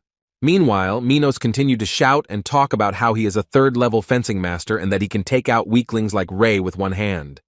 The saint got tired of hearing this, so he hit the impudent man on the head and forced him to shut his mouth, after which Ray wanted to know who he thought he was to allow himself to talk like that. And as soon as the guy defeated Minos with just one branch, everyone around started chanting that Ray was a great guy, because in fact Minos was the most annoying of all, and they were just waiting for the moment for someone to teach him a lesson. Thus Ray once again became a hero by accident, although he didn't even plan to do so, and the girl he saved was very grateful to him for it. While he was answering her that he was always happy to help, at one point he stopped because he smelled a very strange smell of perfume. It smelled very strongly of alcohol. Ray decided to ask her what kind of smell was coming from her. It was some kind of alcohol perfume, but as it turned out, the girl had been preparing potions before, and most likely the smell was from them. The guy immediately understood that since she was preparing potions, it only meant that she was interested in medicine, and the girl confirmed this theory, saying that she really couldn't wait for the time when lectures on medicine would begin. Ray was obviously happy when he heard such words. Because this was his first student, he decided to introduce himself, and as soon as he did this, the girl noticed an interesting fact that his name is exactly the same as the professor's, and in any case, he can call her Gria. After such a short conversation with Gria, Ray immediately got the impression that everything would turn out much easier than it seemed to him. As soon as he walked away, her friend immediately ran up to the girl and told her that she had just spoken with Professor Ray, which the girl simply could not believe. Her friend saw concern on Gria's face, and the first thing she assumed was that the girl had fallen in love with the new professor, who actually looked quite attractive to both of them. The girl did not deny it and simply continued to follow Ray with a loving gaze. When the saint came to his room, The first thing he wanted to understand was why he couldn't spend at least one day peacefully, and what he should tell him about at his first lecture on medicine. He was faced with one problem after another, and therefore had so many reasons to worry. How suddenly he was very much frightened by Ariel, who crawled out from under his bed, and the first thing she wanted to know was what he was doing outside. Why was it so hard for her to hide? Ray was very scared, and immediately wanted to know from her what she was doing here at all, and why she was not in the Holy Empire. According to her, she was only here to find out how he was doing, and it seemed to him that she was doing too much for him, and Ariel actually couldn't help but agree with him. But she also wanted to add that she also came here not just to see him, but also to spend a little more time with him. At that same wonderful moment, they were interrupted by a beam of light from which Ira miraculously appeared, who, as was known, was also here only to simply see the guy. Ray didn't have time to recover from the shock that Ira gave her, when suddenly Ira scared him so much, and he had no idea what was going on here. He didn't even guess what she was doing here, because it seemed to him that today was an ordinary day, no different from others, but still, for some reason, she was here. After some time, they were already sitting at the same dinner table, and Ray felt not very comfortable, because Ariel and Era were clearly not friends. Some time before this, Ray stood with his mouth open and simply couldn't believe that Era used a teleportation spell. But she was worried about what he could say to her during such a long separation, because it was obvious to her that she came because she really wanted to see him. Before Ray could tell her that he was very glad to see her, she immediately turned her attention to Ariel in order to find out what he was doing here with this woman. Ariel didn't quite understand what she was talking about. Was there really some law that prevented her from being here? But their quarrel was immediately interrupted by Ray, who handed them cloaks and said that they were leaving the academy immediately. After all, looking at the girls, he actually understood perfectly well that if he was seen with a saint and a high elf, then most likely he would attract too much attention. But what worried him most was that he could not spend a single day peacefully. At the dinner table, Ira decided to note that not much time had passed since she was last in the human village, but when she looked around, she noticed that quite a lot had changed in that time. Suddenly, her story was interrupted by one of the restaurant workers, who asked Ray and company for permission to let some more people sit down with them. Ray and the girls didn't really care, so they quickly agreed and allowed them to sit down. One of them immediately thanked Ray for allowing him to sit down while they were waiting for empty seats, and the saint, in response to this, decided to ask them a question in which he was interested to know whether they were adventurers. Although mentally, he already understood that by the flow of mana, one of them was a magician and the other three guys were swordsmen. As it turned out, they were mercenaries, and they found it a little funny that Ray called them adventurers. They didn't have such a name yet. But seriously, they turned out to be members of Billicle's mercenary corps. Ray had already heard about him. He knew that most of the corps members had a lot of experience, and that recently this organization had grown significantly in size, and while he was thinking about this, Ariel decided to talk to them, who, as it turned out, had heard a lot about them, and therefore wanted to know what they were doing here. According to one of them, they received a request from the Holy Empire, and now they need to suppress the resistance forces and nearby monsters. Ariel immediately responded that it was actually quite impressive to receive an order from the Holy Empire, but Ray saw something else in it, because he realized that in fact Ariel was simply pushing her work onto the mercenaries. Ira joined this dialogue because she thought this story was quite interesting, although she assumed that perhaps it was because she lived in the forest. So she asked the mercenaries to tell her more stories.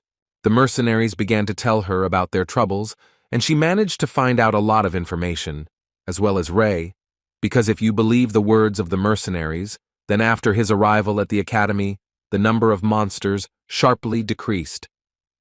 But this only affected low-ranking monsters. The number of mid-ranking monsters did not decrease. As if they were under someone's control, the monsters began to adhere to tactics. Now Ray understood why Ariel hired mercenaries, because it would clearly be difficult for people in the Holy Empire to fight against such opponents. Ariel took this into account, and Ray understood it.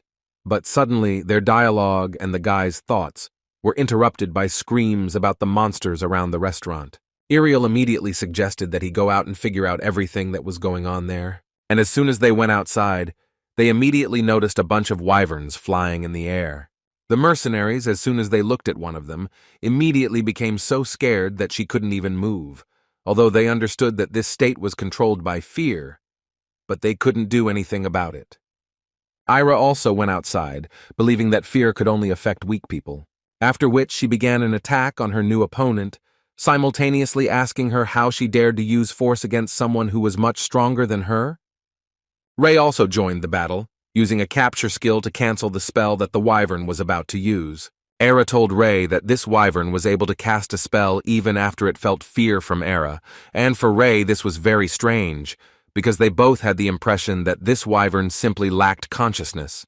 While they were trying to figure this out, Iriel turned to Rei to tell him that she would go deal with the other monsters. At that moment, the saint had only one thought in his head, and that was that there was definitely someone else behind all of this, and he was simply taking it all too lightly. But in order to find out, he decided that first he needed to talk to the necromancer. After some time, there were already several magicians standing near the necromancer who were trying to find out something from him, but the necromancer was not going to tell them anything, so they decided that it would be best to use a mental spell. This spell was also known as mind reading, but after several attempts they realized that their magic was actually unlikely to work on him, after which the necromancer himself said that he did not even suspect where they got this sixth circle newcomer from, and he also did not believe that she was using such a low-grade spell, so it seemed to him that they should bring a saint to him. He tried to convey to them that he knew about all the events that had happened in the outside world. He also knew that the saint had returned to the academy, and if he came here to extract any information from him, he would target those areas that the saint could not reach. Of course, he didn't say the last part of his thoughts out loud, but he continued to think that the monster tamer was clearly capable of this, and they would most likely use the trade union to put pressure on the economy of the Holy Empire, and then the necromancer was sure that this state would finally fall. Ekle suddenly interrupted his thoughts when she began to say that since he wanted to see the saint so much, she would have no problem arranging this meeting for him, because her information about the saint was already here. After which she added to him that he apparently does not fully understand that in reality, it is absolutely unimportant what he plans to do, because he will not succeed anyway. And all these plans were called, according to her, unrealizable dreams that the necromancer would never experience in real life. Then the necromancer suggested that they do whatever they wanted with him, and then they would see who would laugh last. It was already evening, and only by this time Rei and company were able to cope with the monsters, but he was still worried about their behavior, in any case. Now he decided that they need to strengthen the defense of the academy. Ira suddenly came closer to him and asked him for one favor, namely, she would really like to talk to him alone, and according to her, this is very important. They walked a short distance, and the girl began by saying that perhaps she did not understand anything, because she had lived in the forest for a long time, but she would still like to share with him what she felt. And when Rei was ready to listen to her, she began to talk about the fact that right now, including the territory that he calls the Academy, there are large magic circles located in several places. This surprised Rei very much, but Ira did not finish there, because she wanted to add the fact that these circles were simply huge, although it was also worth noting the fact that the flow of mana was weak. But then, when the monsters joined them, the flow of mana became much stronger. After these words, Rei immediately wanted to know what type of circles these were, and although Ira was surprised that the guy even knew about the types of circles, she still told him that for now she only felt a weak, magical power. She also told him right away that it would be quite difficult to destroy a circle of such a scale, so she thought that they needed to prepare for the destruction. But Rei still wanted to know if they could erase at least part of the circle at this point. Ira immediately assured him that in order to destroy the magic circle, they would need to destroy at least 30% of its area. And in this situation, Ira believed that it was simply impossible to do this, since they simply did not know what it was drawn with. Rei himself understood this. He hoped to hear other information from Ira in any case. Now they need to come up with something, because the magic circle works, and this means that it is whole, and its size creates huge problems, and the worst thing is that Rei did not even know if he could stop it. Therefore, the saint decided that first of all they should evacuate the people. So he began to prepare an order for a mass evacuation. After this, everyone began to panic, but not Fia, who began to calmly look for options with which they could get many people out of the city at once. After some time, they came to the conclusion that since the village is divided into a northern and southern part, it would be best to evacuate people from the northern part to Garel, and from the southern part to Sulain. Since there are mountains between the northern region and Garel, this is not the fastest way to evacuate. Ray himself was thinking about climbing to some high place in order to notify all the civilians about this. But suddenly, he was interrupted by Ira, who screamed and asked him to stop immediately. She lifted Ray into the air along with a piece of land, so he simply wouldn't have to waste time looking for some high place. Next, Ray used voice amplification with magic, and in this way he was going to address all the residents of the town. He did not explain what was happening, but immediately said that they needed to immediately collect their things and evacuate to Garel, which caused misunderstanding and confusion among people. Ray realized that they wouldn't just run away, so he took off his cloak and ordered them to run away from the name of the saint. But even so, they didn't seem to be running away because they kept looking at him, so Ray decided to try an extreme method and blew up something that was near him, and this clearly sped up the people's thinking, and they started running away. Even though it was an imaginary explosion that Ray created with magic, it was still the best option because they simply didn't have time to explain. After which he decided to go to the outskirts and warn the people there. And in his head at that moment, the only thing he had in mind was that it was better for people to think that they would not be able to get out of this situation safely. Ariel also began to carry out her part of the plan, and she simply could not get the thought out of her head that such a sudden evacuation of people would require at least 3 days, so she needed to request supplies from the city. She also understood perfectly well that the road to the north was more difficult, so there was a greater likelihood of being exposed to danger there than in the south. She meant monsters like the ones that were following her now, and that's why she was clearly wary. Ariel immediately realized that they had quite a lot of mana, and there were about 5 of them. There was also a feeling that they could release quite a lot of aura, which made them even stronger. In any case, she won't find out until she asks them herself, and the first thing she wanted to know was what business they had with her. These guys started talking among themselves about how she was a saint, even though their leader had forbidden them to do so, but they believed that she would die anyway, and there was no point in hiding. Ariel saw 3 youths and 2 adult men in front of her, and the men had as much energy as Zeke had, which meant that they could cause her quite a lot of trouble, and at that time, he was talking about how they wanted to fight the saint more than her.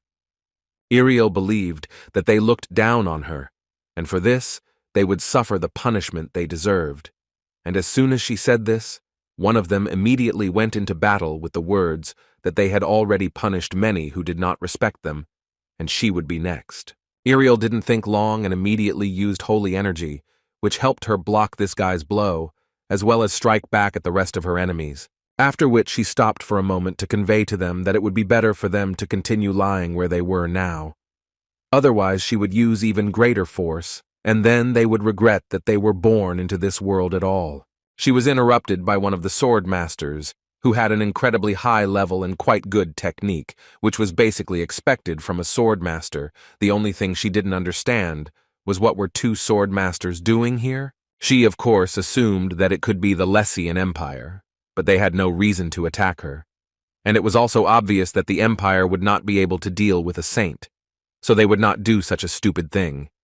But the most important thing was that now was not the time to think about it. Right now, she has to focus only on the fight, because if they find even one flaw in her defense, she'll be in big trouble. In order to protect herself a little, she decided that she would use her holy power, which could slightly reduce the distance between them. But the only thing she didn't take into account was the fact that they would attack her together at the same time. And while she was watching one side, they planned and struck from a blind spot. Although Ariel quickly got her bearings and realized what she had to do, and as soon as the opportunity presented itself, she used Holy Flash. Ariel was a warrior who knew full well that there was one simple tactic that could be used to defeat a swordmaster, and that was what she would use to defeat them. One of the swordsmen suddenly believed in his own strength too much, and without thinking crossed the barrier that Ariel had created. So he simply lost his arm, and all Ariel could say about it was that he was too careless with his life, as if it were some piece of paper. She stated that in that case, in his place, she would try to make peace or compromise. These words made him laugh, because he believed that with such power, there definitely could not be peace. Then Iriel decided that she would destroy them, but the swordsman doubted it because he believed that they were much stronger than her.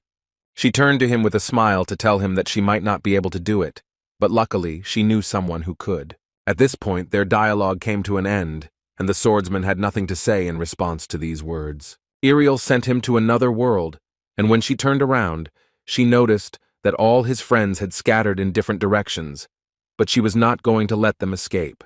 These guys moved away some distance and discussed the fact that they could not even imagine that the saint would be so strong, and now they apparently had a big problem with catching her.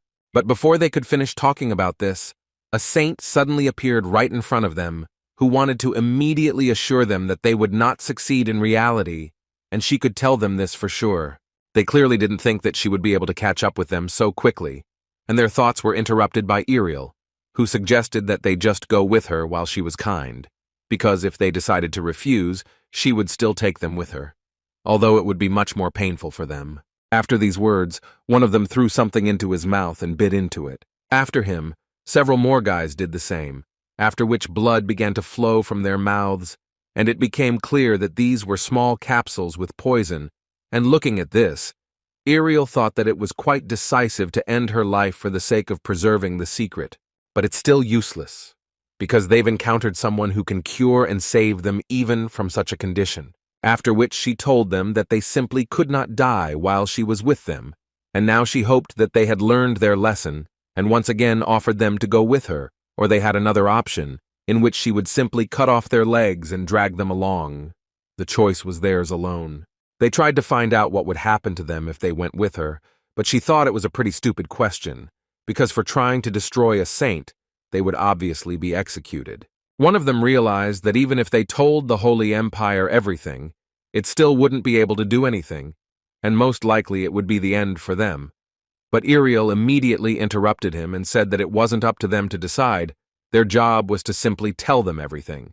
After which he asked Iriel to promise him something in exchange for him telling only the truth, and the girl agreed to fulfill his request if he really would tell only the truth. His friends immediately started yelling at him and saying that he simply had no right to say anything, because this didn't only concern him, they would all die.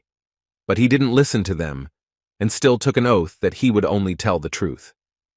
It was not a simple oath, but with the help of mana, the essence of which was that if the person who gave the oath broke it, then the mana inside his body would flow in the opposite direction, and now Iriel was truly confident that he would most likely tell the truth. He began his story by saying that the Holy Empire does not know, but their group is called Phroxia, and it was they who infiltrated the Empire more than 20 years ago. Iriel realized that he was talking about the Great Massacre in Geralt, and this guy was surprised that she knew about it, because when it all started, she was very young.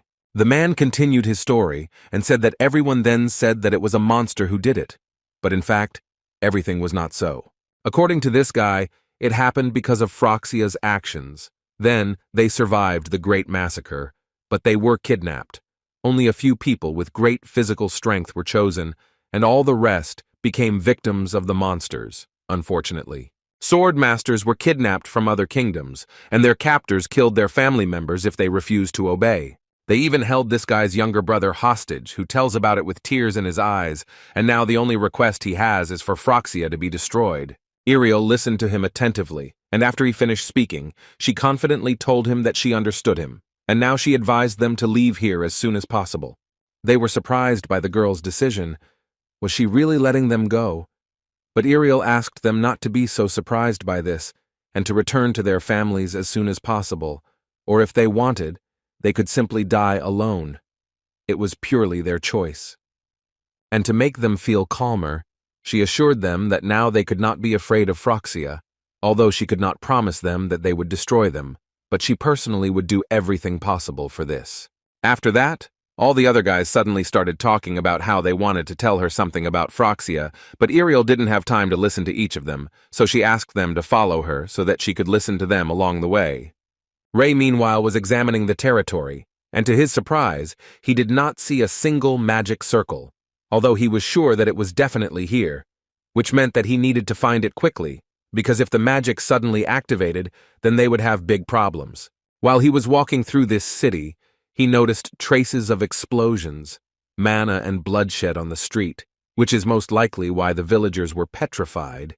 It was also quite strange for him that there was no damage to any of the buildings, as if someone had specially tried to preserve them. Suddenly, these thoughts prompted the guy to remember everything that Ira told him, and he realized that the best thing to do in this case was to use an explosion spell. And now, as he expected, the magic circle begins to actively disappear, and he feels it. The thing was that this entire village forms a huge magic circle. But what was most unpleasant about this situation was that there were still people left in this village, whom Ray immediately ordered to run away immediately. People didn't want to break the order.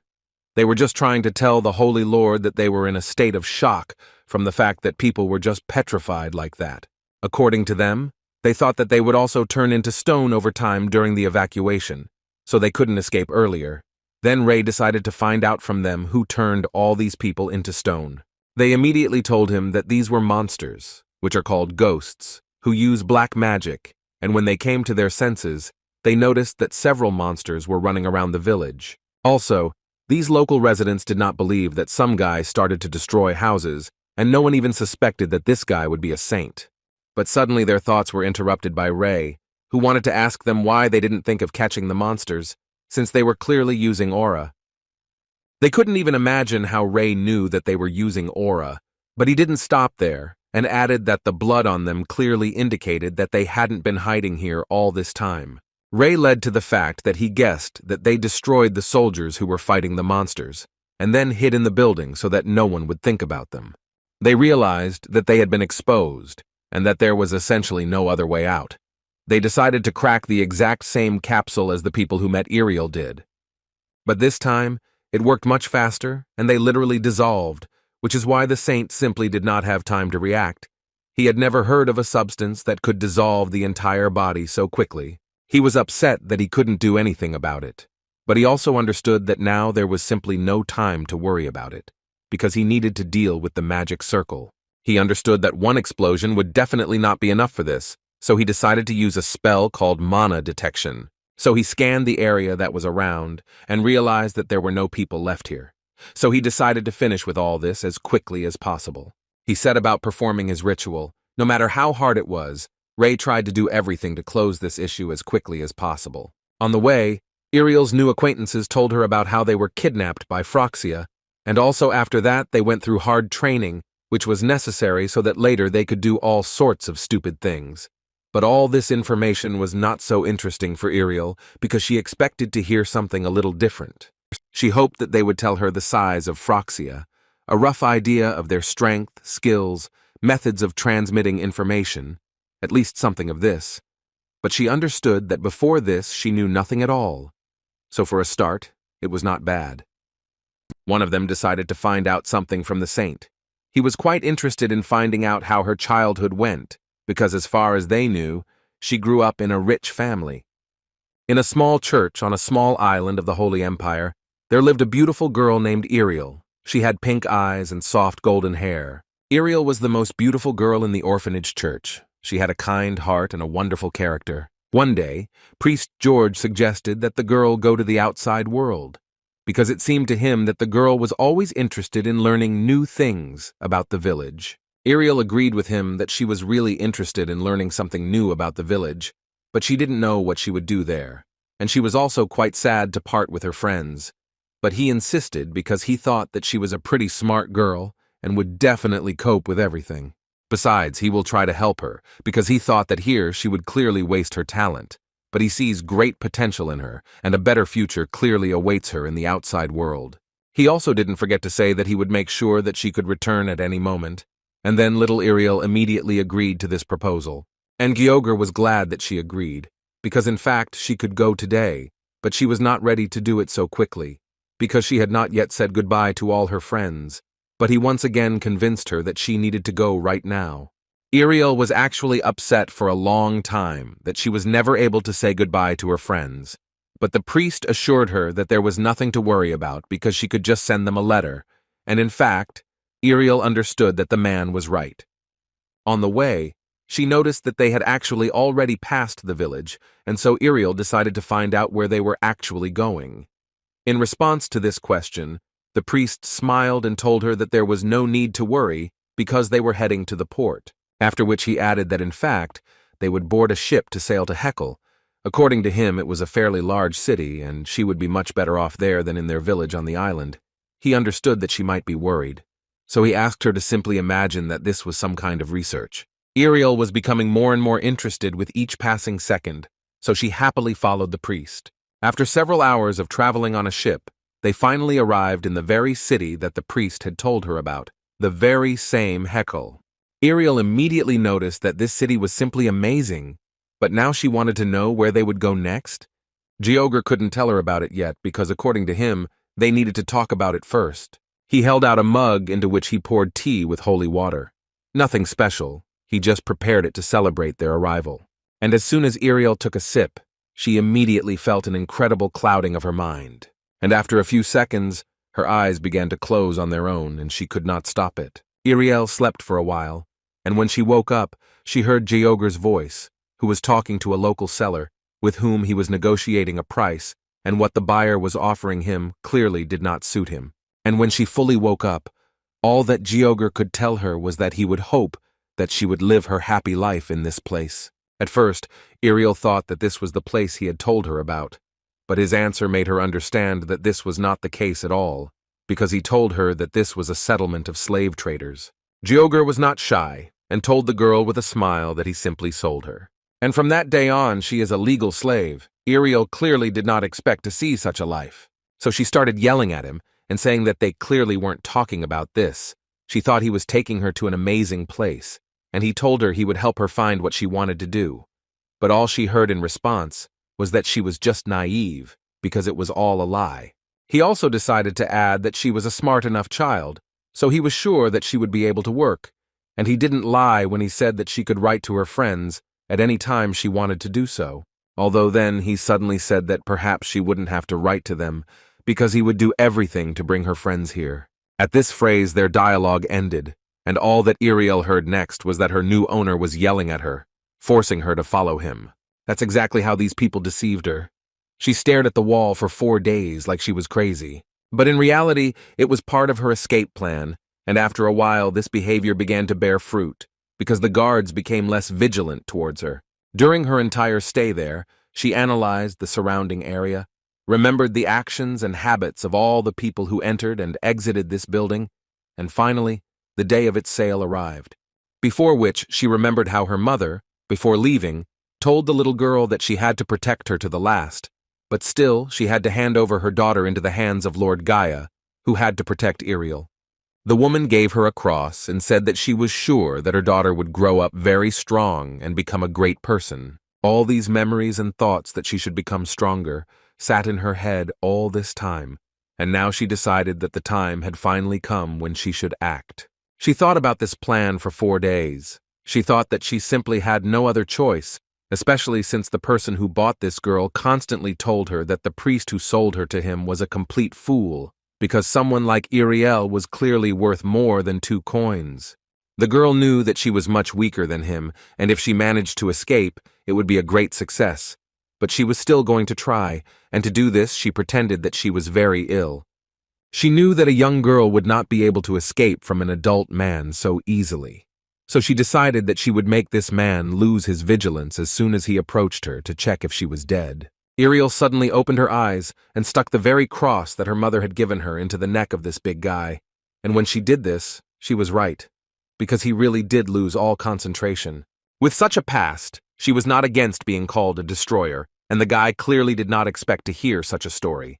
So he was a little confused and did not know what to say to her in response to this. During these conversations, they quickly reached the main gates of the city of Hehel, where the saint was already greeted with all respect. But what was more important was that this priest who met her was Georg, whom she was not very happy to see, and his nervous answers to the girl spoke for themselves. In the distant past, a priest tricked her and sold her into slavery, so she had to commit her first crime and escape. But unfortunately for her, these slave traders turned out to be very tenacious. They pursued her relentlessly for months, but when they found her, she had to run away from them just like she had done the very first time. Thanks to one of her most serious sins, she became more and more covered in blood, It literally stopped washing out of her hair, leaving an imprint of each of her crimes. The traces of sin only became deeper, and the feeling of guilt weakened. So she hated the world that brought her to such a state. And when she finally came to her senses, her spirit had already become abnormal. But one day in her life suddenly changed everything. It happened when the goddess for some reason decided to choose Iriel as her student. Under the gentle light, she realized how precious life is and how futile revenge is. So now she can look this shameless man straight in the eye. Iriel doesn't really think anything about him, although she thought it was a little strange, because something inside literally doesn't allow her to just destroy this man. Rei, meanwhile, continued to analyze the magic circles, their locations throughout the city, determining their type and purpose. As he thought, the radius, structure, and shape of the buildings, they all had magic circle runes. It could be said that each of the floors formed a magic circle, and most likely, there were about 6 magic circles, and with this knowledge, he just had to narrow down the search area. But suddenly his thoughts were interrupted when he suddenly noticed another huge magic circle that appeared right above his head. And this was actually a huge problem, because the mana of the activated magic circle immediately began to bind him. At that moment, Rei realized that he was still unable to interrupt the flow of mana. Looking at this magic circle, he began to guess that it might be a cursed type magic circle, which could mean that a huge amount of mana was enhancing the properties of the seal. He also remembered that a powerful spell had been used recently, which meant only one thing. His mana was already at its limit, and he couldn't even force it out of his body. Suddenly, he smelled a scent that was quite familiar to him. He smelled exactly the same scent when he was looking after Ira. In any case, now he had another problem, which was that monsters began to come out of different portals to him. Although they were not so dangerous for the guy, he was more interested in the question, who called them here? But apparently for now, he will clearly have to put this question off until later, because he cannot fight them in this state, and therefore he should urgently figure out what to do next. After all, if he doesn't stop them, they will go after the people who are currently evacuating. So he tried to create a sword from mana, and at the moment it is incredibly difficult for him to do this. But even in such a critical state, he was able to attack first and defeat several monsters at once. Although his strength did not last long, after some time he felt that his blood vessels would soon burst because the mana began to flow in the opposite direction. And his problems didn't end there, because as soon as he was distracted for a few seconds, his enemies fired several arrows straight into his back. Because of which, Rei fell to the ground and barely understood what was happening around him. He began to think that they had predicted this, that they had done it on purpose to expose him to such an attack, while he was careless and arrogant. A bunch of wolves and strange monsters immediately appeared around him, quickly surrounding Rei and ready to destroy him at any moment. At that moment, Ira was standing on the roof of one of the buildings and thinking about the fact that the supply wagons were arriving one after another, which meant that Iriel was doing her job, and that was good. So she decided that she needed to go to Rei for help. And as soon as she thought about him, it was as if an arrow flew into her consciousness with a message in which she heard the quiet voice of Rei, who could barely speak. She immediately realized that Rei's life force was weakening, and this could only mean one thing. Someone was clearly hurting this child. So she immediately created a new teleportation gate, which she immediately entered. And a few seconds later, she was already destroying the monsters that dared to attack Rei. True, at one point she was overcome by great fear when she saw Rei. She began to worry very much about him. Because his appearance was simply terrible, he was in very bad condition. She tried to reach him and at the same time heal his body with the help of magic, but so far she has not had any positive results. Suddenly she felt again that very smell that she would probably never be able to forget. The sickening fruity aroma that had enveloped her for 20 years. This is a ghost curse that plunges you into a long sleep, and right now this smell is coming from Rei. Realizing this fact made her cry because she didn't know what to do with it next. Exactly a month has passed since that moment, and Rei still hasn't woken up. The news that the hero of the Holy Empire was unwell shocked many of his followers, and the Empire eventually held a ceremony in honor of the saint. Having highly appreciated all the merits of Rei, Pope Gliociore awarded him the title of Hero of the Diamond, which no one in the Holy Empire had ever received, and he also gave Rei the surname Abel. Now the Empire became extremely vulnerable to enemy invasion. Taking advantage of this, Phroxia started a war with the Holy Empire. Iriel and Zeke were on guard for the Empire and did their best to protect their home and prevent enemies from taking it over. But the enemy's attacks simply did not end. They continued for 3 days in a row, and one day Iriel thought that even if physical fatigue could be compensated for by divine magic, they would not be able to do anything about moral exhaustion. But at one moment, his thoughts were interrupted by a male voice. It was Marquis Harold, who shouted that they had come to them in order to help the Holy Empire contain the enemy. Their help was actually quite timely, because most of the warriors of the Holy Empire were already tired from constant battles and wanted to rest. Iriel watched Barrett, Sarret, and Gray closely, and she could tell with absolute certainty that they had all become worthy warriors. It seemed to her that the saint would be very happy to see them like that. But no matter how good everything was, they still had to tense up at one point, because people appeared in front of them who, according to their information, were in another place several days ago. These were special warriors of Phroxia, each of whom was a master of the sword, and there were quite a lot of them. But on the side of the Holy Empire, the only forces at the level of a swordmaster were only Iriel and Zeke. There were far fewer of them, which meant that they would almost certainly lose this fight. Iriel didn't have time to say a word to Zeke or think about their plan when one of Phroxia's warriors attacked them. It was not an easy blow, and Iriel had a hard time trying to block it.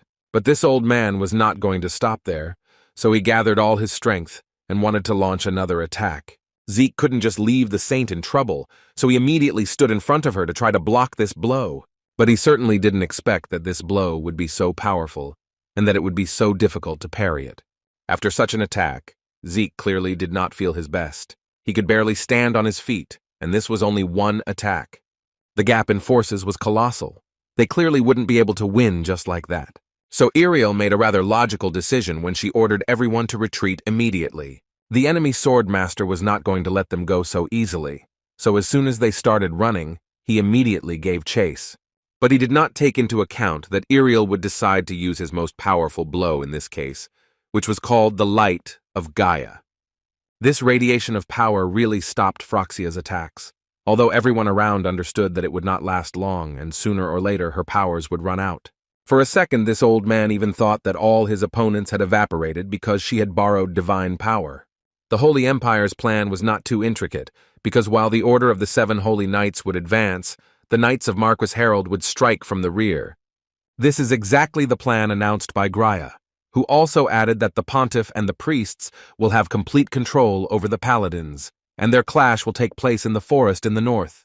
Iriel at that moment thought that this young girl stood out quite a lot among the academy students who went to war, because her tactics compensated for their lack of strength. So Iriel told her that this was a good strategy and they would follow it, because if everything worked out, they would be able to change the situation. After these words, she decided to end this meeting. Besides, it looked like they were not going to attack, so she suggested at least resting a little. As soon as they left the tent where they were discussing strategy, the first thing Zeke told Iriel was that things were pretty hard for them without Ray, and Iriel couldn't argue with that, and she only just now realized how important he had been to them all this time. But she also wanted to say that they can't always rely on him, because she is also a saint of the Holy Empire. Several more people entered into their dialogue, and the first thing they did was tell the saint that she was completely right. And they also wanted to say that they needed to repay the favor that the saint had shown them.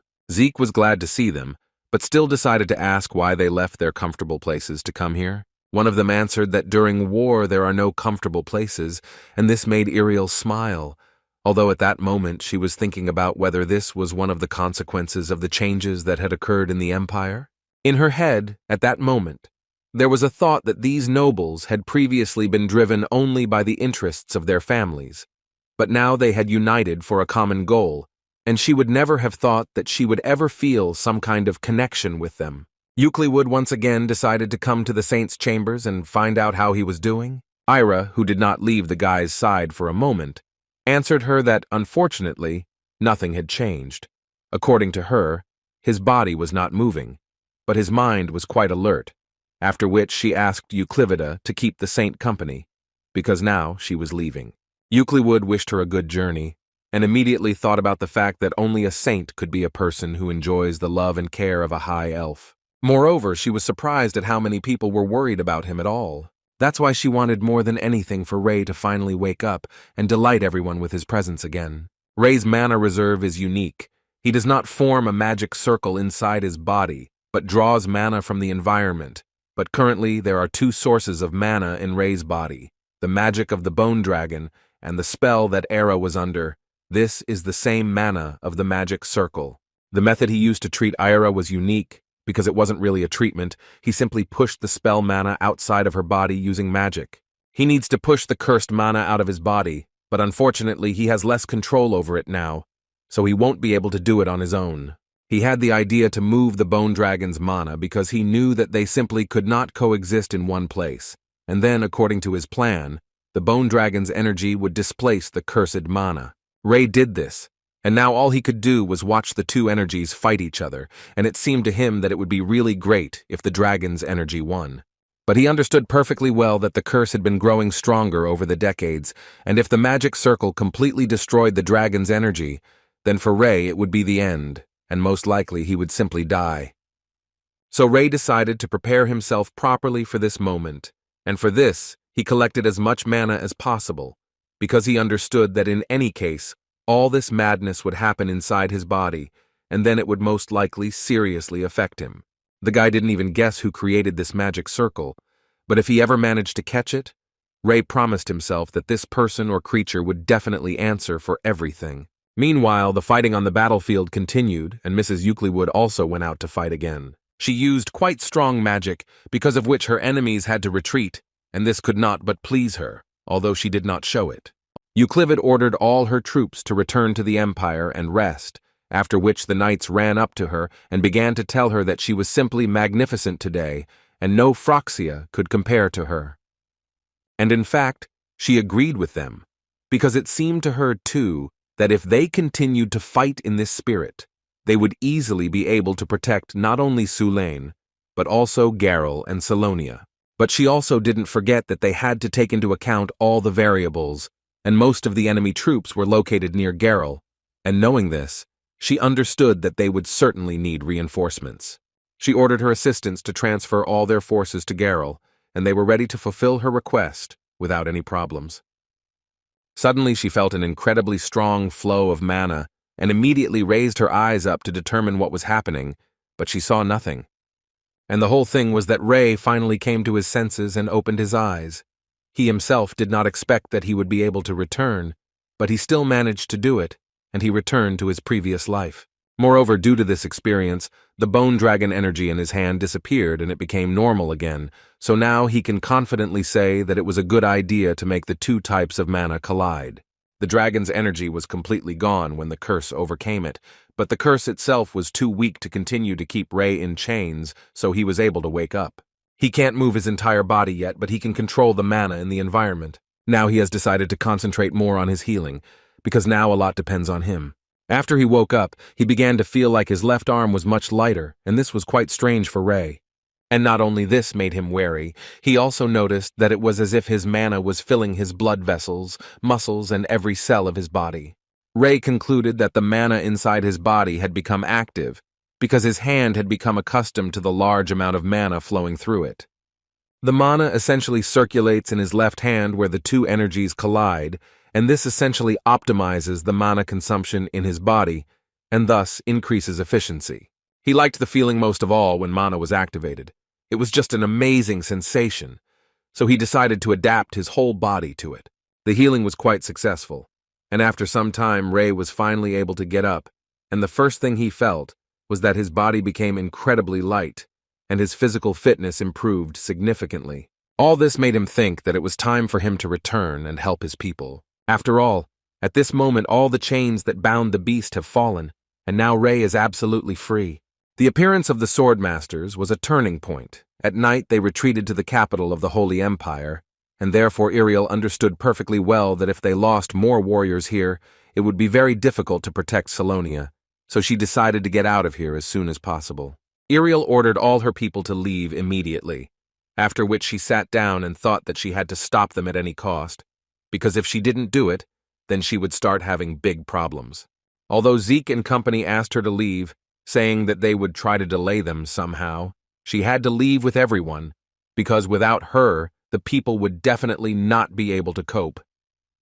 But these words made her even more angry. She didn't understand how they could offer her such a thing, just because she was a saint. Zeke did not back down from his opinion and repeated to her once again that the Empire would fall if she suddenly died. These words finally made Ariel think. But apparently, she was not thinking in her favor, because she decided to use the maximum of her remaining powers on the soldiers and gave them almost twice as much holy power as usual. After which she ordered each of them to fight to the last, and under no circumstances did she allow them to die, after which she still decided to listen to Zeke and leave. Zeke decided that he was not going anywhere, and so he ordered his squad to take up positions and under no circumstances allow them to break through. After his words, he heard the words of their enemies, who came to the meeting place with the words that they somehow did not see the saint, and this meant that their only chance to have fun had run away. Only the weaklings remained. Zeke didn't really expect anything else, but he wasn't afraid of them, because all he wanted was to do everything possible to stop them. He immediately went into battle and immediately encountered one of the enemies, who was glad that the youngest swordmaster was so strong. It would be interesting to see what he could do. Zeke simply didn't believe that this guy had such a high speed, because he didn't even notice him. After some time of fighting, Zeke realized that everything would not be as simple as he thought. But he was not alone, and this was what Graya was going to prove. She shouted that they would help Mr. Zeke. One of them couldn't even believe that there were so many talented people in the Holy Empire. He only felt sorry that they couldn't leave them like this. They would have to destroy them all. And before he could finish speaking, Zeke noticed that someone had appeared behind Graya. Thanks to Zeke's reaction, she was still able to repel this vile attack at the last moment. But even in this case, Zeke understood perfectly well that they were much stronger than them, and they would hardly be able to defeat them at all. Zeke didn't have time to come up with a plan that would help them deal with these guys, because they didn't give him a second to breathe, constantly attacking him. It was very difficult for him to fight them, and he felt even worse because he couldn't do anything about it. Suddenly, his thoughts were interrupted when he saw snowflakes falling from the sky, and this could really mean only one thing: that someone is using 6th-level magic, namely the frozen field technique, and that someone was Euclid, who came to the aid of Zeke and his warriors in time, and the first thing she did was politely ask Phroxia to surrender and not continue to do stupid things for which they would later answer with their lives. Meanwhile, Ariel had already gone quite a long distance, and while she was running, she was thinking about leaving no traces, in order to buy herself a little more time. But on the other hand, she understood that even if she got to Salonia, she still didn't have a single good idea. But suddenly, her thoughts were interrupted by the same old man who stood right in front of the girl and told her that if she had chosen the straight path, she would have been able to escape from them. But unfortunately for her, they guessed how she would act. Ariel actually expected something like this to happen, but who knew they would be so fast? In any case, she was no longer afraid, and all she could answer them was that she would definitely take one of them with her to the grave, and it was so funny to hear, actually. After all, they were sure that she wouldn't have enough strength to even repel their first attack. But this opinion quickly changed when the old man who was the first to go into battle was seriously wounded. But Ariel stood still and did nothing. Moreover, she was afraid to move, because she was in a state of shock. And all because in front of her stood Ray, who had finally come to his senses and was ready to help his people on the battlefield. Ray, looking at this old man, immediately realized that he was the one who decided to have a good time and create so many problems with his magic circles, and the old man was surprised that his curse was able to delay Ray for only 1 month. These words made Ray even more angry, because it had been a very difficult month for him, which he had endured with great difficulty, and now he has little time to figure something out, so he was going to quickly destroy them, and they seemed to believe him, because Ray's mana flow was simply enormous. They of course heard about it, but they still did not think that he was so strong. These guys made their decision pretty quickly, and to do that, they needed to grab Ray. Ariel guessed what they wanted to do. Most likely they grabbed Ray in order to use mana suppression on him. One of them immediately started screaming that he had too much mana, and he was just a teenager. Even 2 swordmasters had much less mana, so they would do everything to ensure that he died. Ray understood perfectly well that they were currently trying to pit their mana against each other, and the result would be that the loser's mana reserve would be torn apart. But unfortunately for them, Ray was about to let them know that they had made the wrong decision and had clearly picked the wrong guy. And after a few seconds, one could calmly say that their main problem was that they underestimated their opponents, and today this played a cruel joke on them. After Ray dealt with these enemies, he turned to Ariel and told her that he wanted to go to Gehel first, so he wouldn't mind if she followed him. Zeke, meanwhile, gave all his strength in these battles, and even so, he was too weak, and he was unable to deal a serious blow to his opponent. Euclid was also on edge. It was quite difficult for her to fight against several swordmasters at the same time. Out of concern for Zeke, she began to take more hits, unable to calm down knowing that Zeke had been injured in the midst of the chaos. Therefore, she decided that it was in their interests to end this battle as quickly as possible, because if they dragged it out, they would definitely lose. The enemies, looking at this magician, thought that as soon as Euclid dodges one spell, she immediately creates another one. The speed and angle at which she uses them is simply amazing. But there was still one flaw in it, and that was Zeke, who still missed a critical hit on his body. The swordmaster that Zeke fought gave him credit, because the guy held out for quite a long time, considering how big the difference in strength was between them. And now he's ready to get down to business with the lady who interrupted them and caused a little trouble. Now Euclid simply had no choice and was ready to give it her all to destroy them once and for all. But their dialogue was interrupted at one point by a soldier of Phrygia, who ran with all his might and shouted that they needed to run away immediately because he was here. Those were his last words, because then a huge amount of firepower came down on him, and from the fog gradually began to emerge the silhouette of a man who was quite familiar to them. Ray first walked over to Zeke's body and touched it, which made him realize that the Holy Empire's swordmaster had died about 20 minutes ago. After Ray turned to Euclid to find out who did this to him, in response to this question, the girl began to say that this happened because of her incompetence, and therefore she was very sorry to admit it. But Ray decided that it was his own fault when he decided to ask such a question, because he could actually just kill them all, and then he wouldn't have to look for the culprit. Meanwhile, the members of Phrygia were talking to each other, and the girl was trying to tell the man that they needed to leave. But he didn't think so, and ordered her to guard the front lines while he sorted everything out. But before he could finish speaking, Ray struck the girl and literally cut her in half, after which he added that judging by the angle of Zeke's wound, it was definitely not her who did it. And this gave him the understanding that most likely it was he who did it. Even though this man smiled as he looked at his end, he still understood that Ray was an opponent he would not be able to defeat. A few minutes later, Ray was standing with Zeke's body in his arms, asking Euclid to take care of everything here. She would fulfill his request without any questions, but she was also quite interested to know what the saint was going to do with Zeke's body. Ray retreated to a relatively quiet area where he attempted to remove the damaged spinal cord and stitch up his kidney. But to Ray's great regret, he realized that without some form of blood transfusion, it was simply impossible to bring him back to life. Ariel approached him to find out if Zeke had really already raised him to the gods. It seemed to her that he should be in a better world, and she would also like to say goodbye, that all his exploits will remain in their memory. But her speech was interrupted by Ray, who assured Ariel that they could still save him, and that there was no need to say goodbye to him yet. Ariel felt very sorry, but she still tried to explain to Ray that divine magic was not omnipotent, and that he would not be able to bring a dead person back to life. But the saint himself understood this, so he himself was going to save him, and not divine magic. The saint tried to shout to him, saying that she herself perfectly understood what he was feeling now and that it must be difficult to accept it, since he valued Zeke so much, but he really could not be saved. But Ray disagreed with her, because he believed that if giving up a life that could be saved was God's will, then all he had to do was crush the will. Ariel, hearing these words, immediately began to shout that this was blasphemy and that it would most likely lead to tragic consequences. But when she saw that nothing serious was happening to him, she decided to listen to him. Ray tried to convey to her that he could not explain to her what exactly he was going to do, but she just needed to trust him. The girl could only watch as Ray used his strange method of treatment, which he believed would save Zeke. At that moment, she felt the holy power emanating from him.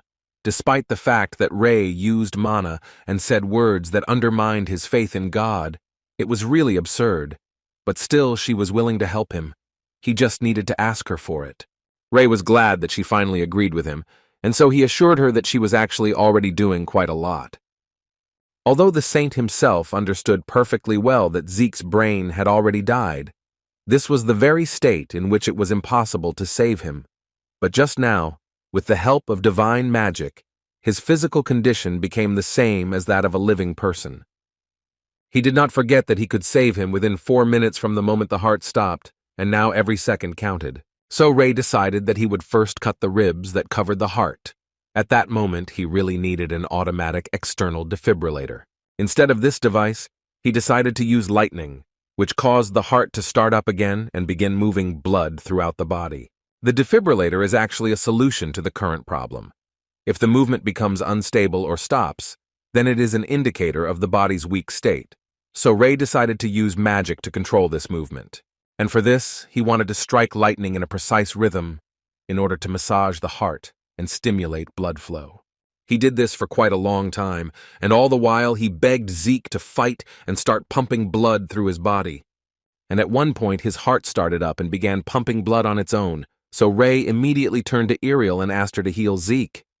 She began to fulfill Ray's request, although she thought in her mind that it was simply impossible. Ariel looked closely at the color of Zeke's face and saw how he was breathing again. For her, this was beyond the realm of possibility. After which she decided to find out from Ray who he really is and how he managed to cure Zeke. In response, the saint told her that he could never have done it on his own, so they had just saved his life together. But she didn't listen to him, because she believed that she would never practice black magic, although Ray didn't understand what she was talking about, because he uses medicine. After they managed to save Zeke, Ray asked to go to Phroxia to help Euclid, and Ariel was surprised that the saint did not go with her. But as it turned out, he needed to meet with the Pope. Ariel didn't have time to say a word to him before he immediately disappeared right in front of her. She wanted to tell him that dating her dad now wasn't really the best idea. The priest standing over the burning city of the Holy Empire said that soon all this would end and these people would take him to a safe place. But for now he decided that he just needed to hide to ensure his safety. But his thoughts were suddenly interrupted when he felt the presence of a man behind him who asked him to close his mouth and not twitch. The priest decided that he would not follow these orders, for which he paid because his hand was cut off. He sincerely did not understand what was going on here at all, because he was sure that he had placed mana barrier stones everywhere, and he was bothered by the fact that he still could not feel its presence. But his thoughts were interrupted by Hom, who once again repeated to him not to twitch, otherwise he would lose his second hand, after which she asked him who he was working for anyway. The priest, with tears in his eyes, immediately told her everything, and according to him, their high priest is Mr. Xavier, but Hom wanted to know who from Phroxia gives him orders.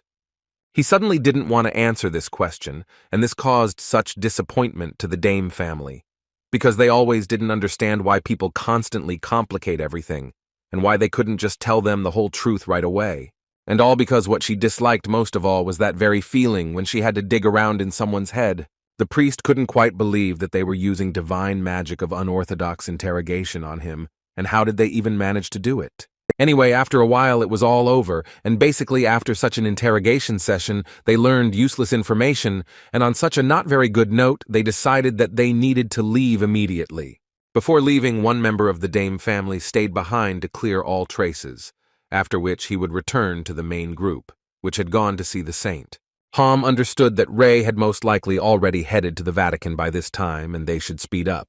And she was right, because Ray had indeed already been to the Vatican and was thinking about the fact that if we analyze the current situation, then the neighboring countries united and formed Phroxia.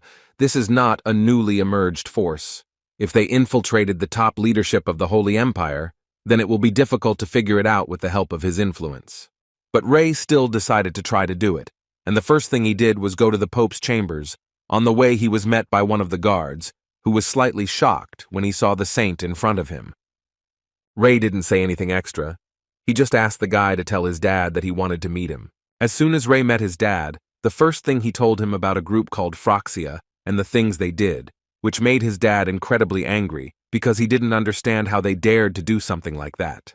He immediately decided to order his men to find them immediately, but Ray immediately asked him not to do this because Ray believed that they needed to wait to get rid of them completely, since any action they took would make them more careful. But these words made the Pope even more angry, because he did not understand how he could think that he would be able to turn a blind eye to the heretics, because he would destroy them as soon as he found out that they had actually done something like that. He didn't stop there and continued shouting that he would pass judgment on these heretics, even if the entire empire had to be turned upside down. Ray didn't even expect him to react like that. Even for a believer, it seemed too much. Anyway, Ray decided to repeat those words again and again, told his dad not to do it. Ray only asked him not to let his emotions get the better of him. At the moment, Ray believed that he needed to lead the sacred empire in the right direction with his wisdom. After these words, Ray said that it was really time for him to leave because he had business to attend to. The Pope clearly did not appreciate the saint's words. Moreover, it was clear from his facial expression how much he did not like Ray's persona. On the way back, Ray thought that he just didn't understand what his dad was thinking, because it was obvious that it would be better not to tell him that he was acting recklessly, because the survival of the entire empire was at stake. Considering his actions, Ray was surprised that he was the leader of the entire nation. Phroxia knew that they had 6 sword masters, and given this information, Ray began to suspect that there were more forces of that level, and most likely, this power would be enough to crush a medium-sized kingdom in an instant, even if they gave up attacking the Holy Empire and turned their attention to another kingdom. Then in the worst-case scenario, Phroxia could become so powerful that even he couldn't stop her. So Ray thought it would be great if he could predict their actions, but for that, he would need some information. Zik returned to his chambers and thought only about the conversation he had with the saint. After Ray saved him once again, the saint decided that from that moment on he should not appear on the battlefield, but he was clearly against it, because he believed that he was a master of the sword, and it would be a great loss for the armed forces. But she believed that everything was quite the opposite. In her opinion, the army uses sword masters as expendable material, and the next enemy that appears before them may be even stronger. And then this battle gave them an idea of their strength, and if he leads the army, then she would like to know from him himself where all the forces will be concentrated. But before he could give her an answer, she told him that she was more than sure that he did not want to need the saint's help again. Looking at his expression, Iriel could see that he understood why she wanted him to leave the battlefield and simply join the saint. Zeke remembered the time when he was a child. He was called a genius of the sword. Everyone had high hopes for him, because he became the youngest sword master in the history of the Holy Empire. His destiny was to help the Vicar of God, the saint. He had no doubts about this, and he lived every day with pride. God chose a new saint, and then Zeke met him when the saint blocked his blow with his bare hands. Zeke's heart was pounding that day from the feeling he was experiencing for the first time. It was then that he realized that he had to give the saint everything he had. Namely, he wanted to serve him all his life, and thereby become his sword. But now he understands that Zeke is actually too far from this, because he is more of a hindrance to him, all because the saint has already saved him twice, one of which even risked his life. So he was very upset that he was not the best guard that everyone was counting on. But Zeke was not one of those who would just give up. The saint looked out the window and thought that she had fulfilled his request and removed Zeke from the battlefield, but she was more interested in the question of what he was planning to do next. Ray, meanwhile, went to one of the prison cells, where he decided to visit one of his old friends, who could not wait for Ray to finally come to him. The necromancer immediately assumed that if Ray was here, then most likely the Holy Empire was not in the best position, and the saint did not hide it, and with full responsibility told him that all this chaos was because of Phroxia. And Ray came here to ask the necromancer a few questions. But the necromancer immediately made it clear to him that he had absolutely no desire to tell Ray anything, in response to which the saint smiled and told him that he would not ask him for something just like that. After which Ray began to list everything that bothered the necromancer, namely joint pain, poor eyesight, flabby skin, and a lot of wrinkles. He also did not forget to mention the loss of muscle mass, weakness of the cardiovascular system, kidneys, and much more. In other words, we can say that the necromancer's body is far from what it was before. And Ray led to the fact that he could try to fix all this, and his body would be in perfect condition again. And in exchange for this, Ray offered him to tell everything he knew. Without waiting for the necromancer's answer, Rei also added that he had always been curious to know whose body was more similar to a human's, trolls, or ogres. The saint is well versed in modern medicine. He knows many ways to cause pain, and after some time of experiments, the necromancer was ready to tell Rei everything he wanted, if only the guy would stop and stop torturing him. But Rei was even a little upset, because the necromancer gave up too quickly, and the guy still wanted to try to do so much. Nevertheless, he calmed down and began to listen to what the necromancer was telling him. According to the old man, with the end of the era of magic, the black, red, blue, gold, and yellow towers, which maintained the magical balance between the peoples, disappeared. Fearing the gradually growing power of the magic towers, the alliance of the continent's forces attacked them in the ensuing war. The Black Tower summoned the Bone Dragon and its undead, destroying countless kingdoms and ending the age of magic. The remaining magic united, waiting for the day when revenge will be accomplished. Phroxia still has 15 sword masters and 7 sixth circle mages. The first 7th circle mage in human history is also sharpening his blades. And as a result, the necromancer decided to declare that Rei actually had no chance of winning. But the guy clearly didn't want to listen to this nonsense, so he decided to find out where they were at the moment. If you believe the words of the necromancer, then at the moment they are in the mountains of Grenesia. The Grenetian Mountains are the only mountain range on the continent where dwarves and elves live, a neutral zone that does not belong to any country. There is fertile soil and many resources. It is for these reasons that dwarves and elves are always at odds with each other, but it is also worth noting that the environment there is unsuitable for human life. That's why it's the perfect place for a military headquarters for an organization like Phroxia. Rei, listening to all this, could not get the thought out of his head that he would actually be happy to throw a meteorite there to quickly sort this out. But unfortunately, he cannot do this, because in this way, he will drag the elves and dwarves into this story. Rei also suddenly understood why that necromancer was so inspired, because with such forces, conquering an entire continent no longer seemed like an impossible dream, and this fight would be harder than he thought. Just in time, Hong appeared, who was fully prepared to carry out the saint's orders. The first thing Rei told her was that each of them would go to the neighboring countries because he wanted them to monitor the movements of people from Phroxia, and as soon as they noticed anything suspicious, they would have to inform him. She understood him, but she didn't want to leave yet, and Rei realized that she wanted to tell him something. The girl made up her mind and said that she would carry out his orders at any cost, but they also thought that perhaps they should provide support on the battlefield. Rei smiled and said that in some ways she was right. But he still believed that at the moment, they should first of all react faster than the enemy and not try to build up their forces, and the task that he had just given them was much more important than an ordinary battle. As for the advanced ones, Rei actually wasn't against creating them. Zik came to the saint, but he doesn't even know what he will tell him, and how does he even have the right to appear before him? And as soon as he entered the saint, the first thing he did was greet him, and from the expression on the saint's face, it was clear how surprised he was that Zeke was in front of him. Looking at the swordmaster, Rei noticed how depressed he was, and in fact he understood what was going on. So he decided to give him a little encouragement and invite him to come to the training palace tomorrow morning. Zeke was surprised because he thought that Rei was going to get rid of him, and now only Rei was surprised because he didn't understand at all why he would kick out his swordmaster. Not only was he not going to kick him out, the saint was also going to make Zeke an invincible warrior, and all he needed now was to focus on the next 10 days and forget about the rest, because right now his only goal should be to become stronger. Rei understood that he suffered greatly on the battlefield so that his absence would not be so noticeable, but the saint himself believes that if anyone deserves to cover him, it is Zeke, and he asked the swordmaster not to forget about it. Zeke almost burst into tears from such words, and at the very least he decided to kneel before Rei and tell him that he would do everything as the saint told him. The next morning, Zeke arrived on Rei's orders and did so. It seemed too early, because the sun had not yet risen, but Zeke believed that he was the sword of a saint who had no right to make his master wait. Rei did not dissuade him, and they decided to start training, but before that, the saint asked Zeke to cover his blade with mana.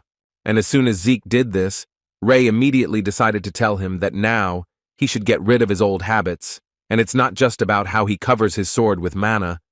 According to the saint, The blades of the aura are connected with balance, and apparently he will have to explain in more detail what this means.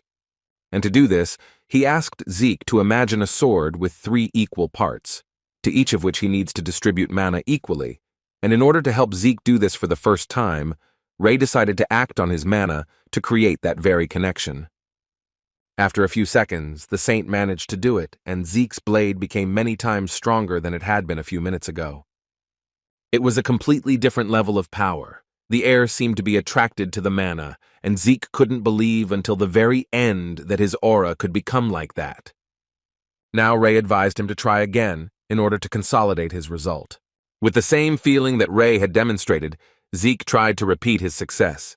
But as it turned out, it was not easy at all to do this, although Rei tried to tell him that it was all because he was trying to give something shapeless precise proportions and keep it in the state. So Rei decided to give him 3 days for Zeke to try to master all this, and Zeke immediately promised that he would do everything that depended on him. After some time, Rei sat and thought about the fact that he gave Zeke 3 days, but he himself could not even think that Zeke would be able to cope so quickly, because it is very difficult to improve the aura in this way. In any case, the saint decided to wait until Zeke was strong enough because he wanted to entrust him with the sacred empire in order to go to the mountains. He was glad that now it was only a matter of time, and soon he would be able to do this, when suddenly his thoughts were interrupted, when he felt a strange flow of mana. And the culprit of this strange flow of mana was Ira, who suddenly opened her portal in Rei's chambers. He was very glad to see her here, and it was evident from his expression. Ira couldn't help but hug Rei when she saw him, because she clearly didn't think that when she came to him again, he would already be in his right mind.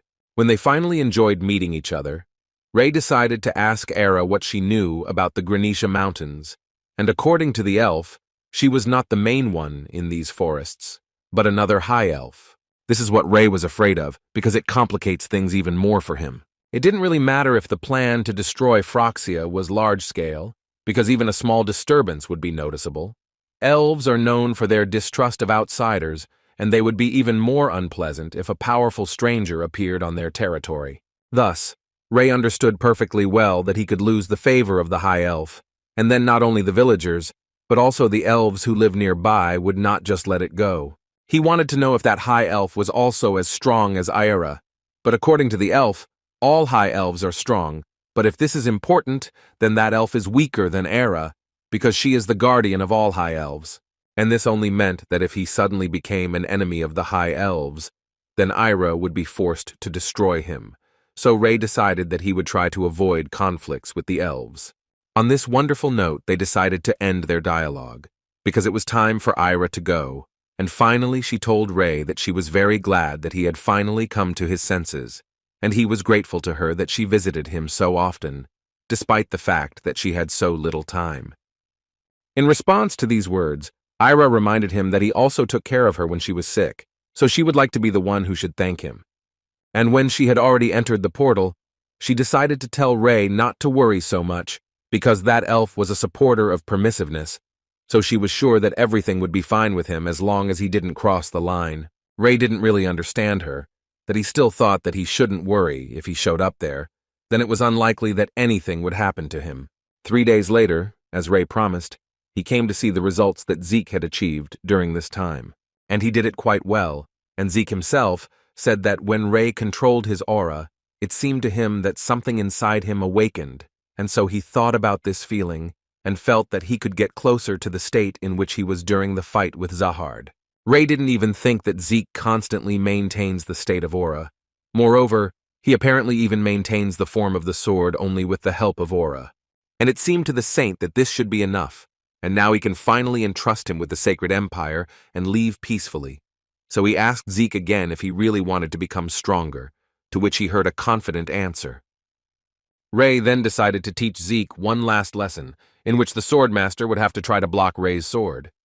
At this moment, Zeke only thought that the blue aura was like the essence of mana itself, incredibly pure, but he also felt the density of the aura, and it was not very different from his aura. That's why he was confident that he could block Rei's punch. The saint delivered his blow, and along the way told Zeke that this was his last lesson that he had to learn, and therefore he was interested to know from Zeke what it was like to experience something like this. The only thing Zeke was thinking about at that moment was that the saint's sword was literally unstoppable. After a few attempts, Zeke began to doubt that there was any way to block Ray's blow. The saint could not answer him this question, but asked Zeke to try to figure it out until he returned. Zeke didn't understand what he was talking about, so Ray finally told him that he was going to Phroxia's headquarters. And before Zeke could shout that he also wanted to go to this headquarters with the saint, Ray gave him a flick on the forehead and said that he wasn't going anywhere. After which Ray repeated to him once again that Zeke was the only one who could replace him. Zeke understood where he was wrong, and after that, immediately promised that he would protect the Empire at any cost. Ray also decided to tell Zeke that from his progress, he could immediately see that the Swordmaster had trained quite a lot. He was very pleased to hear this, because in fact, when Ray showed Zeke how to do it correctly, he began to repeat this exercise. Ray, hearing this and knowing Zeke's nature, immediately thought that Zeke repeated this without interruption, and he asked Zeke in a trembling voice how many times he ate during this time. Zeke immediately replied that the saint had shown such generosity when he showed him how to properly use his power, so he could not waste time on food. For him, it was simply unimaginable. Meanwhile, Ekle, sitting in her office, listened to how, since the saint would be going on a pilgrimage, there would be no one to accompany him, and this suited her perfectly. Although the news was not over yet, and they wanted to tell her that it seemed the Heresy Investigation Council had become active. But these words did not cause her any positive emotions at all, because she simply did not understand how they could start without the permission of the High Priestess. But if we believe the words of her assistant, then they began this process on the direct order of the Pope, and then Ekle calmed down, and her condition turned into complete surprise. But in fact, this made her even more angry, because she couldn't even imagine why this crazy old man was even bothering to come here. In this way, he only complicates everything and does not allow them to work normally. So she decided to influence this, and immediately got ready and left her office. Ray set out on his journey, and at first his main problem was the incredibly terrible weather. He was wrapped from head to toe in clothes with warming magic, but even so, he was still very cold. He had never been in such a cold place before. In such weather conditions, every step he takes feels completely different, and the snowstorm gets worse every day, to the point that at one point he can't see anything at all. So he decides it would be better to set up camp and rest a bit. After some time spent in front of the fire, Ray was able to warm up a little, and his skin color became pink again, not blue. The fire gradually began to die down, and Ray began to think about whether there was anything here that he could use instead of firewood. After looking around a bit, he noticed some incredibly strange tree, and so he thought that perhaps this was the one that would suit him. But what was the guy's surprise when he pulled this tree? It suddenly spoke and asked this man to immediately let it go, after which it turned around, and Ray clearly did not expect to see in front of him, instead of a tree, some strange creature with the face of a beast. At first, the saint thought that perhaps it was some kind of spirit or monster, because it looked quite strange, and while Ray was thinking about it, this strange creature remarked that it would never have thought that it would meet a person here. Ray himself did not think that he would ever come across a tree monster, and as soon as this creature heard this, it immediately told Ray that he was not a tree monster, but a dryad. But the saint knows what a dryad is, and he is clearly not one. This creature did not know what the guy was thinking, so he decided to demonstrate who he really was, and began to gradually crawl out of the ground. And as soon as he did this, he told Ray that, as he could just see, he would not perish, even if his roots were torn off, although the saint did not understand what this proved. Dryad continued talking about his own, when suddenly he decided to ask Ray a question, in which he was interested to know whether the guy possessed wonderful divine abilities. And as soon as Ray said that he was a saint, the Dryad immediately began to ask him to share a little power with him, and if the saint did this, the creature promised to give him what the guy was looking for. Ray himself did not understand what he was looking for, but he suddenly remembered that for the elves the very existence of dryads, who fertilize the forest, is very useful, and if this baby really is a dryad, then we can say with confidence that the elves from this mountain should also like him, and then they could help him in the hunt for Phroxia. But first, Ray decided to find out what kind of power he would like to receive, and in response to this question, Dryad said that he would like to receive the power that Ray spoke about. Ray didn't really know how to make Dryad stronger, and these words really upset this creature because he needed strength to return to the forest. And these words surprised the guy because he thought this was his home. According to Dryad, one day a man appeared and made their forests weaker. He used dark magic, which either destroyed them or deprived them of their strength and threw them out of their home. Ray guessed that perhaps Dryad was talking about the dark magic that was in the forests of Granisha, after which he told the Dryad that if he understood him correctly, it was a wonderful coincidence, because it so happened that he was going to punish the people who had settled in his forest. So Ray could promise him that although he couldn't make him stronger, he could bring him back to the forest. But before that, he would like to ask Dryad where he could find firewood, because he was already quite tired of using magic to maintain the fire. The answer was quite unexpected, because Dryad simply broke off his arm and threw it into the fire, saying that his limbs actually burn very well, and most importantly, for a long time. And after just a few seconds it became much warmer, for which Ray was very grateful to him, so he decided to promise himself that he would return this Dryad to his forest. The next day, Ray climbed higher in the mountains, where the hiking was much better, and this could not but please him. He also immediately noticed that, judging by the map and the tree bark, he was in the territory of the elves, and, to begin with, he would like to talk to the high elves, and from their answer he would base what he should do next. Suddenly, elves appeared in front of him, who did not understand what a person was doing here, and the first thing Ray thought was that these were the very guardians of the village. Therefore, the first thing he decided to do was to say hello to them, and then say that he would like to meet with the head of the elves. But before he could finish speaking, he was immediately asked to shut his mouth, because no one was going to let him in to see the head of the elves, Churchy. Ray did not respond to them with aggression, and simply replied that he knew about their rules, so he asked them for permission, but even in this case they answered him no and asked him to leave immediately. Such answers clearly did not suit him, although he had not expected a warm reception from the very beginning, but this seemed too much to him. Suddenly his thoughts were interrupted when that same Churchy appeared in front of them, which was unexpected even for the local soldiers. As soon as Ray saw this elf, he immediately thought about the fact that she reminded him very much of Era, and from her appearance it immediately seemed to him that she could maintain a dialogue. Besides, she was the first to talk to him, and wanted to know what brought him to their village. But suddenly her face changed because she saw Cecilia's tear in the guy's ear. Not only did she become angry, but she also began to approach him in order to find out where he got this earring. Ray didn't understand what was going on, because it was just a gift. But Churchy apparently didn't believe him, because these earrings were the property of their village, and they were also a keepsake from her mother. So she decided to ask him again who gave him this earring. Ray replied to her that he was actually a saint of the country of Gaia, and the swordmaster of the Resian Empire presented her to him as a diplomatic gift. After these words, Churchy screamed that she had heard more than enough, because for them, all the friends of the Empire are its enemies. Ray didn't even understand how everything had suddenly turned out like this, because a few seconds ago it seemed to him that she had been quite kind to him. But after just a few minutes, Ray had to immediately run away from Churchy's fury. She continued to run after him and tell him that he runs very fast, but it still won't help him, because she will do everything to get her earrings back. But it would still be better for him to stop if he wants to live on. Ray didn't believe a single word she said, because he was almost certain that she would destroy him if he gave them to her, because she was a bloodthirsty elf. Although Saint could have stopped her with his power, he understood that it was better not to do this, because in this way he would simply attract unnecessary attention, and then Phroxia could notice him, so he decided to simply run away. Churchy immediately realized that the person in front of her just now was not an ordinary person, because an ordinary person is clearly not capable of moving so quickly. Ray just wanted to get the help of the elves and get rid of Phroxia, but he didn't expect that the plan would fail from the very beginning.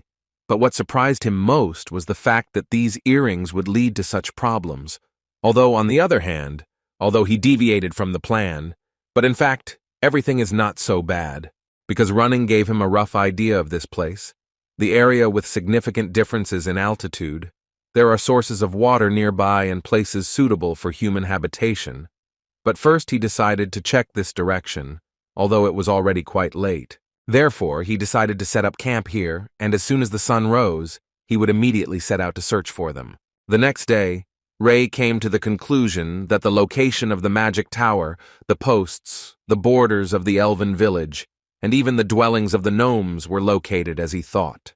The rough magic he sensed in the magic tower seemed to be for defense, and he also noticed that they were using overlapping magic circles, meaning that a hasty attack could lead to trouble, so he needed to see it through to the end. Suddenly, on the way to his small camp, Ray noticed a large number of wounded elves, who apparently received these wounds from a large number of dwarves. Ray, looking at this picture, understood perfectly well that they were in obvious danger, but on the other hand, he also understood that they themselves had driven him away and did not even let him into the village. But even in this case, he simply could not let them die, so he immediately came to their aid.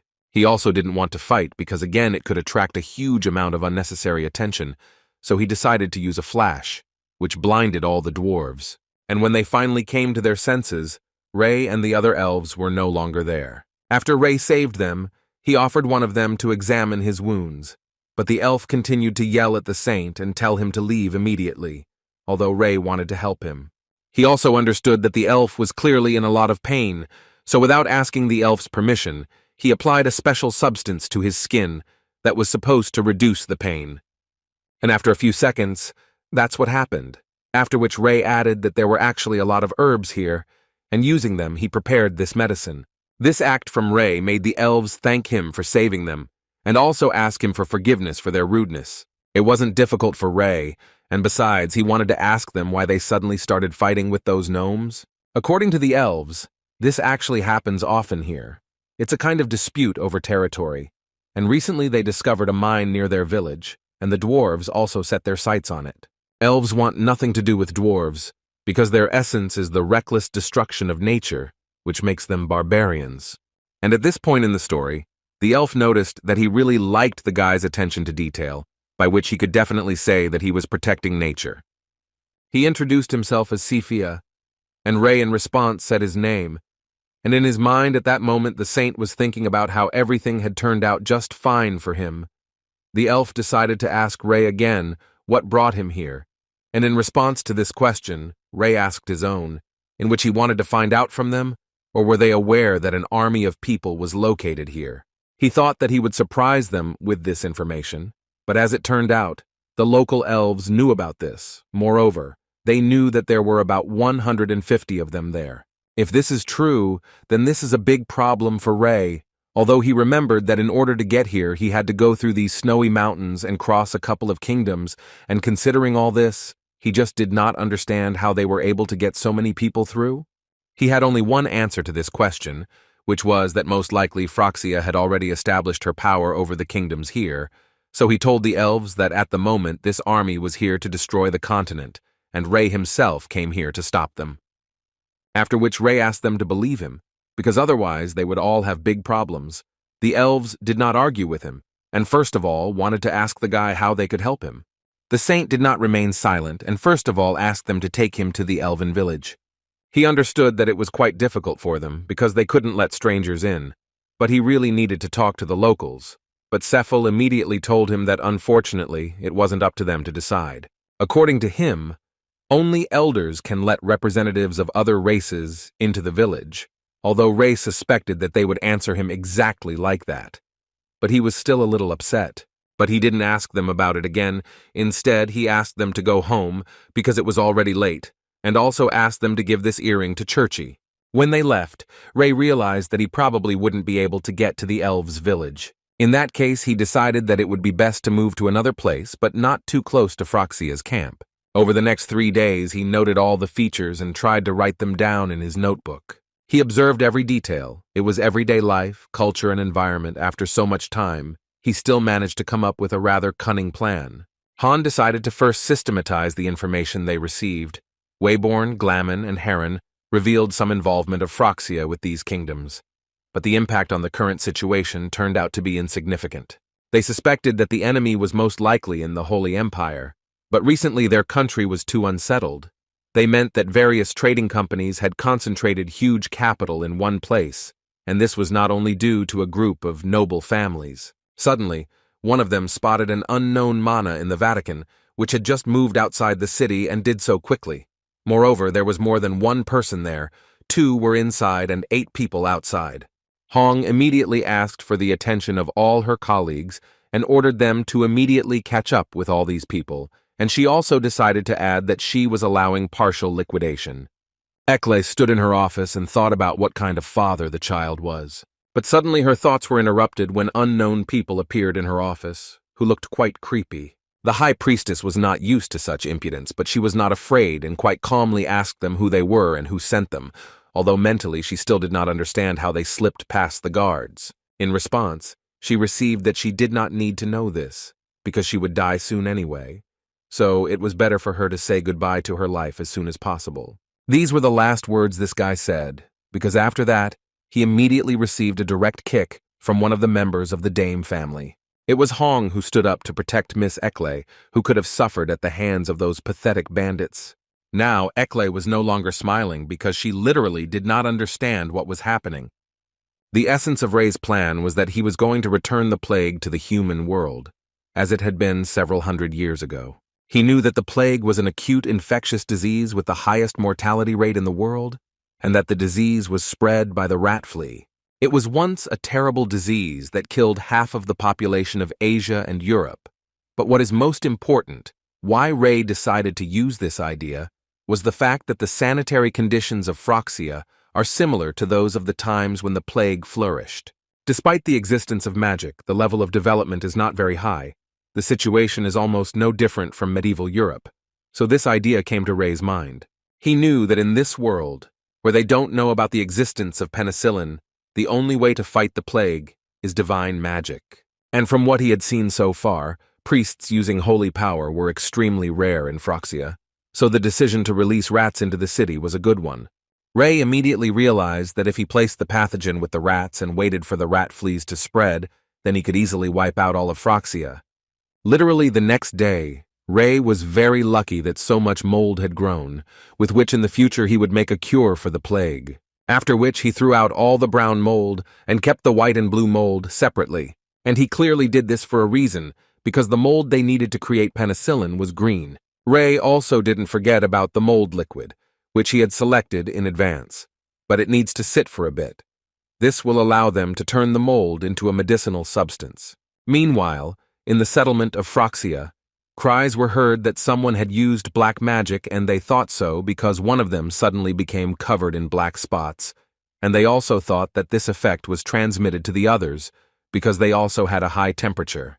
They began to quarrel among themselves, saying that none of them were guilty, each was defending their own people. Rei watched carefully as they began to quarrel, and it was impossible to say that he did not like this process. But what pleased him most was that magic would also be useless, because treating each person separately would not change the level of environmental pollution. This way, Phroxia will destroy itself without any intervention, which is what Rei wanted to achieve from the very beginning. The only thing that confused him in this situation was that very 7th-level mage that the necromancer told him about, and he was sure that problems would definitely arise with him. So Rei decided that he needed to come up with a solution to the problem right now. Rei's next step was to get inside one of their towers, and it was quite easy to do so since all the guards were sick with the plague. Each of them was a master of the sword, and this led Rei to the idea that there must be something important up there, since they guarded this place so tightly, perhaps some treasure, magical tools, or something like that. Rei easily passed each guard, thinking that he was almost there and had very little left. He was happy to take absolutely everything they had as compensation. And as soon as he got to the top floor, he discovered an incredibly large number of magical instruments that literally filled the room. There were so many of them that Rei didn't even know where to start. Suddenly, his joy and delight were interrupted when he felt his foot touching something, and barely lowering his eyes, he saw a man there who was lying unconscious. But it didn't last long because as soon as he felt Rei's presence, he immediately stood up and asked the stranger who he was and what he was doing here. In response, he received silence. And this guy quite unexpectedly began to talk about the fact that apparently it was Rei who released those rats that spread the plague. And the saint at that moment concentrated his attention on the mana of this magician, and she was the same in the magic circle that sealed Rei then, which means that this is the same high-level magician and the saint honestly admitted that he imagined him to be completely different. The thing is that in front of Ray stood a 7th-level archmage, who was the head of Phroxia. This guy was aware that Ray had managed to defeat the Bone Dragon with just one blow, and then get rid of the replacement magic with which he had distorted his mind, and all of this was amazing. Ray answered him that in fact he is an ordinary person, and not some kind of super god. In any case, he would like to ask a question to this archmage, in which he wanted to know or is revenge the only reason why Phroxia does all these things. After all, Ray really couldn't think of another reason why Phroxia was doing all this. The archmage stopped him and said that in fact there were people who wanted revenge, but globally, no one here cares about this. The thing was that the head of Phroxia wanted to gain knowledge and conduct research, and so he did all this in order to conduct experiments without problems in the future. Ray couldn't believe that the wars and destruction of people they carried out were only to satisfy his brain and answer the questions he asked himself. After thinking for a bit, the head of Phroxia assumed that this was indeed the case. He constantly asked them to do something for him, and his soldiers did it. According to him, all the experiments he conducted were not of great importance, but the fact that such a creature is now standing in front of him is an excellent result and indicates that everything he did was clearly not in vain. Listening to all this, Ray saw a psychopath in front of him, but he would have to think about this later, because now he would probably have to enter into battle with this archmage. Ray didn't even give his opponent a chance to attack him, and for this he used a capture spell, which at first seemed like a joke to the archmage because it was an incredibly simple spell for him, because he was a 7th-level mage. But because of this, he was only more surprised that this spell still worked and bound him so strongly that he was not even able to move, after which he saw Ray attacking him, who was telling him that he could not leave him alive. Here Ray single-handedly, using his intelligence and knowledge, destroyed Phroxia, which had been terrorizing most of the settlements in the Empire for many years. Most of all, the saint was glad that he could finally leave this terrible place, and now all the battles were finally over, and this meant only one thing, that when he returned, he would only practice medicine. In addition, he took something with him as compensation. In his opinion, this particular grimoire was different from all the others, and it should contain some advanced magic. He couldn't help himself, so he opened it before he got home. At least that's what he tried to do. But after several attempts to open this book with the help of magic, Ray received only disappointment and failure. Meanwhile, in Ekle's office, the Dave family was telling Ekle that these people called themselves the Night Moon. They considered themselves the best exterminator guild on the eastern continent. It was known that they secretly received orders only from the most powerful. But what's most interesting is that they had been tracking them since the Vatican itself, and upon hearing this, Ekle immediately realized that the Pope was involved in all of this. That's why he tried to destroy Ekle, because he believed that the High Priestess knew too much. Meanwhile, Dad was screaming in his office because he simply did not understand how so much corruption had appeared in the Holy Empire, because instead of being a country of the gods, in his opinion, it was becoming like a nest for vile members of Phroxia. Ekle listened to all this and was not very happy, especially when she tried to tell Dad what Ray asked him to do. But in response to these words, he began to shout even more, because he believed that only Dad could determine the future of the Holy Land. He also added that he was going to persecute the heretics even more decisively than he had done before, and that was the will of the goddess, the execution of which was entrusted to him. But now he wanted to know which opinion the priestess held more, his or the saint's. Ekle didn't think long about her answer, and immediately told him that she first wanted to ask what he meant when he asked this question. Did he really mean to say that she should ignore the saint's statement that he was a representative of God?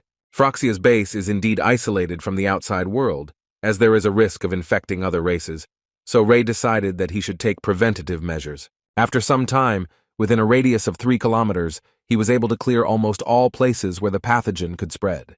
And in this case, it was the divine power that helped him the most, with the help of which he was able to finish all this so quickly. Suddenly he was interrupted by Churchy, who looked very excited, and according to her, she had been looking for Ray for a very long time and had finally found him. But as soon as the guy saw her, he immediately decided to leave, because he was not going to get into any conflicts with the elves, but she suddenly asked him to stop, because she wanted to ask him for forgiveness for the last time, and also thank him for returning her earrings. In addition, she heard that Rei saved the children from their village, so now she thinks that it was just a misunderstanding between them, and she explained her reaction by the fact that because of the Empire, her mother died, and therefore even the thought of the Empire returning her mother's stolen things to her simply infuriated her. Listening to all this, Rei realized that apparently these scoundrels from the Empire gave him someone else's earrings, so in response to her words, he immediately told her that he was very sorry. And now that they had figured everything out, Rei would like to know why the girl was looking for him at all. And as it turned out, the thing was that she was looking for him because he told her that he was a saint, so she would like to turn to him for help, because some children had caught a strange disease due to which black spots appeared on their bodies, and Rei clearly knew what was wrong with them. Although Churchy said that he did not know what was going on, and he could only assume that it was a powerful curse, even healing magic did not work on him, although mentally he could not believe that elves had appeared in this territory at such a time. Churchy was very angry because she was almost certain that those people were to blame for this. Considering the elf's condition, he decided not to say that it was he who created the source of the disease. In any case, she is here to ask the guy if he could cure her inhabitants of this disease. Rei simply had no moral right to refuse help, so without any questions he immediately said that he would cure them. After a fairly short time, Rei was already in one of the wards, where he examined patients, and fortunately most of them were in normal condition. Besides, he knew that although the plague is a very terrible disease, it can be treated with antibiotics. Churchy was incredibly grateful to him that he would use holy magic for them and cure its inhabitants. But Rei immediately interrupted her and said that in fact he was not going to use magic. His idea was to prepare a ready-made medicine. After all, he believed that they could be cured without divine magic, and he knew how to create medicines. Churchy could not believe that he was talking about potions that people use. Rei confirmed that it would be something like that, but first he needed some ingredients. And before he could finish speaking, the elves, who were already familiar to him, immediately ran up to him and said that he only needed to tell them, and they would bring him whatever he wanted. After some time, when they brought him the ingredients, they were a little surprised that he wanted to make medicine using such things. Among these ingredients was spoiled food, which is why they were so surprised, but Rei assured them that he would not give it to them in this form. First, he would soften it in water and filter it. Then, he said, he would pour rapeseed oil into it and mix it well, which would cause the impurities to dissolve in the oil and the medicinal ingredients to remain in the water, and finally, after purification, it would look more like medicine. After mixing, the high-temperature treated charcoal will absorb the impurities, and then need to be transferred to a funnel to wash away the impurities with clean water. Rei then added acidic vinegar-based water to remove the alkaline impurities. And if all these processes are carried out correctly, then they will be able to obtain pure ingredients, which are called medicine. When he finally did, he immediately put a small dose into a syringe and was going to try it on patients. He carefully injected penicillin into the patients, and after some time he was able to cure the entire village. 3 days later, many felt much better. The temperature dropped, the general health improved, and Churchy, watching all this, simply could not believe that it really worked, because she would never have thought that it was possible to heal without using divine power. Churchy didn't know how to thank Rei. She thought it was so sweet of him because he was clearly trying for them, and it meant a lot to her. Rei thought they shouldn't say things like that to him, because he was actually just cleaning up the mess. But they didn't listen to him, and Churchy suggested that they all throw a banquet in Rei's honor, and this idea was supported by the majority of people. Rei tried to tell them that it was not worth doing, but after hearing this, they immediately wanted to know what was going on and why he was so against it. The next day, Rei set out on the road again, where he again encountered incredibly bad weather. He could not quite believe that he had to walk this road again. On the way, he thought about those scoundrels from Phroxia. It was all because of them. Besides, they were of absolutely no use, because in their towers there was not even a single spell that was related to movement. On the way he met his old friend Droid, who as soon as he saw Rei, immediately began to thank him for the fact that he could finally return to his native forest. The tree also added that he felt like his powers had returned to him, and therefore he would like to give him a gift, and this gift was one of his branches, which, according to him, was the strongest. At first, Rei thought it was just an ordinary branch that he was going to give to Zeke first. A poor woman in the south of the country begged to spare them, or at least their children. But in response, she heard only cries that it was because of people like her that Phroxia was able to enter the city gates. She tried to shout at them and tell them that they didn't really do it, but no one wanted to listen to her. One of them decided to kill her and her daughter because the woman decided to lie to him, so she will answer for her sins. But today the woman was lucky, and at the last moment an unknown voice stopped this guy and did not let him do what he had planned. It was Ray, who from the very beginning thought that they were all bandits here, but now looking at the face of this man, he realized that he was wrong and therefore wanted to know who they were. Most of all, this man looked like an ordinary tramp to him, and while Ray was thinking about this man decided to come closer to him and explain who he really was, and he clearly did not want to do this with the best intentions. Suddenly a phrase came out of the man's mouth, in which he wanted to know how the guy even dared to behave so badly in the presence of the investigating council judge, and this hurt Ray quite a lot. So he decided to show the man that if anyone had forgotten how to behave, it was him. The man immediately fell to his knees as soon as he saw the holy energy, although he could not fully believe that he was seeing a saint in front of him, and Ray only now wanted to know what group the man was in. He immediately said that he was on the council's investigation team. Hearing this, Ray came to the conclusion that the person who ordered this to happen was the Pope himself. The woman intervened in this dialogue to tell the saint that they had done nothing wrong, and that these people had clearly started threatening them for no reason. This was confirmed by other citizens of this settlement. According to them, the main reason for their destruction was that they were allegedly heretics. Ray closed his eyes and asked them to calm down, after which he promised that as a faithful servant he would do everything to solve this problem. The saint once again turned to one of the Pope's army and ordered him to retreat, but apparently it would not be so easy, because this man stated that they had received a direct order from the Pope, so they could not simply retreat. And Ray actually understood him perfectly, so he said that he actually had a choice: either stop following the order or continue and die at the hands of the saint. After these words, there were no more doubts, and this man immediately decided to follow Ray's order. And for this, he needed to tell the investigation council to immediately stop his activities. Ray asked me to tell them that if they don't stop, he will gladly destroy each of them. At that moment, the saint thought about the fact that every time he returned from some difficult mission, some difficulties were sure to arise in the Holy Empire. The saint's assistant came to her to tell her that the actions were becoming more cruel every day, although they were trying to put pressure on them, because the Council for the Investigation of Heresy is an organization of the Vatican, so it is not so easy. And all this was just news, because she understood that at any moment the arrows of the executive committee could fly in her direction. But suddenly she felt the presence of a holy force, and her first thought was that it was Ray. Ray, meanwhile, was scolding one soldier who refused to follow his orders because the saint looked far from saintly. Their very intellectual dialogue was interrupted by Iriel, who was incredibly happy that Ray had returned. When they were sitting in a more private setting, Ray told them that Phroxia would not be able to return, and even if there was something left of them, he was still sure that there was clearly no need to worry.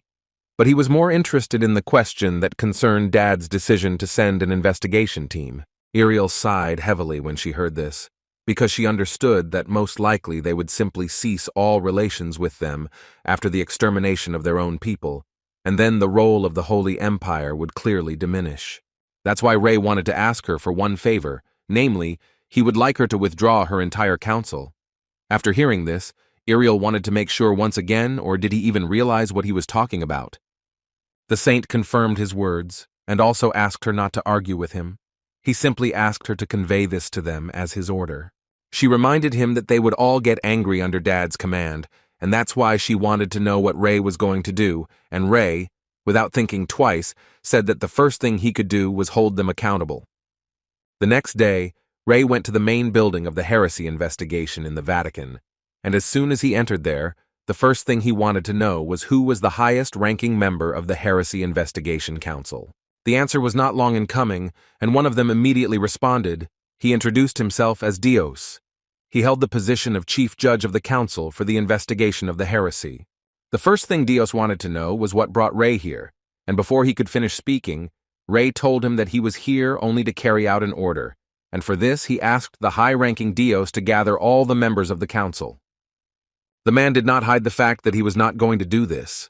because this was first and foremost his father's order. Rei didn't need to hear another word to use holy energy to try to convince them otherwise. Most of the guys who were in this building at that moment began to feel that their bodies would literally explode. Rei continued to emit holy energy until one moment he decided to ask them, or had they accidentally changed their minds.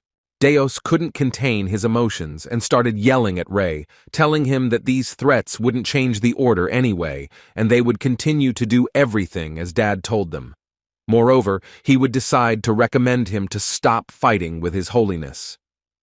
Rei responded by immediately telling him that they could call it whatever they wanted, but he believed that he was only doing what he had to do for the good of the people, and that they themselves had placed this responsibility on him. After which he told them that he was giving them exactly 1 week to solve this problem, otherwise he showed them what would happen to them. These threats worked, and Doak promised that he would fulfill all of Rei's requests. After he dealt with this, Rei realized that now he only had one problem left, and that was Dad.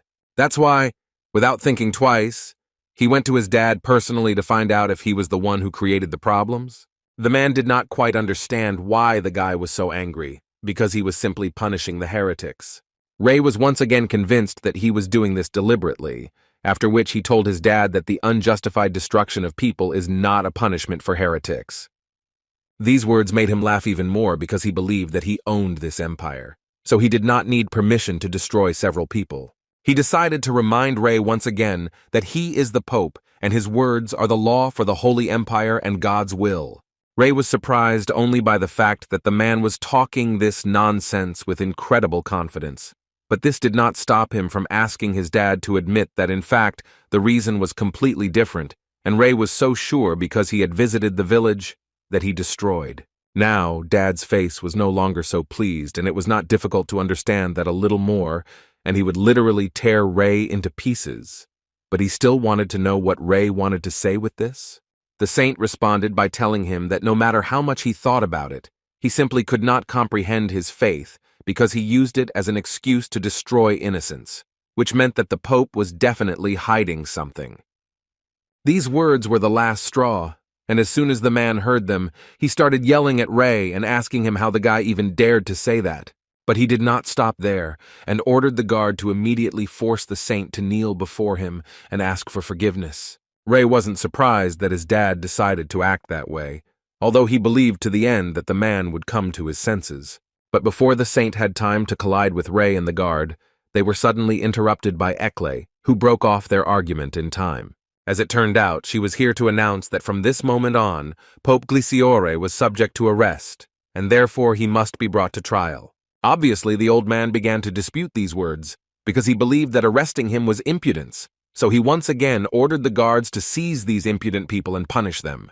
But Ekle immediately told him that it was actually useless, because according to her, she had a contract for the construction of the academy, which stated that all construction work was entrusted to Phroxia, and the Holy Empire received almost 2,000 coins as a bribe. He blushed and tried to find out from her how she knew about this at all, and Ekle seemed to be waiting for this question, because she said with a satisfied face that her old friends helped her with this question. Moreover, she said that this was an official document with the seal of the Pope, and there was no point in making excuses. And finally, the most pleasant moment came. Ekle asked the guards to arrest Dad and throw him in jail. But apparently it won't be that easy because the man got really angry and decided to remind them that he is the king of the nation. And those who oppose him are, in essence, challenging God's will, and it was with this power that he was going to judge them all. But apparently he overestimated himself a little, because Rei didn't even let him finish speaking before he punched him in the face. After some time, Pope Gliciore was sent to prison.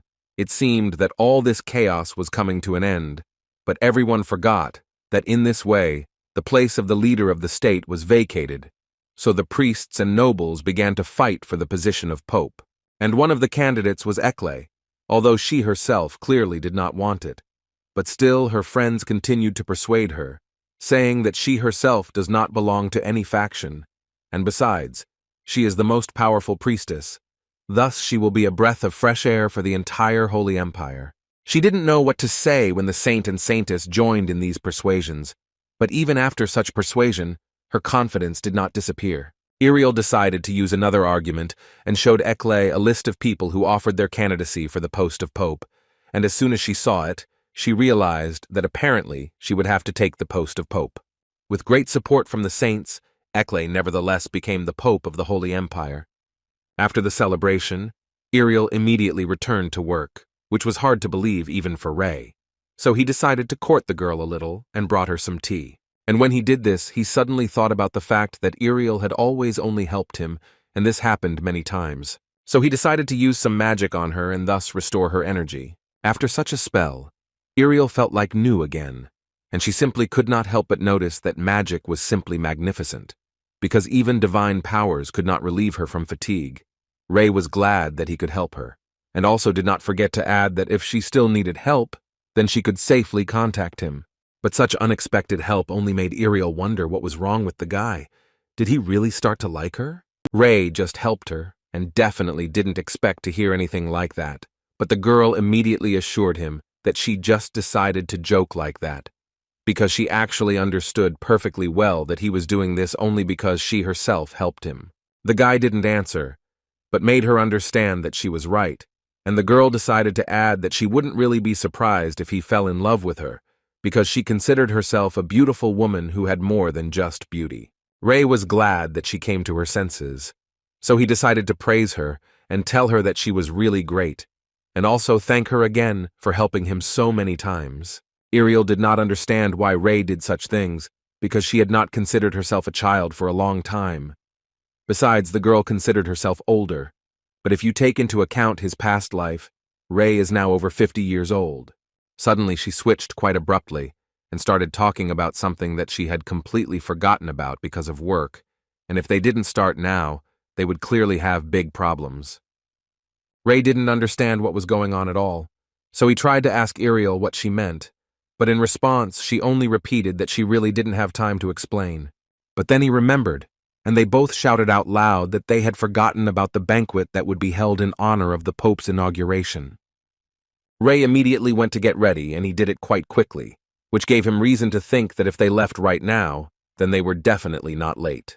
A knock at the door made him interrupt his thoughts, and if his assistant was to be believed, Zeke was waiting for him outside the door. And as soon as Rei allowed him to enter, the first thing Zeke noticed was that Rei looked just fine, for which the saint was grateful. But still he wanted to know more where Euclid was now and why he was not with her. Zeke heard that there were a lot of things to do after the war ended, so Zeke came here today to accompany him, and it was actually quite timely, because Rei had just the right gift for the guy. It was clear from the expression on Zeke's face that he was clearly not prepared for Rei to give him some kind of gift. The saint gave him the very same branch that his tree friend had given him as a gift in the forest. Rei didn't have time to tell him that this was far from a simple wand, but Zeke was already incredibly happy, even at the thought that the saint had given him an ordinary wand, and he immediately assured the saint that he would take care of this thing. But Zeke surprised the saint even more when he told him that he had found a way to stop Rei's sword. Therefore, the saint asked Zeke again if he understood exactly how to block his blow, and according to the swordmaster, he knows how to block the sword that Rei showed him last time. And to make sure Rei believed him, Zeke promised to show him how he would do it. As soon as Iriel arrived at the banquet on the occasion of the Pope's inauguration, she immediately noticed that all family members were present at the celebration. But still, some people were unfamiliar to her, and according to her assistant, they were diplomats from the kingdom of Harran. Iriel didn't really want to see them, because she didn't forget how they asked them for help during the war, but instead they refused and didn't send anyone, and most likely their main goal is to restore trade relations. At this moment, Rei entered the banquet, first approaching Graia and Iriel, with whom he greeted. The girl greeted him, and in response to this, Rei noted that they had done very well during the war. Iriel joined in these words, and also added that Gaia decided to help her with the work in the Holy Empire, and hearing this, Rei and Zeke agreed that this was a good deed. But the girl immediately said that if Rei opened a medical academy, she would definitely find time to study, and these words could not help but please Rei. Their conversation was interrupted by the same diplomats who came to greet the saints on behalf of Elohim from the kingdom of Harran. Rei also knew that these people did not respond to them when the Holy Empire needed help, and yet they dared to appear so shamelessly in front of them at the banquet. but Ray still said that he was pleased to meet them. One of the diplomats immediately began to say that it was a great honor for them to meet all the heroes who protected them from Phroxia, but Ariel immediately stopped them and asked them to quickly get down to the business for which they were here. She also didn't wait, and immediately said that the people who simply looked at them when they defended them from Phroxia were clearly not welcome. But even in this case, they were ready to listen to them, since they had come such a long way. The diplomat immediately began to talk about the fact that trade between their kingdoms was currently at a standstill due to the war. But he still reminded them that according to the trade agreement they are friendly countries, and Heron, according to him, is the exclusive importer of grain in the empire. And considering all the pros and cons, he said they came here to ask for the resumption of trade between their countries. At this point, he stopped speaking, because he was interrupted by some voice that ordered the diplomat to shut his mouth and get out immediately, after which Ariel turned again and said that this was the final decision of the Holy Empire, and apparently they had come such a long way in vain, but they would still have to go back. The diplomat didn't want to think about them breaking their treaty, because in that case it could be said that they didn't care at all what would happen to the reputation of the Sacred Empire. Ray told him that Heron was heavily dependent on trade and was clearly in financial difficulties, so the saint was sure that the goddess would want them to help them. The diplomat was very pleased to hear such words from the saint, because from the very beginning, he thought that he would find a common language with them. But apparently he started to rejoice too early, because Ray suddenly told him that the price at which they would buy grain should be twice as profitable for them. These words immediately made the diplomat angry and shout, because for him all this seemed simply outrageous. How could he even say such a thing? But Ray did not argue with him, and simply reminded him once again that they could still terminate the agreement. But on the other hand, the saint clearly did not recommend him to do this, because they hardly want to make the Holy Empire their enemy. Ekle was so happy to see how this situation had just been resolved, and she felt like this day couldn't get any better. A few hours later, Ray and Ariel went out onto the balcony to get some fresh air. And the first thing Ariel said to the saint was that it seemed to her that it would never end, and yet she was very glad that the war had finally come to an end. Ray was also happy about this, but he was still more worried at the moment about whether Ariel would be against him returning to the academy. But she had already told him that there was no problem with this, and that she could easily handle all the work herself. She also believed that he had gone through all sorts of troubles when he suddenly had to come to the Holy Empire, and now he could do whatever he wanted. But she still didn't forget to ask him to see her at least sometimes and get a little help with paperwork, which Ray was not against doing. Meanwhile, in the ruined tower of Phroxia, the mage who confronted Ray suddenly opened his eyes. At first he thought that he was dead, but then he realized that he was lucky to survive, although the thought that someone might have a higher circle than him did not leave his head. He remembered Ray's appearance and thought about how his mana literally pierced his heart in an instant. It was simply huge and so pure. It seemed to him that this was the very source of mana that he had been looking for so long, so he decided that he would look for his opponent to find out for sure. After the end of the war, the academy allowed students to return, perhaps due to the consequences of the war, but some students did not return, and when the rumor spread that the saint was giving open lectures on medicine, new students began to actively come to the academy. Ray arrived at his first lecture after the war in a fairly good mood and was eager to get started. He began by saying that the topic of today's lecture would be related to the fact that during the war, they had the opportunity to see priests in action, but they are not the only ones who can save people. He suspected that some of them must have already experienced it or witnessed it on the battlefield. Priests and even saints cannot cure certain diseases, and this is absolutely normal. The students were a little scared to hear this, because then all these people would be doomed to die. But suddenly, Ray interrupted their thoughts when he slammed his hand on the board and started shouting that with the medical academy they could cure them. Starting today, he said, the medical academy will accept students and focus on diseases and wounds that even priests cannot cure. With these words, Ray tried to interest everyone who came to the lecture today, after which he moved on to the essence of the lecture, in which he wanted to talk about what they would call superficial wounds in the future. Before they could go any further, Ray decided to ask them a question, in which he was quite interested to know why soldiers who could have been saved during the war still died even from minor superficial wounds, and one of the students said that the temple did not have enough priests. This was the correct answer, but not completely. And in order to clarify it, Ray added another question, in which he wanted to know how they thought, why they died despite the fact that the injury was not serious. He understood that they simply could not know the answer to this question. So he decided to tell them, as it turned out. The cause of such deaths was sepsis of a superficial wound.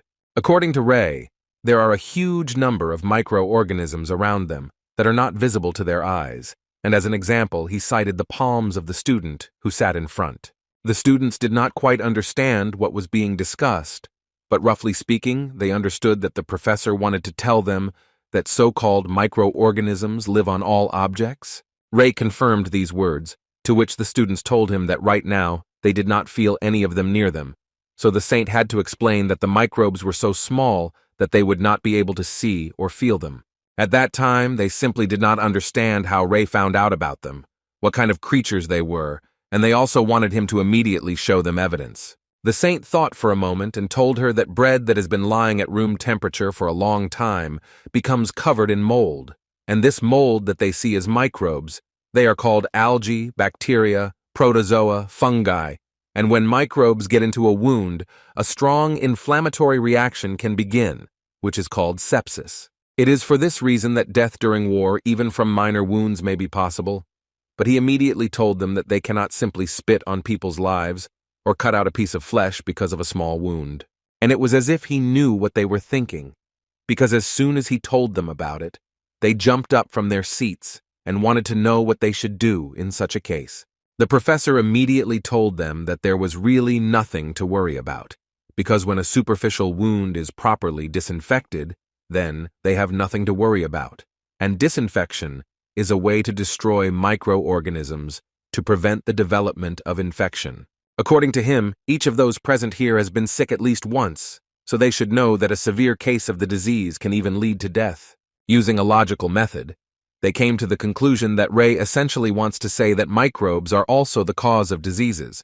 But this was not entirely true, because the professor noted that in addition to microbes, there are also viruses in this world that are also capable of causing diseases. But this is already the topic of the next lesson. Today, he also wanted to show them that the disease can be prevented by disinfection and that this method is quite simple. To do this, they just need to wash their hands and do it regularly, and if they can keep it in order, then in this simple way, they can prevent the disease. According to him, this also applies to minor wounds. Simply washing the wound with a large amount of clean water gives a positive effect, and this was actually such a shock for the guys. And as an example, he cited village women who do the laundry, because everyone can notice that they get sick quite rarely, because their hands are always in contact with water. Although it was simple, some of the guys still had some questions. One of them wanted to know how the saint could explain to them the influence of dark magic on the body of the organism. Are microbes really involved there too? Ray noted that this was a pretty good question, so he would be happy to answer it. According to the saint, the disease sent by dark magicians does not just appear, and in fact they simply use magic, which creates a favorable environment for the life of microbes. They got a little off topic. So Ray wanted to continue the lecture, but when he looked at his watch, he realized that time had already come to an end, and he had only just begun his lecture. So he began to worry that in such a short time, he had not been able to interest the students. But when he turned to them, he saw a smile on each of them that could only mean one thing. Each of them liked this lecture, and they would definitely come to him again. Also, after Ray's first lecture on medicine, along with frequent hand-washing in the dorm, the popularity of medical lectures increased. And at some point, it attracted an incredible number of students who regularly attended Ray's lectures. The magician from Phroxia had meanwhile already arrived in the Holy Empire, where he felt with literally every cell of his body that Ray was somewhere nearby, and besides, he was following the trail of his mana, which led him straight here. He understood that at this level, he thought that he was somehow connected with the Lesian Empire, but the sacred empire within which he was giving lectures to students. This was quite unexpected. This magician wanted to see the saint as soon as possible, but he understood that if he just appeared in front of the saint who destroyed him, it would look very rude. It could even be offensive. So these thoughts made him start thinking about how he could meet him in the most natural way without offending him. The first thing he noticed was that most of the people here dressed the same, and given this, he realized that it was most likely a uniform. After some time, he got hold of exactly the same uniform and immediately put it on, thinking that this should be more than enough to not attract special attention to himself. There are 3 types of students in the academy: students with swords, students in robes, and the last ones who wear white coats. For some reason, Lich liked the white coat. He thought that the clothes were actually quite cute and also very comfortable. But he had no idea that he would have to talk to other students, most of whom were girls, who didn't understand how they could have missed such an attractive guy. After some time, the girls told Lich that today they would have a practical lesson where they would be divided into groups of 3 people and would dissect a pig. Upon hearing this, he immediately thought that this was some kind of dark magic. But when he told the girls about this, they immediately started laughing at him because this is not dark magic, but medicine, in which it is very important for them as doctors to understand the structure of organs. It turned out that this was not the first time Lich had heard this word. It was quite popular in the era of sorcery, but he also did not forget that the effectiveness of such methods was much less compared to magic, so they began to disappear. So he was slightly disappointed that such useless things were taught in the Academy of the Holy Empire. Suddenly their conversation was interrupted by some big guy who didn't understand where these girls were looking when they walked. But they were sure that it was he who crashed into them, and not the other way around. According to one of the girls, the medical faculty appeared recently, and most of the students there are commoners, while the fencing and magic faculties are usually attended by nobles, so they simply cannot come to terms with this. The Lich decided to intervene and suggested that the girl immediately go to class, because at this rate, they would definitely be late for practice, which angered the big guy, and he wanted to know where they were going if they hadn't asked him for forgiveness yet. But apparently this was not enough for him, and so he said that she should kneel before him and ask for forgiveness in this way. Such words were clearly too much, for which the Lich immediately decided to punish this guy by bringing him to his knees with the help of magic. After which he came closer to him to find out how he dared to be so arrogant just because of his status, which he received completely by accident, and his vulgarity simply amazed the Lich. And the Lich simply hated people like this guy, so he decided to use magic to convince him that he was an orc who would now go into the forest, where he would actively build his hut. This therapy session was quite successful, and the big guy immediately began to run away from them. Apparently he realized that things were bad for him, after which Lich asked the girls to take him to the lab, if it wasn't too much trouble, but given what they had just seen, it clearly wasn't too hard for them to do so. Lich decided that as soon as he finished this task, he would immediately go look for Ray, for whom he came here. But what was his surprise when Ray suddenly entered the laboratory? Lich clearly didn't expect to meet him here, because he was completely unprepared for this. Ray immediately noticed the new student, who reminded him of someone, so the saint immediately approached him to examine him closer. The saint immediately realized that the Lich knew him, so he decided to use a little magic to make sure of it. But Lich held on and didn't admit until the very end that he actually knew Ray. The saint was not going to believe him, so he immediately used his power to make him split. Ray also immediately added that he didn't even know how Lich had survived, but he assured him that he would tear him into small pieces, and then the magician would definitely disappear from this world forever. The Lich, hearing this, immediately changed his mind and began to beg the owner to forgive him and give him the opportunity to listen to him. He wanted to tell him that he didn't want to fight Ray. According to him, he only wanted to help. But the saint wasn't satisfied and wanted to know why he should trust Lich. So this guy had to say that as a lower-level mage, he was obliged to pay respect to the higher circle mages. But all these words were complete nonsense for Ray, and he didn't really want to believe him. But apparently the Lich wanted to be believed so much that he wasn't even against falling on his knees before the saint. And it actually worked, because Ray thought about the fact that Phroxia no longer existed, which meant that the Lich would never do such a stupid thing by showing up here alone. And so it began to seem like he really didn't want to fight him. But he clearly couldn't believe him right away, so he chained him up and told him to wait until they did the lab work, which made Lich happy. A little later, when Lich saw the students' work, he was finally convinced of how insignificant they were. He tried to help them with his hints, telling them where it was better to use a knife and where a hammer, but even in this case they had little success. These clues were heard by Ray, who decided to find out if Lich could cut up bodies and in response he immediately heard that this was in fact his main specialty. Hearing this, Ray decided to give him a chance and asked him to show what he was capable of. But before that, he did not forget to warn him about what would happen to him if he did something. After standing over the body for a while, Lich got to work and it looked like he really knew what he was doing. As much as he didn't want to, Ray still admitted that the guy was experienced enough to teach someone. It was an excellent dissection, and these words were the best motivation for Lich, because he so wants to help the saint. Hearing this, Ray smiled because he actually has an idea about this, and it just so happens that he has a task for him. That same evening, Ray received a letter from his home country, which clearly surprised him. Ariel simply could not continue working with these papers. She wanted to run away and never see them again. Gaia suggested that she leave everything to her and go and rest for a few hours, but she didn't forget that she had promised to sort everything out before Ray returned, and she had kicked him out so confidently. And in her mind, she understood that she had already finished the work, the volume of which an ordinary person would not have been able to handle. But still, it seemed like she still really needed a saint. The Legion Empire is the most powerful country on the continent. The monarch who rules this state, George de Legion, is seriously ill, so he asks Ray in his letter to visit him so that he can help him recover. This ruler also knew about the power that could heal all existing ailments, so he would be so grateful to Ray if he helped him out in this case. But the first thing Ray thought was that if he suddenly failed to heal the Emperor, then the Legion Empire might assume that the Holy Empire did not want to heal him, and this would most likely cause a split between the two states. Although on the other hand, if he successfully cures him, then their relations between the countries will strengthen. But the only thing that stopped him was that it was a little different from treating ordinary patients, because he would hardly be able to do anything about it. In this case, Ray decided to appoint Lich as an emeritus professor, who was not as kind as Ray.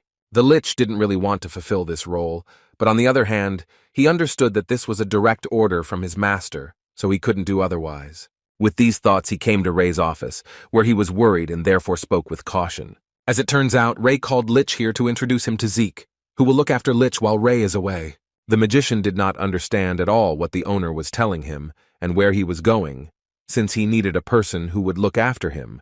Instead of explaining, Ray told him that he would not be at the academy for some time, and he also handed him a papyrus. On this paper, he wrote down most of the lessons that Lich himself would first need to learn so that he could then teach them to students. Hearing this, Lich immediately reminded Ray that he came here to help him. Zeke decided to explain to Lich that it was precisely helping that he would be doing, because he only had to remember how much Ray valued this academy. And therefore the Swordmaster believed that the magician should be grateful for the fact that he was entrusted with such an important matter. The Lich did not start a nice conversation with him and decided to clarify who he was, if he dared to interfere in their conversation with the owner, after which they began to argue with each other, and this was clearly not a good sign, and Ray understood this perfectly well, who immediately had a bad feeling. In any case, Lich decided to tell Ray that he was going to perfectly complete the task that he had entrusted him with, and in this way he was going to earn his trust. But he would like to do it without this creature that Ray had assigned to watch over him. Zeke, in turn, could not help but tell Ray that he could not worry, because he would do everything to fulfill his request. So he wished him a safe journey. And as soon as they told him their phrases, they immediately started a war with each other, and Ray could only pray that they would not destroy each other until he returned. After talking with the guys, Ray decided to go to Ariel and warn her that he was going to leave. But when he entered, he found her at the moment when she was sleeping. Ray understood that she was probably having a very hard time, so she literally passed out from helplessness. He understood that he had a lot of things to do after returning to the Holy Empire, but Ariel had even more things to do. Suddenly she opened her eyes and saw Ray in front of her, which made her literally jump up from her seat and scream, and the saint decided that this was a great moment to tell her that she had worked so well, so he was very grateful to her for this. In fact, quite a bit of time had passed since Ray entered the office, so he had time to sort out all the scrolls that Ariel had been fiddling with. But this caused her even more shock, because she simply could not understand how he was able to sort out all these scrolls in such a short time. She decided to check it out because she suspected that he was actually cheating on her. But after looking, she realized that he was not actually cheating on her, and everything was really just perfect there. Ray, at that moment, decided to say that he would still like to help her, but he simply did not have time for it. But considering that he had sorted out all the paperwork, there was nothing left to help with. Their dialogue was interrupted by a maid who came into Ariel's office to inform her that Mr. Ray's carriage had already arrived. The third prince of the Legion Empire, Gale, sitting next to his father, thought that apparently no one wanted his father to recover, and he understood the reason. Everyone apparently wanted to get the place that he so diligently defended. Gale told his father that he had asked the Holy Empire to send them a saint so that he could wake up as soon as possible and take control of the empire, when suddenly he was interrupted by the second prince of the Legion Empire, Luke, who believed that it was time for his brother to leave. Gale himself had already thought about this, because in his opinion, only Luke cares about his father, and he feels that he acted too shamelessly. So he came here to make amends a little. Luke asked him not to worry so much because he believed that everything would be fine, and now he asked Gale to give him the opportunity to take care of his father. After the third prince left his father's chambers, Luke immediately thought that his brother clearly should not interfere in this war, but unfortunately, he could not stop him either. A few days later, Ray was already in the Legion Empire as an invited guest. After looking around a bit, Ray saw quite a lot of sights, as expected from the very beginning from the most powerful country on the continent. It was literally huge. Towards evening, when his walk had already ended, Count Opal approached him, who, according to him, was supposed to accompany Ray. Opal immediately assumed that Ray was very tired from the long journey, but he still wanted to ask him to go with him, and the saint had already guessed where they would go. That's why he walked along with him quite quickly, because in fact, Ray himself understood that they simply couldn't waste time. As soon as Ray entered the room where Emperor Lishan was lying, the guy felt a specific smell, which at first was similar to the one that appears when a person is not washed for a long time. In any case, he came closer in order to assess the patient's condition. The first thing he noticed was that all his muscles were tense due to muscular ankylosis. It must be because he had not moved for a long time. Looking at the man, Ray couldn't help but think that it was so serious that he couldn't stretch any part of his body. But just the immobility of the muscles wasn't enough to make an accurate diagnosis. He knew that there were actually quite a few reasons why muscles were stiff, so he started eliminating all the options that came to mind until he realized that the main problem was in his mind. He remembered that when an acute illness leads to a disturbance of consciousness, various disorders can arise. The treatment is carried out in reverse order, since Ray does not know what disorder the Emperor suffers from, and in this case, he was especially careful. After examining the Emperor, he noticed that the lumbosacral sprain or lumbago was not accompanied by a disturbance of consciousness. Otherwise, there would have been complications. But then why did he lose consciousness at all? He decided to continue the examination and at one point came across a bruise that was on his arm. So he took off all his clothes from his entire body and saw a bunch of bruises there, which gave Ray very bad thoughts. The whole point was that the man had bruises even on his stomach, and this is already a very bad sign. The next day, Ray came to the palace to see the Emperor again, and along the way he thought that perhaps the man was in prolonged shock from internal bleeding, given the immobility of his muscles. Although on the other hand he understood that these bruises, muscle stiffness, all this could not be connected, so there was only one option left, namely that they were caused by an external irritant. And understanding this, Ray most of all did not want to get into trouble and end up in a family quarrel. His thoughts were interrupted by a man when Ray wanted to enter the Emperor's room again. It was the second prince of the Legion Empire, Luke, who came here specifically to greet the saint and thank him for everything he does for them. Ray understood that this was clearly not the main reason why Luke came here, so the saint decided to ask him a question in which he wanted to know the exact reason for his arrival. As it turned out, Luke knew that Ray had done some research yesterday that made him understand that something was wrong with the Emperor, but Luke was still here to find out if the Emperor had been poisoned. Ray, without thinking twice, immediately said that this was not true and that the Emperor had not fallen ill for this reason. Luke said it was an incredible relief for him, after which Luke added that he completely trusted Ray in treating his father. At this point, their conversation came to an end, and Luke left, and Ray began to think about how he should make a treatment plan and think less about the relationship between the Emperor and his children. But apparently this is impossible for now because right after Luke, a third princess, whose name was Luciella, approached Ray, and she would also like to talk a little with the saint. Ray was quite happy to talk to them all, because he was quite busy. But still he smiled sweetly and assumed that the girl also wanted to know how the emperor was doing. She answered him that this was so, but still she was here not only for this reason. According to her, she was also interested in seeing the saint, who for her was very beautiful and attractive. This was clearly too much for Ray, but he clearly couldn't say anything to this girl. So he decided that the best thing to do would be to simply tactfully leave and say that he had too many things that required his attention. Luciella told Ray that it was just a joke, although maybe she annoys him. That's why he reacts like that. And what was her surprise when Ray actually turned around and said that she was annoying him, and that's why he wanted to end the conversation with her as quickly as possible. After which he added that if she had no business, then it would be better for her not to come to him, because now he was very busy treating His Majesty, and with this he closed the door right in front of her nose. She stood in front of the door for a while and thought about how he dared to ignore her, because she was the princess of this empire. But this only made her even more angry, and now she decided that she wanted to check how long he would last, and how long he could behave like this. Meanwhile, the Dame family was closely watching all of the saint's conversations, and one of them felt that this girl was causing the saint too many problems, so she suggested that Hong deal with her right away. But another member of the family immediately decided to say that they should wait until the princess tried to do something, because the saint had clearly told them not to stick their necks out. And Hong completely agreed with her, so she decided to wait a little and take an observation position for now. But she also immediately said that if anyone from the Legion Imperial family was plotting something or trying to harm the saint, then they would have to deal with them immediately. Ray, at the moment when he entered the Emperor's chamber once again, thought about the fact that the Legion Empire had asked him to come, making an official request to the Sacred Empire. And this could only mean one thing, that they themselves simply could not cure him. And this means that the Emperor's illness is not a simple injury.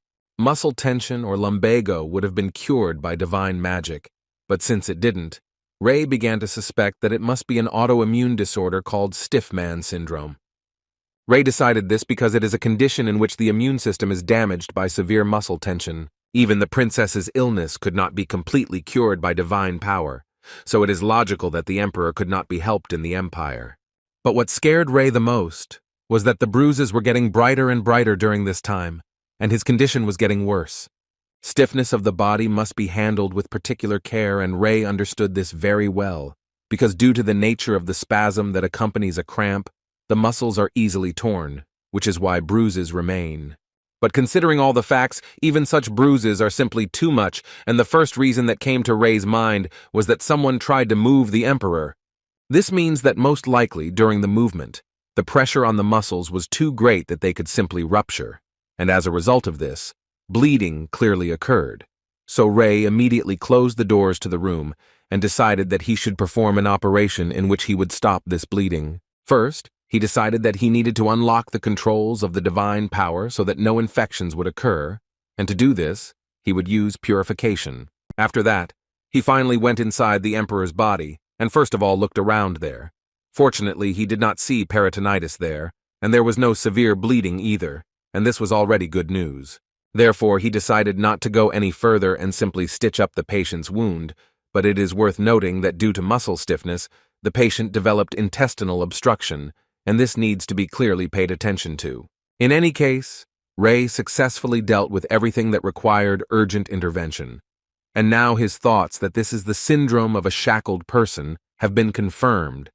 But that is where the good news ends, because it will be quite difficult to cure the emperor of such a disease. The Dame family wasted no time at this time, and one of them went on reconnaissance, as a result of which he brought back quite a lot of useful information. For example, that there were a lot of disputes at the imperial court regarding sovereignty. And currently, the first in line to the throne is Prince Jared, followed by the second Prince Luke. He also learned that the third princess, Luciella, supported the first prince, and the first princess, Elizabeth, supported the second. As for the rest, they didn't stand out as much as the first and second princes, although the second princess is a sixth circle mage, but she doesn't seem to be interested in the throne at all. And he also learned that apparently the fourth prince had died. Hong assumed that it was most likely destroyed due to sovereignty disputes, and in this she was absolutely right. Given all this information, they could assume that the culprit was a member of the imperial family, and, given their chances of gaining the throne, it was most likely the work of the first or second prince. In any case, while things were progressing at this speed, Hong decided that two of them would stay here and the rest would go to the Holy Empire. She believed that this was more than enough for them to provide information about possible sources of danger. Thereby, she wanted to say that the safety of the saint was now in their hands, and in exceptional circumstances, they could act at their own discretion. The next day, Rei was informed that the imperial family was waiting for him for a short conversation, and although the saint knew that this would happen sooner or later, it was still quite unexpected for him. Although on the other hand, he decided not to miss this chance, which would give him the opportunity to get to know them all, so he asked the servant to take him. When he entered the hall, he saw in front of him absolutely all members of the emperor's family, who were gathered at one table. And the first thing Rei thought about was that the emperor simply had excellent endurance, because looking at these guys, he couldn't think of anything else. In any case, he is not here for this, but in order to get to know them. Besides, he already sees several familiar faces, and he also noticed a princess there who once came to the Sacred Empire. But at the moment, all he wanted to know was what all these people wanted to achieve when they forced him to come here right now. Basic etiquette among the nobility is that a person of lower status greets a person of higher status first. And as it was known, a prince or princess was one step lower in status as a saint, so Rei had to wait first to bow his head before him. But despite this, the saint understood perfectly well that they had called him here in order to test him or to openly humiliate him. So he decided that he would go on the attack first and told them that even dogs greet each other, but princes and princesses cannot do this. It is obvious that this caused incredible anger and aggression in them because they did not understand how he dared to be so rude to them. Rei didn't talk to them for long. He could only add that if they were going to behave like this, they better stop. After which he turned around and started to leave. After some time, he was in his room and thought that all this made him doubt the methods of raising the imperial family. But on the other hand, saving lives had nothing to do with it. And first he needed to find medicine for treatment. But suddenly his peace was interrupted by a knock on the door, behind which was Selena, the second princess of the empire, and the first thing she did was greet Rei when she saw him. Also, right after that, she decided to tell him that she wanted to apologize for what happened earlier. She was sincerely sorry. And if he doesn't mind, then she would really like to talk to him. And for that, she would like to come in. If he doesn't mind, of course. After some time, Rei came to the conclusion that the second princess wanted to tell him that all this happened because of the stress that appeared during the struggle for the throne, and this statement was confirmed by the girl herself. She believed that this was a very important question, because depending on which faction bowed its head to him first, that would be his future, and for Rei this information was not new, because the envoys had already told him about this. Selena at some point decided to say that she would like to take responsibility for this and apologize, and she is also ready to support him on her own behalf and on behalf of the royal family. Apparently the guy simply had no other choice, so he agreed. And for this, Selena was incredibly grateful to him, and she would really like Rei not to stop and continue to treat the emperor. But Rei immediately assured her that there was really no need to worry about it, because he himself was going to do it, and as soon as he told the girl about it, she immediately assured him that she had to get back to work, and if the saint needed anything, she would be ready to help him. After which she left, and the thought arose in Rei's head that at least this princess gave hope for adequacy. Rei had no idea what to do with the rest, but on the other hand, he thought that it wasn't that important now, because now he had to prepare the emperor for treatment. A few days later, Rei didn't even imagine that it would be so difficult to find the necessary herbs, but he was still lucky because he came across chamomile on his way back, and it was a real miracle for him. In any case, he did not have time for long periods of wonder, so he decided to start creating a medical miracle as quickly as possible. And after he had crushed the herbs, he began the process by which he was going to obtain a concentrate. Then water is added to turn it all into a pill. The antioxidants in the blueberries will become more effective. Now the internal bleeding has stopped and the symptoms should go away. The medicine will relax his muscles and allow him to move, and they can begin physical therapy. Sometime after such treatment of Rei, the Emperor finally regained consciousness. But his health left much to be desired, because he felt pressure with his whole body, which brought him quite a lot of pain. Moreover, he lay there for so long that he couldn't even speak. Rei was the first person the Emperor saw after he woke up, and it scared him a little, because he didn't know who Rei was. But the guy first decided to fix this and introduced himself, saying that his name was Rei, and he was a saint from a holy empire. He was invited here to heal the Emperor, after which, without thinking twice, he decided to give the Emperor some medicine to make him feel better. According to the guy, he needs to drink it 4 times a day, so he will come to the man during breakfast, lunch, dinner, and before bed. But most of all, the Emperor was surprised that the guy does not use holy power. The saint was only thinking that he was giving the Emperor a natural drug that might be less effective, but there shouldn't be any side effects. However, he still decided to do the cleansing in order to be sure of his treatment. It was a little strange for Rei that the Emperor was in such a state, because there were so many maids here who were supposed to look after him, but apparently someone restricted their access. And to determine this, Rei began to think logically that the first prince would not gain anything from this, since he was already first in line to the throne. But if the second prince was to blame for this, then it was too risky for him. It was quite obvious that if the second prince had any connection with the Emperor's illness, he would not be able to escape execution for it. At one point, Rei realized that he had gone too far and that he urgently needed to stop thinking about such things, because at this rate he could go crazy.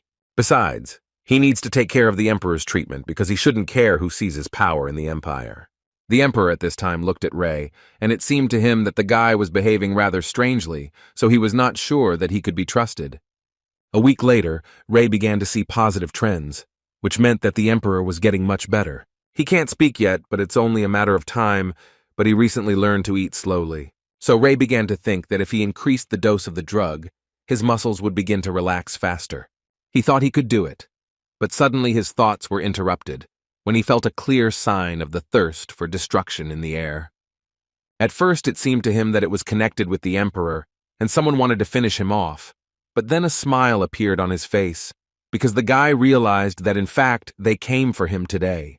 For this reason, So-yeon immediately appeared behind his back, ready to carry out any order from the owner. And Rei, without thinking twice, ordered her to leave one guy alive and she had to get rid of all the rest. Not even a minute had passed before she had dealt with everyone who had dared to attack the saint, and for this she received praise. But Rei wasn't done yet. He decided to interrogate one of the attackers, whom he told to blink once if Rei was telling the truth, and twice if the guy was lying, after which he asked him a question, in which he wanted to know if he was sent here by the Emperor's family.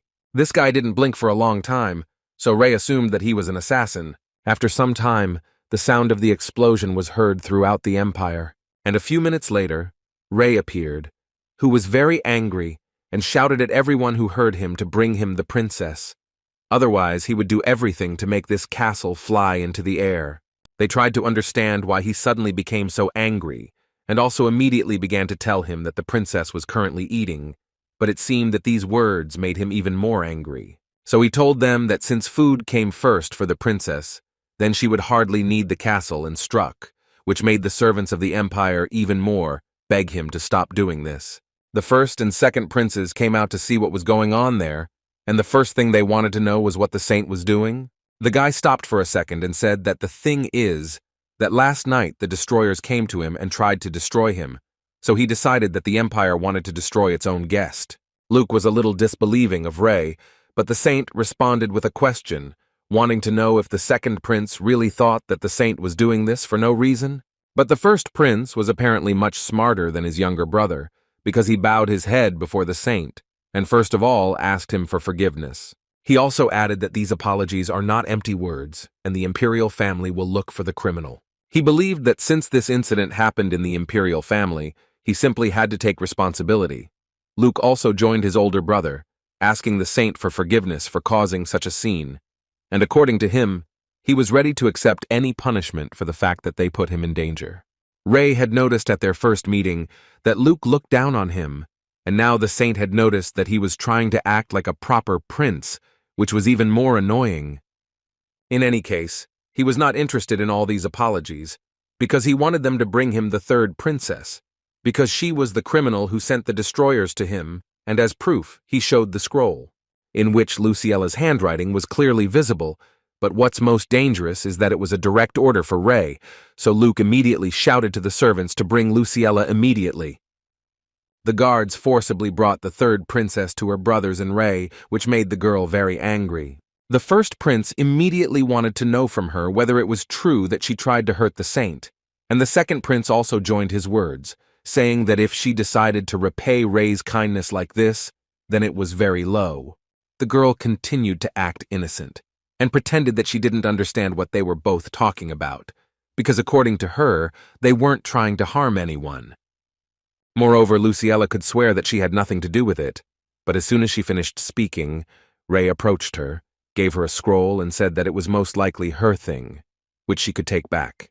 The princess couldn't believe her eyes that Rei was somehow able to get this scroll. But even with such thoughts, she decided to go all the way, and therefore convinced everyone around her that she did not write it, and moreover, she was sure that someone simply copied her handwriting.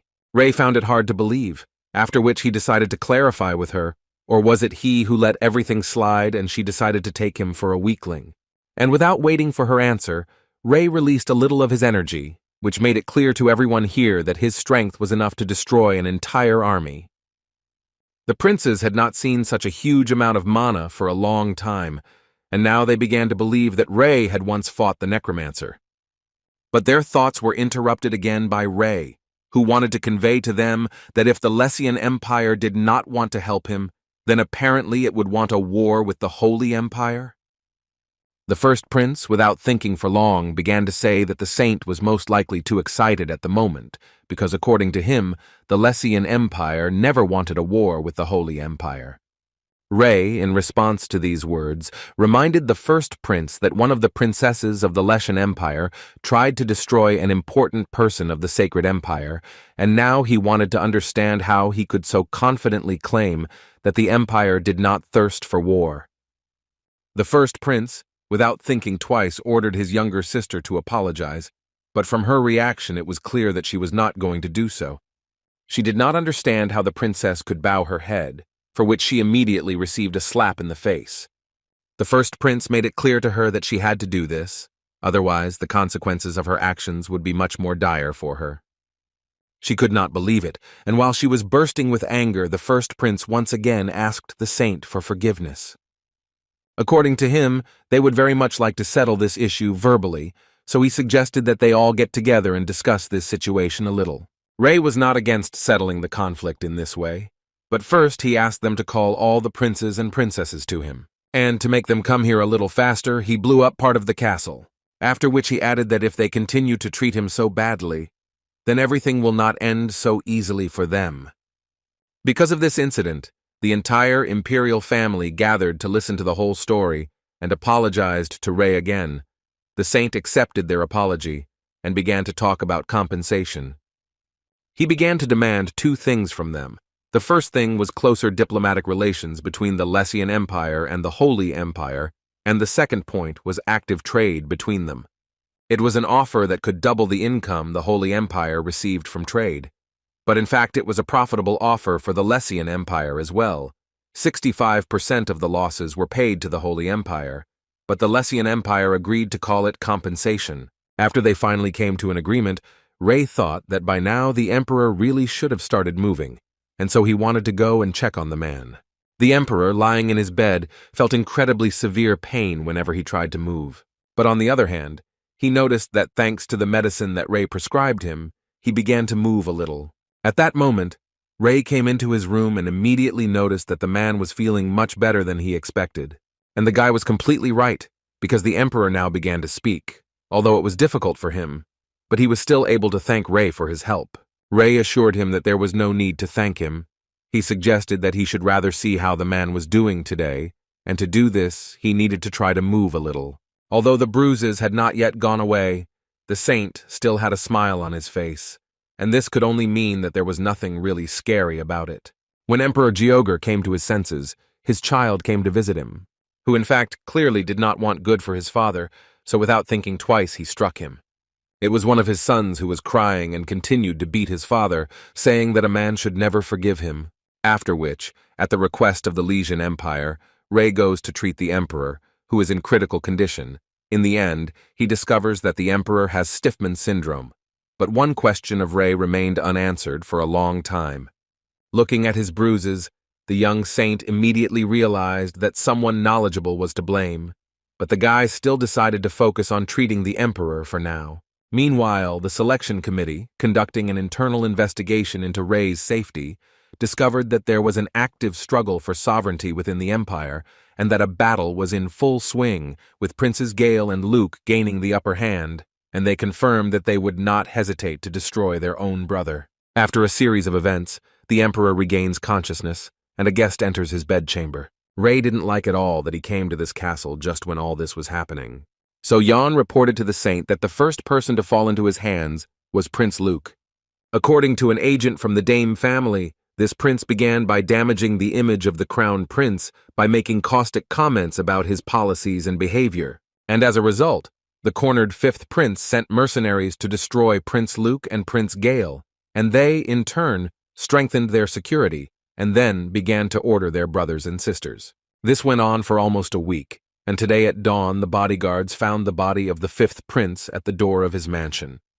The prince himself was found dead in the bedroom. His throat was cut very neatly, which could indicate that a professional was clearly working with him. But what's most interesting is that all members of the imperial family had an alibi, but when checked, neither Prince Luke nor Prince Gale were found in the designated places, and this could only mean one thing. These guys had false alibis.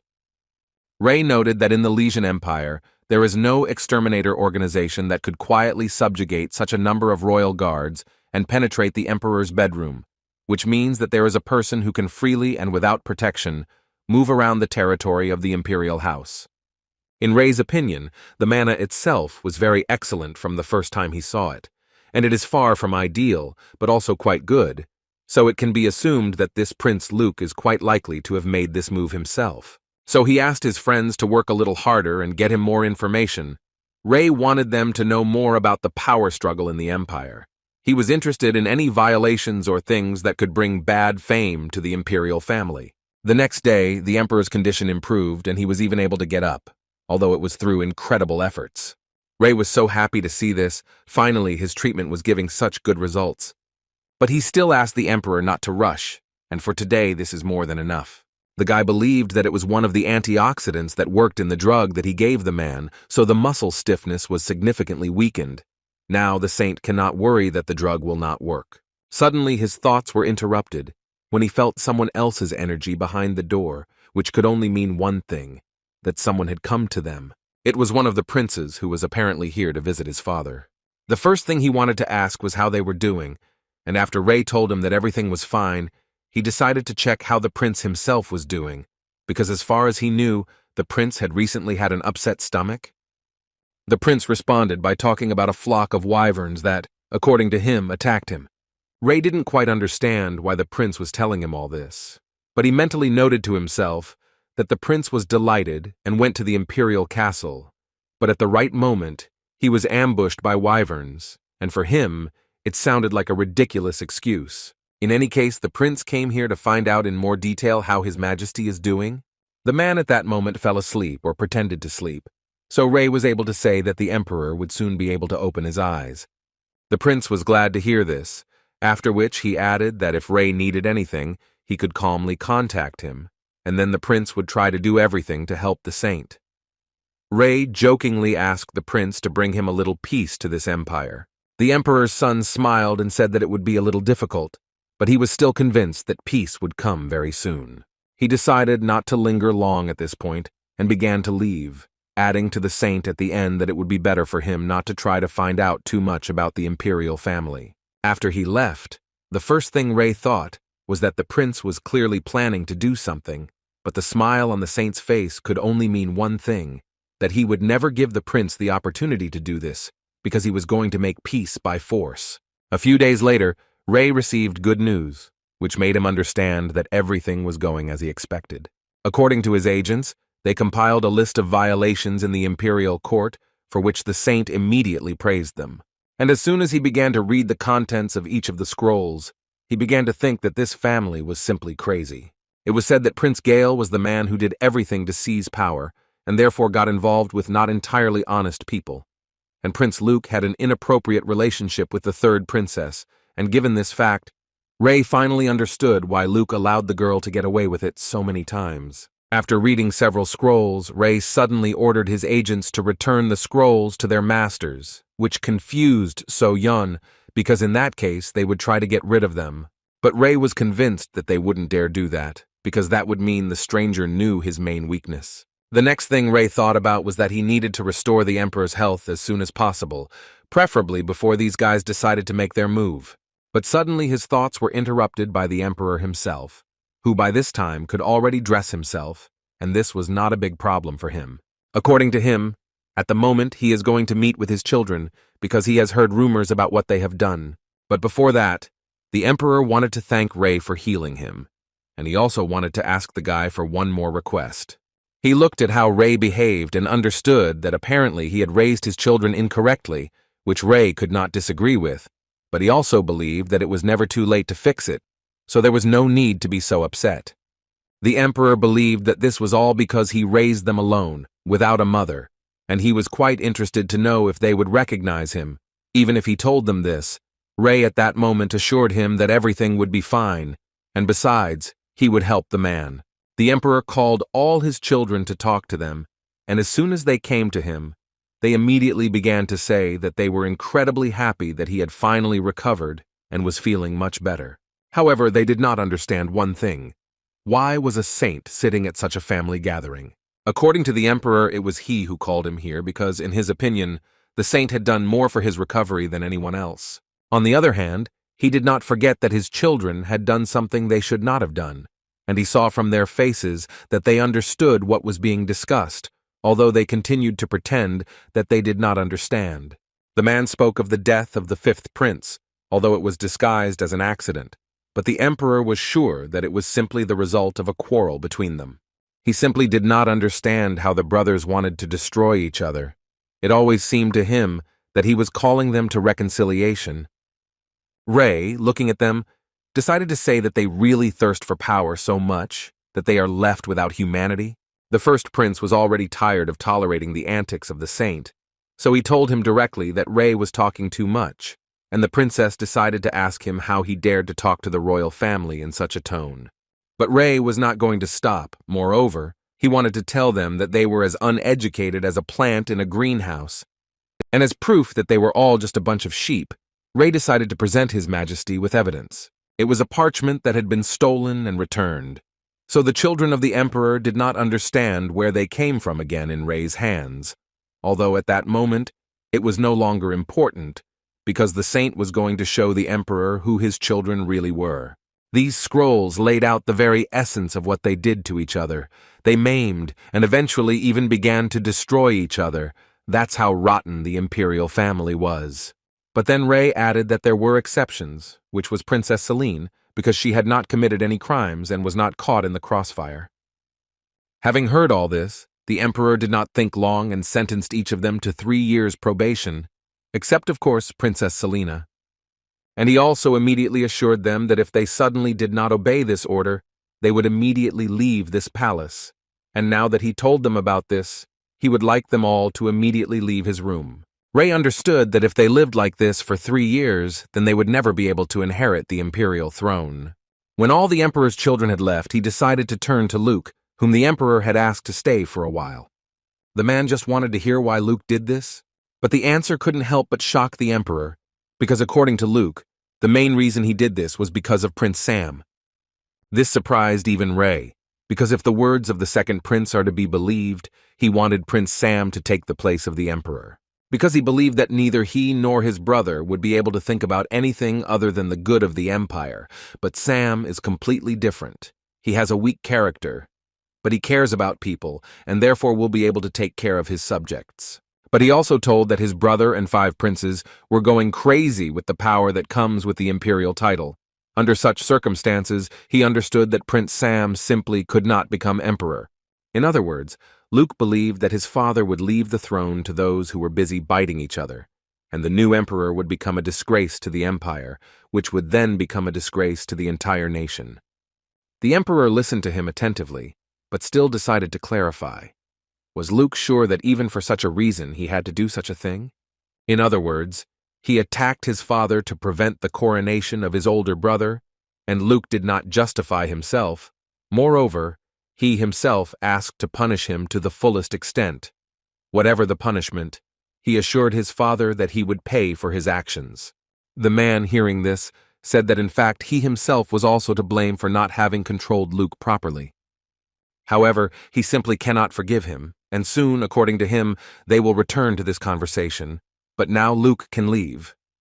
For the man, this was an incredible headache. How badly he raised his children.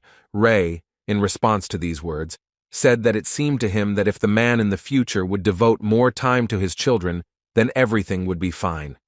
The emperor did not argue with him, but still he was incredibly ashamed to show such behavior to the saint. The emperor at this moment looked at Rei and thought that this guy may be young, but he has a completely different depth of thought. Although at first he thought it was a little rude, but now he finds it refreshing thinking and he likes it. It seemed to the emperor that this was his strength, which he would not want to send back to the Holy Empire. So he told Rei that if it happened again, he would have to ask the saint for help again, which Rei didn't like very much. After which they started talking about the princess, and according to Rei, she was better than all her brothers, and above all, if his heart felt correctly, then in her case, she could be trusted. But as it turned out, the emperor wanted to know from Rei, first of all, what he thought it would be like for a princess to be the wife of a saint. Rei smiled at this proposal, because according to him, he was not planning to get married yet. Moreover, he was sure that she would not want it either, and he understood her in this regard. The Carriage Festival is an empire-wide festival that is held every 3 years, and within its framework there are numerous competitions. The competitions are divided into 2 main categories. These are fencing and magic. There is also erudition, debate, and archery. And the emperor told Rei about this, hinting that the guy could participate. But he also told the guy that the rules did not allow him to participate in more than 3 competitions, and that in the sword tournament only fencing could be used, and in the magic tournament only magic. According to the emperor, usually there are qualifying competitions in each region. But since Rei is a saint, the emperor will arrange it so that he will immediately get into the main round. Rei liked this offer, and he actually didn't mind participating in this show, so he accepted the offer and will participate in fencing and magic competitions. And as soon as Rei told the emperor about this, the man immediately stood up from his chair and said that he would immediately go and take care of the organization and asked the saint to rest for now. Rei felt like he was being teased a little bit in this case, but he understood that they could pay for it, and he thought that it would be quite interesting for him to participate in such a show. The crystal ball is a magical tool that can be imbued with mana to communicate with a pair of crystal balls over a distance. Rei gave one of these balls to Zeke when he left, so the saint could essentially contact his sword at any time.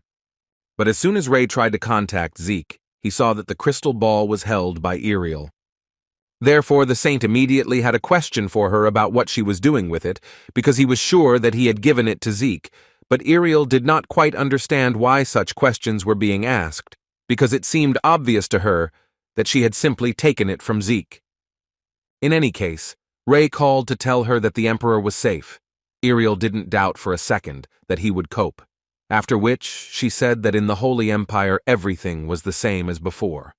But in the academy, everything was a little different. Rei wanted to immediately find out what it meant that she was a little different, but Iriel immediately tried to calm him down and said that in fact, nothing special had happened. As for teaching, the students respect everyone and say that everything is fine. Then Rei wanted to know what the problem was, and according to Iriel, some were starting fights with other academies. The saint did not know what to answer her, but in any case he told her that he would return later than planned, although the emperor's treatment had already ended, after which he told her everything about the race for the throne. Iriel had of course heard that the struggle for the imperial throne had intensified, but she had no idea that the situation there was so bad. At least it seemed to her that Rei had intervened in time enough, so now everything should be fine. So she immediately told Rei that she would not mind if he was a little late in returning, but she wanted to tell him something else, namely that Rei had already arrived in the Holy Land exactly a year ago.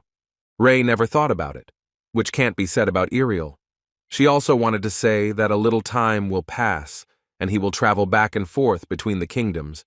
It seemed to her that the period of adaptation to adult life was over, and a new life was beginning. She told him this in order to tell him that he needed to rest in the Lysian Empire as long as possible, because when he returned back, a new life would begin for him. She also wanted to tell him something else, but Rei decided that he didn't want to listen to her anymore and immediately hung up. 2 weeks later, he came to the very event that the Emperor had been telling him about for so long, and the first thing that surprised Rei was that with the help of magical instruments, you can create light in the sky. And Selena, who was constantly next to him, was surprised that he himself was a magician, and was so surprised by such simple things. But she honestly admitted that when she saw him for the first time, he seemed a little scary to her. Rei laughed at this, but now he thought that they had become friends, especially since he wanted her to give him a personal tour today. And they started with a large coliseum where, according to the girl, the fencing tournament would take place. Next to it, there is a more spacious hall for holding a magic tournament, and it is quite impressive. On the way, they also passed a shooting range for an archery, which was simply in terrible condition, and Rei noticed this. The girl explained to him that, in fact, archery has not been popular in the Empire for a long time. So few people watch, and even fewer participate. It's a miracle that it hasn't been closed yet. After this training hall, they moved on to the qualifying competition, which struck Rei from the first seconds. He didn't even think that such strong warriors were performing here. They watched almost all the fights from start to finish, after which Rei concluded that it was quite professional. So it seemed to him that the main part of the competition would be quite interesting. Suddenly Rei heard a familiar melody, and he literally could not believe his ears that he was hearing music in this world. According to Selena, it was a bard, and since Rei paid so much attention to her, the girl immediately suggested that he stay and listen for a bit, especially since they still had time before dinner. Rei immediately agreed, because in addition to everything else, he saw a violin in the hands of the so-called bard, which she handled perfectly. The saint was very pleased to listen to this melody. It reminded him of his past life, where he listened to music almost every day. She really played just beautifully. All the people started to come together at the sound of this melody, and they just listened and enjoyed it. After she finished playing, she thanked her listeners and also suddenly decided to come closer to Rei and Selena. The whole point was that she heard Rei name her instrument, so she wanted to know if he had seen her violin before. Rei understood her surprise, but he answered without any problems that this was true. He had already encountered such a tool. Now she was interested to know where he could have seen this tool. The saint began to understand that the girl knew the name of this earthly instrument, and thoughts began to visit him that she was the same as him, but he still decided to answer her that he saw this instrument in a book. And the girl immediately determined that it was a lie, and she did it with the help of her eye, which was able to see the truth. Rei immediately noticed this and realized that the girl was most likely a half-elf. These are creatures born from the union of a human and an elf. The saint told her that he would answer her honestly, but first he would like to know where she got this instrument and how she learned how to play it. According to the girl, this instrument is a relic of her grandmother's family. She created it and passed it on to her descendants, and she also taught her to play. Rei understood that this was most likely a lie or partially true, because it was simply impossible to create something like a violin in this world, but he could not say this, and the girl was now waiting for a confession from him. She even decided to repeat that she would like to know where he knew about this instrument and its name. Rei decided that he would not tell the truth again, and made up a story in which he saw a man who played a similar instrument, and when he asked what the instrument was called, the man answered him a violin, and Rei simply managed to remember the name, that's all.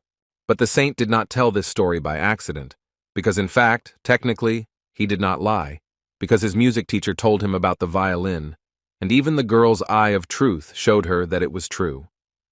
After which she asked Rei for forgiveness for asking him such rude questions. She just thought that he might know something.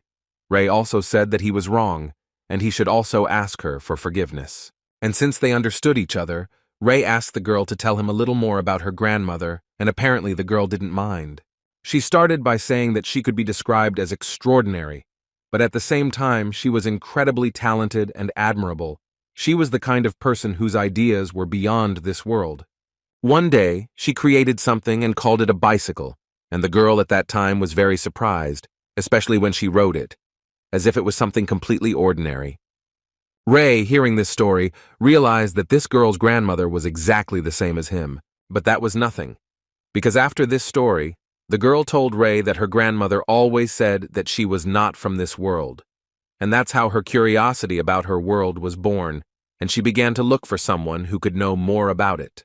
And after she had told more about her grandmother, she would like to hear a little more about the man who played the same instrument that Ray had seen. The saint responded by telling her that he did not remember very clearly where they lived and who they were. This made the girl smile, because she noticed that they actually had a rather similar situation.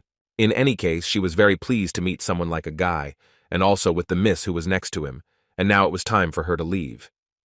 And before she left, she told Ray that she had a feeling that they would meet again. After the girl left, Selena noticed that the guy looked quite happy. Did he really enjoy the conversation that much? And she was actually right. Just the realization that Ray was not alone in this world made him smile and gave him a very strange relief. That's why he answered Selena that he literally felt his loneliness disappearing, although mentally the guy understood that in reality, the only life that was important was the one he was living at the moment. The day of the final arrived, and the Emperor came to support the saint, and he also wanted to warn him that since it was the final, there would most likely be many more spectators in the stands than he could imagine. The Emperor also couldn't help but say that he was looking forward to the start of the fight. But first, the man would like to clarify whether the guy remembers all the rules of this tournament. The first 3 battles will be one-on-one, then 4 team battles of 5 people, chosen at random, are held. These are the rules of the final sword fight. Ray remembered these rules, as well as the fact that communication and teamwork are key at this stage. After discussing the rules, Ray decided that he should start this final first, and the Emperor could only say that he would keep his fingers crossed for him and wish him luck. But when he came closer to the arena, one of the workers wanted to know where the master's sword was, and Ray, as usual, forgot it somewhere. But looking around, he saw a small tree branch, which, as it seemed to him, would also be perfect for the role of a sword, which could not help but embarrass the guard. But apparently he wasn't the only one who was confused by this, because as soon as Ray entered the arena and his first opponent saw what kind of weapon the guy was going to fight with, he immediately started yelling at him, because it seemed to him that we were clearly underestimating his strength. Ray did not understand why he was so angry, because in fact this was his sword, which, according to the saint, was passed down from generation to generation in his family. And as one might guess, this sword came to him from his parents. Such a story made the man take his words back and ask for forgiveness for being so harsh with him. Before the fight began, the referee reminded them both that if too much force was dealt, or there was an intent to destroy, that knight would be instantly destroyed, and since Ray's lie had worked, he decided that he should hold on to his strength until his next opponent. And as soon as the start of the fight was announced, Ray immediately used his speed to catch his opponent off guard. Thus, it took only one blow for him to defeat this knight. The surprise of each spectator was understandable, because they had never seen anything like this before.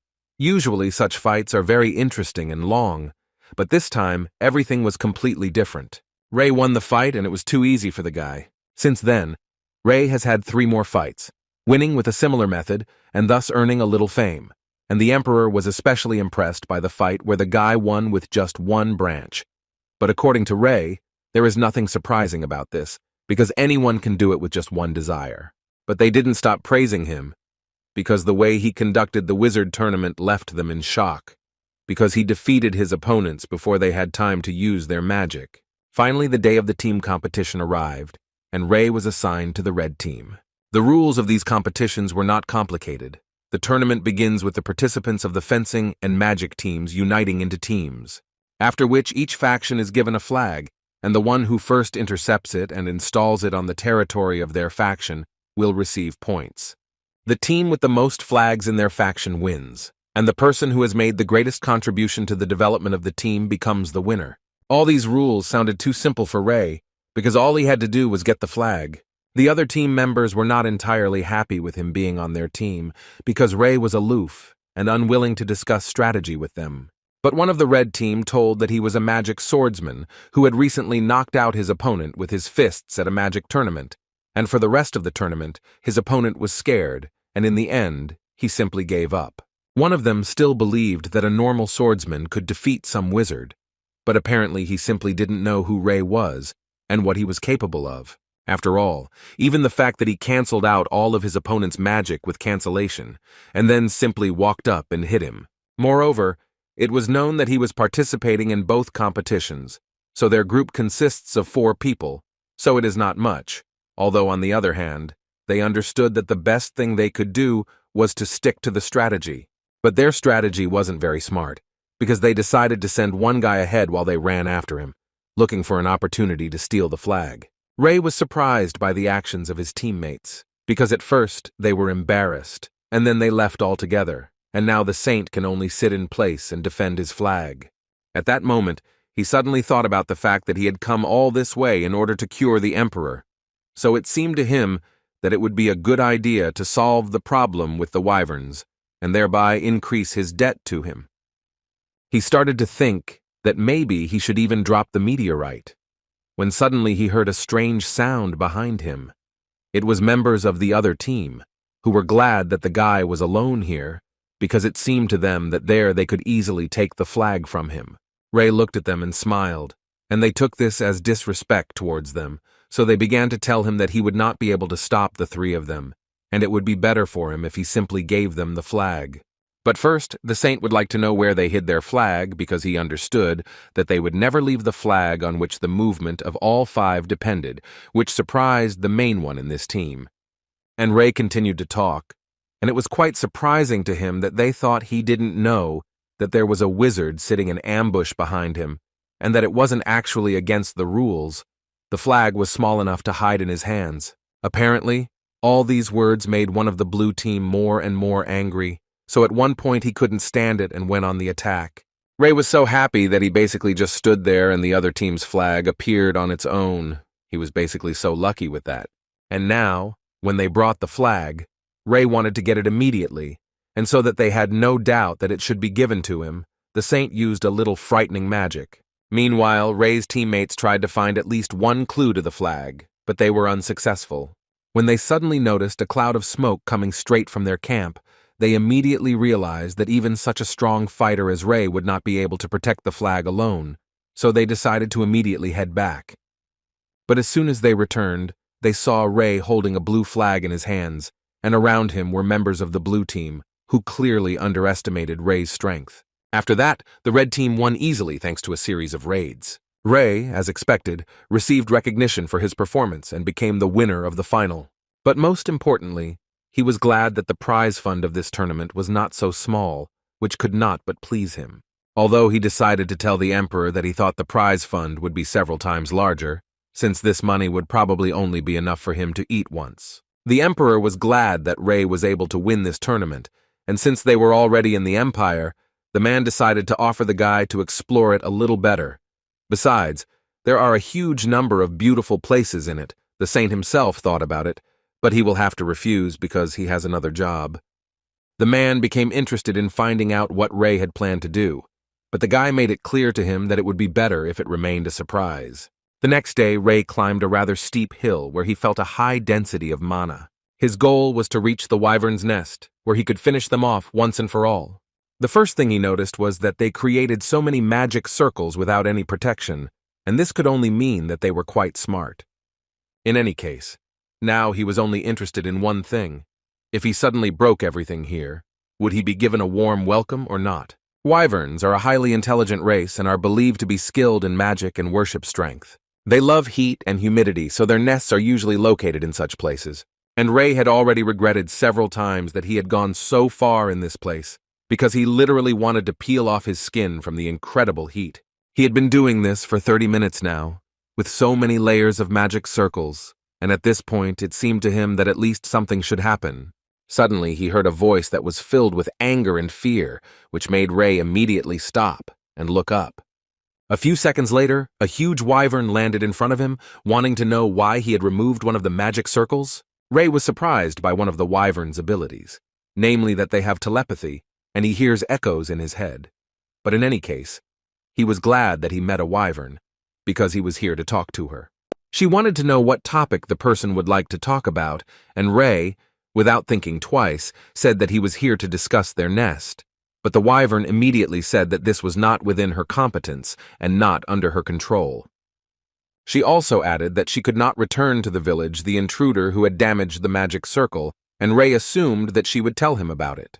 Then Ray decided to demonstrate another magic. He used his powers to restore the magic circle, which clearly amazed the wyvern, because she had never seen anyone restore a magic circle, and at such a speed.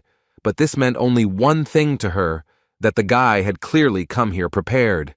Ray confirmed this assumption, saying that he had been preparing for a long time and thought that he would have to surprise. Sometime later, Ray managed to restore everything that he destroyed, and therefore a smile was clearly visible on his face.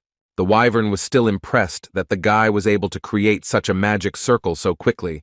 Thus, he was able to clear his name as an uninvited guest, but the wyvern immediately told him that she could take him with her. But unfortunately, she could not guarantee his life, because they only respect the strong. But Ray saw her in the fact that he himself could take care of himself perfectly well. All he needed was to be shown the way. Hearing this, the wyvern spread its wings, and thus made it clear that she was ready to show the guy the way. Although, as it turned out later, she simply flew away alone, and Ray had to pursue her on his own in order to get there in time. After Ray finally arrived at one of the wyvern nests, the wyvern told him that she would never have thought that people could be such good runners, and Ray himself at that moment was thinking only about how he could roast this bird. When suddenly their dialogue was interrupted by another wyvern, which was clearly much larger, and the first thing he wanted to know was why they brought a man here. The wyvern that brought Ray tried to explain that the man wanted to talk, so she thought it was appropriate, and that's why he brought him here. After this, the main wyvern gave permission for him to show this man how everything was arranged here, and at that very moment, the wyvern magically turned into a man. What made Ray freeze in place? But this man, who was just a wyvern, asked the guy not to stand still, because he had just received permission to enter. The saint did not fully understand how they did it, but it still seemed to him that it was far from magic, and he wanted to study how similar these creatures were to people. But his thoughts were interrupted at one point by another wyvern, who wanted to tell him that Ray was too weak for a person who had come all this way and used so much mana to do so. Although then he suddenly added that if one of his fellow tribesmen tried to take his life, then Ray could boldly run to him, and then he would definitely receive help. The first time Ray was in this place made him think that they were certainly different from people, and they all reminded him more of elves. He was quite interested to observe that they all lived in human form, and they even built houses and led a lifestyle similar to that of humans. And when he looked at them, they literally forced him to obey and did everything to instill fear in Ray. After some time, he found himself in the house of that very wyvern, in which Ray could finally do what he came here for, and he decided to start with the question in which he wanted to know if they could move their camp to another place. He immediately received a response from the wyvern, in which he clearly made it clear that it was far from his decision, so Ray asked to take him to the wyvern, who could make such a decision, and according to his new friend, it was not difficult to do. But first, he needed to fulfill one condition. As it turns out, the wyverns have a law called the honor of the strongest. In other words, he wanted Ray to face him and show his true strength. The saint expected such a turn of events, so he did not think long before agreeing to this proposal.